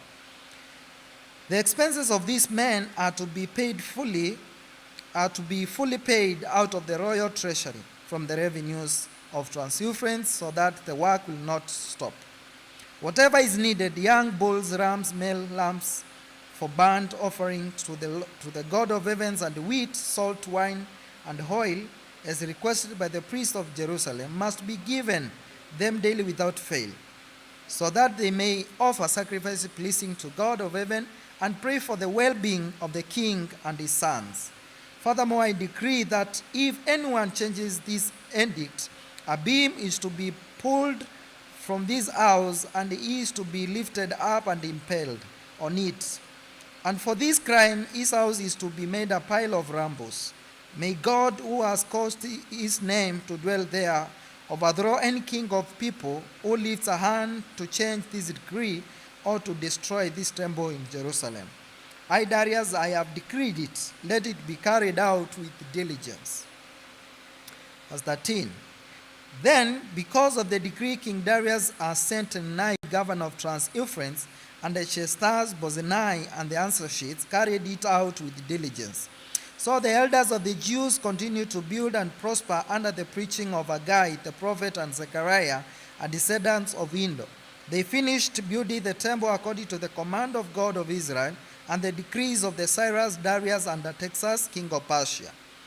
The temple was completed on the third day of the month Adar in the 6th year of the reign of King Darius. Verse 16. Then the people of Israel, the priests and the Levites and the rest of the exiles celebrated the dedication of the house of God with joy. For the dedication of this house of God, they offered 100 bulls, 200 rams, 400 male lambs, and a sin offering for all Israel, 12 male goats, one for each of the tribes of Israel, and they installed the priests in their divisions, and the Levites in their groups, for the service of God at Jerusalem according to what is written in the book of Moses. The Passover. On the 14th day of the 5th month, the exiles celebrated the Passover. The priests and the Levites had purified themselves and were all ceremonially clean. The Levites slaughtered the Passover lamb for all the exiles, for their brothers and priests, and for themselves. So the Israelites who had returned from the exile ate it, together with all who had separated themselves from the unclean practices of their Gentiles neighbors in order to seek the Lord, the God of Israel. For 7 days they celebrated with joy the feast of unleavened bread, because the Lord had filled them with joy by changing the attitudes of the king of Assyria, so that he assisted them in the work of the house of God, the God of Israel. Chapter 7.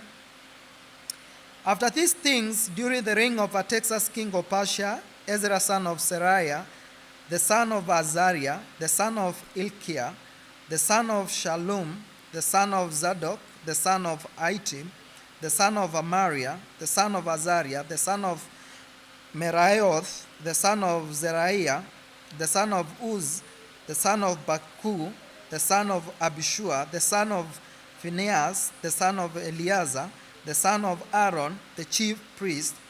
This Ezra came up from Babylon. He was a teacher well versed in the law of Moses, which the Lord, the God of Israel, had given. The king had granted him everything he asked, for the hand of the Lord, his God, was on him. Some of the Israelites, including priests, Levites, singers, gatekeepers, and temple servants, also came up to Jerusalem in the 7th year of King Artaxerxes. Ezra arrived in Jerusalem in the 5th month of the 7th year of the king. He had begun his journey from the Babylon on the 1st day of the 1st month, and he arrived in Jerusalem on the 1st day of the 5th month, for the gracious hand of his God was on him. Verse 10, for Ezra had devoted himself to the study and observance of the law of the Lord and to teaching his decrees and laws in Israel. King Artaxerxes' letter to Ezra. Verse 11, this is a copy of the letter King Artaxerxes had given to Ezra, the priest and teacher, a man learned in matters concerning the commands and decrees of the Lord for Israel, Artaxerxes, king of kings. To Ezra, the priest, a teacher of the law of God of heaven, greetings.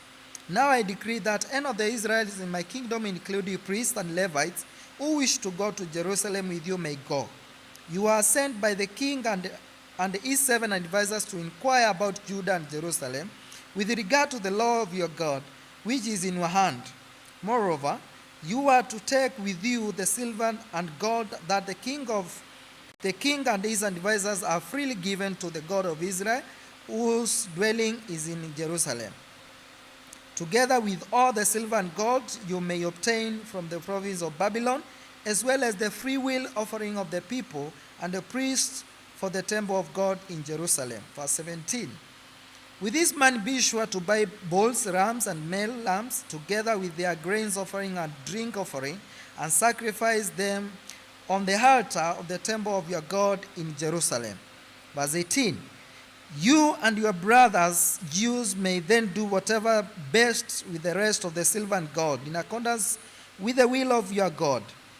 19. Deliver to the God of Jerusalem all the articles entrusted to you for worship in the temple of your God. 20. And anything else needed for the temple of your God that you may have occasion to supply, you may provide from the royal treasury. Verse 21. Now I, King Artaxerxes, order all the treasures of Trans-Euphrates to provide with diligence whatever Ezra the priest and the teacher of the law of the God of heavens may ask of you, up to 100 talents of silver, and 100 cors of wheat, 100 of baths of wine, 100 baths of olive oil, and salt without limit. Verse 23. Whatever the God of heaven has prescribed, let it be done with diligence to the temple of God of heaven. Why should there be wrath against the realms of the king and his sons? You are also to know that you have no authority to impose taxes, tribute of duty on any of the priests, Levites, singers, gatekeepers, table servants, or other workers at this house of God. And you, Ezra, in accordance with the wisdom of your God, which you possess, appoint magistrates and judges to administer justice to all the people of Trans-Euphrates, all who know the laws of your God. And you are to teach any who do not know them. Whoever does not obey the law of your God and the law of the king must surely be punished by death, banished, confiscation of property, or imprisonment. Praise be to the Lord, the God of our father, who has put it into the king's heart to bring honor to the house of the Lord in Jerusalem in this way, and who have extended his good favor to me before the king and his advisors and all the king's powerful officials, because the hand of the Lord, my God, who was on me. I took courage and gathered leading men from the Israel to go up with me. Chapter 8. List of family heads returning with Ezra.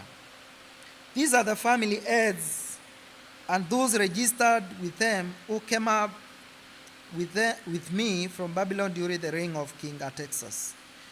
Of the descendants of Phinehas, Gershom, and of the descendants Ithamar, Daniel, of the descendants of David, Atush, of the descendants of Shechaniah, of the descendants of Parosh, Zechariah, and with him were registered 150 men.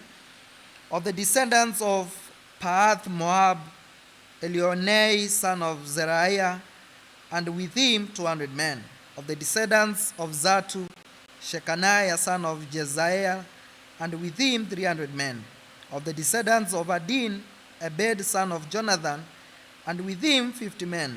Of the descendants of Elam, Jeshiah, son of Athaliah, and with him 70 men. Of the descendants of Shephatiah, Zebadiah, son of Michael, and with him 80 men. Of the descendants of Joab, Obadiah, son of Jehiel, and with him 218 men. Of the descendants of Bani, Shelomith, son of Josaphiah, and with him 160 men. Of the descendants of Bebai, Zechariah, son of Bebai, and with him 28 men. Of the descendants of Asgad, Johanan, son of Actan, and with him 110 men. Of the descendants of Adonakam, the last one whose names were Elphelet, Jehu, Shemaiah, and with him 60 men. Of the descendants of Bigvai, Udai, Zakar, and with him 7 men. The return of Jerusalem. I assembled them at the canal that flows towards Ahab, and we camped there 3 days. When I checked among the people and the priests, I found no Levites there. So I summoned Eleazar, Ariel, Shemaiah, Elinath, Jarib, Elinathan, Nathan, Zechariah, Meshulam, who were leaders, and Jorib and Elinathan, who were men of learning. And I sent them to Iddo, the leader of Caspia. I told them what to say to Indro and his kinsmen, the temple servants in Caspia, so that they might bring attendance to us for the house of our God. Verse 18. Because the gracious hand of our God was on us, they brought us Sherefiah, a capable man from the descendants of Mahali, son of Levi, the son of Israel, and Sherebiah, Sherebiah's sons and brothers, 18 men, and Ashbiah together with Josiah from the descendants of Merari, and his brothers and nephews, 20 men. They also brought 220 of the temple servants, a body that David and the officials had established to assist the Levites. All were registered by name. Verse 21. There, by the hour of Cana, I proclaimed a fast, so that we might humble ourselves before our God and ask him for a safe journey, for us and our children, with all our possessions. I was ashamed to ask the king and for soldiers and horsemen to protect us from enemies on the road, because we had told the king, the gracious hand of our God is on everyone who looks to him, but his great anger is against all who forsake him. So we fasted and petitioned our God about this, and he answered our prayers. Then I set apart 12 of the leading priests together with the Sherebiah, Ashbiah, and 10 of their brothers, and I weighed out to them the offering of silver and gold, and the articles that the king, his advisors, his officials, and all Israel present there had donated for the house of our God. I weighed out to them 650 talents of silver articles weighing 100 talents of gold, 20 balls of gold valued at 1,000 darics, and 2 fine articles of polished bronze as precious as gold. I said to them, you are well as these articles are consecrated to the Lord. The silver and gold are a freewill offering to the Lord, the God of your father. Guard them carefully until you weigh them out in the chambers of the house of the Lord in Jerusalem before the leading priests and the Levites and the families, heads of Israel. Then the priest and Levite received the silver and gold and sacred articles that had been weighed out to be taken to the house of God in Jerusalem. Verse 1. On the 12th day of the first month, we set out from the hour of Cana to go to Jerusalem. The hand of our God was on us, and he protected us from the enemies and bandits along the way. So we arrived in Jerusalem, where we rested 3 days. On the 4th day, in the house of our God, we weighed out the silver and gold and the sacred articles in the hands of Meramoth, son of Uriah, the priest Eleazar, son of Phinehas, who was with him, and so were the Levites Jozbad, son of Jeshua, and the Noadiah, son of Benui. Everything was accounted for, but numbers and weight, and the dire weight was recorded at that time. Verse 5. Then the exiles who had returned from captivity sacrificed burnt offering to the God of Israel, 12 bulls for all Israel, 96 rams, 77 male lambs, and as a sin offering, 12 male goats. All this was a burnt offering to the Lord. They also delivered the king's order to the royal satrap and the governors of Trans-Euphrates, who then gave assistance to the people and to the house of God. Chapter 9. Ezra prayer about intermarriage. After these things had been done, the leaders came to me and said, the people of Israel, including the priests and the Levites, have not kept themselves separate from the neighboring people with their detestable practices like those of Canaanites, Hittites, Perizzites, Jebusites, Ammonites, Moabites, Egyptians, and Amorites. They have taken some of their daughters as wives for themselves and their sons, and have mingled the holy race with the peoples around them. And the leaders and officials have led the way in its unfaithfulness. Verse 3. When I heard this, I tore my tunic and cloak, pulled hair from my head and beard, and sat down appalled. Then everyone who trembled at the words of God of Israel gathered around me because of this unfaithfulness for the exiles. And I sat there appalled until the evening sacrifice. Verse 5. Then at the evening sacrifice I rose from my self-abasement with my tunic and cloak torn, and fell on my knees with my hands spread out to the Lord my God, and prayed. Oh my God, I am too ashamed and disgraced to lift up my face to you, my God, because our sins are higher than our heads, and our guilt has reached to the heavens. From the day of our forefathers until now, our guilt has been great. Because of our sins, we and our kings and our priests have been subjected to the sword and captivity, to pillage and humiliation at the hand of foreign kings, as it is today. Verse 8. But now, for a brief moment, the Lord our God has been gracious in leaving us a remnant and giving us a firm place in the sanctuary, and so our God gives light to our eyes and a little relief in our bondage. Verse 9. Though we are slaves, our God has not deserted us in our bondage. He has shown us kindness in the sight of the kings of Persia. He has granted us new life to rebuild the house of our God and repair its ruins. And he has given us a wall of protection in Judah and Jerusalem. But now, O our God, what we say after this? For we have disregarded the commands you gave us. You gave through your servant the prophets when you said, the land you are entering into possession is a land polluted by the corruption of its people. By their detestable practices, they have filled it with their impurities from one end to the other. Therefore, do not give your daughters in marriage to their sons, or take their daughters for your sons. Do not seek a treaty of friendship with them at any time, that you may be strong and eat the good things of the land, and leave it to your children as an everlasting inheritance. Verse 13. What has happened to us is a result of our evil deeds and our great guilt. And yet, our God, you have punished us less than our sins have deserved, and have given us a remnant like this. Shall we again break your commands and intermarry with the people who commit such detestable practices? Would you not be angry enough with us to destroy us, leaving us no remnant or survivors? O Lord, God of Israel, you are gracious. We are left with a day as a remnant. Here we are before you in a guilt through because of it Here we are before you in our guilt through, though because of it not one of us can stand in your presence. Chapter 10, the people confession of sins.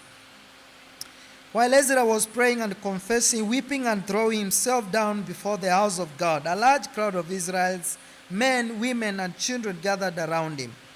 They too wept bitterly. Then Shechaniah, son of Jehiel, one of the descendants of Elam, said to Ezra, we have been unfaithful to our God by marrying foreign women from the people around us. But in spite of this, there is still hope for Israel. Now let us make a covenant before our God to send away all these women and their children in accordance with the counsel of our Lord and of those who fear the commands of our God. Let it be done according to the law. Rise up this matter in your hands. We will support you, so that courage and do it. So Ezra rose up and put the leading priests and Levites and all Israel under oath, to do what has been suggested. And they took the oath. Then Ezra withdrew from before the house of God and went to the room of Johanan, son of Eliashib. While he was there, he ate no food and drank no water, because he continued to mourn over the unfaithfulness of the exiles. Verse 7. A proclamation was then issued throughout Judah and Jerusalem for all the exiles to assemble in Jerusalem. Anyone who failed to appear within 3 days would forfeit all his properties in accordance with the decision of the officials and the elders, and would himself be expelled from the assembly of the exiles. Within the 3 days, all the men of Judah and Benjamin had gathered in Jerusalem, and on the 12th day of the 9th month, all the people were sitting in the square before the house of God, greatly distressed by the occasion and because of the rain. Then Ezra, the priest, stood up and said to them, "You have been unfaithful, you have married foreign women, added to Israel's guilt. Now make confession to the Lord, the God of your fathers, and do his will. Separate yourself from the people around you and from your foreign wives." Verse 12. The whole assembly responded with a loud voice, "You are right. We must do as you say. But there are many people here, and it is the rainy season, so we cannot stand outside. Besides, this matter cannot be taken care of in a day or two, because we have sinned greatly in this thing. Let our officials act for the whole assembly. Then let everyone in our town who has married a foreign woman come at a set time. In our towns who have married a foreign woman come at a set time, along with the elders and judges of each town, until the fierce anger of our God in this matter is turned away from us." Verse 15. Only Jonathan, son of Asahel, and Josiah, son of Tikhav, supported by Meshullam and the Shebadai, the Levite, opposed this. So the exiles did as was proposed. Ezra the priest selected men who were family heads, one from each family division, and all of them designated by name. On the first day of the 9th month, they sat down to investigate the cases. And by the first day of the first month, they finished dealing with all the men who had married foreign women, those guilty of intermarriage. Verse 18. Among the descendants of the priests, the following had married foreign women. From the descendants of Jeshua, son of Jozadak, and his brother Messiah, Eleazar, Jarib, and Gedaliah, they all gave their hands in pledge to put away their wives, and for their guilty they each presented a ram from the flock of a guilty offering. Verse 20. From the descendants of Immer, Anani, and Zebadiah. From the descendants of Arim, Messiah, Elijah, Shemaiah, Jehiel, and Uzziah. From the descendants of Pashul, Elionai, Messiah, Ishmael, Nathanael, Zodabad, and Elasa. Among the Levites, Jozabad, Shimei, Keliah, that is Kelita, Bethaniah, Judah, and Eleazar. From the singers, Eliashib. From the gatekeepers, Shalom, Telem, and Hurul. And among the other Israelites, from the descendants of Parosh, Ramiah, Isaiah, Malkijah, Mijamin, Eleazar, Malkijah, and Benaiah. From the descendants of Elam, Mattaniah, Zechariah, Jehiel, Abdi, Jeremoth, and Elijah. From the descendants of Zatu, Elionai, Elishib, Mattaniah, Zeremoth, Zabad, and Ziza. From the descendants of Bebai, Jonanam, Ananiah, Zebai, and Adonai. From the descendants of Mani, Meshulam, Maluch, Adiab, Shashub, Shil, and Jeremoth. From the descendants of Pahath Moab, Adna, Kelah, Benaiah, Meshaniah, Mattaniah, Bezalel, Binui, and Manasseh. From the descendants of Arim, Eleazar, Ishal, Malkijah, Shemaiah, Sheomeon, Benjamin, Maluch, and Shemariah. From the descendants of Ashum, Mattaniah, Mattah, Zabad, Elibelet, Jeremiah, Manasseh, and Shimei. From the descendants of Bani, Madai, Amram, Ul, Benaiah, Bedaiah, Kelun, Phanil, Melomoth, Eliashib, Meconiah, Metanai, and Jasu. From the descendants of Binui, Shimei, Shelemiah, Nathan, Adaiah, Maknenabai, Shashai, Sharai, Azarel, Shelemiah, Shemaiah, Shalom, Amariah, and Joseph. From the descendants of Nebo, Jael, Matthian, Zabad, Zebina, Jadai, Joel, and Benaiah.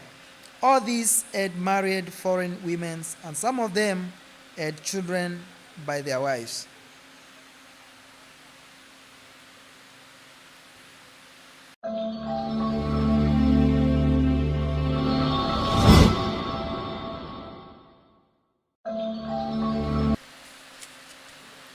The word of God came to Nehemiah, the son of Hakaliah, in the month of Kislev, in the 20th year, while I was in the citadel of Susa. Hanani, one of the brothers, came from Judah with some other men, and I questioned them about the Jewish remnant that survived the exile, and also about Jerusalem. They said to me, "Those who survived the exile and are back in the province are in great trouble and disgrace. The wall of Jerusalem is broken down, and its gates have been burned with fire." When I heard these things, I sat down and wept. For some days I mourned and fasted and prayed before the God of heaven. Then I said, "O Lord, God of heaven, the great and awesome God, who keeps his covenant of love with those who love him and obey his commandment, let your ear be attentive to your eyes. Open your ear.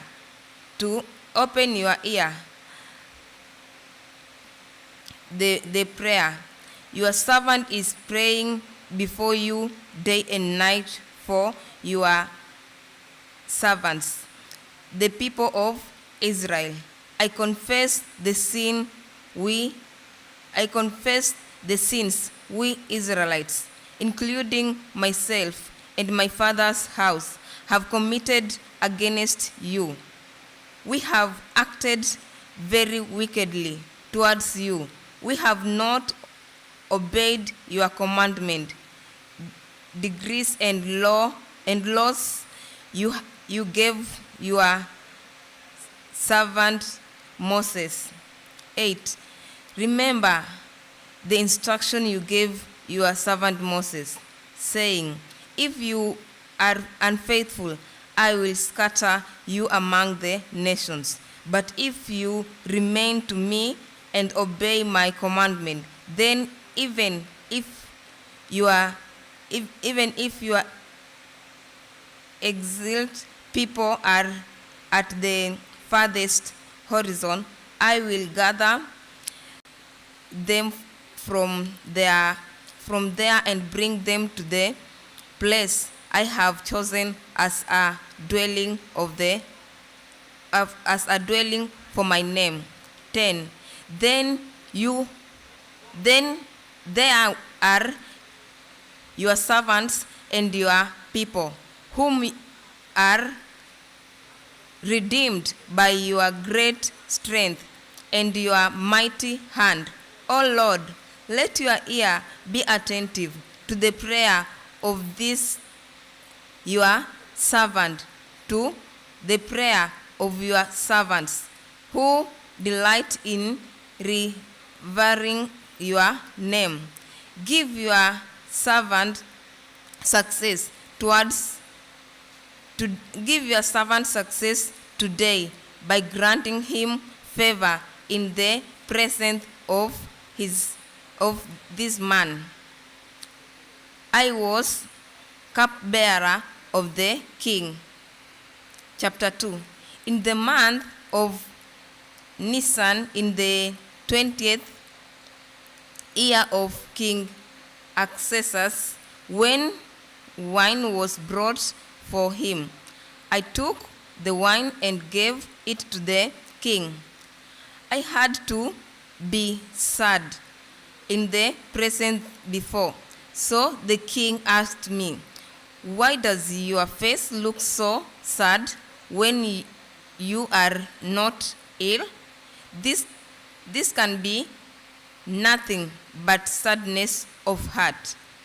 I was very much afraid, but I said to the king, "May the king live forever.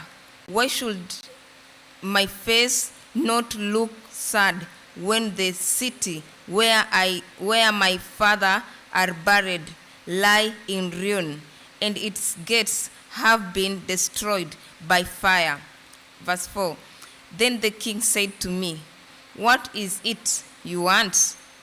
Then I prayed to the Lord of heaven, and I answered the king, "If it pleases the king, and if your servant has found favor in your sight, let him send me to the city in Judah where my fathers are buried, so that I can rebuild it." 6.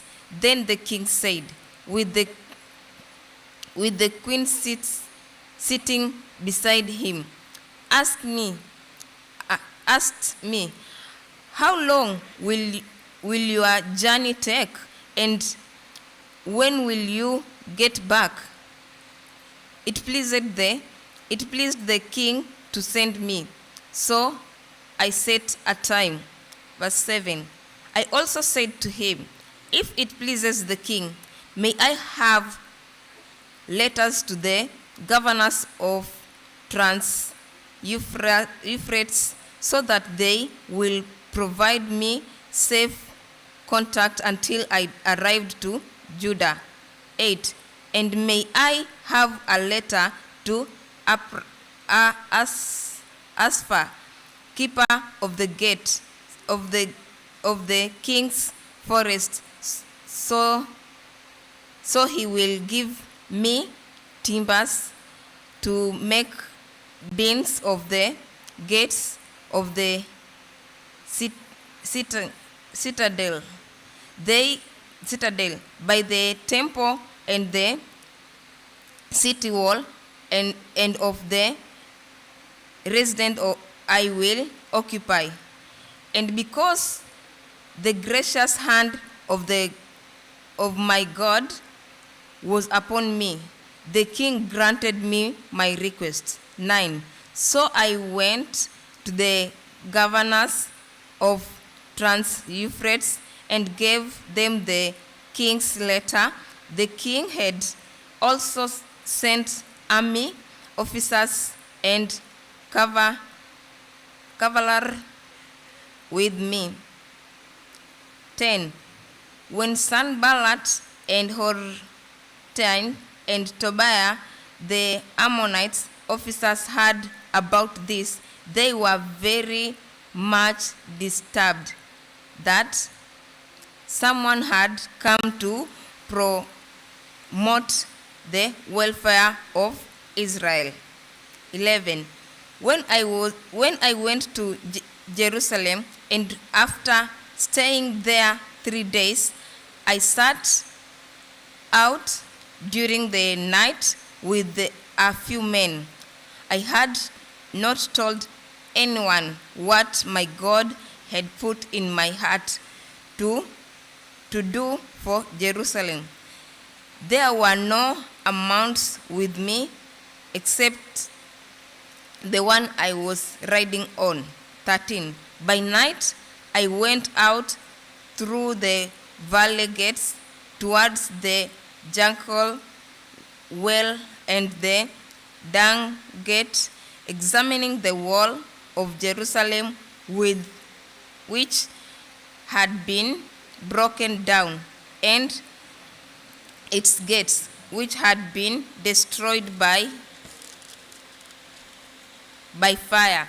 Then I moved on towards the fountain gate and the king's pool, but there was not enough room for my amount to get through.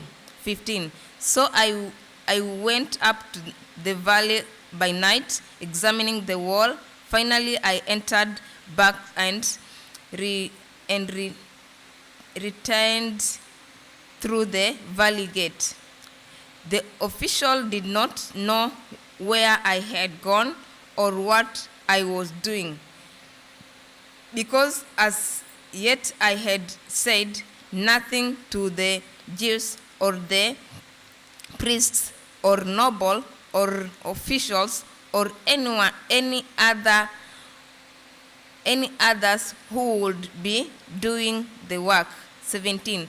Then I said to them, "You see the trouble we are in. Jerusalem lies in ruin, and its gates have been burned by fire. Come, let us rebuild the wall of Jerusalem, and we will no longer be in disgrace." I also told them about the gracious hand of my God upon me, and what the king had said to me. They replied, "Let us start rebuilding." So they began this good work. 19. But when Sanballat, the Horonite, Tobiah, the Ammonite official, and Geshem, the Arab, heard about it, they mocked and ridiculed us. "What is this you are doing?" they asked.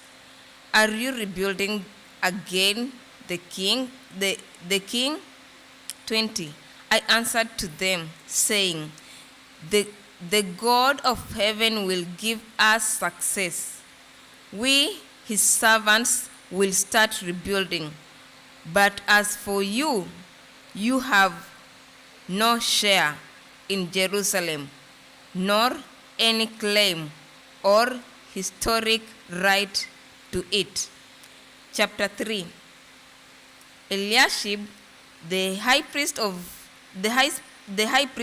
and his fellow high priests went to work and rebuild the sheep gate.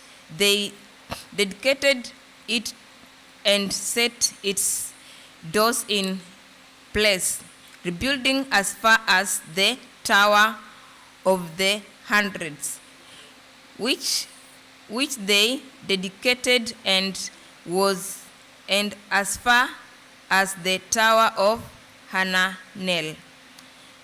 2. The men of Jericho built the adjoining section, and Zachariah, son of Amr, built next to them. Verse 3. The fish gate was rebuilt by the son of Hasenah. They laid its beams and put its doors, bolts, and bars in place. Mother, son of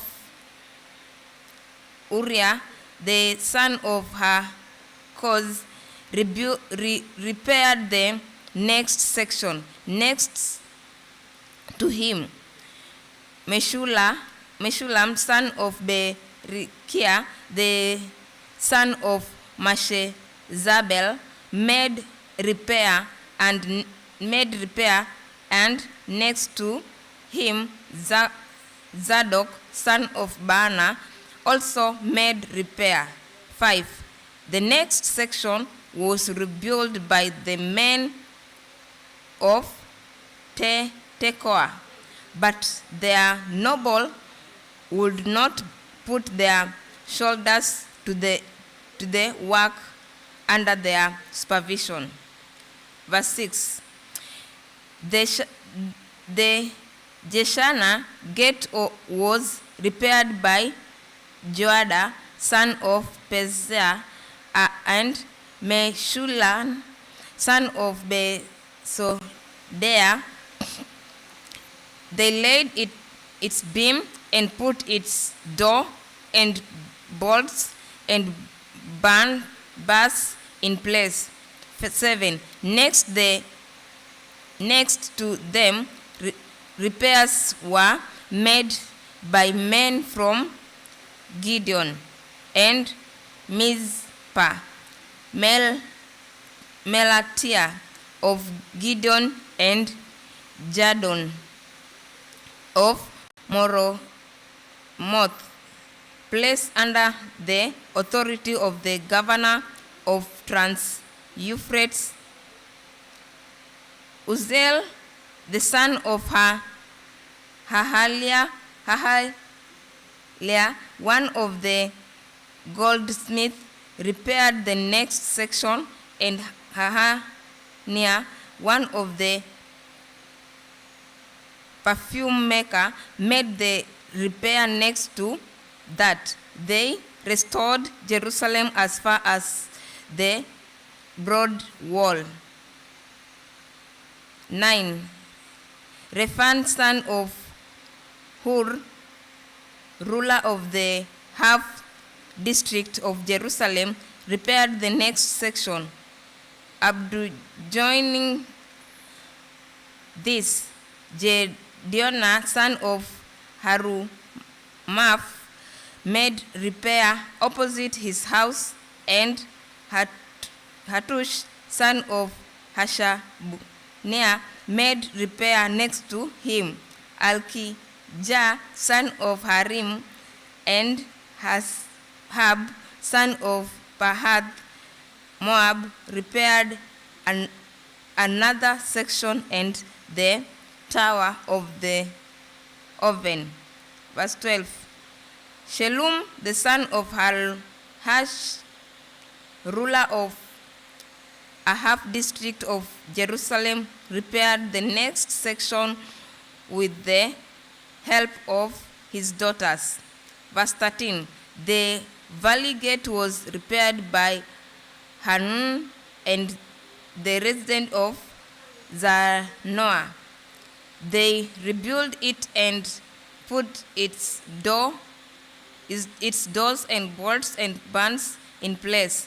They also repaired 500 yards of the walls as far as the Dark Gate. The Dark Gate was repaired by Malkijah, son of Rechab, ruler of the district of Beth Hakkerim. He built it and put its doors and bolts and bars in place. The foundation gate was repaired by Shallum, son of Kolhoz, ruler of the district of Zipah. He built it, roofed it over, and putting its doors and bolts and bars in place. He also rebuilt the wall of the pool of Shiloh by the king's garden as far as the steps going down from the city of David. Beyond him, Jeremiah, son of Azbab, ruler of the half district of Beth Zur, made repair up to a point opposite the tombs of David as far as the artificial pole and the house of the Herods. Verse 17. Next to him, the repairs were made by the Levites under Rehoboam, son of Ban. Beside him, Hashabiah, ruler of half district of Keilah, carried out repair for his district. Next to him, the repair were made by their countrymen under Bianui, son of Henadad, ruler of the other half district of Keilah.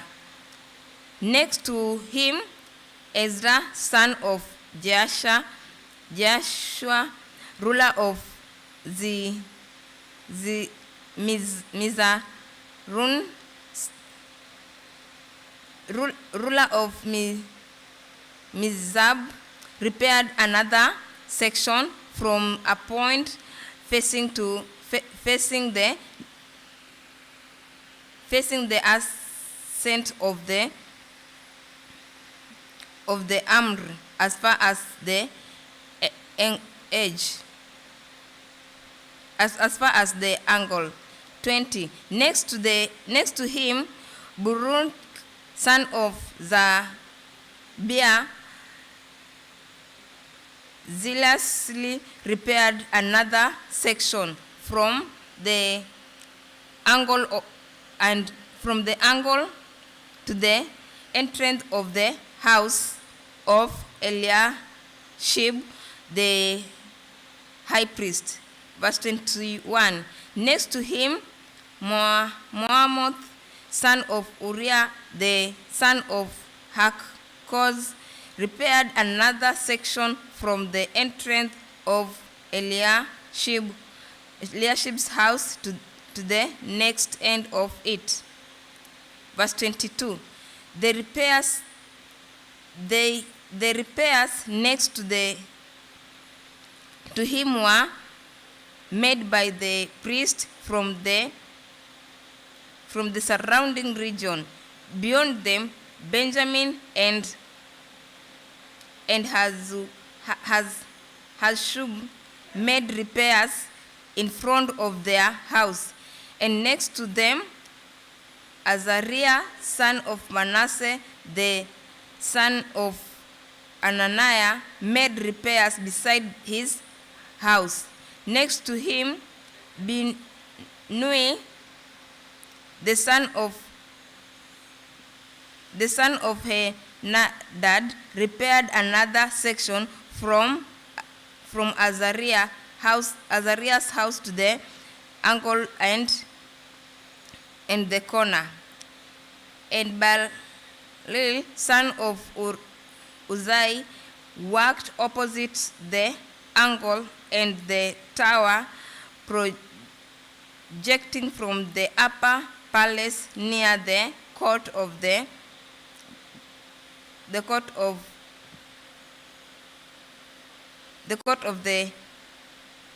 guard. Next to him, Peniah, son of Parosh, and the temple servants living on the hills of Ophel made repair up to a point opposite the water gate towards the east and the project tower. 27. Next to them, the men of Tekoa repaired another section from the great projecting tower to the wall of Ophel. 28. Above the horse gate, the priests made repair, each in front of his own house. Next to them, Zadok, son of Imar, made repair opposite to his house. Next to him, Shamaim, son of Shechaniah, made guard at the east gate, made repairs. Next to him, Hananiah, son of Shehelie, and Hanun, the sixth son of Zalaph,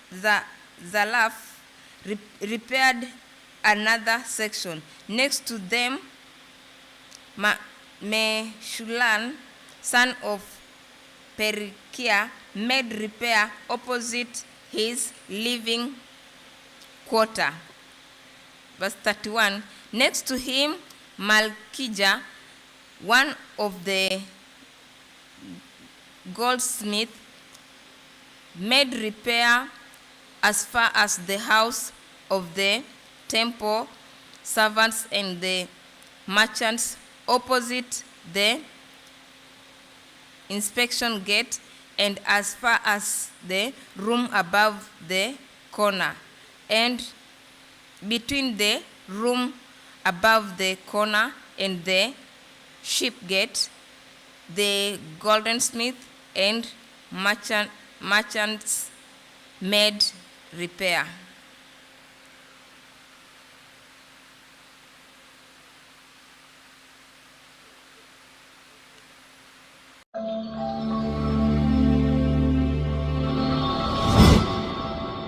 Opposition to the rebuilding.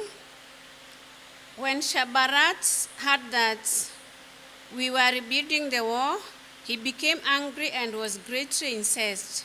He ridiculed the Jews, and in the presence of his associates and the army of Samaria, he said, "What are these feeble Jews doing? Would they restore their wall? Would they offer sacrifices? Will they finish in a day?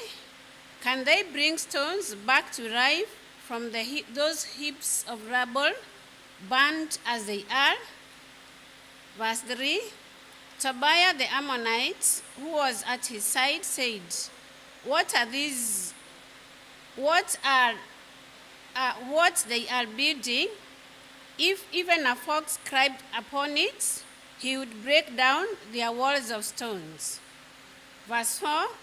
Hear us, O God, for we are despised. Turn their insults back on their own heads. Give them over as plunder in a rod of captivity.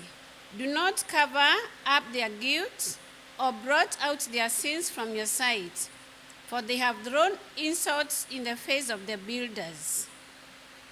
Verse 6. So we rebuilt the wall till all of it reached half of its height, for the people worked with all their hearts.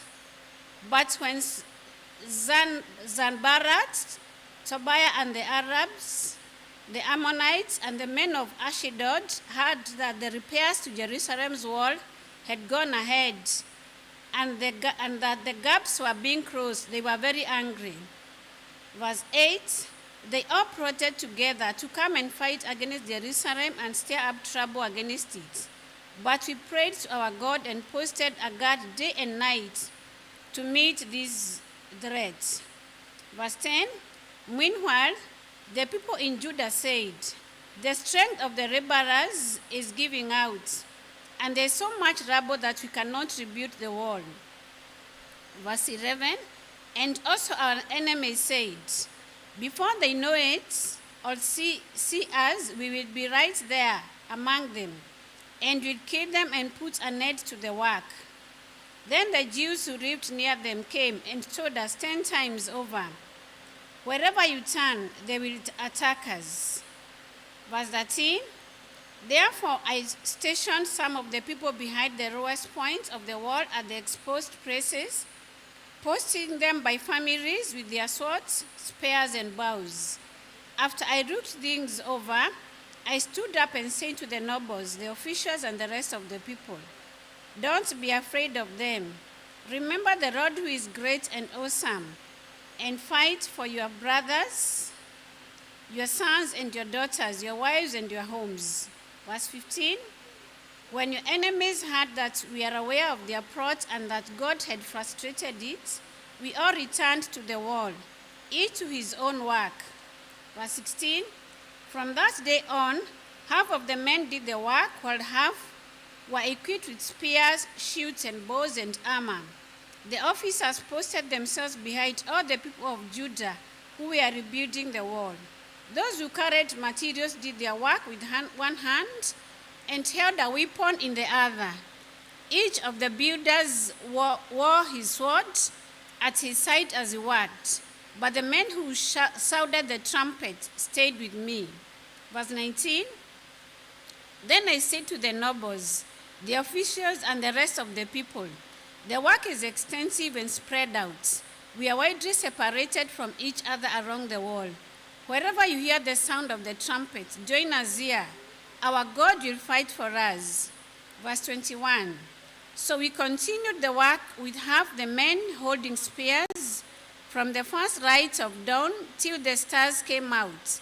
At that time, I also said to the people, have every man and his helper stay inside Jerusalem at night, so they can serve us as guards by night and workmen by day. Verse 23. Neither I nor my brothers nor my men nor the guards with me took off our clothes. Each had his weapon, even when he went for water. Nehemiah chapter 5. Nehemiah helps the poor. Verse 1. Now the men and their wives raised great outcry against their Jewish brothers. Some were saying, we and our sons and daughters are numerous. In order for us to eat and stay alive, we must get grain. Others were saying, we were mortgaging our fields, our vineyards, and our homes to get grain during the famine.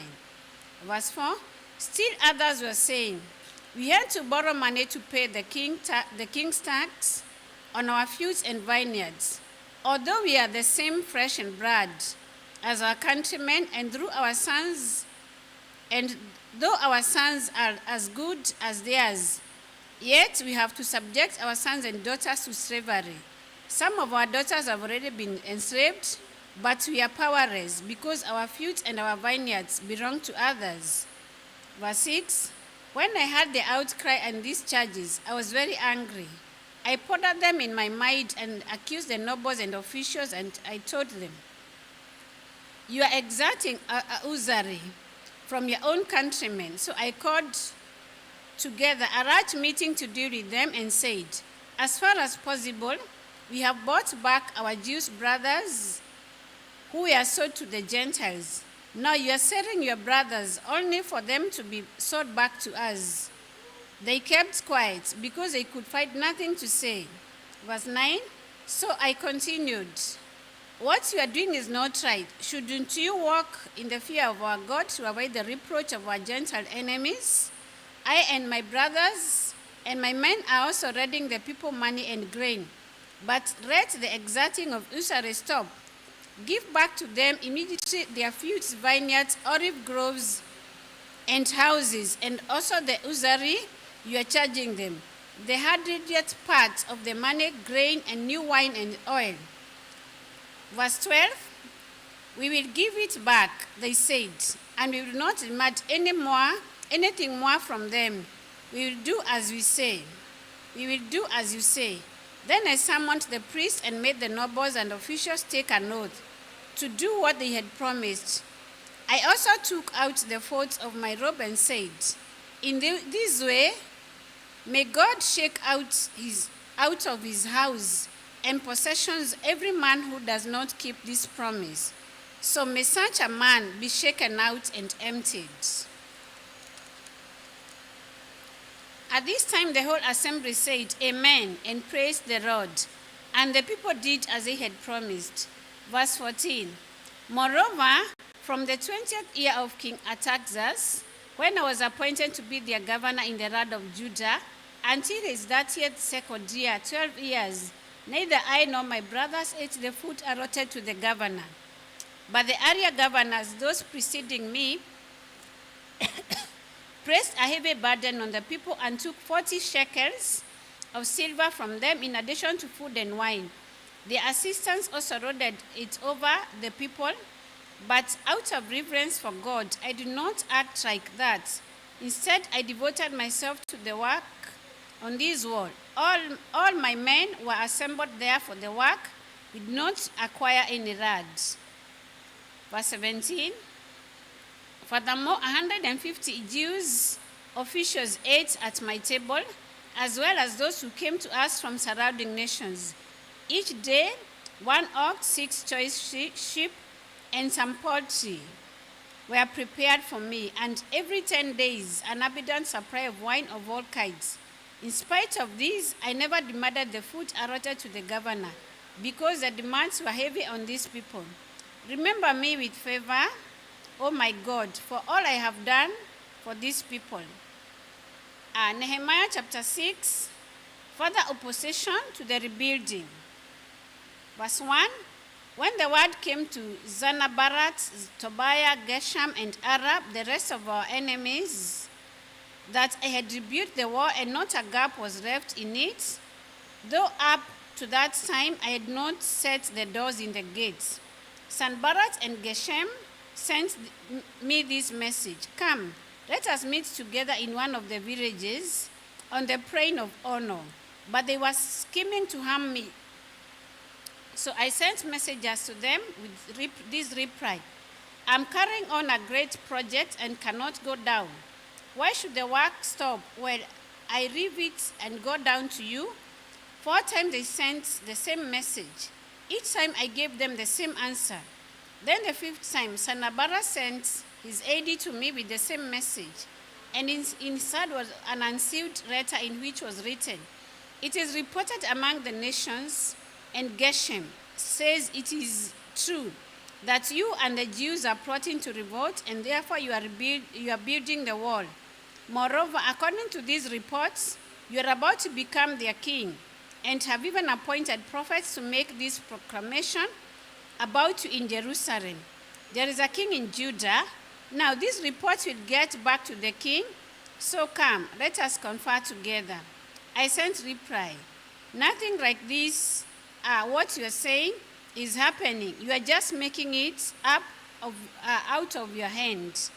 They were all trying to frighten us, thinking their hands will get too weak for the work and it will not be completed. But I prayed, now strengthen my hands. One day I went to the house of Shemaiah, son of Deriah, son of Mehatabal, who was shut in his house. He said, let us meet in the house of God, inside the temple, and let us close the temple doors, because men are coming to kill you. By night, they are coming to kill you. Verse 11, but I said, should a man like me run away? Or should one like me go into the temple to save his life? I will not. I realized that God had not sent him, but he had prophesied against me because Tobiah and Sanballat had hired him.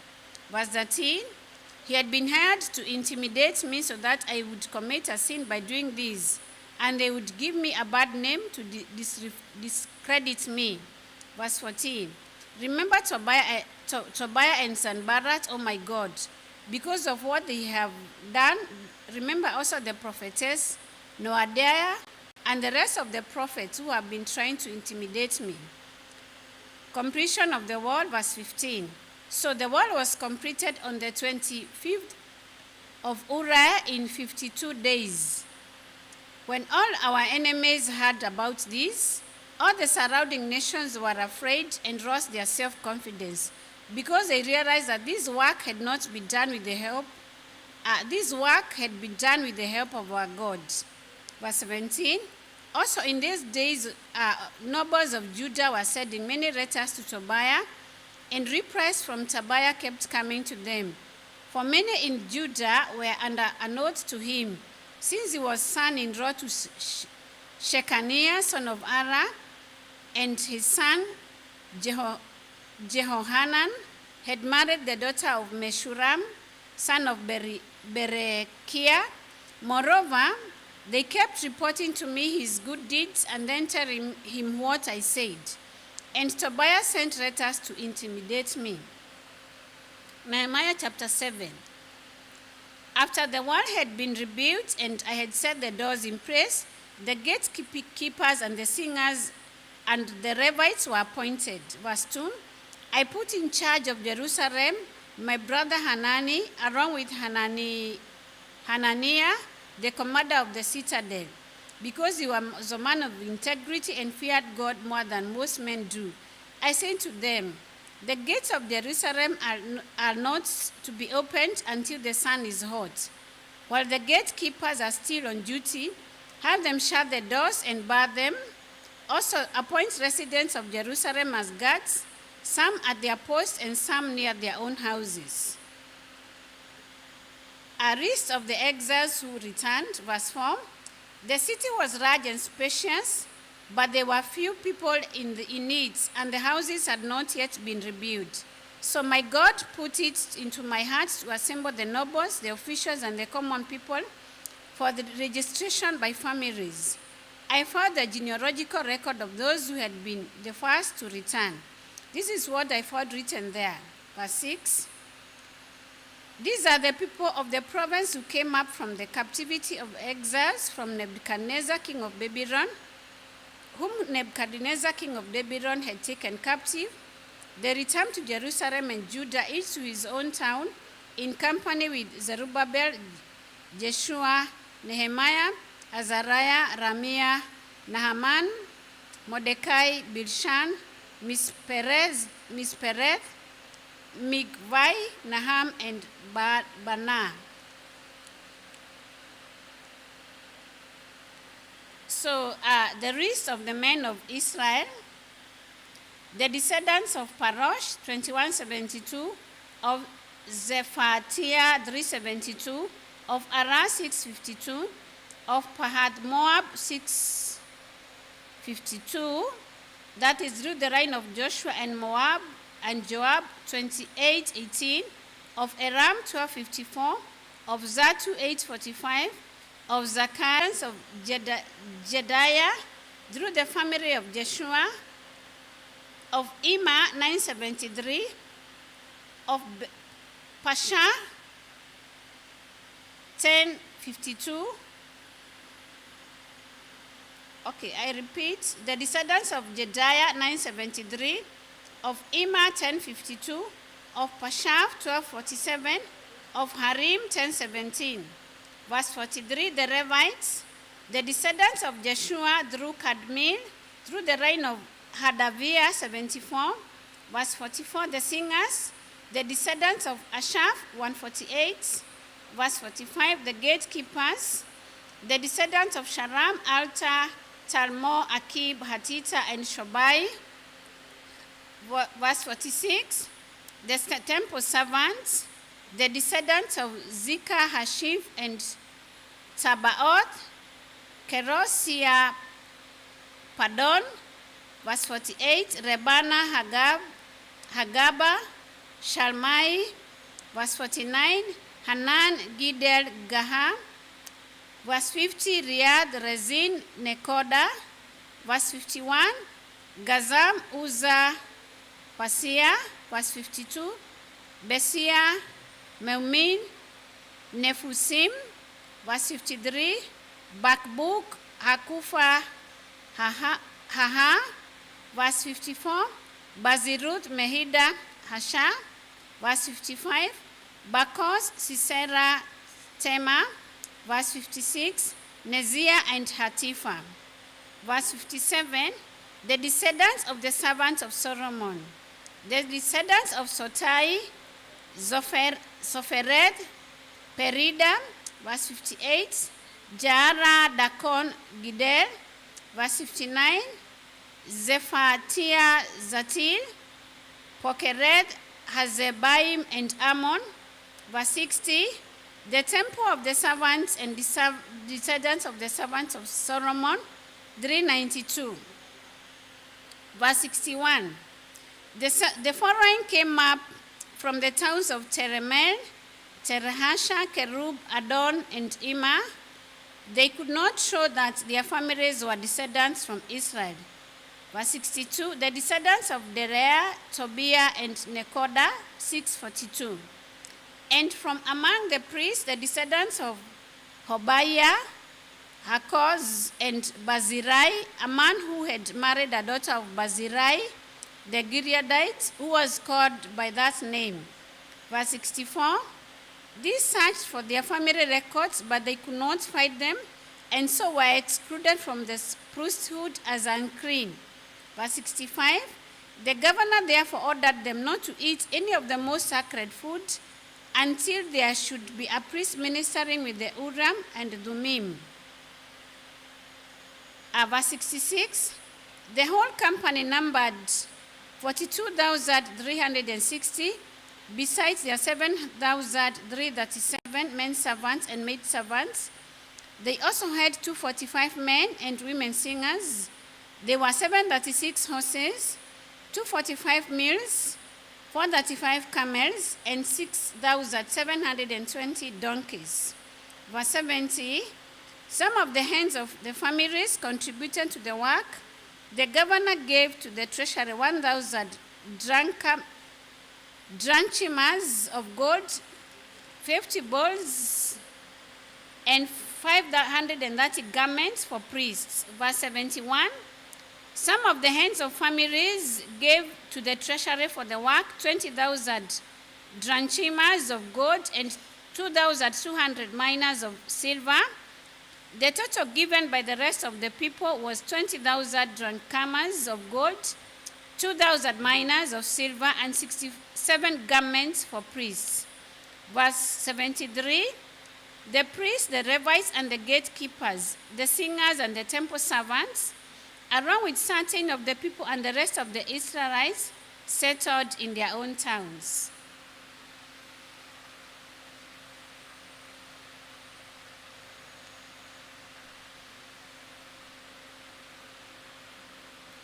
We are reading from Nehemiah chapter 8. Ezra reads the law. When the 7th month came and the Israelites had settled in their towns, all the people assembled as one man in the square before the water gate. They told Ezra the scribe to bring out of the book of the law of Moses, which the Lord had commanded for Israel. Verse 2, so on the first day of the 7th month, Ezra the priest brought the law before the assembly, which was made up of men and women and all who were able to understand.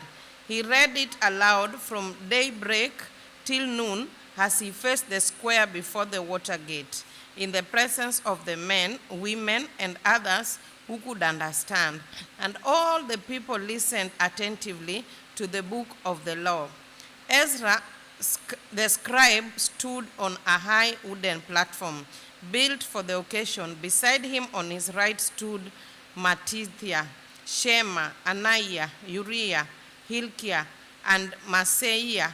And on his left were Redai, Mishael, Malchijah, Hashum, Hashbadana, Zechariah, and Meshullam. Verse 5, Ezra opened the book. All the people could see him because he was standing above them. And as he opened it, the people all stood up. Ezra praised the Lord, the great God, and all the people lifted their hands and responded, Amen, Amen. Then they bowed down and worshipped the Lord with their faces to the ground. Verse 7, the Levites, Jeshua, Bani, Sherebiah, Jamin, Akub, Shabbatai, Hodiah, Maaseiah, Kelita, Azariah, Jozabad, Anan, Peliah, instructed the people in the law. While the people were standing there, they read from the book of the law of God, making it clear and giving the meaning so that the people could understand what was being read. Verses 9, then Nehemiah the governor, Ezra the priest and scribe, and the Levites, who was instructing the people, said to them all, this day is sacred to the Lord your God. Do not mourn or weep. For all the people had been weeping as they listened to the words of the law. Verse 10, Nehemiah said, go and enjoy choice food and sweet drinks, and send some to those who have nothing prepared. This day is sacred to our Lord. Do not grieve, for the joy of the Lord is your strength. Verse 11, the Levites calmed all the people, saying, be still, for this is a sacred day. Do not grieve. Verse 12. Then all the people went away to eat and drink, to send portions of food and celebrate with great joy, because they now understood the words that had been made known to them. Verse 13.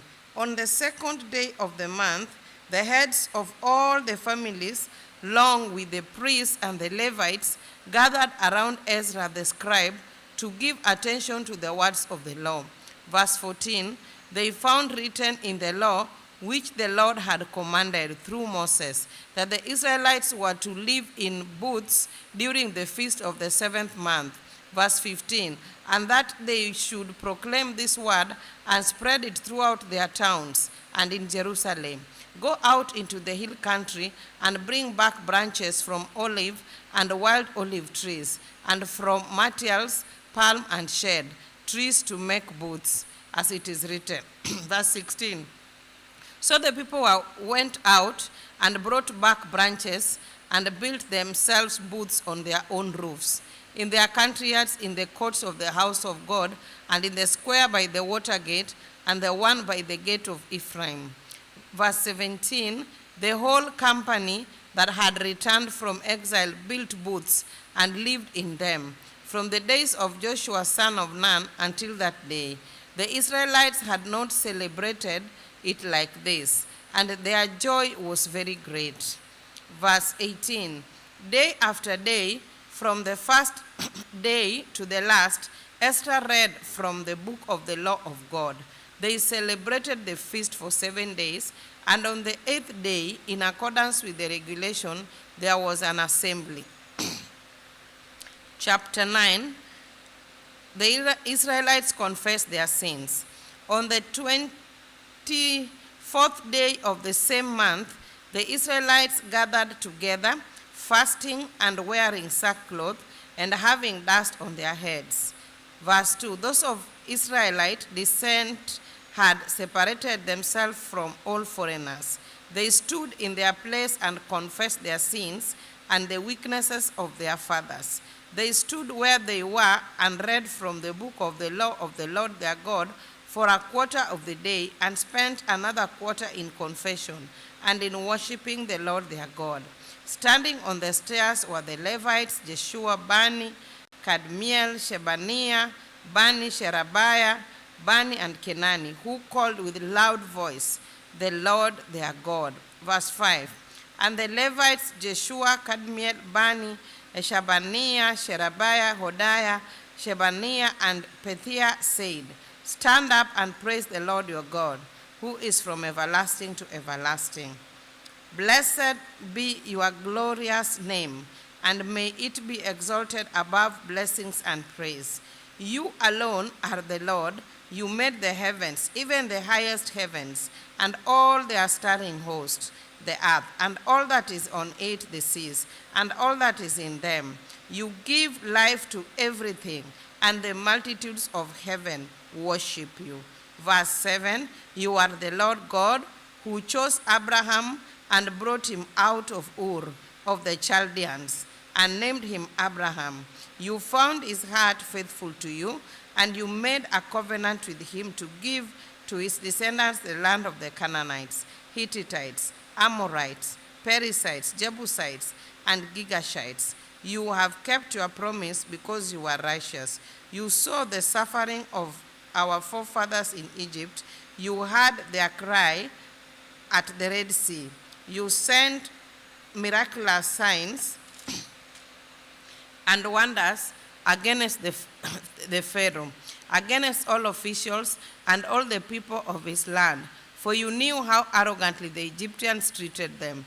You made a name for yourself, which remains to this day.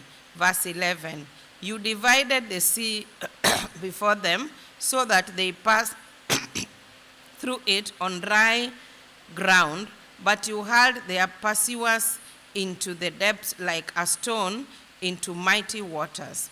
By day you led them with a pillar of cloud, and by night with a pillar of fire, to give them light on the way they were to take. Verse 13, you came down on Mount Sinai.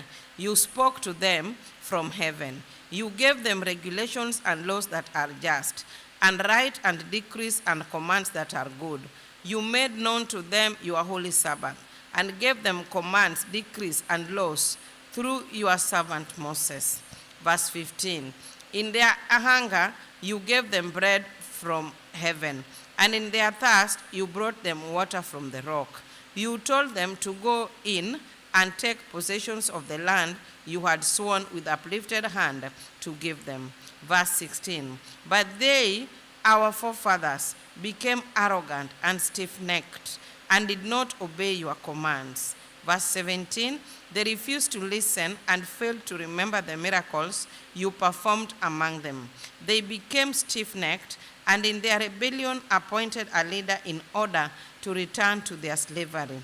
But you are a forgiving God, gracious and compassionate, slow to anger, and abounding in love. Therefore you did not desert them, even when they cast for themselves an image of a calf, and said, this is your God, who brought you up out of Egypt, or when they committed awful blasphemies. Verse 19, because of your great compassion, you did not abandon them in the desert.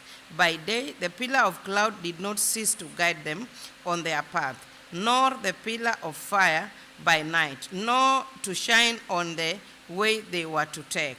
You gave your good spirit to instruct them. You did not withhold your manna from their mouths, and you gave them water for their fast. You, for 40 years, you sustained them in the desert. They lacked nothing. Their clothes did not wear out, nor did their feet become swollen. Verse 22, you gave them kingdom and nations, allotting to them even the remotest frontiers. They took over the country of Sihon, king of Heshbon, and the country of Og, king of Bashan.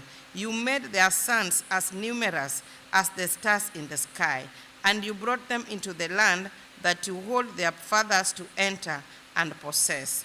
Verse 24, their sons went in and took possessions of the land.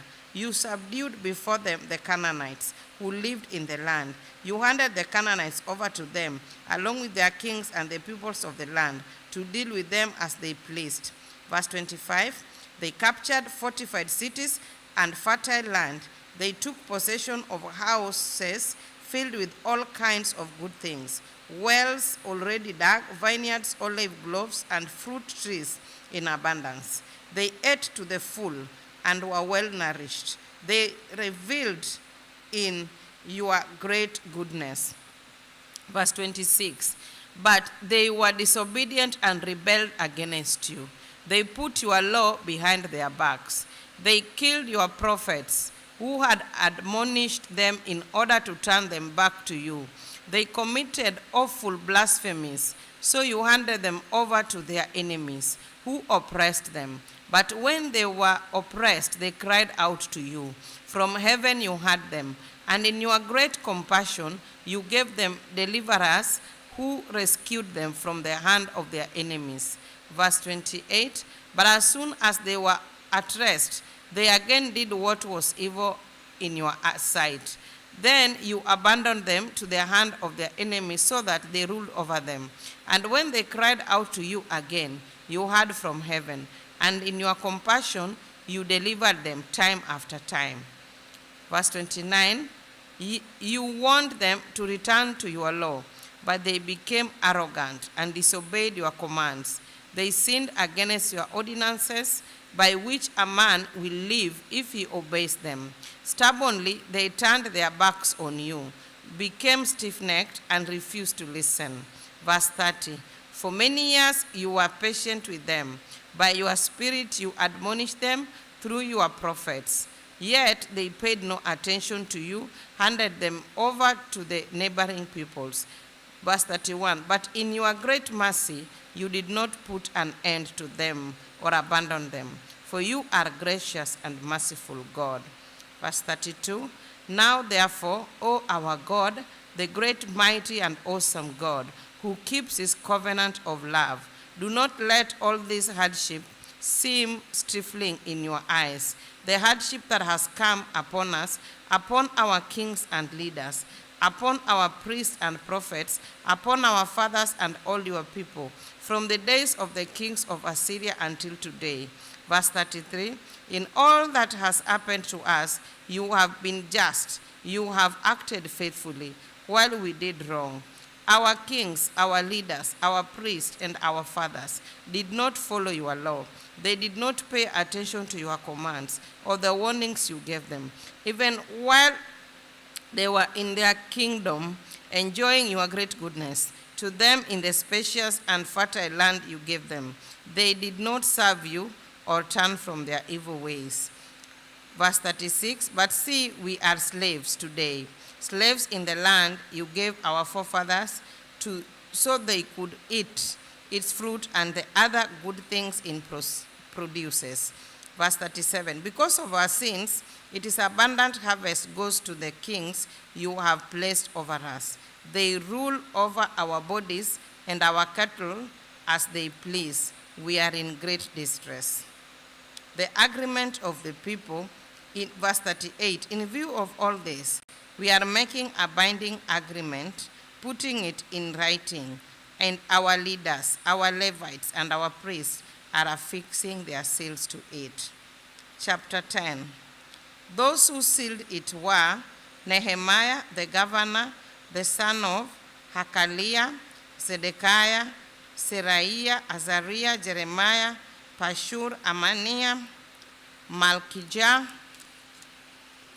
Hatush, Shebaniah, Maluch, Harim, Meramoth, Obadiah, Daniel, Kinenoth, Baruch, Meshulam, Abijah,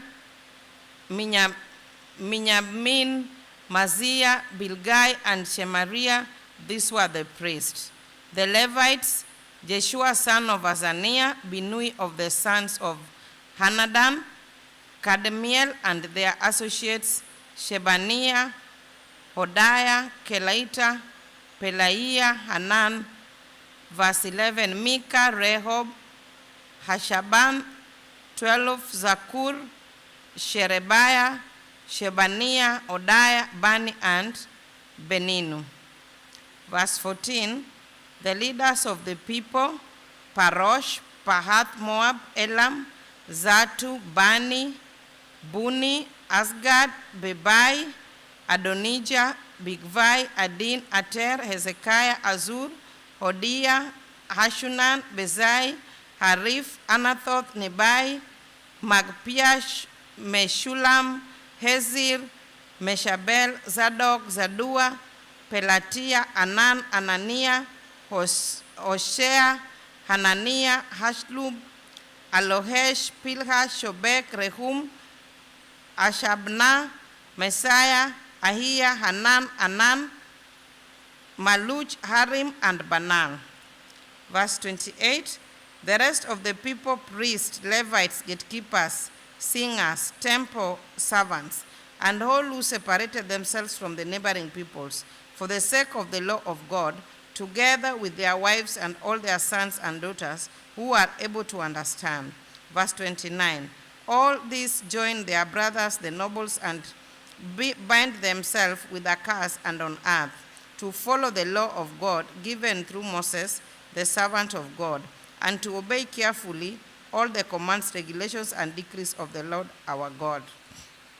Verse 30, we promise not to give our daughters in marriage to the people around us or take their daughters for our sons. Verse 31, when the neighboring people bring merchandise or grain to sell on the Sabbath, we will not buy from them on the Sabbath or on any holy day. Every 7th year, we will forego working the land and will cancel all the debts. Verse 32, we assume the responsibility for carrying out the commands to give a third of shekel each year for the service of the house of our God, for the bread set out on the table, for the regular grain offerings and burnt offerings, for the offerings on the Sabbaths, new moon festival and appointed feast, for the holy offerings, for sin offerings, to make atonement for Israel, and for all the duties of the house of our God. Verse 34, we, the priests, the Levites, and the people, have cast lots to determine when each of our families is to bring to the house of our God at set times each year contribution of wood to burn on the altar of the Lord our God, as it is written in the law.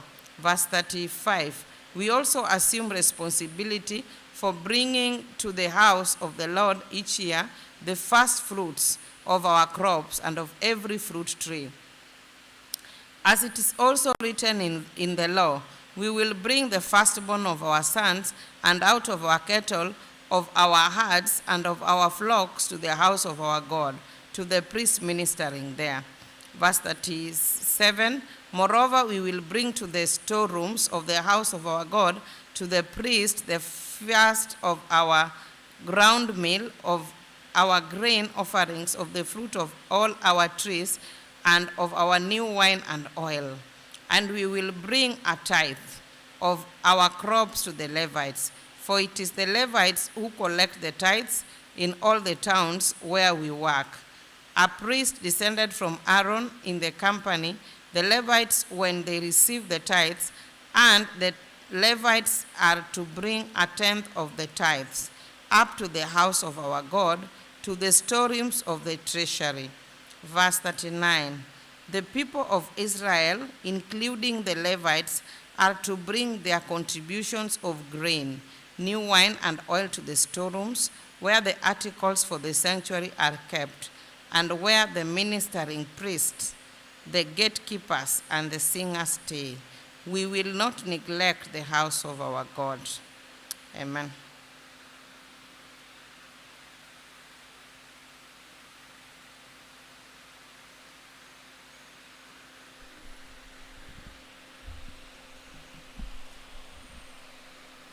Nehemiah chapter 11, the new residents of Jerusalem. Now the leaders of the people settled in Jerusalem, and the rest of the people cast laws to bring one out of every 10 to live in Jerusalem, the holy city, while the remaining 9 were to stay in their own towns. The people commended all the men who volunteered to live in Jerusalem. Verse 3, these are the provincial leaders who settled in Jerusalem. Now some Israelites, priests, Levites, temple servants, and descendants of Solomon's servants lived in the towns of Judah, each on his own property in the various towns, while other people from both Judah and Benjamin lived in Jerusalem. From the descendants of Judah, Athaliah, son of Uzziah, the son of Zechariah, the son of Amariah, the son of Shephatiah, the son of Mahalalel, a descendant of Perez, and Manasseh, son of Baruch, the son of Kolhose, the son of Ahaziah, the son of Adiah, the son of Joarib, the son of Zechariah, a descendant of Shelah. Verse 6, the descendants of Perez who lived in Jerusalem totaled 468 able men. Verse 7, from the descendants of Benjamin, Salu, son of Meshulam, the son of Joed, the son of Pedaiah, the son of Koliah, the son of Messiah, the son of Itiel, the son of Josiah, and his followers, Gabai and Salai, 928 men. Joel, son of Zikri, was their chief officer, and Judah, son of Hasenua, was over the second district of the city. Verse 10, from the priests, Jedaiah, the son of Joarib, Jakin, Seraiah, son of Hilkiah, the son of Meshulam, the son of Zadok, the son of Merioth, the son of Ahitub, supervisor in the house of God, and their associates who carried on work for the temple, 822 men. Adiah, son of Jeroham, the son of Pelaliah, the son of Amzi, the son of Zechariah, the son of Pashur, the son of Malchijah, and his associates who were heads of families, 242 men. Amashiah, son of Azarel, the son of Azai, the son of Meshilemoth, the son of Ima, and his associates who were able men, 128. The chief officer was Zabdiel, son of Hagedolim. Verse 13, verse 15, from the Levites, Shemaiah, son of Hashub, the son of Azrikam, the son of Hashabiah, the son of Buni. 16. Shabbethai and Jozabad, two of the heads of the Levites who had charge of the outside work of the house of God. 17. Mattaniah, son of Micah, son of Zabdi, the son of Asaph, the director who led in thanksgiving and prayer. Bakbukiah, second among his associates, and Abda, son of Shammua, the son of Galal, the son of Jeduthun. Verse 18, the Levites in the holy city totaled 284. 19, the gatekeepers, Akub, Talmon, and their associates, who kept watch at the gates, 172 men. Verse 20, the rest of the Israelites, with the priests and Levites, were in all the towns of Judah, each on his ancestral property. The temple servants lived on the hill of Ophel, and Ziha and Gishpa were in charge of them. 22, the chief officer of the Levites in Jerusalem was Uzi, son of Bani, the son of Hashabiah, the son of Mattaniah, the son of Micah. Uzi was one of Asaph's descendants who were the singers responsible for the service of the house of God. 23, the singers were under the king's orders, which regulated their daily activity. 24, Pattaniah, son of Meshezabel, one of the descendants of Zerah, son of Judah, was the king's agent in all affairs relating to the people. 25, as for the villages with their fields, some of the people of Judah lived in Kiriath Arba and its surrounding settlements, in Dibon and in its settlements, in Jekabzil and its villages. 26, in Jeshua, in Molada, in Beth Pelet, in 27, in Hazar Shual, in Beersheba and its settlements. 28, in Ziklag, in Mekona and its settlements. 29, in Enrimon, in Zorah, in Jarmuth. 30, Zanoah, Abdullam and their villages, in Lachish and its fields, and in Azekah and its settlements. So they were living all the way from Beersheba to the valley of Hinnom. 33, the descendants of Benjamites from Geba lived in Michmash, Ahijah, Bethel, and its settlements. 32, in Anathoth, Nob, and Ananiah. 33, in Hazor, Ramah, and Gittaim.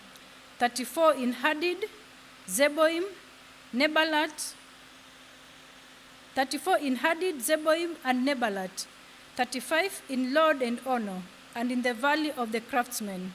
36, some of the divisions of the Levites of Judah settled in Benjamin. Chapter 12, priests and Levites. These were the priests and Levites who returned with Zerubbabel, son of Shealtiel, and with Jeshua, Seraiah, Jeremiah, Ezra. Verse 2, Amariah, Malush, Hattush. Verse 3, Shechaniah, Rehum, Meromoth. Verse 4, Iddo, Ginenthon, Abijah. Verse 5, Mijamin, Modiah, Bilgah. Verse 6, Shemaiah, Jarib, Jediah. 7, Salu, Amok, Hilkiah, and Jediah. These were the leaders of the priests and their associates in the days of Jeshua. Verse 8, the Levites were Jeshua, Binui, Kadmiel, Sherebiah, Judah, and also Mattaniah, who together with his associates was in charge of the songs of thanksgiving. Verse 9, Bakbukiah and Uni, their associates, stood opposite them in the services. Verse 10, Jeshua was the father of Joachim, Joachim the father of Eliashib, Eliashib the father of Joiada, Joiada the father of Jonathan, and Jonathan the father of Jaddua. Verse 12, in the days of Joachim, these were the heads of the priestly families of Seraiah's family, Meriah, of Jeremiah's Hananiah, of Ezra, Meshulam, of Amariah, Jehohanan. 14, of Malush, Jonathan, of Shechaniah, Joseph. 15, of Harims, Adna, of Meremoth, Hilkiah. 16, of Iddo, Zechariah, of Ginethon, Meshulam, 17 of Abijah, Zikri, of Miniamin and Moadiah, Piltai, 18 of Bilgah, Shammua, of Shemaiah, Jehonathan, 19 of Jarib, Mattaniah, of Jediah, Uzi, verse 20 of Saluz, Kalai, of Amox, Eber, 21 of Elkiah, Hashabiah, of Jediah, Nathaniel. 22, the family heads of the Levites in the days of Eliashib, Joada, Johanan, and Jaddua, as well as those of the priests, were recorded in the reign of Darius the Persian. 23, the family heads among the descendants of Levi up to the time of Johanan, son of Eliashib, were recorded in the books of the annals.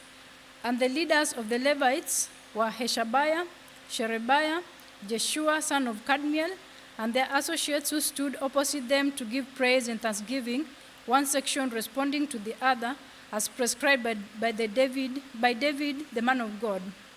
25, Mattaniah, Bakbukiah, Obadiah, Meshulam, Talmon, and Akub were gatekeepers who guarded the storeroom of the gates.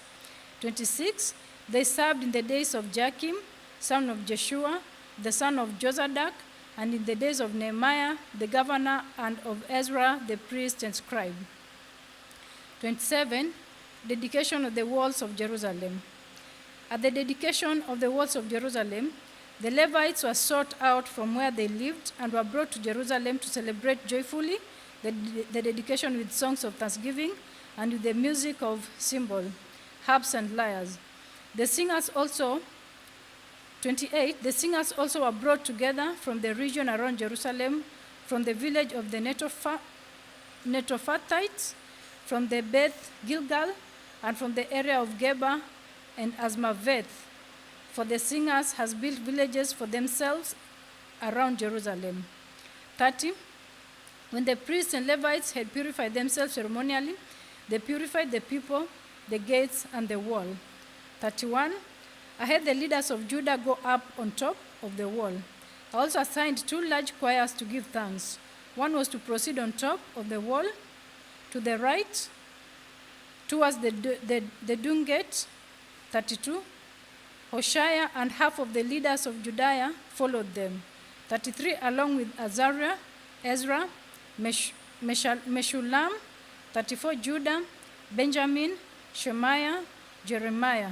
35, as well as some priests with trumpets, and also Zechariah, son of Jonathan, the son of Shemaiah, the son of Mattaniah, the son of Micaiah, the son of Zakur, the son of Asaph. 36, and his associates, Shemaiah, Azarel, Milaliah, Gilaliah, Maya, Nethanel, Judah, and Anani, with musical instruments, prescribed by David, the man of God. Ezra the scribe led the procession. 37, at the fountain gate, they continued directly up the steps of the city of David on the ascent of the wall and passed above the house of David to the water gate on the east. 38, the second choir proceeded in the opposite direction. I followed them on top of the wall, together with half the people, past the towers of the ovens to the broad wall.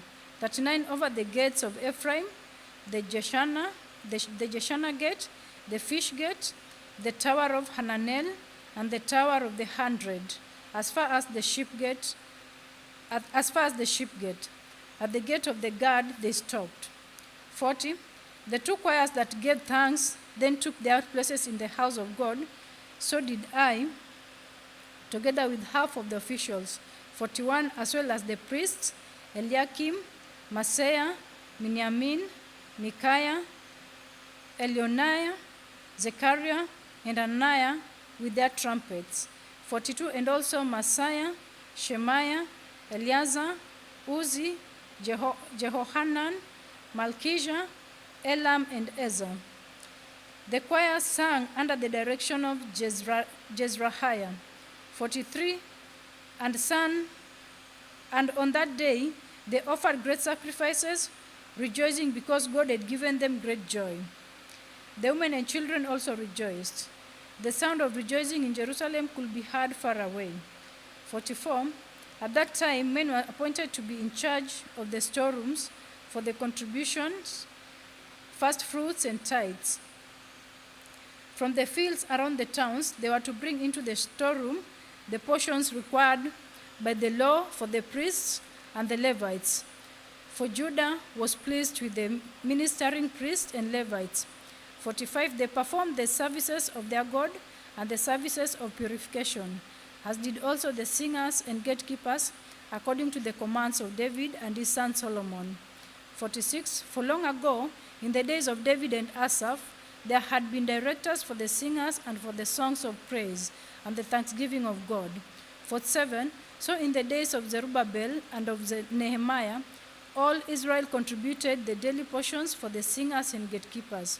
They also set aside the portion for the other Levites, and the Levites set aside the portion for the descendants of Aaron. Chapter 13, Nehemiah's final reforms. On that day, verse 1, on that day, the book of Moses was read aloud in the hearing of the people, and there it was found written that no Ammonites or Moabites should ever be admitted into the assembly of God. 2, because they had not met the Israelites with food and water, but had hired Balaam to call a curse down on them. Our God, however, turned the curse into a blessing. Verse 3, when the people had this law, they excluded from Israel all who were of foreign descent. Verse 4, before this, Eliashib the priest had been put in charge of the storerooms of the house of God. He was closely associated with Tobiah. 5, and he had provided him with a large room formerly used to store the grain, offering and incense and temple articles, and also the tithes of grain, new wine, and oil prescribed for the Levites, singers, and gatekeepers, as well as the contribution for the priests. Verse 6, but while all this was going on, I was not in Jerusalem, for in the 32nd year of Artaxerxes, king of Babylon, I had returned to the king. Sometime later, I asked his permission, verse 7, and came back to Jerusalem. Here, I learned about the evil thing Eliashib had done in providing Tobiah a room in the courts of the house of God. 8, I was greatly displeased and threw all Tobiah's household goods out of the room. Verse 9, I gave orders to purify the rooms, and then I put back into them the equipment of the house of God with the grain offerings and the incense. Verse 10, I also learned that the portions assigned to the Levites had been given to them, and all the Levites and singers responsible for the service had gone back to their own fields. 11, so I rebuked the officials and asked them, why is the house of God neglected? Then I called them together and stationed them on their gates. Verse 12, all Judah brought the tithes of grain, new wine, and oil into the storerooms. Verse 13, I put Shelemiah the priest, Zadok the scribe, and a Levite named Pedaiah in charge of the storerooms, and made Hananiah, son of Zakur, the son of Mattaniah, their assistant, because these men were considered trustworthy. They were made responsible for distributing the supplies of their brothers. Verse 14, remember me for this, O my God. And do not blot out what I have so faithfully done for the house of my God and its services. Verse 15, in those days I saw men in Judah trading wine press on the Sabbath, and bringing in grain and loading it on donkeys, together with wine, grapes, figs, and all other kinds of loads. And they were bringing all this into Jerusalem on the Sabbath. Therefore, I warned them against selling food on that day. Verse 16, men from Tyre who lived in Jerusalem were bringing in fish and all kinds of merchandise and selling them in Jerusalem on the Sabbath to the people of Judah. Verse 17, I rebuked the nobles of Judah and said to them, what is this wicked thing you are doing, desecrating the Sabbath day? Verse 18, didn't your forefathers do the same things so that our God brought all this calamity upon us and upon the city. Now you are stirring up more wrath against Israel by desecrating the Sabbath. Verse 19, when evening shadows fell on the gates of Jerusalem before the Sabbath, I ordered the doors to be shut and not opened until the Sabbath was over. I stationed some of my own men at the gates so that no loads could be brought in on the Sabbath day. Verse 20, once or twice, the merchants and sellers of all kinds of goods spent the night outside Jerusalem. Verse 21, but I warned them and said, why do you spend the night by the wall? If you do this again, I will lay hands on you. From that time on, they no longer came on the Sabbath. Verse 22, then I commanded the Levites to purify themselves and go and guard the gates in order to keep the Sabbath day holy. Remember me for this also, O my God, and show mercy to me according to your great love. Verse 23, moreover, in those days I saw men of Judah who had married women from Ashdod, Ammon, and Moab. Verse 24, half of their children spoke the language of Ashdod or the language of one of the other people and did not know how to speak the language of Judah. Verse 25, I rebuked them and called curses down on them. I beat some of the men and pulled out their hair. I made them take an oath in God's name and said, you are not to give your daughters in marriage to their sons, nor are you to take their daughters in marriage for your sons or for yourselves. Verse 26, was it not because of marriages like these that Solomon, king of Israel, sinned? Among the many nations, there was no king like him. He was loved by his God, and God made him king over all Israel. But even he was led into sin by foreign women. 27, must we hear now that you too are doing all the terrible wickedness and are being unfaithful to our God by marrying foreign women? Verse 28, one of the sons of Jada, son of Eliashib, the high priest, was son-in-law of Sanballat, the Horonite, and I drove him away from me. 29, remember them, O my God, because they defiled the priestly office of the covenant of the priesthood and of the Levites. So I purified the priests and Levites of everything foreign and assigned them duties, each to his own task. I also made the provision for contributions of wood at designated times and for the first fruits. Remember me with favor, O my God. Amen.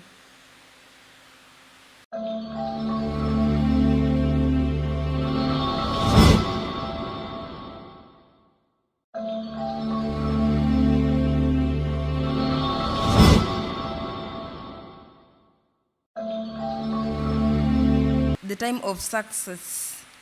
The success who ruled over 127 provinces.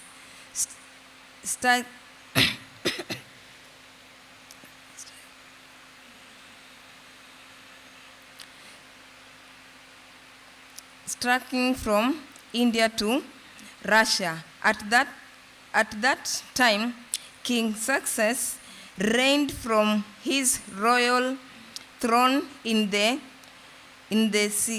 citadel of Susa, and in the third year of his reign, he gave a banquet for all his noble and official. The military leaders of Paris and Media, the princes and the noble of the provinces were present. Verse 4. For a full 180 days, he displayed the vast wealth of his kingdom and the splendor and glory of his majesty.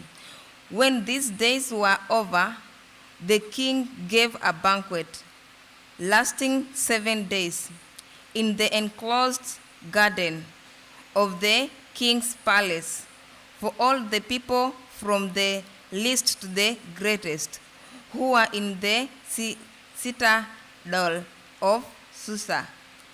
The garden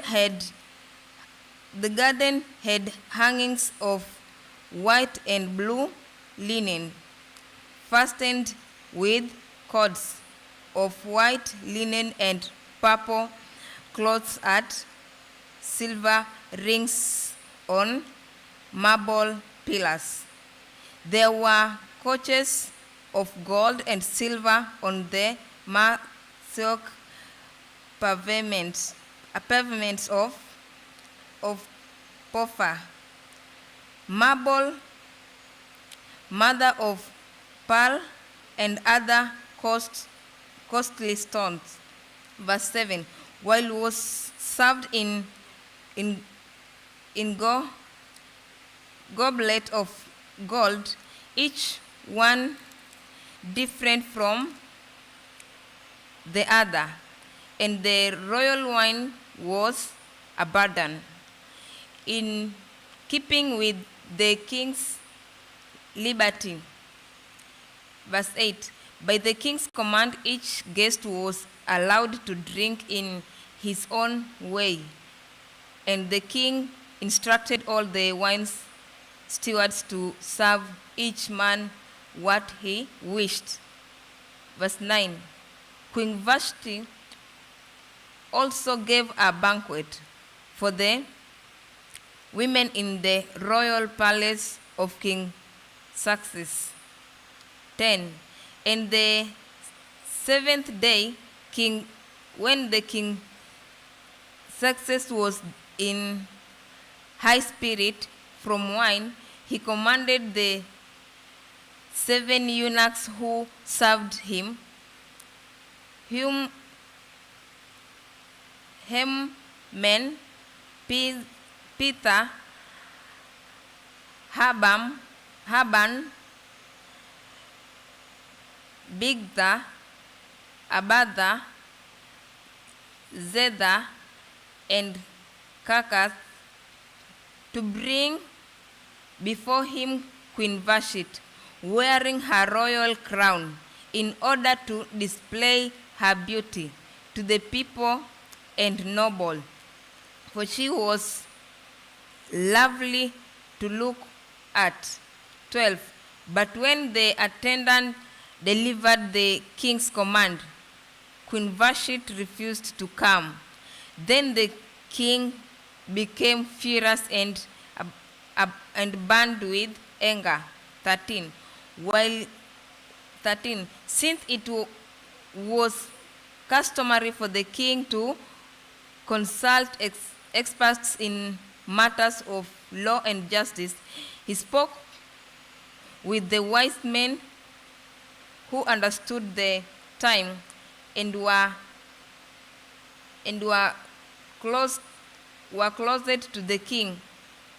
Kashen, Sheda, Admad, Tarshish, Meris, Masena, and Mamkan, the 7 nobles of Paris and Media, who had special access of the king and were highly in the kingdom. 15. According to the law,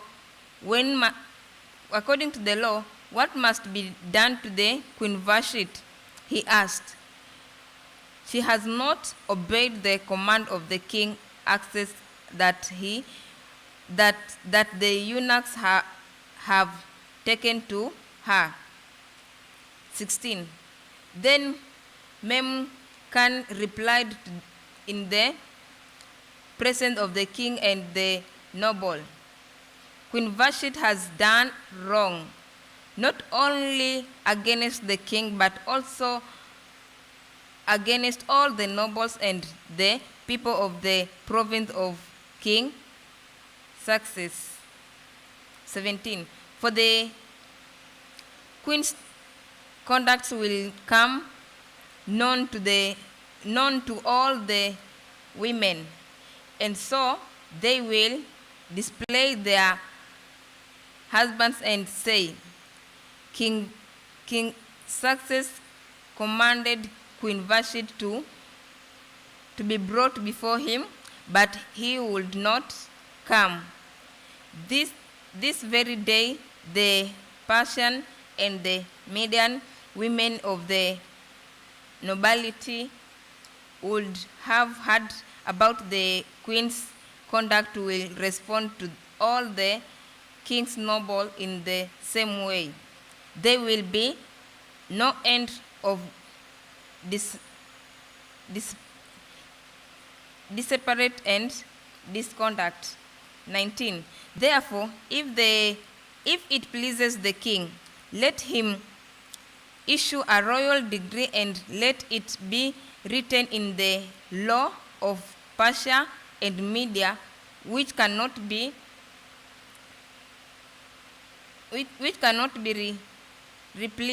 repleaded, that Vashti is never again to attend the presence of the king Success.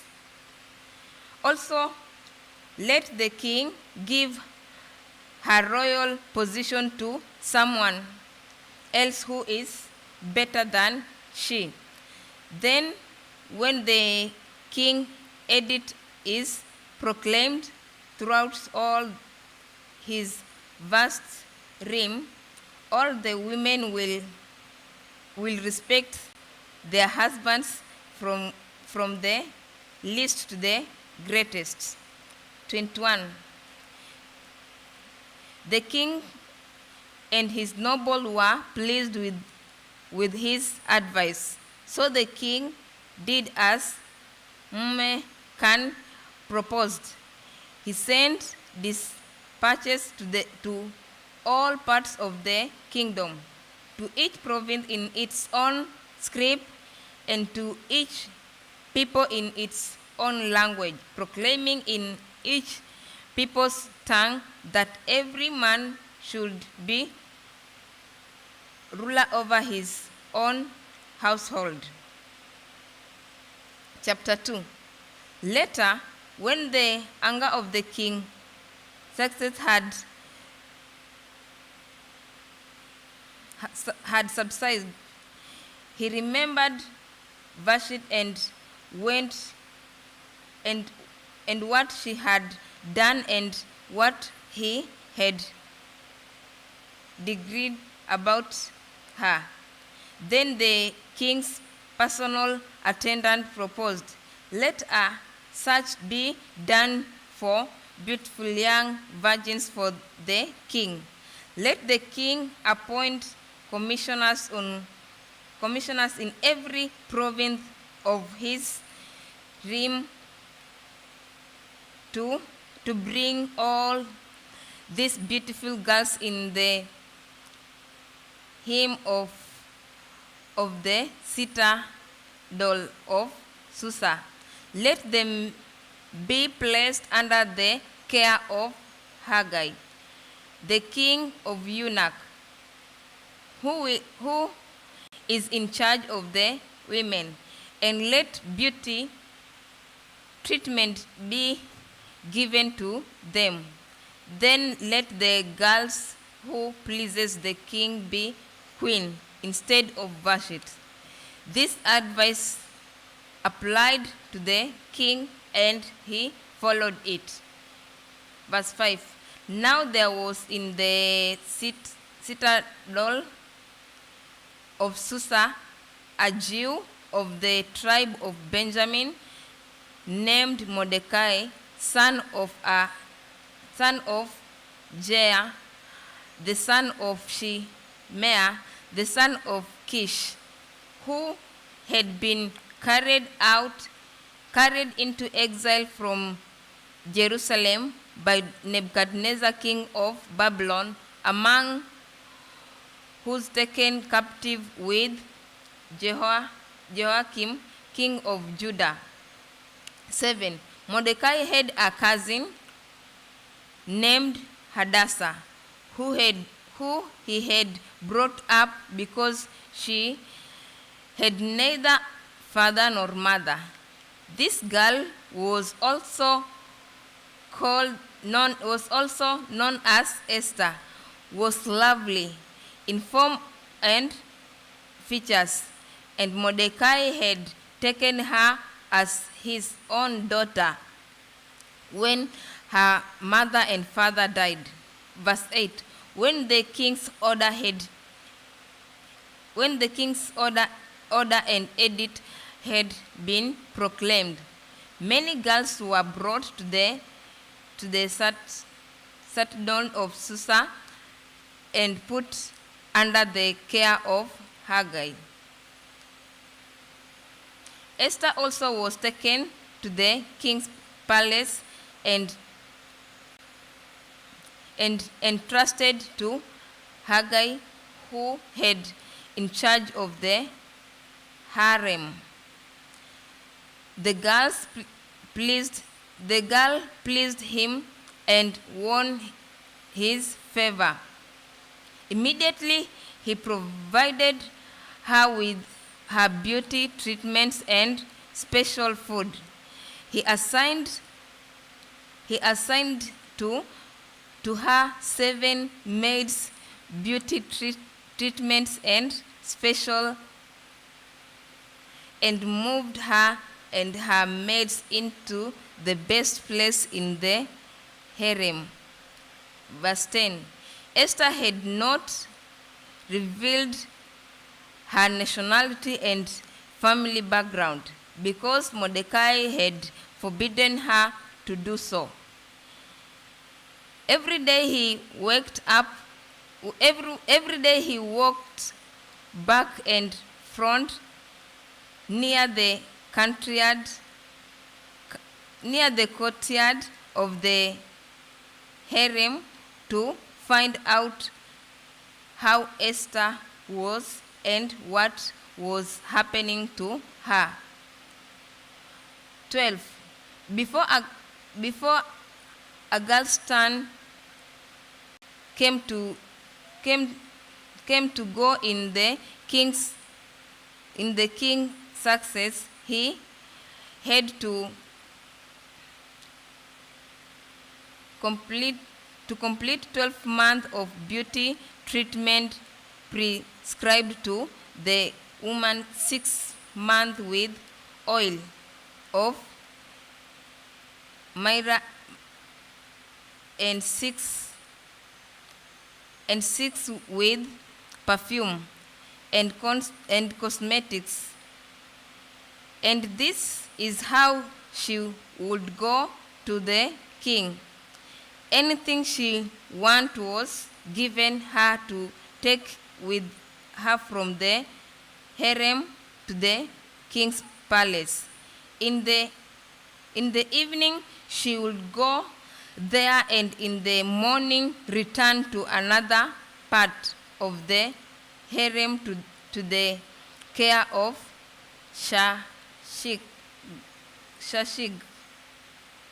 The king's eunuch, who was in charge of the concubines, she would not return to the king unless he was pleased with her and summoned her by name. 15. When the turn came for Esther, the girl Mordecai had adopted, the daughter of his uncle Abihail, to go to the king, she asked for nothing other than what Haggai, the king's eunuch, who was in charge of the harem, suggested. And Esther won the favor of everyone who saw her. 16. She was taken to King Xerxes in the royal residence in the 10th month, the month of Tebeth, in the 7th year of his reign. 17. Now the king was attracted to Esther more than to any of the of the other women, and she won his favor and approved more than any of the other virgins. So he set a royal crown on her head and made her queen instead of Vashti. 18. And the king gave a great banquet, Esther's banquet, for all his noble and officials. He proclaimed a holiday throughout the province and distributed gifts with royal liberties, continuing to follow Mordecai's instruction as she had done when he was bringing her up. 21. During the time Mordecai was sitting at the king's gate, Bigthana and Tereshi, two of the king's officers who guarded the doorway, became angry and conspired to assassinate King Xerxes. 22. But Mordecai found out about the plot and told Queen Esther.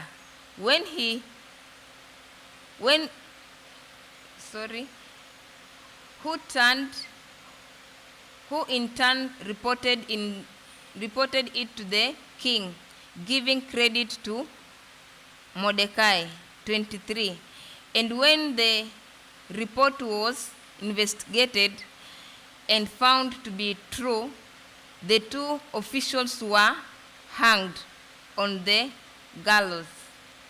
All these were recorded in the book of the annals in the presence of the king. Chapter 3.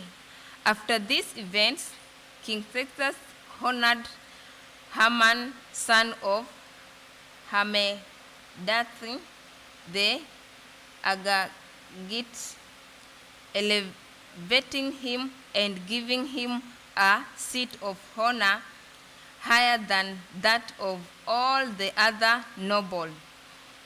All the royal officials at the king's gate knelt down and paid honor to Haman, for the king had commanded this concerning him. But Mordecai would not kneel down or pay him honor. 3. Then the royal official at the king's gate asked Mordecai, Why do you disobey the king's command? Day after day they spoke to him, but he refused to comply.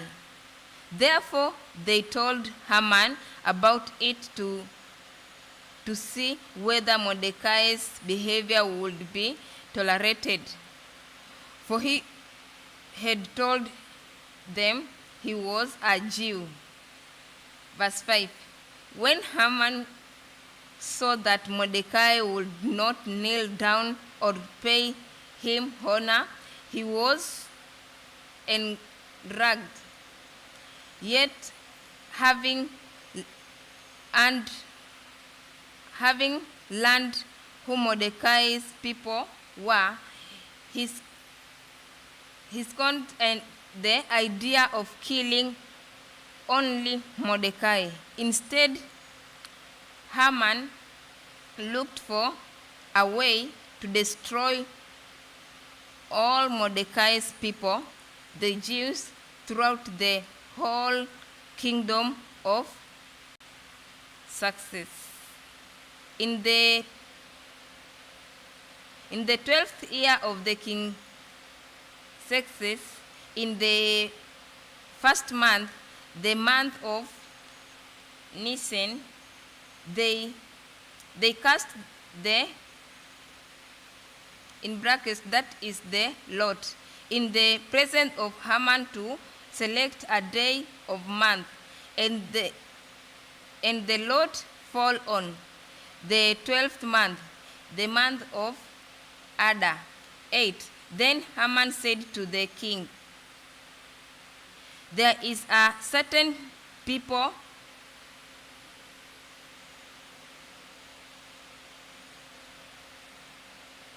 there is certain people despised and scattered among the people in all the province of your kingdom, whose customs are different from those of all other people, and who do not obey the king's law. It is not in the king's best interest to tolerate them. 9. If it pleases the king, let a decree be issued to destroy them, and I will put 10,000 talents of silver in the royal treasury for the men who carry out this business. 10. So the king took his signet ring from the finger and gave it to Haman, son of Hammedatha, the Agagite, the enemy of the Jews. Keep the money, the king said to Haman, and do with the people as you please. 12. Then on the 13th day of the first month, the royal signated were summoned.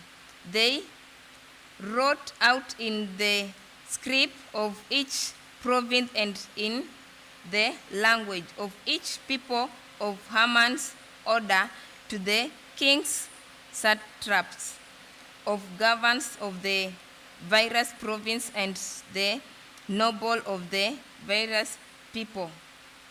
These were written in the name of the king, Xerxes himself, and sealed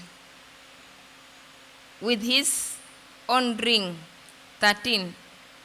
Dispatched were sent to countries, to all the king's province, with the order to destroy, kill, and annihilate all the Jews, young and old, women and little children, on a single day,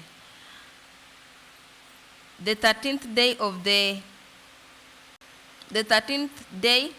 the 12th month, the month of Adar, and to plunder their goods. 14.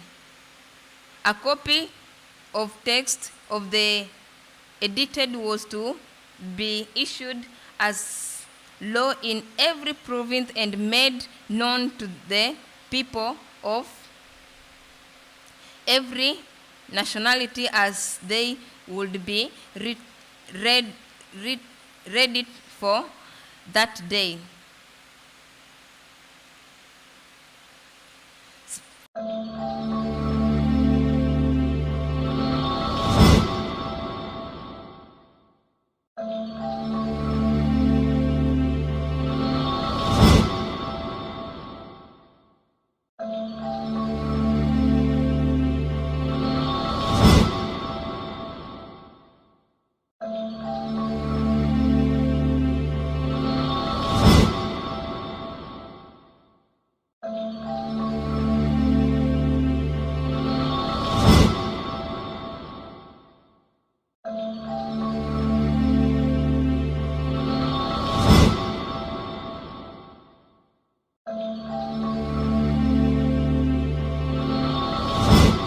Land of all that had been done, he tore his clothes, put on sackcloth and ashes, and went out into the city wailing loudly and bitterly. But he went only as far as the king's gate, because no one clothed in sackcloth was allowed to enter it. In every province to which the edict and order of the king came, there was great mourning among the Jews. with fasting, weeping, and wailing. Many lay in sackcloth and ashes. Verse 4. When Esther's maids and eunuchs came and told her about Mordecai, she was in great distress. She sent clothes for him to put on instead of his sackcloth, but he will not accept them. Then Esther summoned Hathach, one of the king's eunuchs, assigned to her, and ordered him to find out what was troubling Mordecai and why. Verse 6. So Hathach went out to Mordecai in the open square of the city in front of the king's gates. Mordecai told him everything that had happened to him, including the exact amount of money Haman had promised to pay into the royal treasury for the destruction of the Jews. Verse 8.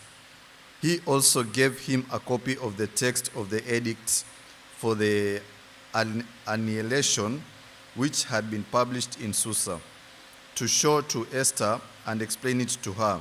And he told him to urge her to go into the king's presence to beg for mercy and plead with him for her people. Verse 9. Hathach went back and reported to Esther what Mordecai had said. Then she instructed him to say to Mordecai, all the king's officials and the people of the royal provinces know that for any man or woman who approaches the king in the inner court without being summoned, the king has put one law, that he be put to death. The only exception to this is for the king to extend the gold scepter to him and spare his life. But 30 days have passed since I was called to go to the king. Verse 12. When Esther's words were reported to Mordecai, he sent back this answer. Do not think that because you are in the king's house, you alone of all the Jews will escape. For if you remain silent at this time, relief and deliverance for the Jews will arise from another place, but you and your father's family will perish. And who knows but that you have come to royal position for such a time as this. Verse 15.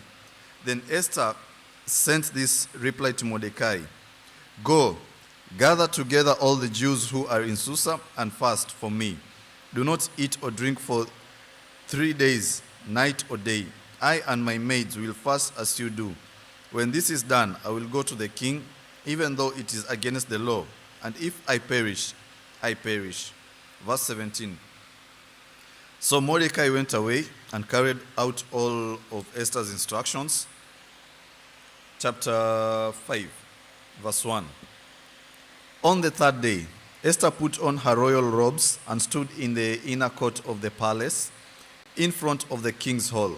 The king was sitting on his royal throne in the hall, facing the entrance. When he saw Queen Esther standing in the court, he was pleased with her and held out to her the golden scepter that was in his hand. So Esther approached and touched the tip of the scepter.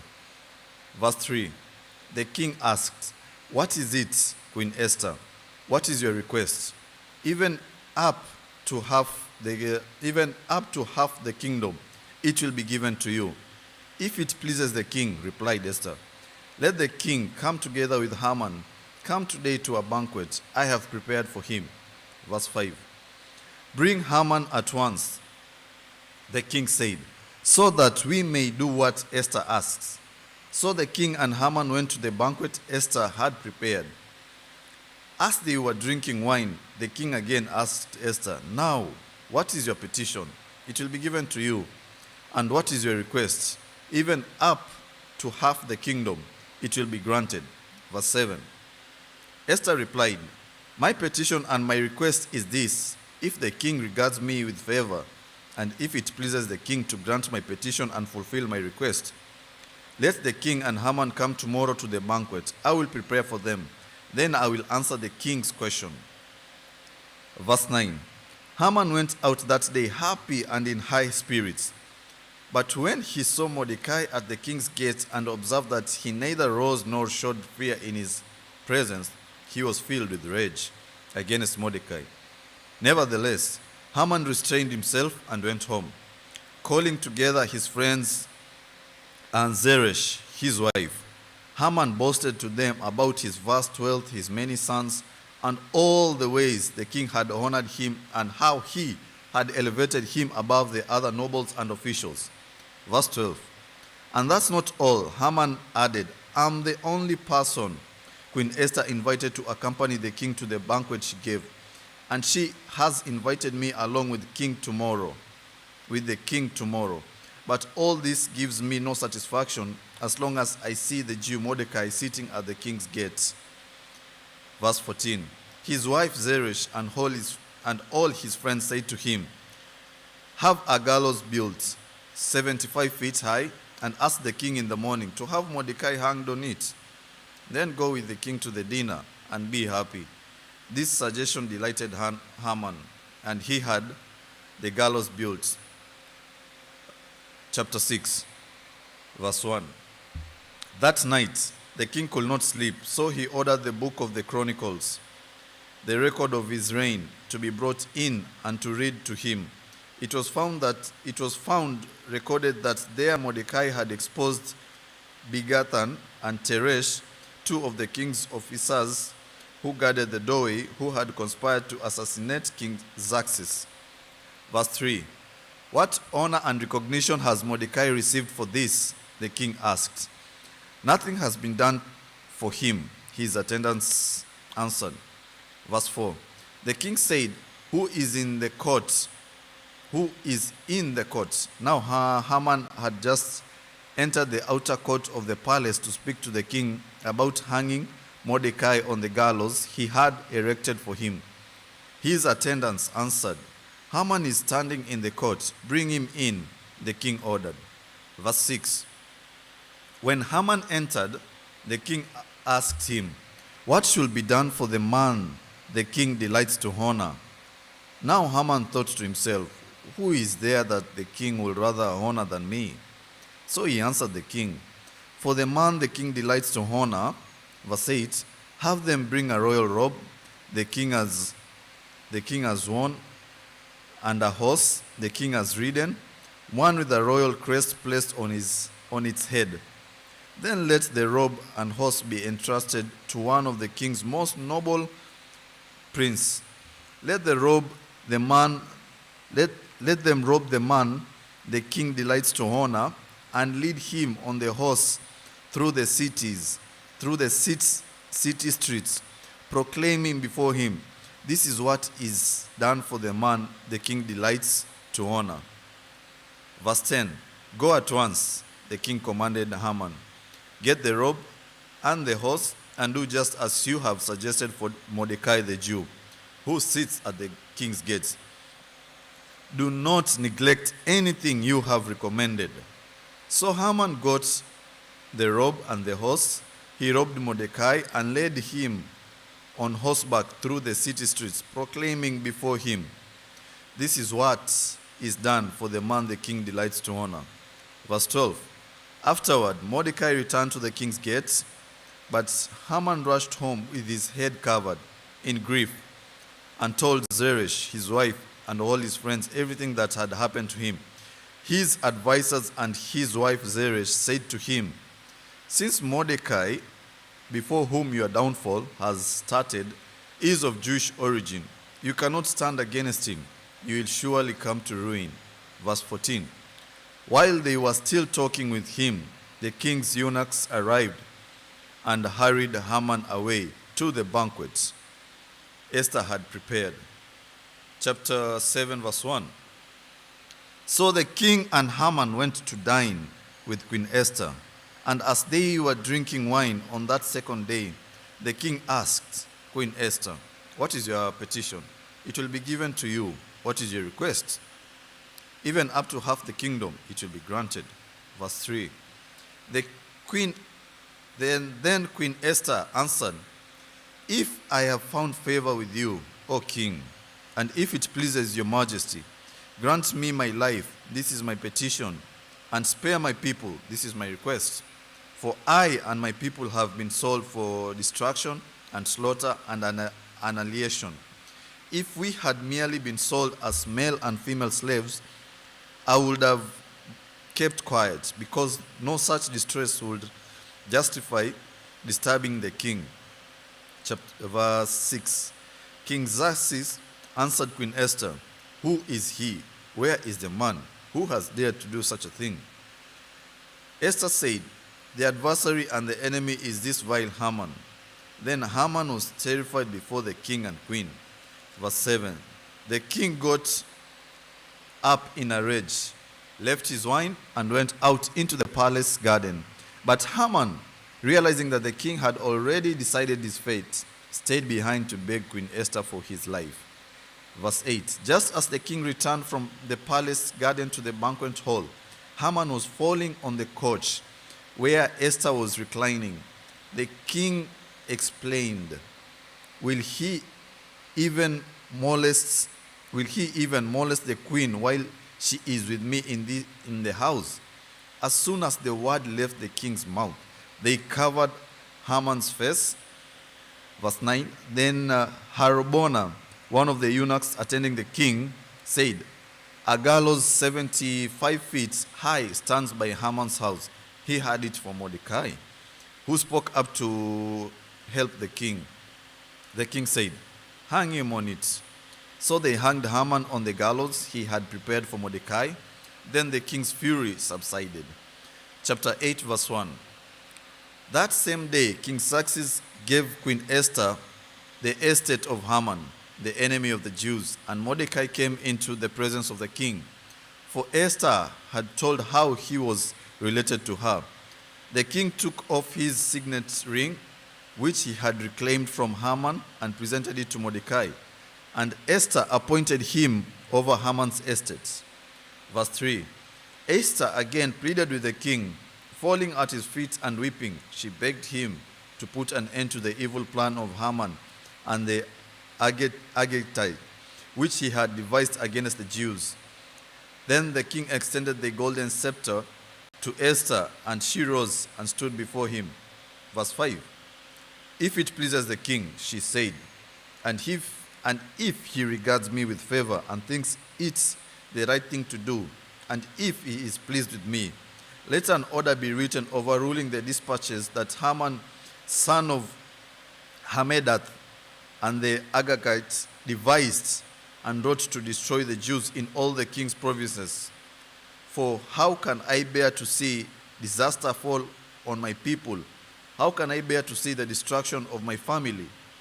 Verse 7. King Xerxes replied to Queen Esther and to Mordecai the Jew, "Because Haman attacked the Jews, I have given his estate to Esther, and they have hanged him on the gallows. Now, write another decree in the king's name in behalf of the Jews as seems best to you, and seal it with the king's signet ring. For no document written in the king's name and sealed with his ring can be revoked." Verse 9.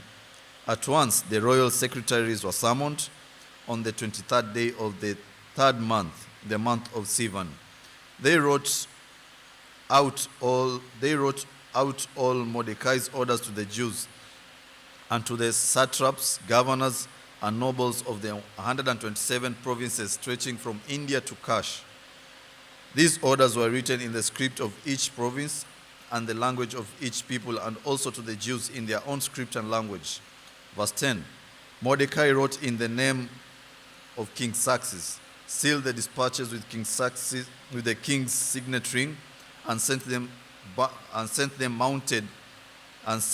mounted carriers who rode fast horses, especially bred for the king. Verse 11. The king's edict granted the Jews in every city the right to assemble and protect themselves, to destroy, kill, and annihilate any armed force of any nationality or province that might attack them and their women and children, and to plunder the property of their enemies. Verse 12. The day appointed for the Jews to do this in all provinces of King Xerxes was the 13th day of the 12th month, the month of Adar. A copy of the text of the edict was to be issued as law in every province and made known to the people of every nationality, so that the Jews would be ready on that day to avenge themselves on their enemies. Verse 14. The couriers riding the royal horses raced out, spurred on by the king's command, and the edict was also issued in the citadel of Susa. Verse 15. Mordecai left the king's presence wearing royal garments of blue and white, a large crown of gold and purple robe of fine linen. And the city of Susa held a joyous celebration. Verse 16. For the Jews, it was a time of happiness and joy, gladness and honor. In every province and in every city, whatever the edict of the king went, there was joy and gladness among the Jews, with feasting and celebrating. And many people of other nationalities became Jews because fear of the Jews had seized them. Chapter 9.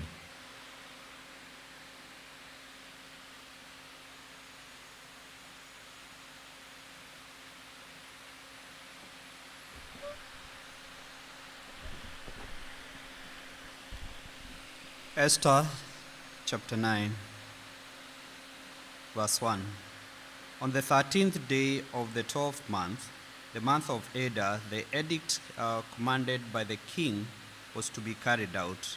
On this day, the enemies of the Jews had hoped to empower them or overpower them, but now the tables were turned and the Jews got the upper hand over those who hated them.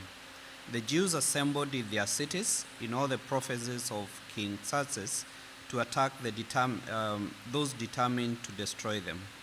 No one could stand against them, because the people of the other nationalities were afraid of them. Verse 2. And all the nobles of the provinces, the satraps, the governors, the king's administrators helped the Jews, because fear of Mordecai had seized them. Verse 4. Mordecai was prominent in the palace. His reputation spread throughout the provinces, and he became more and more powerful. Verse 5. The Jews struck down all their enemies with the sword, killing, destroying them, and they did what they pleased to those who hated them. In the citadel of Susa, the Jews killed and destroyed 500 men. They also killed Pashadatha, Daphon, Asphatha, Poratha, Athaliah, Aridatha. Verse 8. Pamashta, Arishai, Aridai, and Vaishatha, the 10 sons of Haman, son of Hammedatha, the enemy of the Jews. But they did not lay their hands on the plunder. Verse 11. The plunder of those killed in the citadel of Susa was reported to the king that same day. Verse 12. The king said to Queen Esther, the Jews have killed and destroyed 500 men and the 10 sons of Haman in the citadel of Susa. What have they done in the rest of the king's provinces? Now, what is your petition? It will be given to you. What is your request? It will be granted. Verse 13. If it pleases the king, Esther answered, give the Jews in Susa permission to carry out this day's edict tomorrow also, and let Haman's 10 sons be impaled on poles. So the king commanded that this be done. An edict was issued in Susa, and they impaled on 10 sons of Haman. The Jews in Susa came together on the 14th day of the month of Adar, and they put to death in Susa 300 men, but they did not lay their hands on the plunder. Verse 16. Meanwhile, the remainder of the Jews who were in the king's provinces also assembled to protect themselves and get relief from their enemies. They killed 75,000 of them, but did not lay their hands on the plunder. Verse 17. This happened on the 13th day of the month of Adar, and on the 14th they rested and made it a day of feasting and joy. Verse 18, the Jews in Susa, however, had assembled on the 13th and 14th, and then on the 15th they rested and made it a day of feasting and joy. That is why rural Jews, those living in villages, observe the 14th of the month of Adar as a day of joy and feasting, a day for giving presents to each other.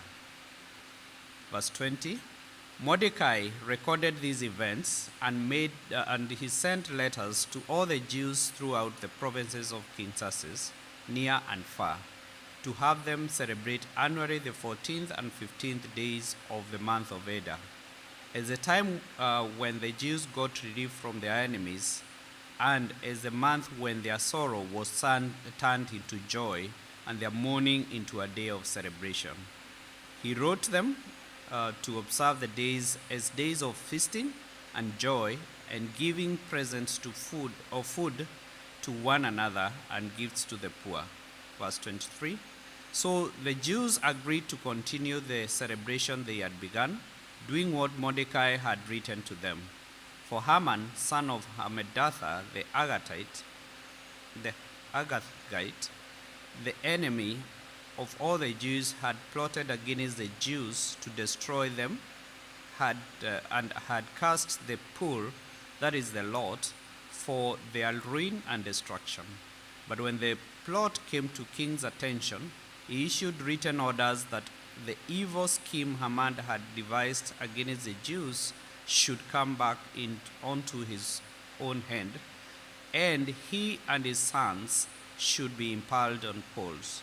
Therefore, these days were called Purim, from the word pool, because of everything written in this letter and because of what they had seen and what had happened to them. Verse 27, the Jews took it on themselves to establish the custom that they had, and their descendants and all those who joined them should without fail observe these 2 days every year, in the way prescribed at the time appointed. These days should be remembered and observed in every generation, by every family, and in every province, and in every city. And these days of Purim should never fail to be celebrated by the Jews, nor should the memory of these days die out among their descendants. Verse 29, so Queen Esther, daughter of Abihail, along with Mordecai the Jew, wrote with full authority to confirm this second letter concerning Purim. And Mordecai sent letters to all the Jews in the 127 provinces of Xerxes' kingdom, words of goodwill and assurance, to establish these days of Purim at their designated times, as Mordecai the Jew and Queen Esther had decreed for them, and as they had established for themselves and their descendants in regard to their times of fasting and lamentation. Esther's decree confirmed these regulations about Purim, and it was written down in the records. Chapter 10, verse 1.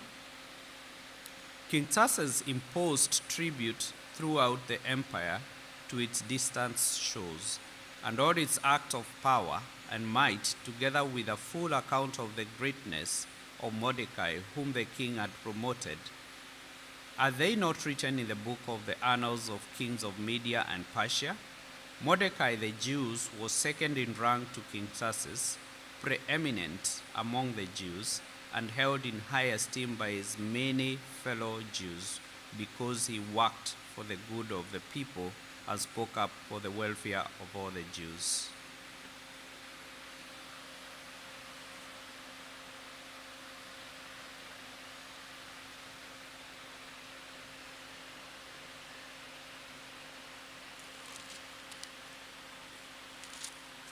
The book of Job.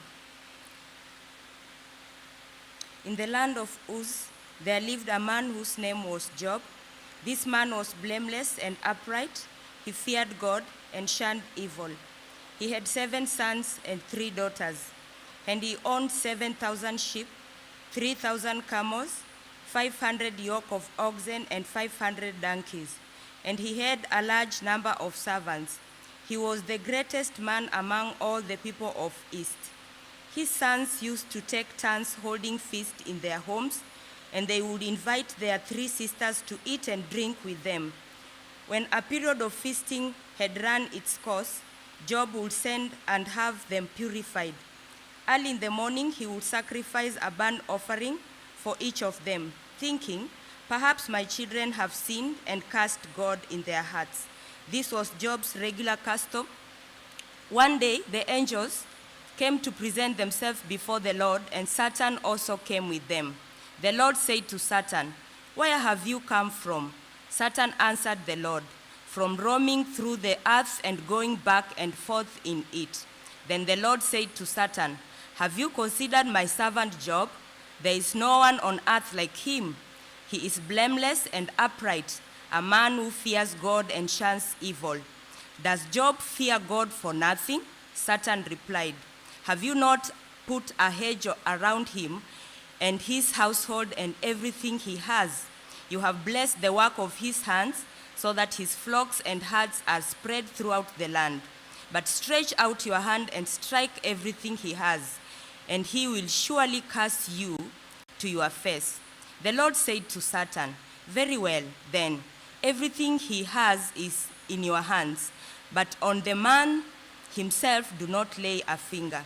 Then Satan went out from the presence of the Lord. One day, when Job's sons and daughters were feasting and drinking wine at the oldest brother's house, a messenger came to Job and said, "The oxen were plowing and the donkeys were grazing nearby, and the Sabeans attacked and carried them off. They put the servants to the sword, and I am the only one who has escaped to tell you." While he was still speaking, another messenger came and said, "The fire of God fell from the sky and burned up the sheep and the servants, and I am the only one who has escaped to tell you." While he was still speaking, another messenger came and said, "The Chaldeans formed 3 raiding parties and swept down your camels and carried them off. They put the servants to the sword, and I'm the only one who has escaped to tell you." While he was still speaking, yet another messenger came and said, "Your sons and daughters were feasting and drinking wine at your oldest brother's house, when suddenly a mighty wind swept in from the desert and struck the 4 corners of the house. It collapsed on them, and they are dead. And I am the only one who has escaped to tell you." At this, Job got up and tore his robe and shaved his head.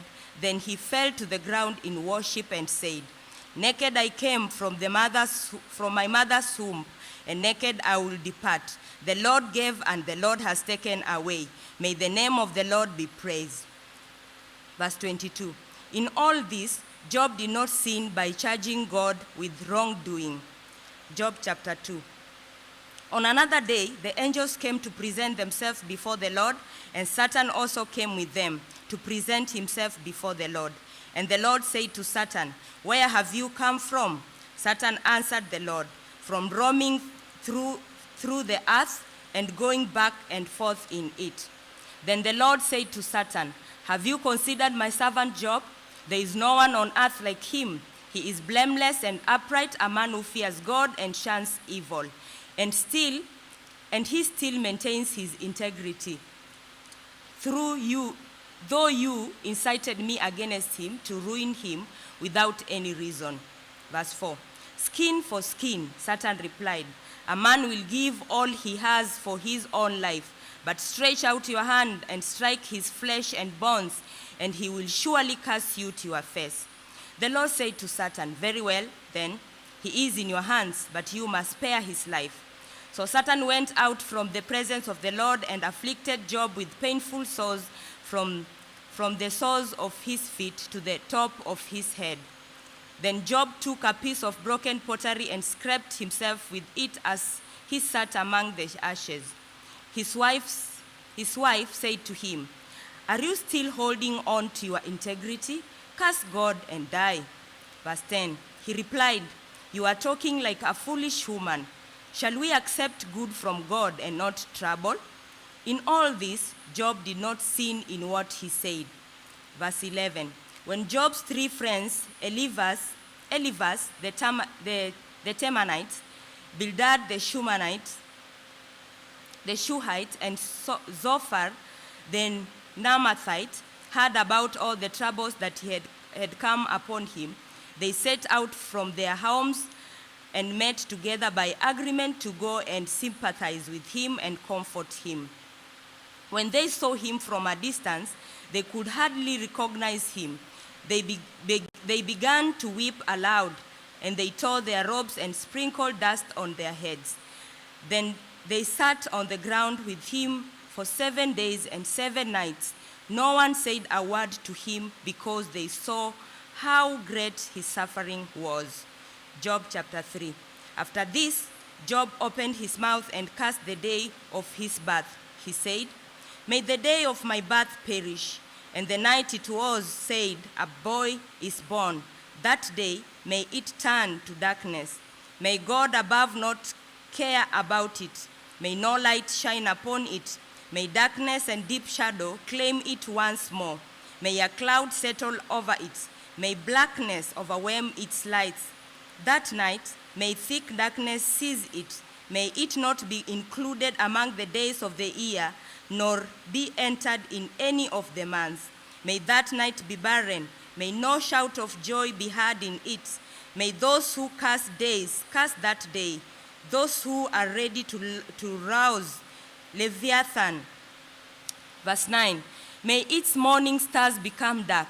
May it wait for daylight in vain, and not see the first rays of dawn. For it did not shut the doors of the womb on me to hide trouble from my eyes. Why did I not perish at birth and die as I came from the womb? Why were there knees to receive me, and breasts that I might be nursed? For now I would be lying down in peace. I would be asleep at rest. Verse 14.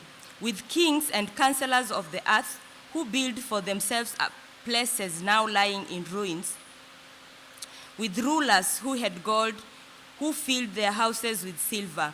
Or why was I not hidden in the grounds like a stillborn child, like an infant who never saw the light of the day? There are wicked seas from turmoil, and there the weary are at rest. Captives also enjoy their ease. They no longer hear the slave drivers shout. The small and the great are there, and the slave is freed from his master. Why is light given to those in misery, and life to the bitter of soul?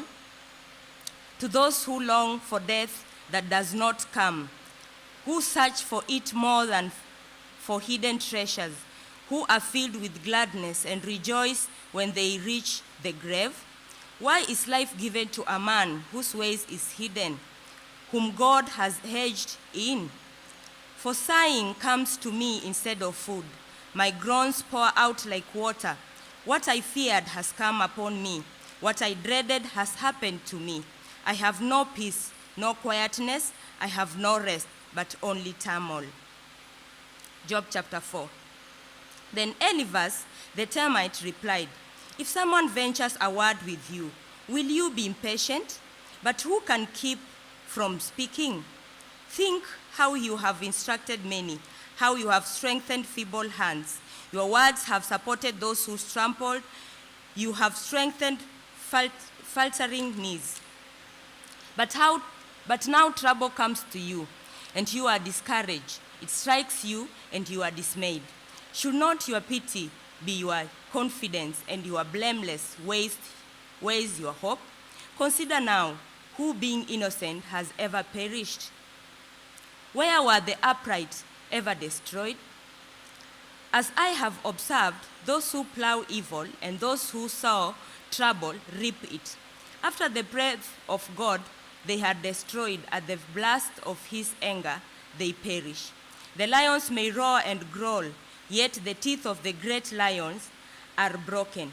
The lion perishes for lack of prey, and the cubs of the lioness are scattered. A word was secretly brought to me. My ears caught a whisper of it, amid disquieting dreams in the nights when deep sleep falls on me. Verse 14. Fear and trembling seized me and made all my bones shake. A spirit glided past my face, and the hair on my body stood on end. It stopped, but I could not tell what it was. A form stood before my eyes, and I heard a hushed voice. Can a mortal be more righteous than God? Can a man be more pure than his maker? If God places no trust in his servants, if he charges his angels with error, how much more those who live in houses of clay, whose foundations are in dust, who are crushed more readily than a moth. Between dawn and dusk, they are broken to pieces, unnoticed, they perish forever. Are not the cords of their tent pulled up so that they die without wisdom? Job chapter 5. Call if you will, but who will answer you? To which of the holy ones will you turn? Resentment kills a fool, and envy slays the simple. I myself have seen a fool taking root, but suddenly his house was cast. His children are far from safety, crushed in court without a defender. The hungry consumed his harvest, taking it even from among thorns, and the thirsty pant after the wealth. For hardship does not spring from the soil, nor does trouble sprout from the ground. Yet man is born to trouble, as surely as sparks fly upward. Verse 8. But if it were I would appeal to God. I would lay my cause before him. He performs wonders that cannot be fathomed, miracles that cannot be counted. He bestows rain on earth. He sends water upon the countryside. The lowly he sets on high, and those who mourn are lifted to safety. He thwarts the plans of the crafty, so that their hands achieve no success. He catches the wise in their craftiness, and the schemes of the wily are swept away. Verse 14. Darkness comes upon them in the day-night. At noon they grope as in the night. He saves the needy from the sword in their mouth. He saves them from the clutches of the powerful. So the poor have hope, and injustice shuts its mouth. Blessed is the man whom God corrects. So do not despise the discipline of the Almighty, for he wounds, but he also binds up. He injures, but his hands also heal. From 6 calamities he will rescue you. In 7 no harm will befall you. In famine he will ransom you from death, and in battle from the stroke of the sword. You will be protected from the lash of the tongue, and need not fear when destruction comes. You will laugh at the destruction and famine, and need not fear the beast of the earth. For you will have a covenant with the stones of the field, and the wild animals will be at peace with you. You will know that your tent is secure. You will take stock of your property and find nothing missing. You will know that your children will be many, and your descendants like the grass of the earth. You will come to the grave in full vigor, like sheaves gathering in season. We have examined this, and it is true. So hear it and apply it to yourself. Job chapter 6. Then Job replied, if only my anguish could be weighed and all my misery be placed on the scales, it will surely outweigh the sand of the seas. No wonder my words have been impetuous. The arrows of the Almighty are in me. My spirit drinks their poison. God's terror are marshaled against me. Does a wild donkey bray when it has grass, or an ox bellow when it has fodder? Is tasteless food eaten without salt? Or is there flavor in the white of an egg? I refuse to touch it. Such food makes me ill. Oh, that I might have my request, that God would grant what I hope for, that God will be willing to crush me, to let his hands and cut me off. Then I would still have the consolation, my joy in unrelenting pain, that I had not denied the words of the Holy One. What strength do I have that I should still hope? What prospects that I should be patient? Do I have the strength of stone? Is my flesh bronze? Do I have any power to help myself now that success has been driven from me? A despairing man should have the devotion of his friends, even though he forsakes the fear of the Almighty. But my brothers are the undependable as intermittent streams, as the streams that overflow. Verse 16. When darkened by thawing ice and swollen with melting snow, but that cease to flow in the dry season, and in the heat vanish from the channels. Caravans turn aside from their routes. They go up into the wasteland and perish. The caravans of Tema look for water. The traveling merchants of Sheba look in hope.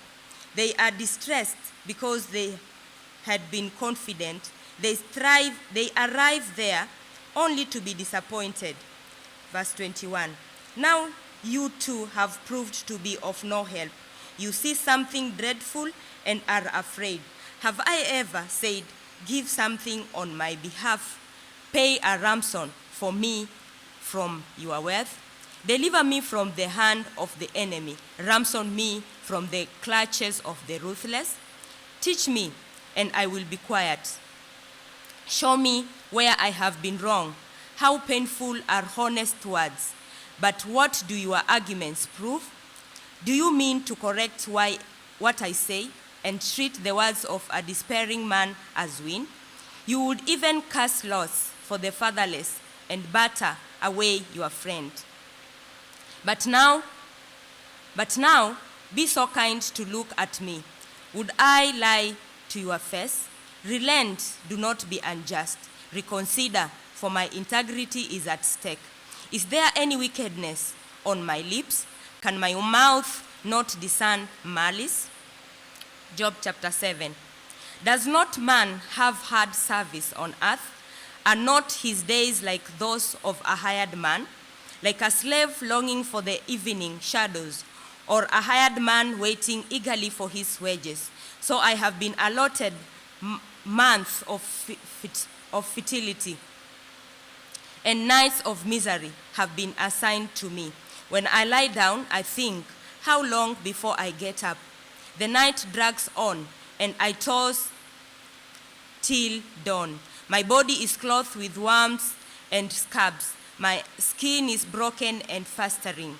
My days are swifter than a weaver's shuttle, and they come to an end without hope. Remember, O God, that my life is but a breath. My eyes will never see happiness again. The eye that now sees me will see me no longer. You will look for me, but I will be no more. As a cloud vanishes and is gone, so he who goes down to the grave does not return. He will never come to his house again. His place will know him no more. Therefore, I will not keep silent. I will speak out in the anguish of my spirit. I will complain in the bitterness of my soul. Am I the sea or the monster of the ship that you put me under guard?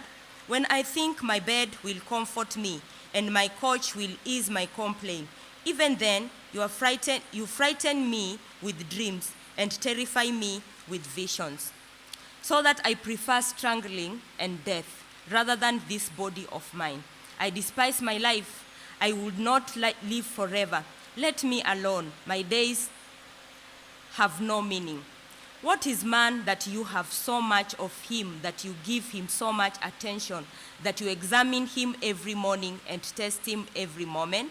Will you never look away from me, or let me alone even for an instant?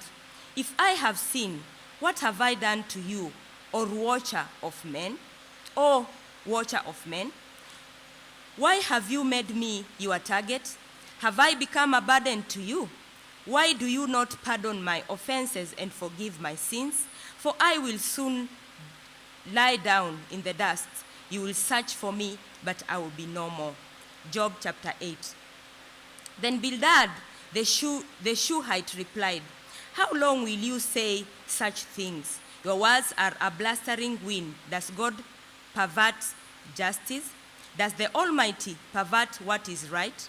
When your children sin against him, he gave them over to the penalty of their sin.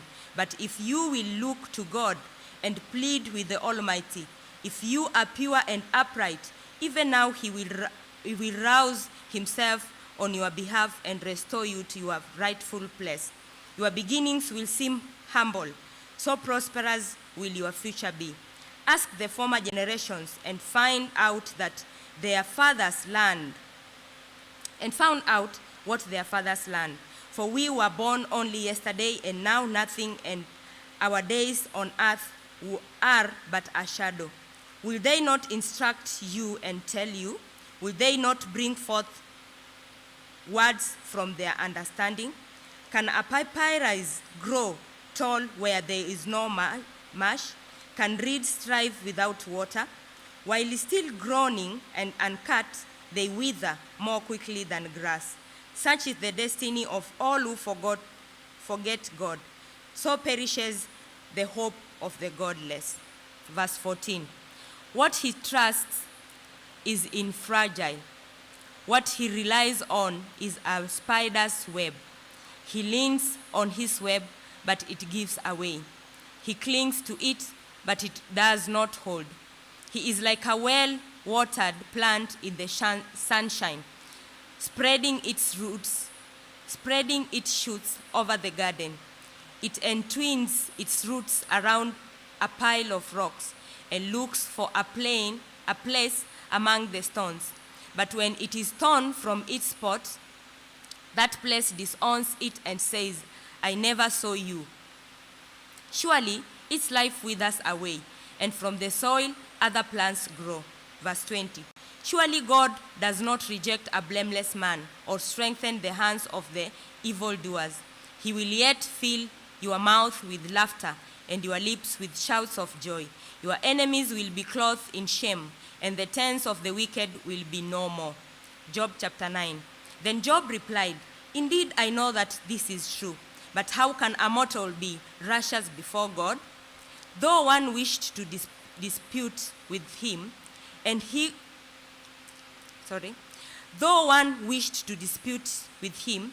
he could not answer him one time out of 1,000.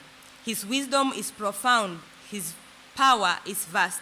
Who has resisted him and come out unscathed? He moves mountains without their knowing it, and overturns them in his anger. He shakes the earth from its place and makes its pillars tremble. He speaks to the sun, and it does not shine. He seals off the lights of the stars. Verse 8. He alone stretches out the heavens and treads on the waves of the sea. He is the maker of the bear and Orion, the Pleiades and the constellations of the south. Verse 10. He performs wonders that cannot be fathomed, miracles that cannot be counted. When he passes me, I cannot see him. When he goes by, I cannot perceive him. If he snatches away, who can stop him? Who can say to him, what are you doing? Verse 13. God does not restrain his anger. Even the cohorts of Rahab cowered at his feet. How then can I dispute with him? How can I find words to argue with him? Verse 15. Though I were innocent, I could not answer him. I could only plead with my judge for mercy. Even if I summoned him and he responded, I do not believe he would give me a hearing. He would crush me with a storm and multiply my wounds for no reason. He would not let me regain my breath, but would overwhelm me with misery. Verse 19. If it is a matter of strength, he is mighty. And if it's a matter of justice, who will summon him? Even if I were innocent, my mouth would condemn me. If I were blameless, it would pronounce me guilty. Verse 21. Although I am blameless, I have no concern for myself. I despise my own life. It is all the same. That is why I say he destroys both the blameless and the wicked. When a scourge brings sudden death, he mocks the despair of the innocent. When a land falls into the hands of the wicked, he blindfolds its judges. If it is not he, then who is it? Verse 25. My days are swifter than a runner. They fly away without a glimpse of joy.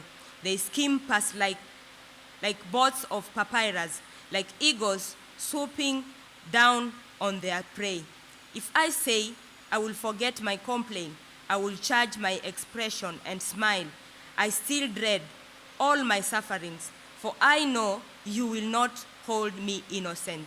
Verse 29. Since I am already found guilty, why should I struggle in vain? Even if I washed myself with soap and my hands with washing soda, you would plunge me into a slim pit, so that even my clothes would detest me. He is not a man like me that I might answer him, that we might confront each other in court. If only there were someone to arbitrate between us, to lay his hands upon us, someone to remove God's rod from me, so that his terror would frighten me no more. Then I would speak up without fear of him, but as it now stands with me, I cannot.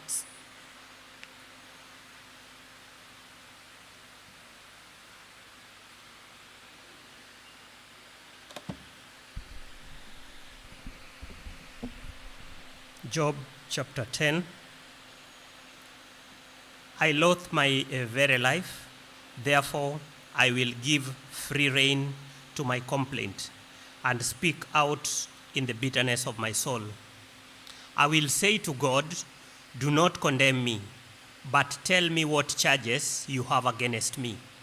Does it please you to oppress me, to spurn the work of your hands, while you smile on the schemes of the wicked? Do you have eyes of flesh? Do you see mortals as mortals see? Are your days like those of mortal, or your years like those of a man, that you must search out my faults and probe after my sin?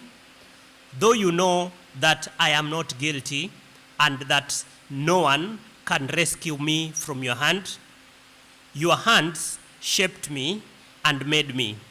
Will you now turn and destroy me? Remember that you molded me like clay. Will you now turn me to dust again? Did you not pour me out like milk and curdle me like cheese, clothe me with the skin and flesh, and knit me together with the bones and sinews? You gave me life and showed me kindness, and in your providence watched over my spirit. But this is what you concealed in your heart, and I know that this was in your mind. I sinned. You would be watching me and would not let me my offense go unpunished. If I am guilty, woe to me. Even if I am innocent, I cannot lift my head, for I am full of shame. I drowned in my affliction. If I hold my head high, you stalk me like a lion, and again display your awesome power against me. You bring new witness against me and increase your anger toward me. Your eyes come against me, wave upon wave. Why then did you bring me out of the womb? I wish I had died before any eye saw me. If only I had never come into being, or had been carried straight from the womb to the grave. Are not my few days almost over? Turn away from me, so I can have moments of joy before I go to the place of no return, to the land of gloom and deep shadow, to the land of deepest night, of deep shadow and disorder, where even the light is like darkness. Then chapter 11, verse 1. Then Zophar the Naamathite replied, are all these words to go unanswered? Is this talker to be vindicated? Will your idle talk reduce men to silence? Will no one rebuke you when you mock? Verse 4.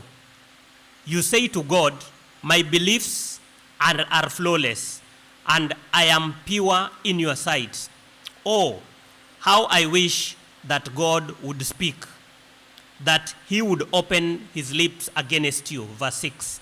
And disclose to you the secrets of wisdom, for true wisdom has two sides.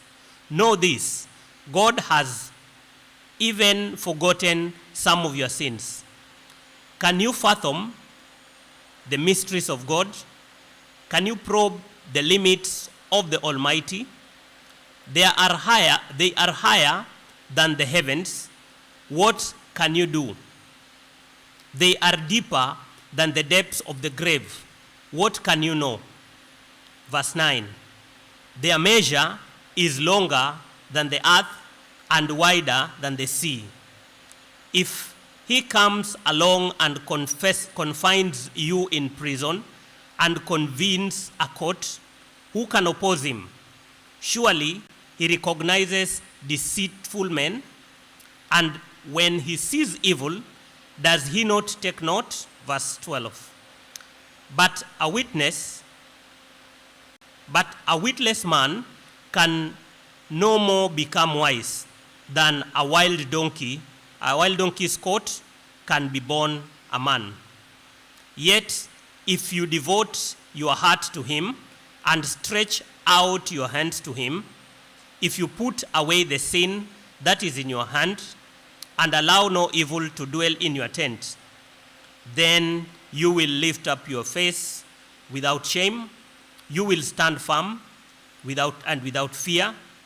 You will surely forget your trouble, recalling it only as waters gone by. Verse 17. Life will be brighter than noonday, and darkness will become like morning. You will be secure because there is hope. You will look about you and take your rest in safety. Verse 19.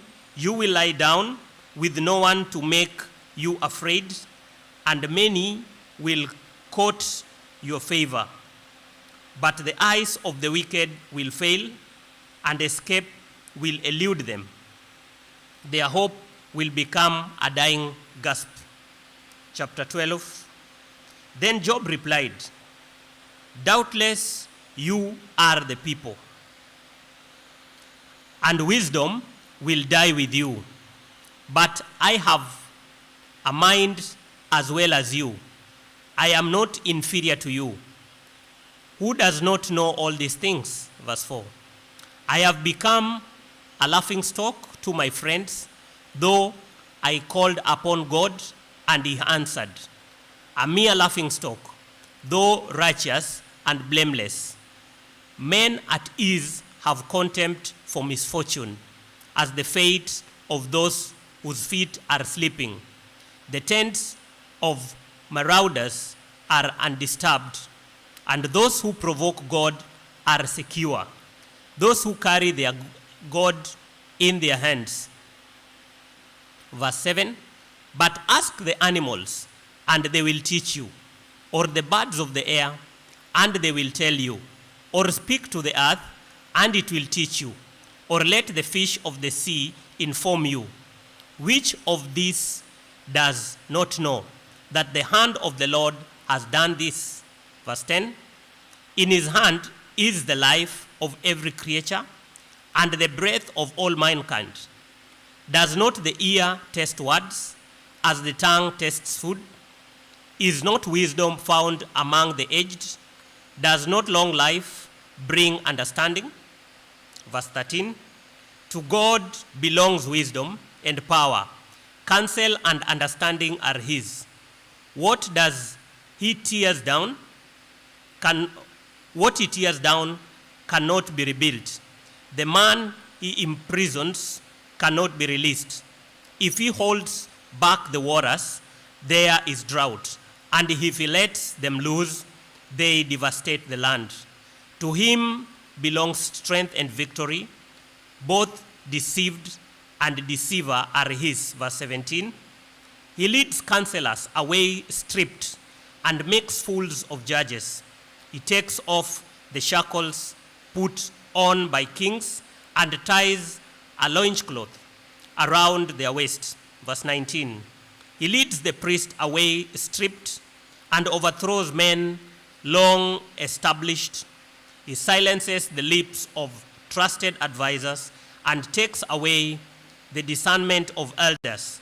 He pours contempt on nobles and disarms the mighty. Verse 22. He reveals the deep things of darkness and brings deep shadows into light. He makes nations great and destroys them. He enlarges nations and disperses them. Verse 24. He deprives the leaders of the earth of their reason. He sends them wandering through a trackless waste. Verse 25. They grope in darkness with no light. He makes them stagger like drunkards. Chapter 13. My eyes have seen all this. My ears have heard and understood it. What you know, I also know. I am not inferior to you, but I desire to speak to the Almighty and to argue my case with God. You, however, smear me with lies. You are worthless physicians, all of you. Verse 5. If only you would be altogether silent, for you, that would be wisdom. Hear now my argument. Listen to the plea of my lips. Will you speak wickedly on God's behalf? Will you speak deceitfully for him? Will you show him partiality? Will you argue the case of God? Verse 9. Would it turn out well if he examined you? Could you deceive him as you might deceive men? He would surely rebuke you if you secretly showed partiality. Would not his splendor terrify you? Would not the dread of him fall on you? Your maxims are proverbs of ashes. Your defenses are defenses of clay. Verse 13. Keep silent and let me speak. Then let come to me what may. Why do I put myself in jeopardy and take my life in my hands? Though he slays me, yet will I hope in him. I will surely defend my ways I will surely defend my ways to his face. Indeed, this will turn out for my deliverance. For no godless man would dare come before him. Listen carefully to my words. Let your ears take in what I say. Now that I have prepared my case, I know I will be vindicated. Can anyone bring charges against me? If so, I will be silent and die. Verse 20. Only grant me those two things, O God, and then I will not hide from you. Withdraw your hand from me and stop fighting me with your terrors. Verse 22. Then summon me and I will answer, or let me speak and you reply. How many wrongs and sins have I committed?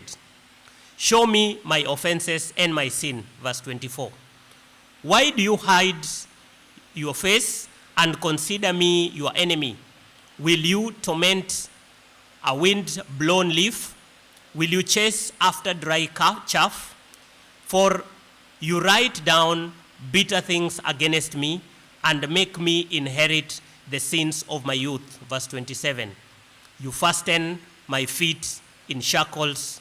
You keep close watch on all my paths by putting marks on the soles of my feet. So man wastes away like something rotten, like a garment eaten by moths.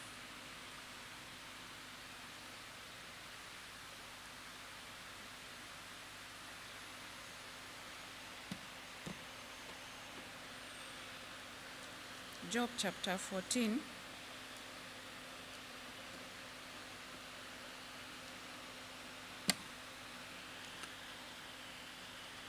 Man was born of a woman in a few days,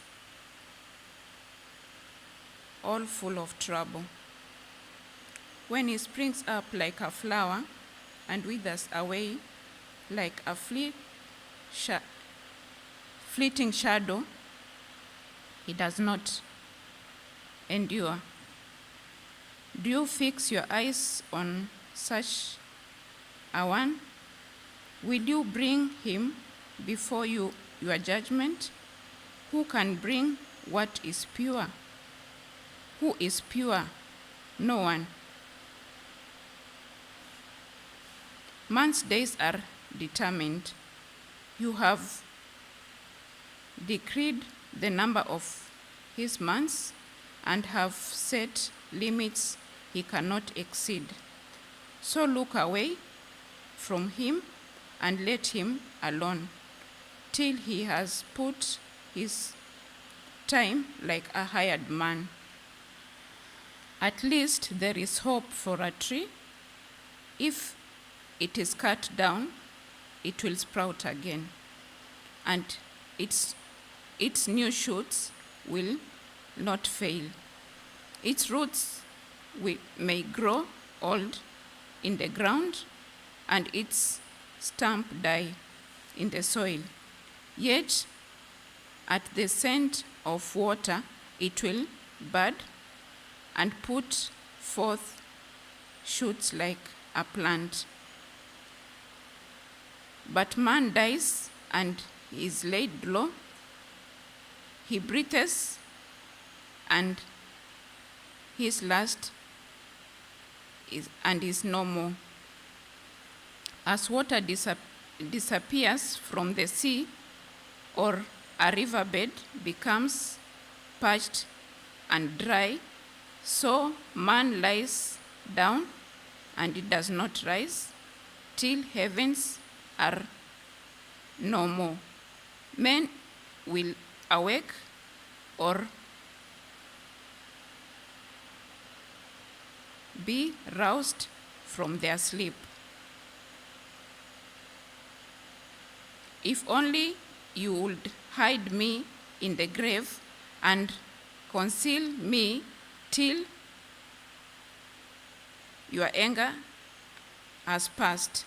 If only you would set me time and then remember me. If a man dies, will he rise again? All the days of my hard service, I will wait for my renewal to come.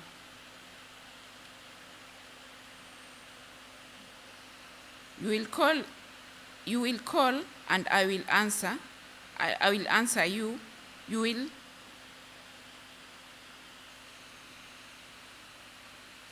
will long for the creature your hands have made. Surely,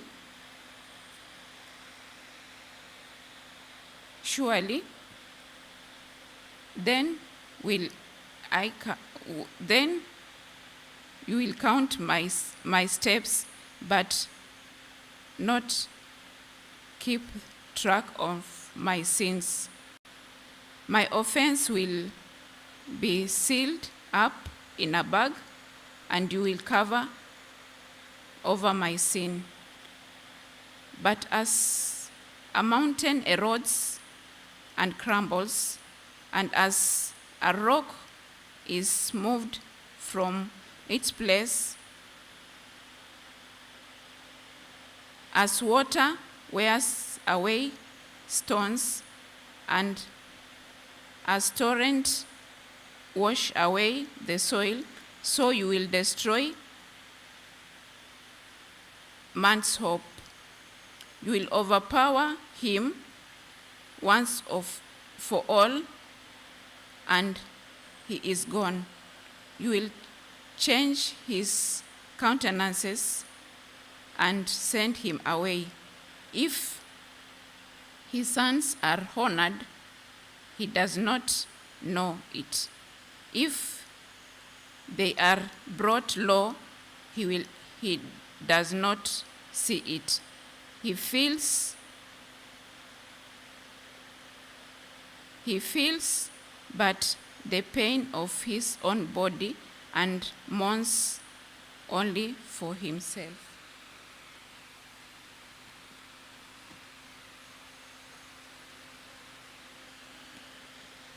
Job chapter 15. Then Eliphaz the Temanite replied, would a wise man answer with empty notions, or fill his belly with hot east wind? Would he argue with useless words, with speeches that have no value? But you even undermine pity and hinder devotion to God. Your sins prompt your mouth. You adapt the tongue of the crafty. Your own mouth condemns you, not mine. Your own lips testify against you. Verse 7. Are you the first man ever born?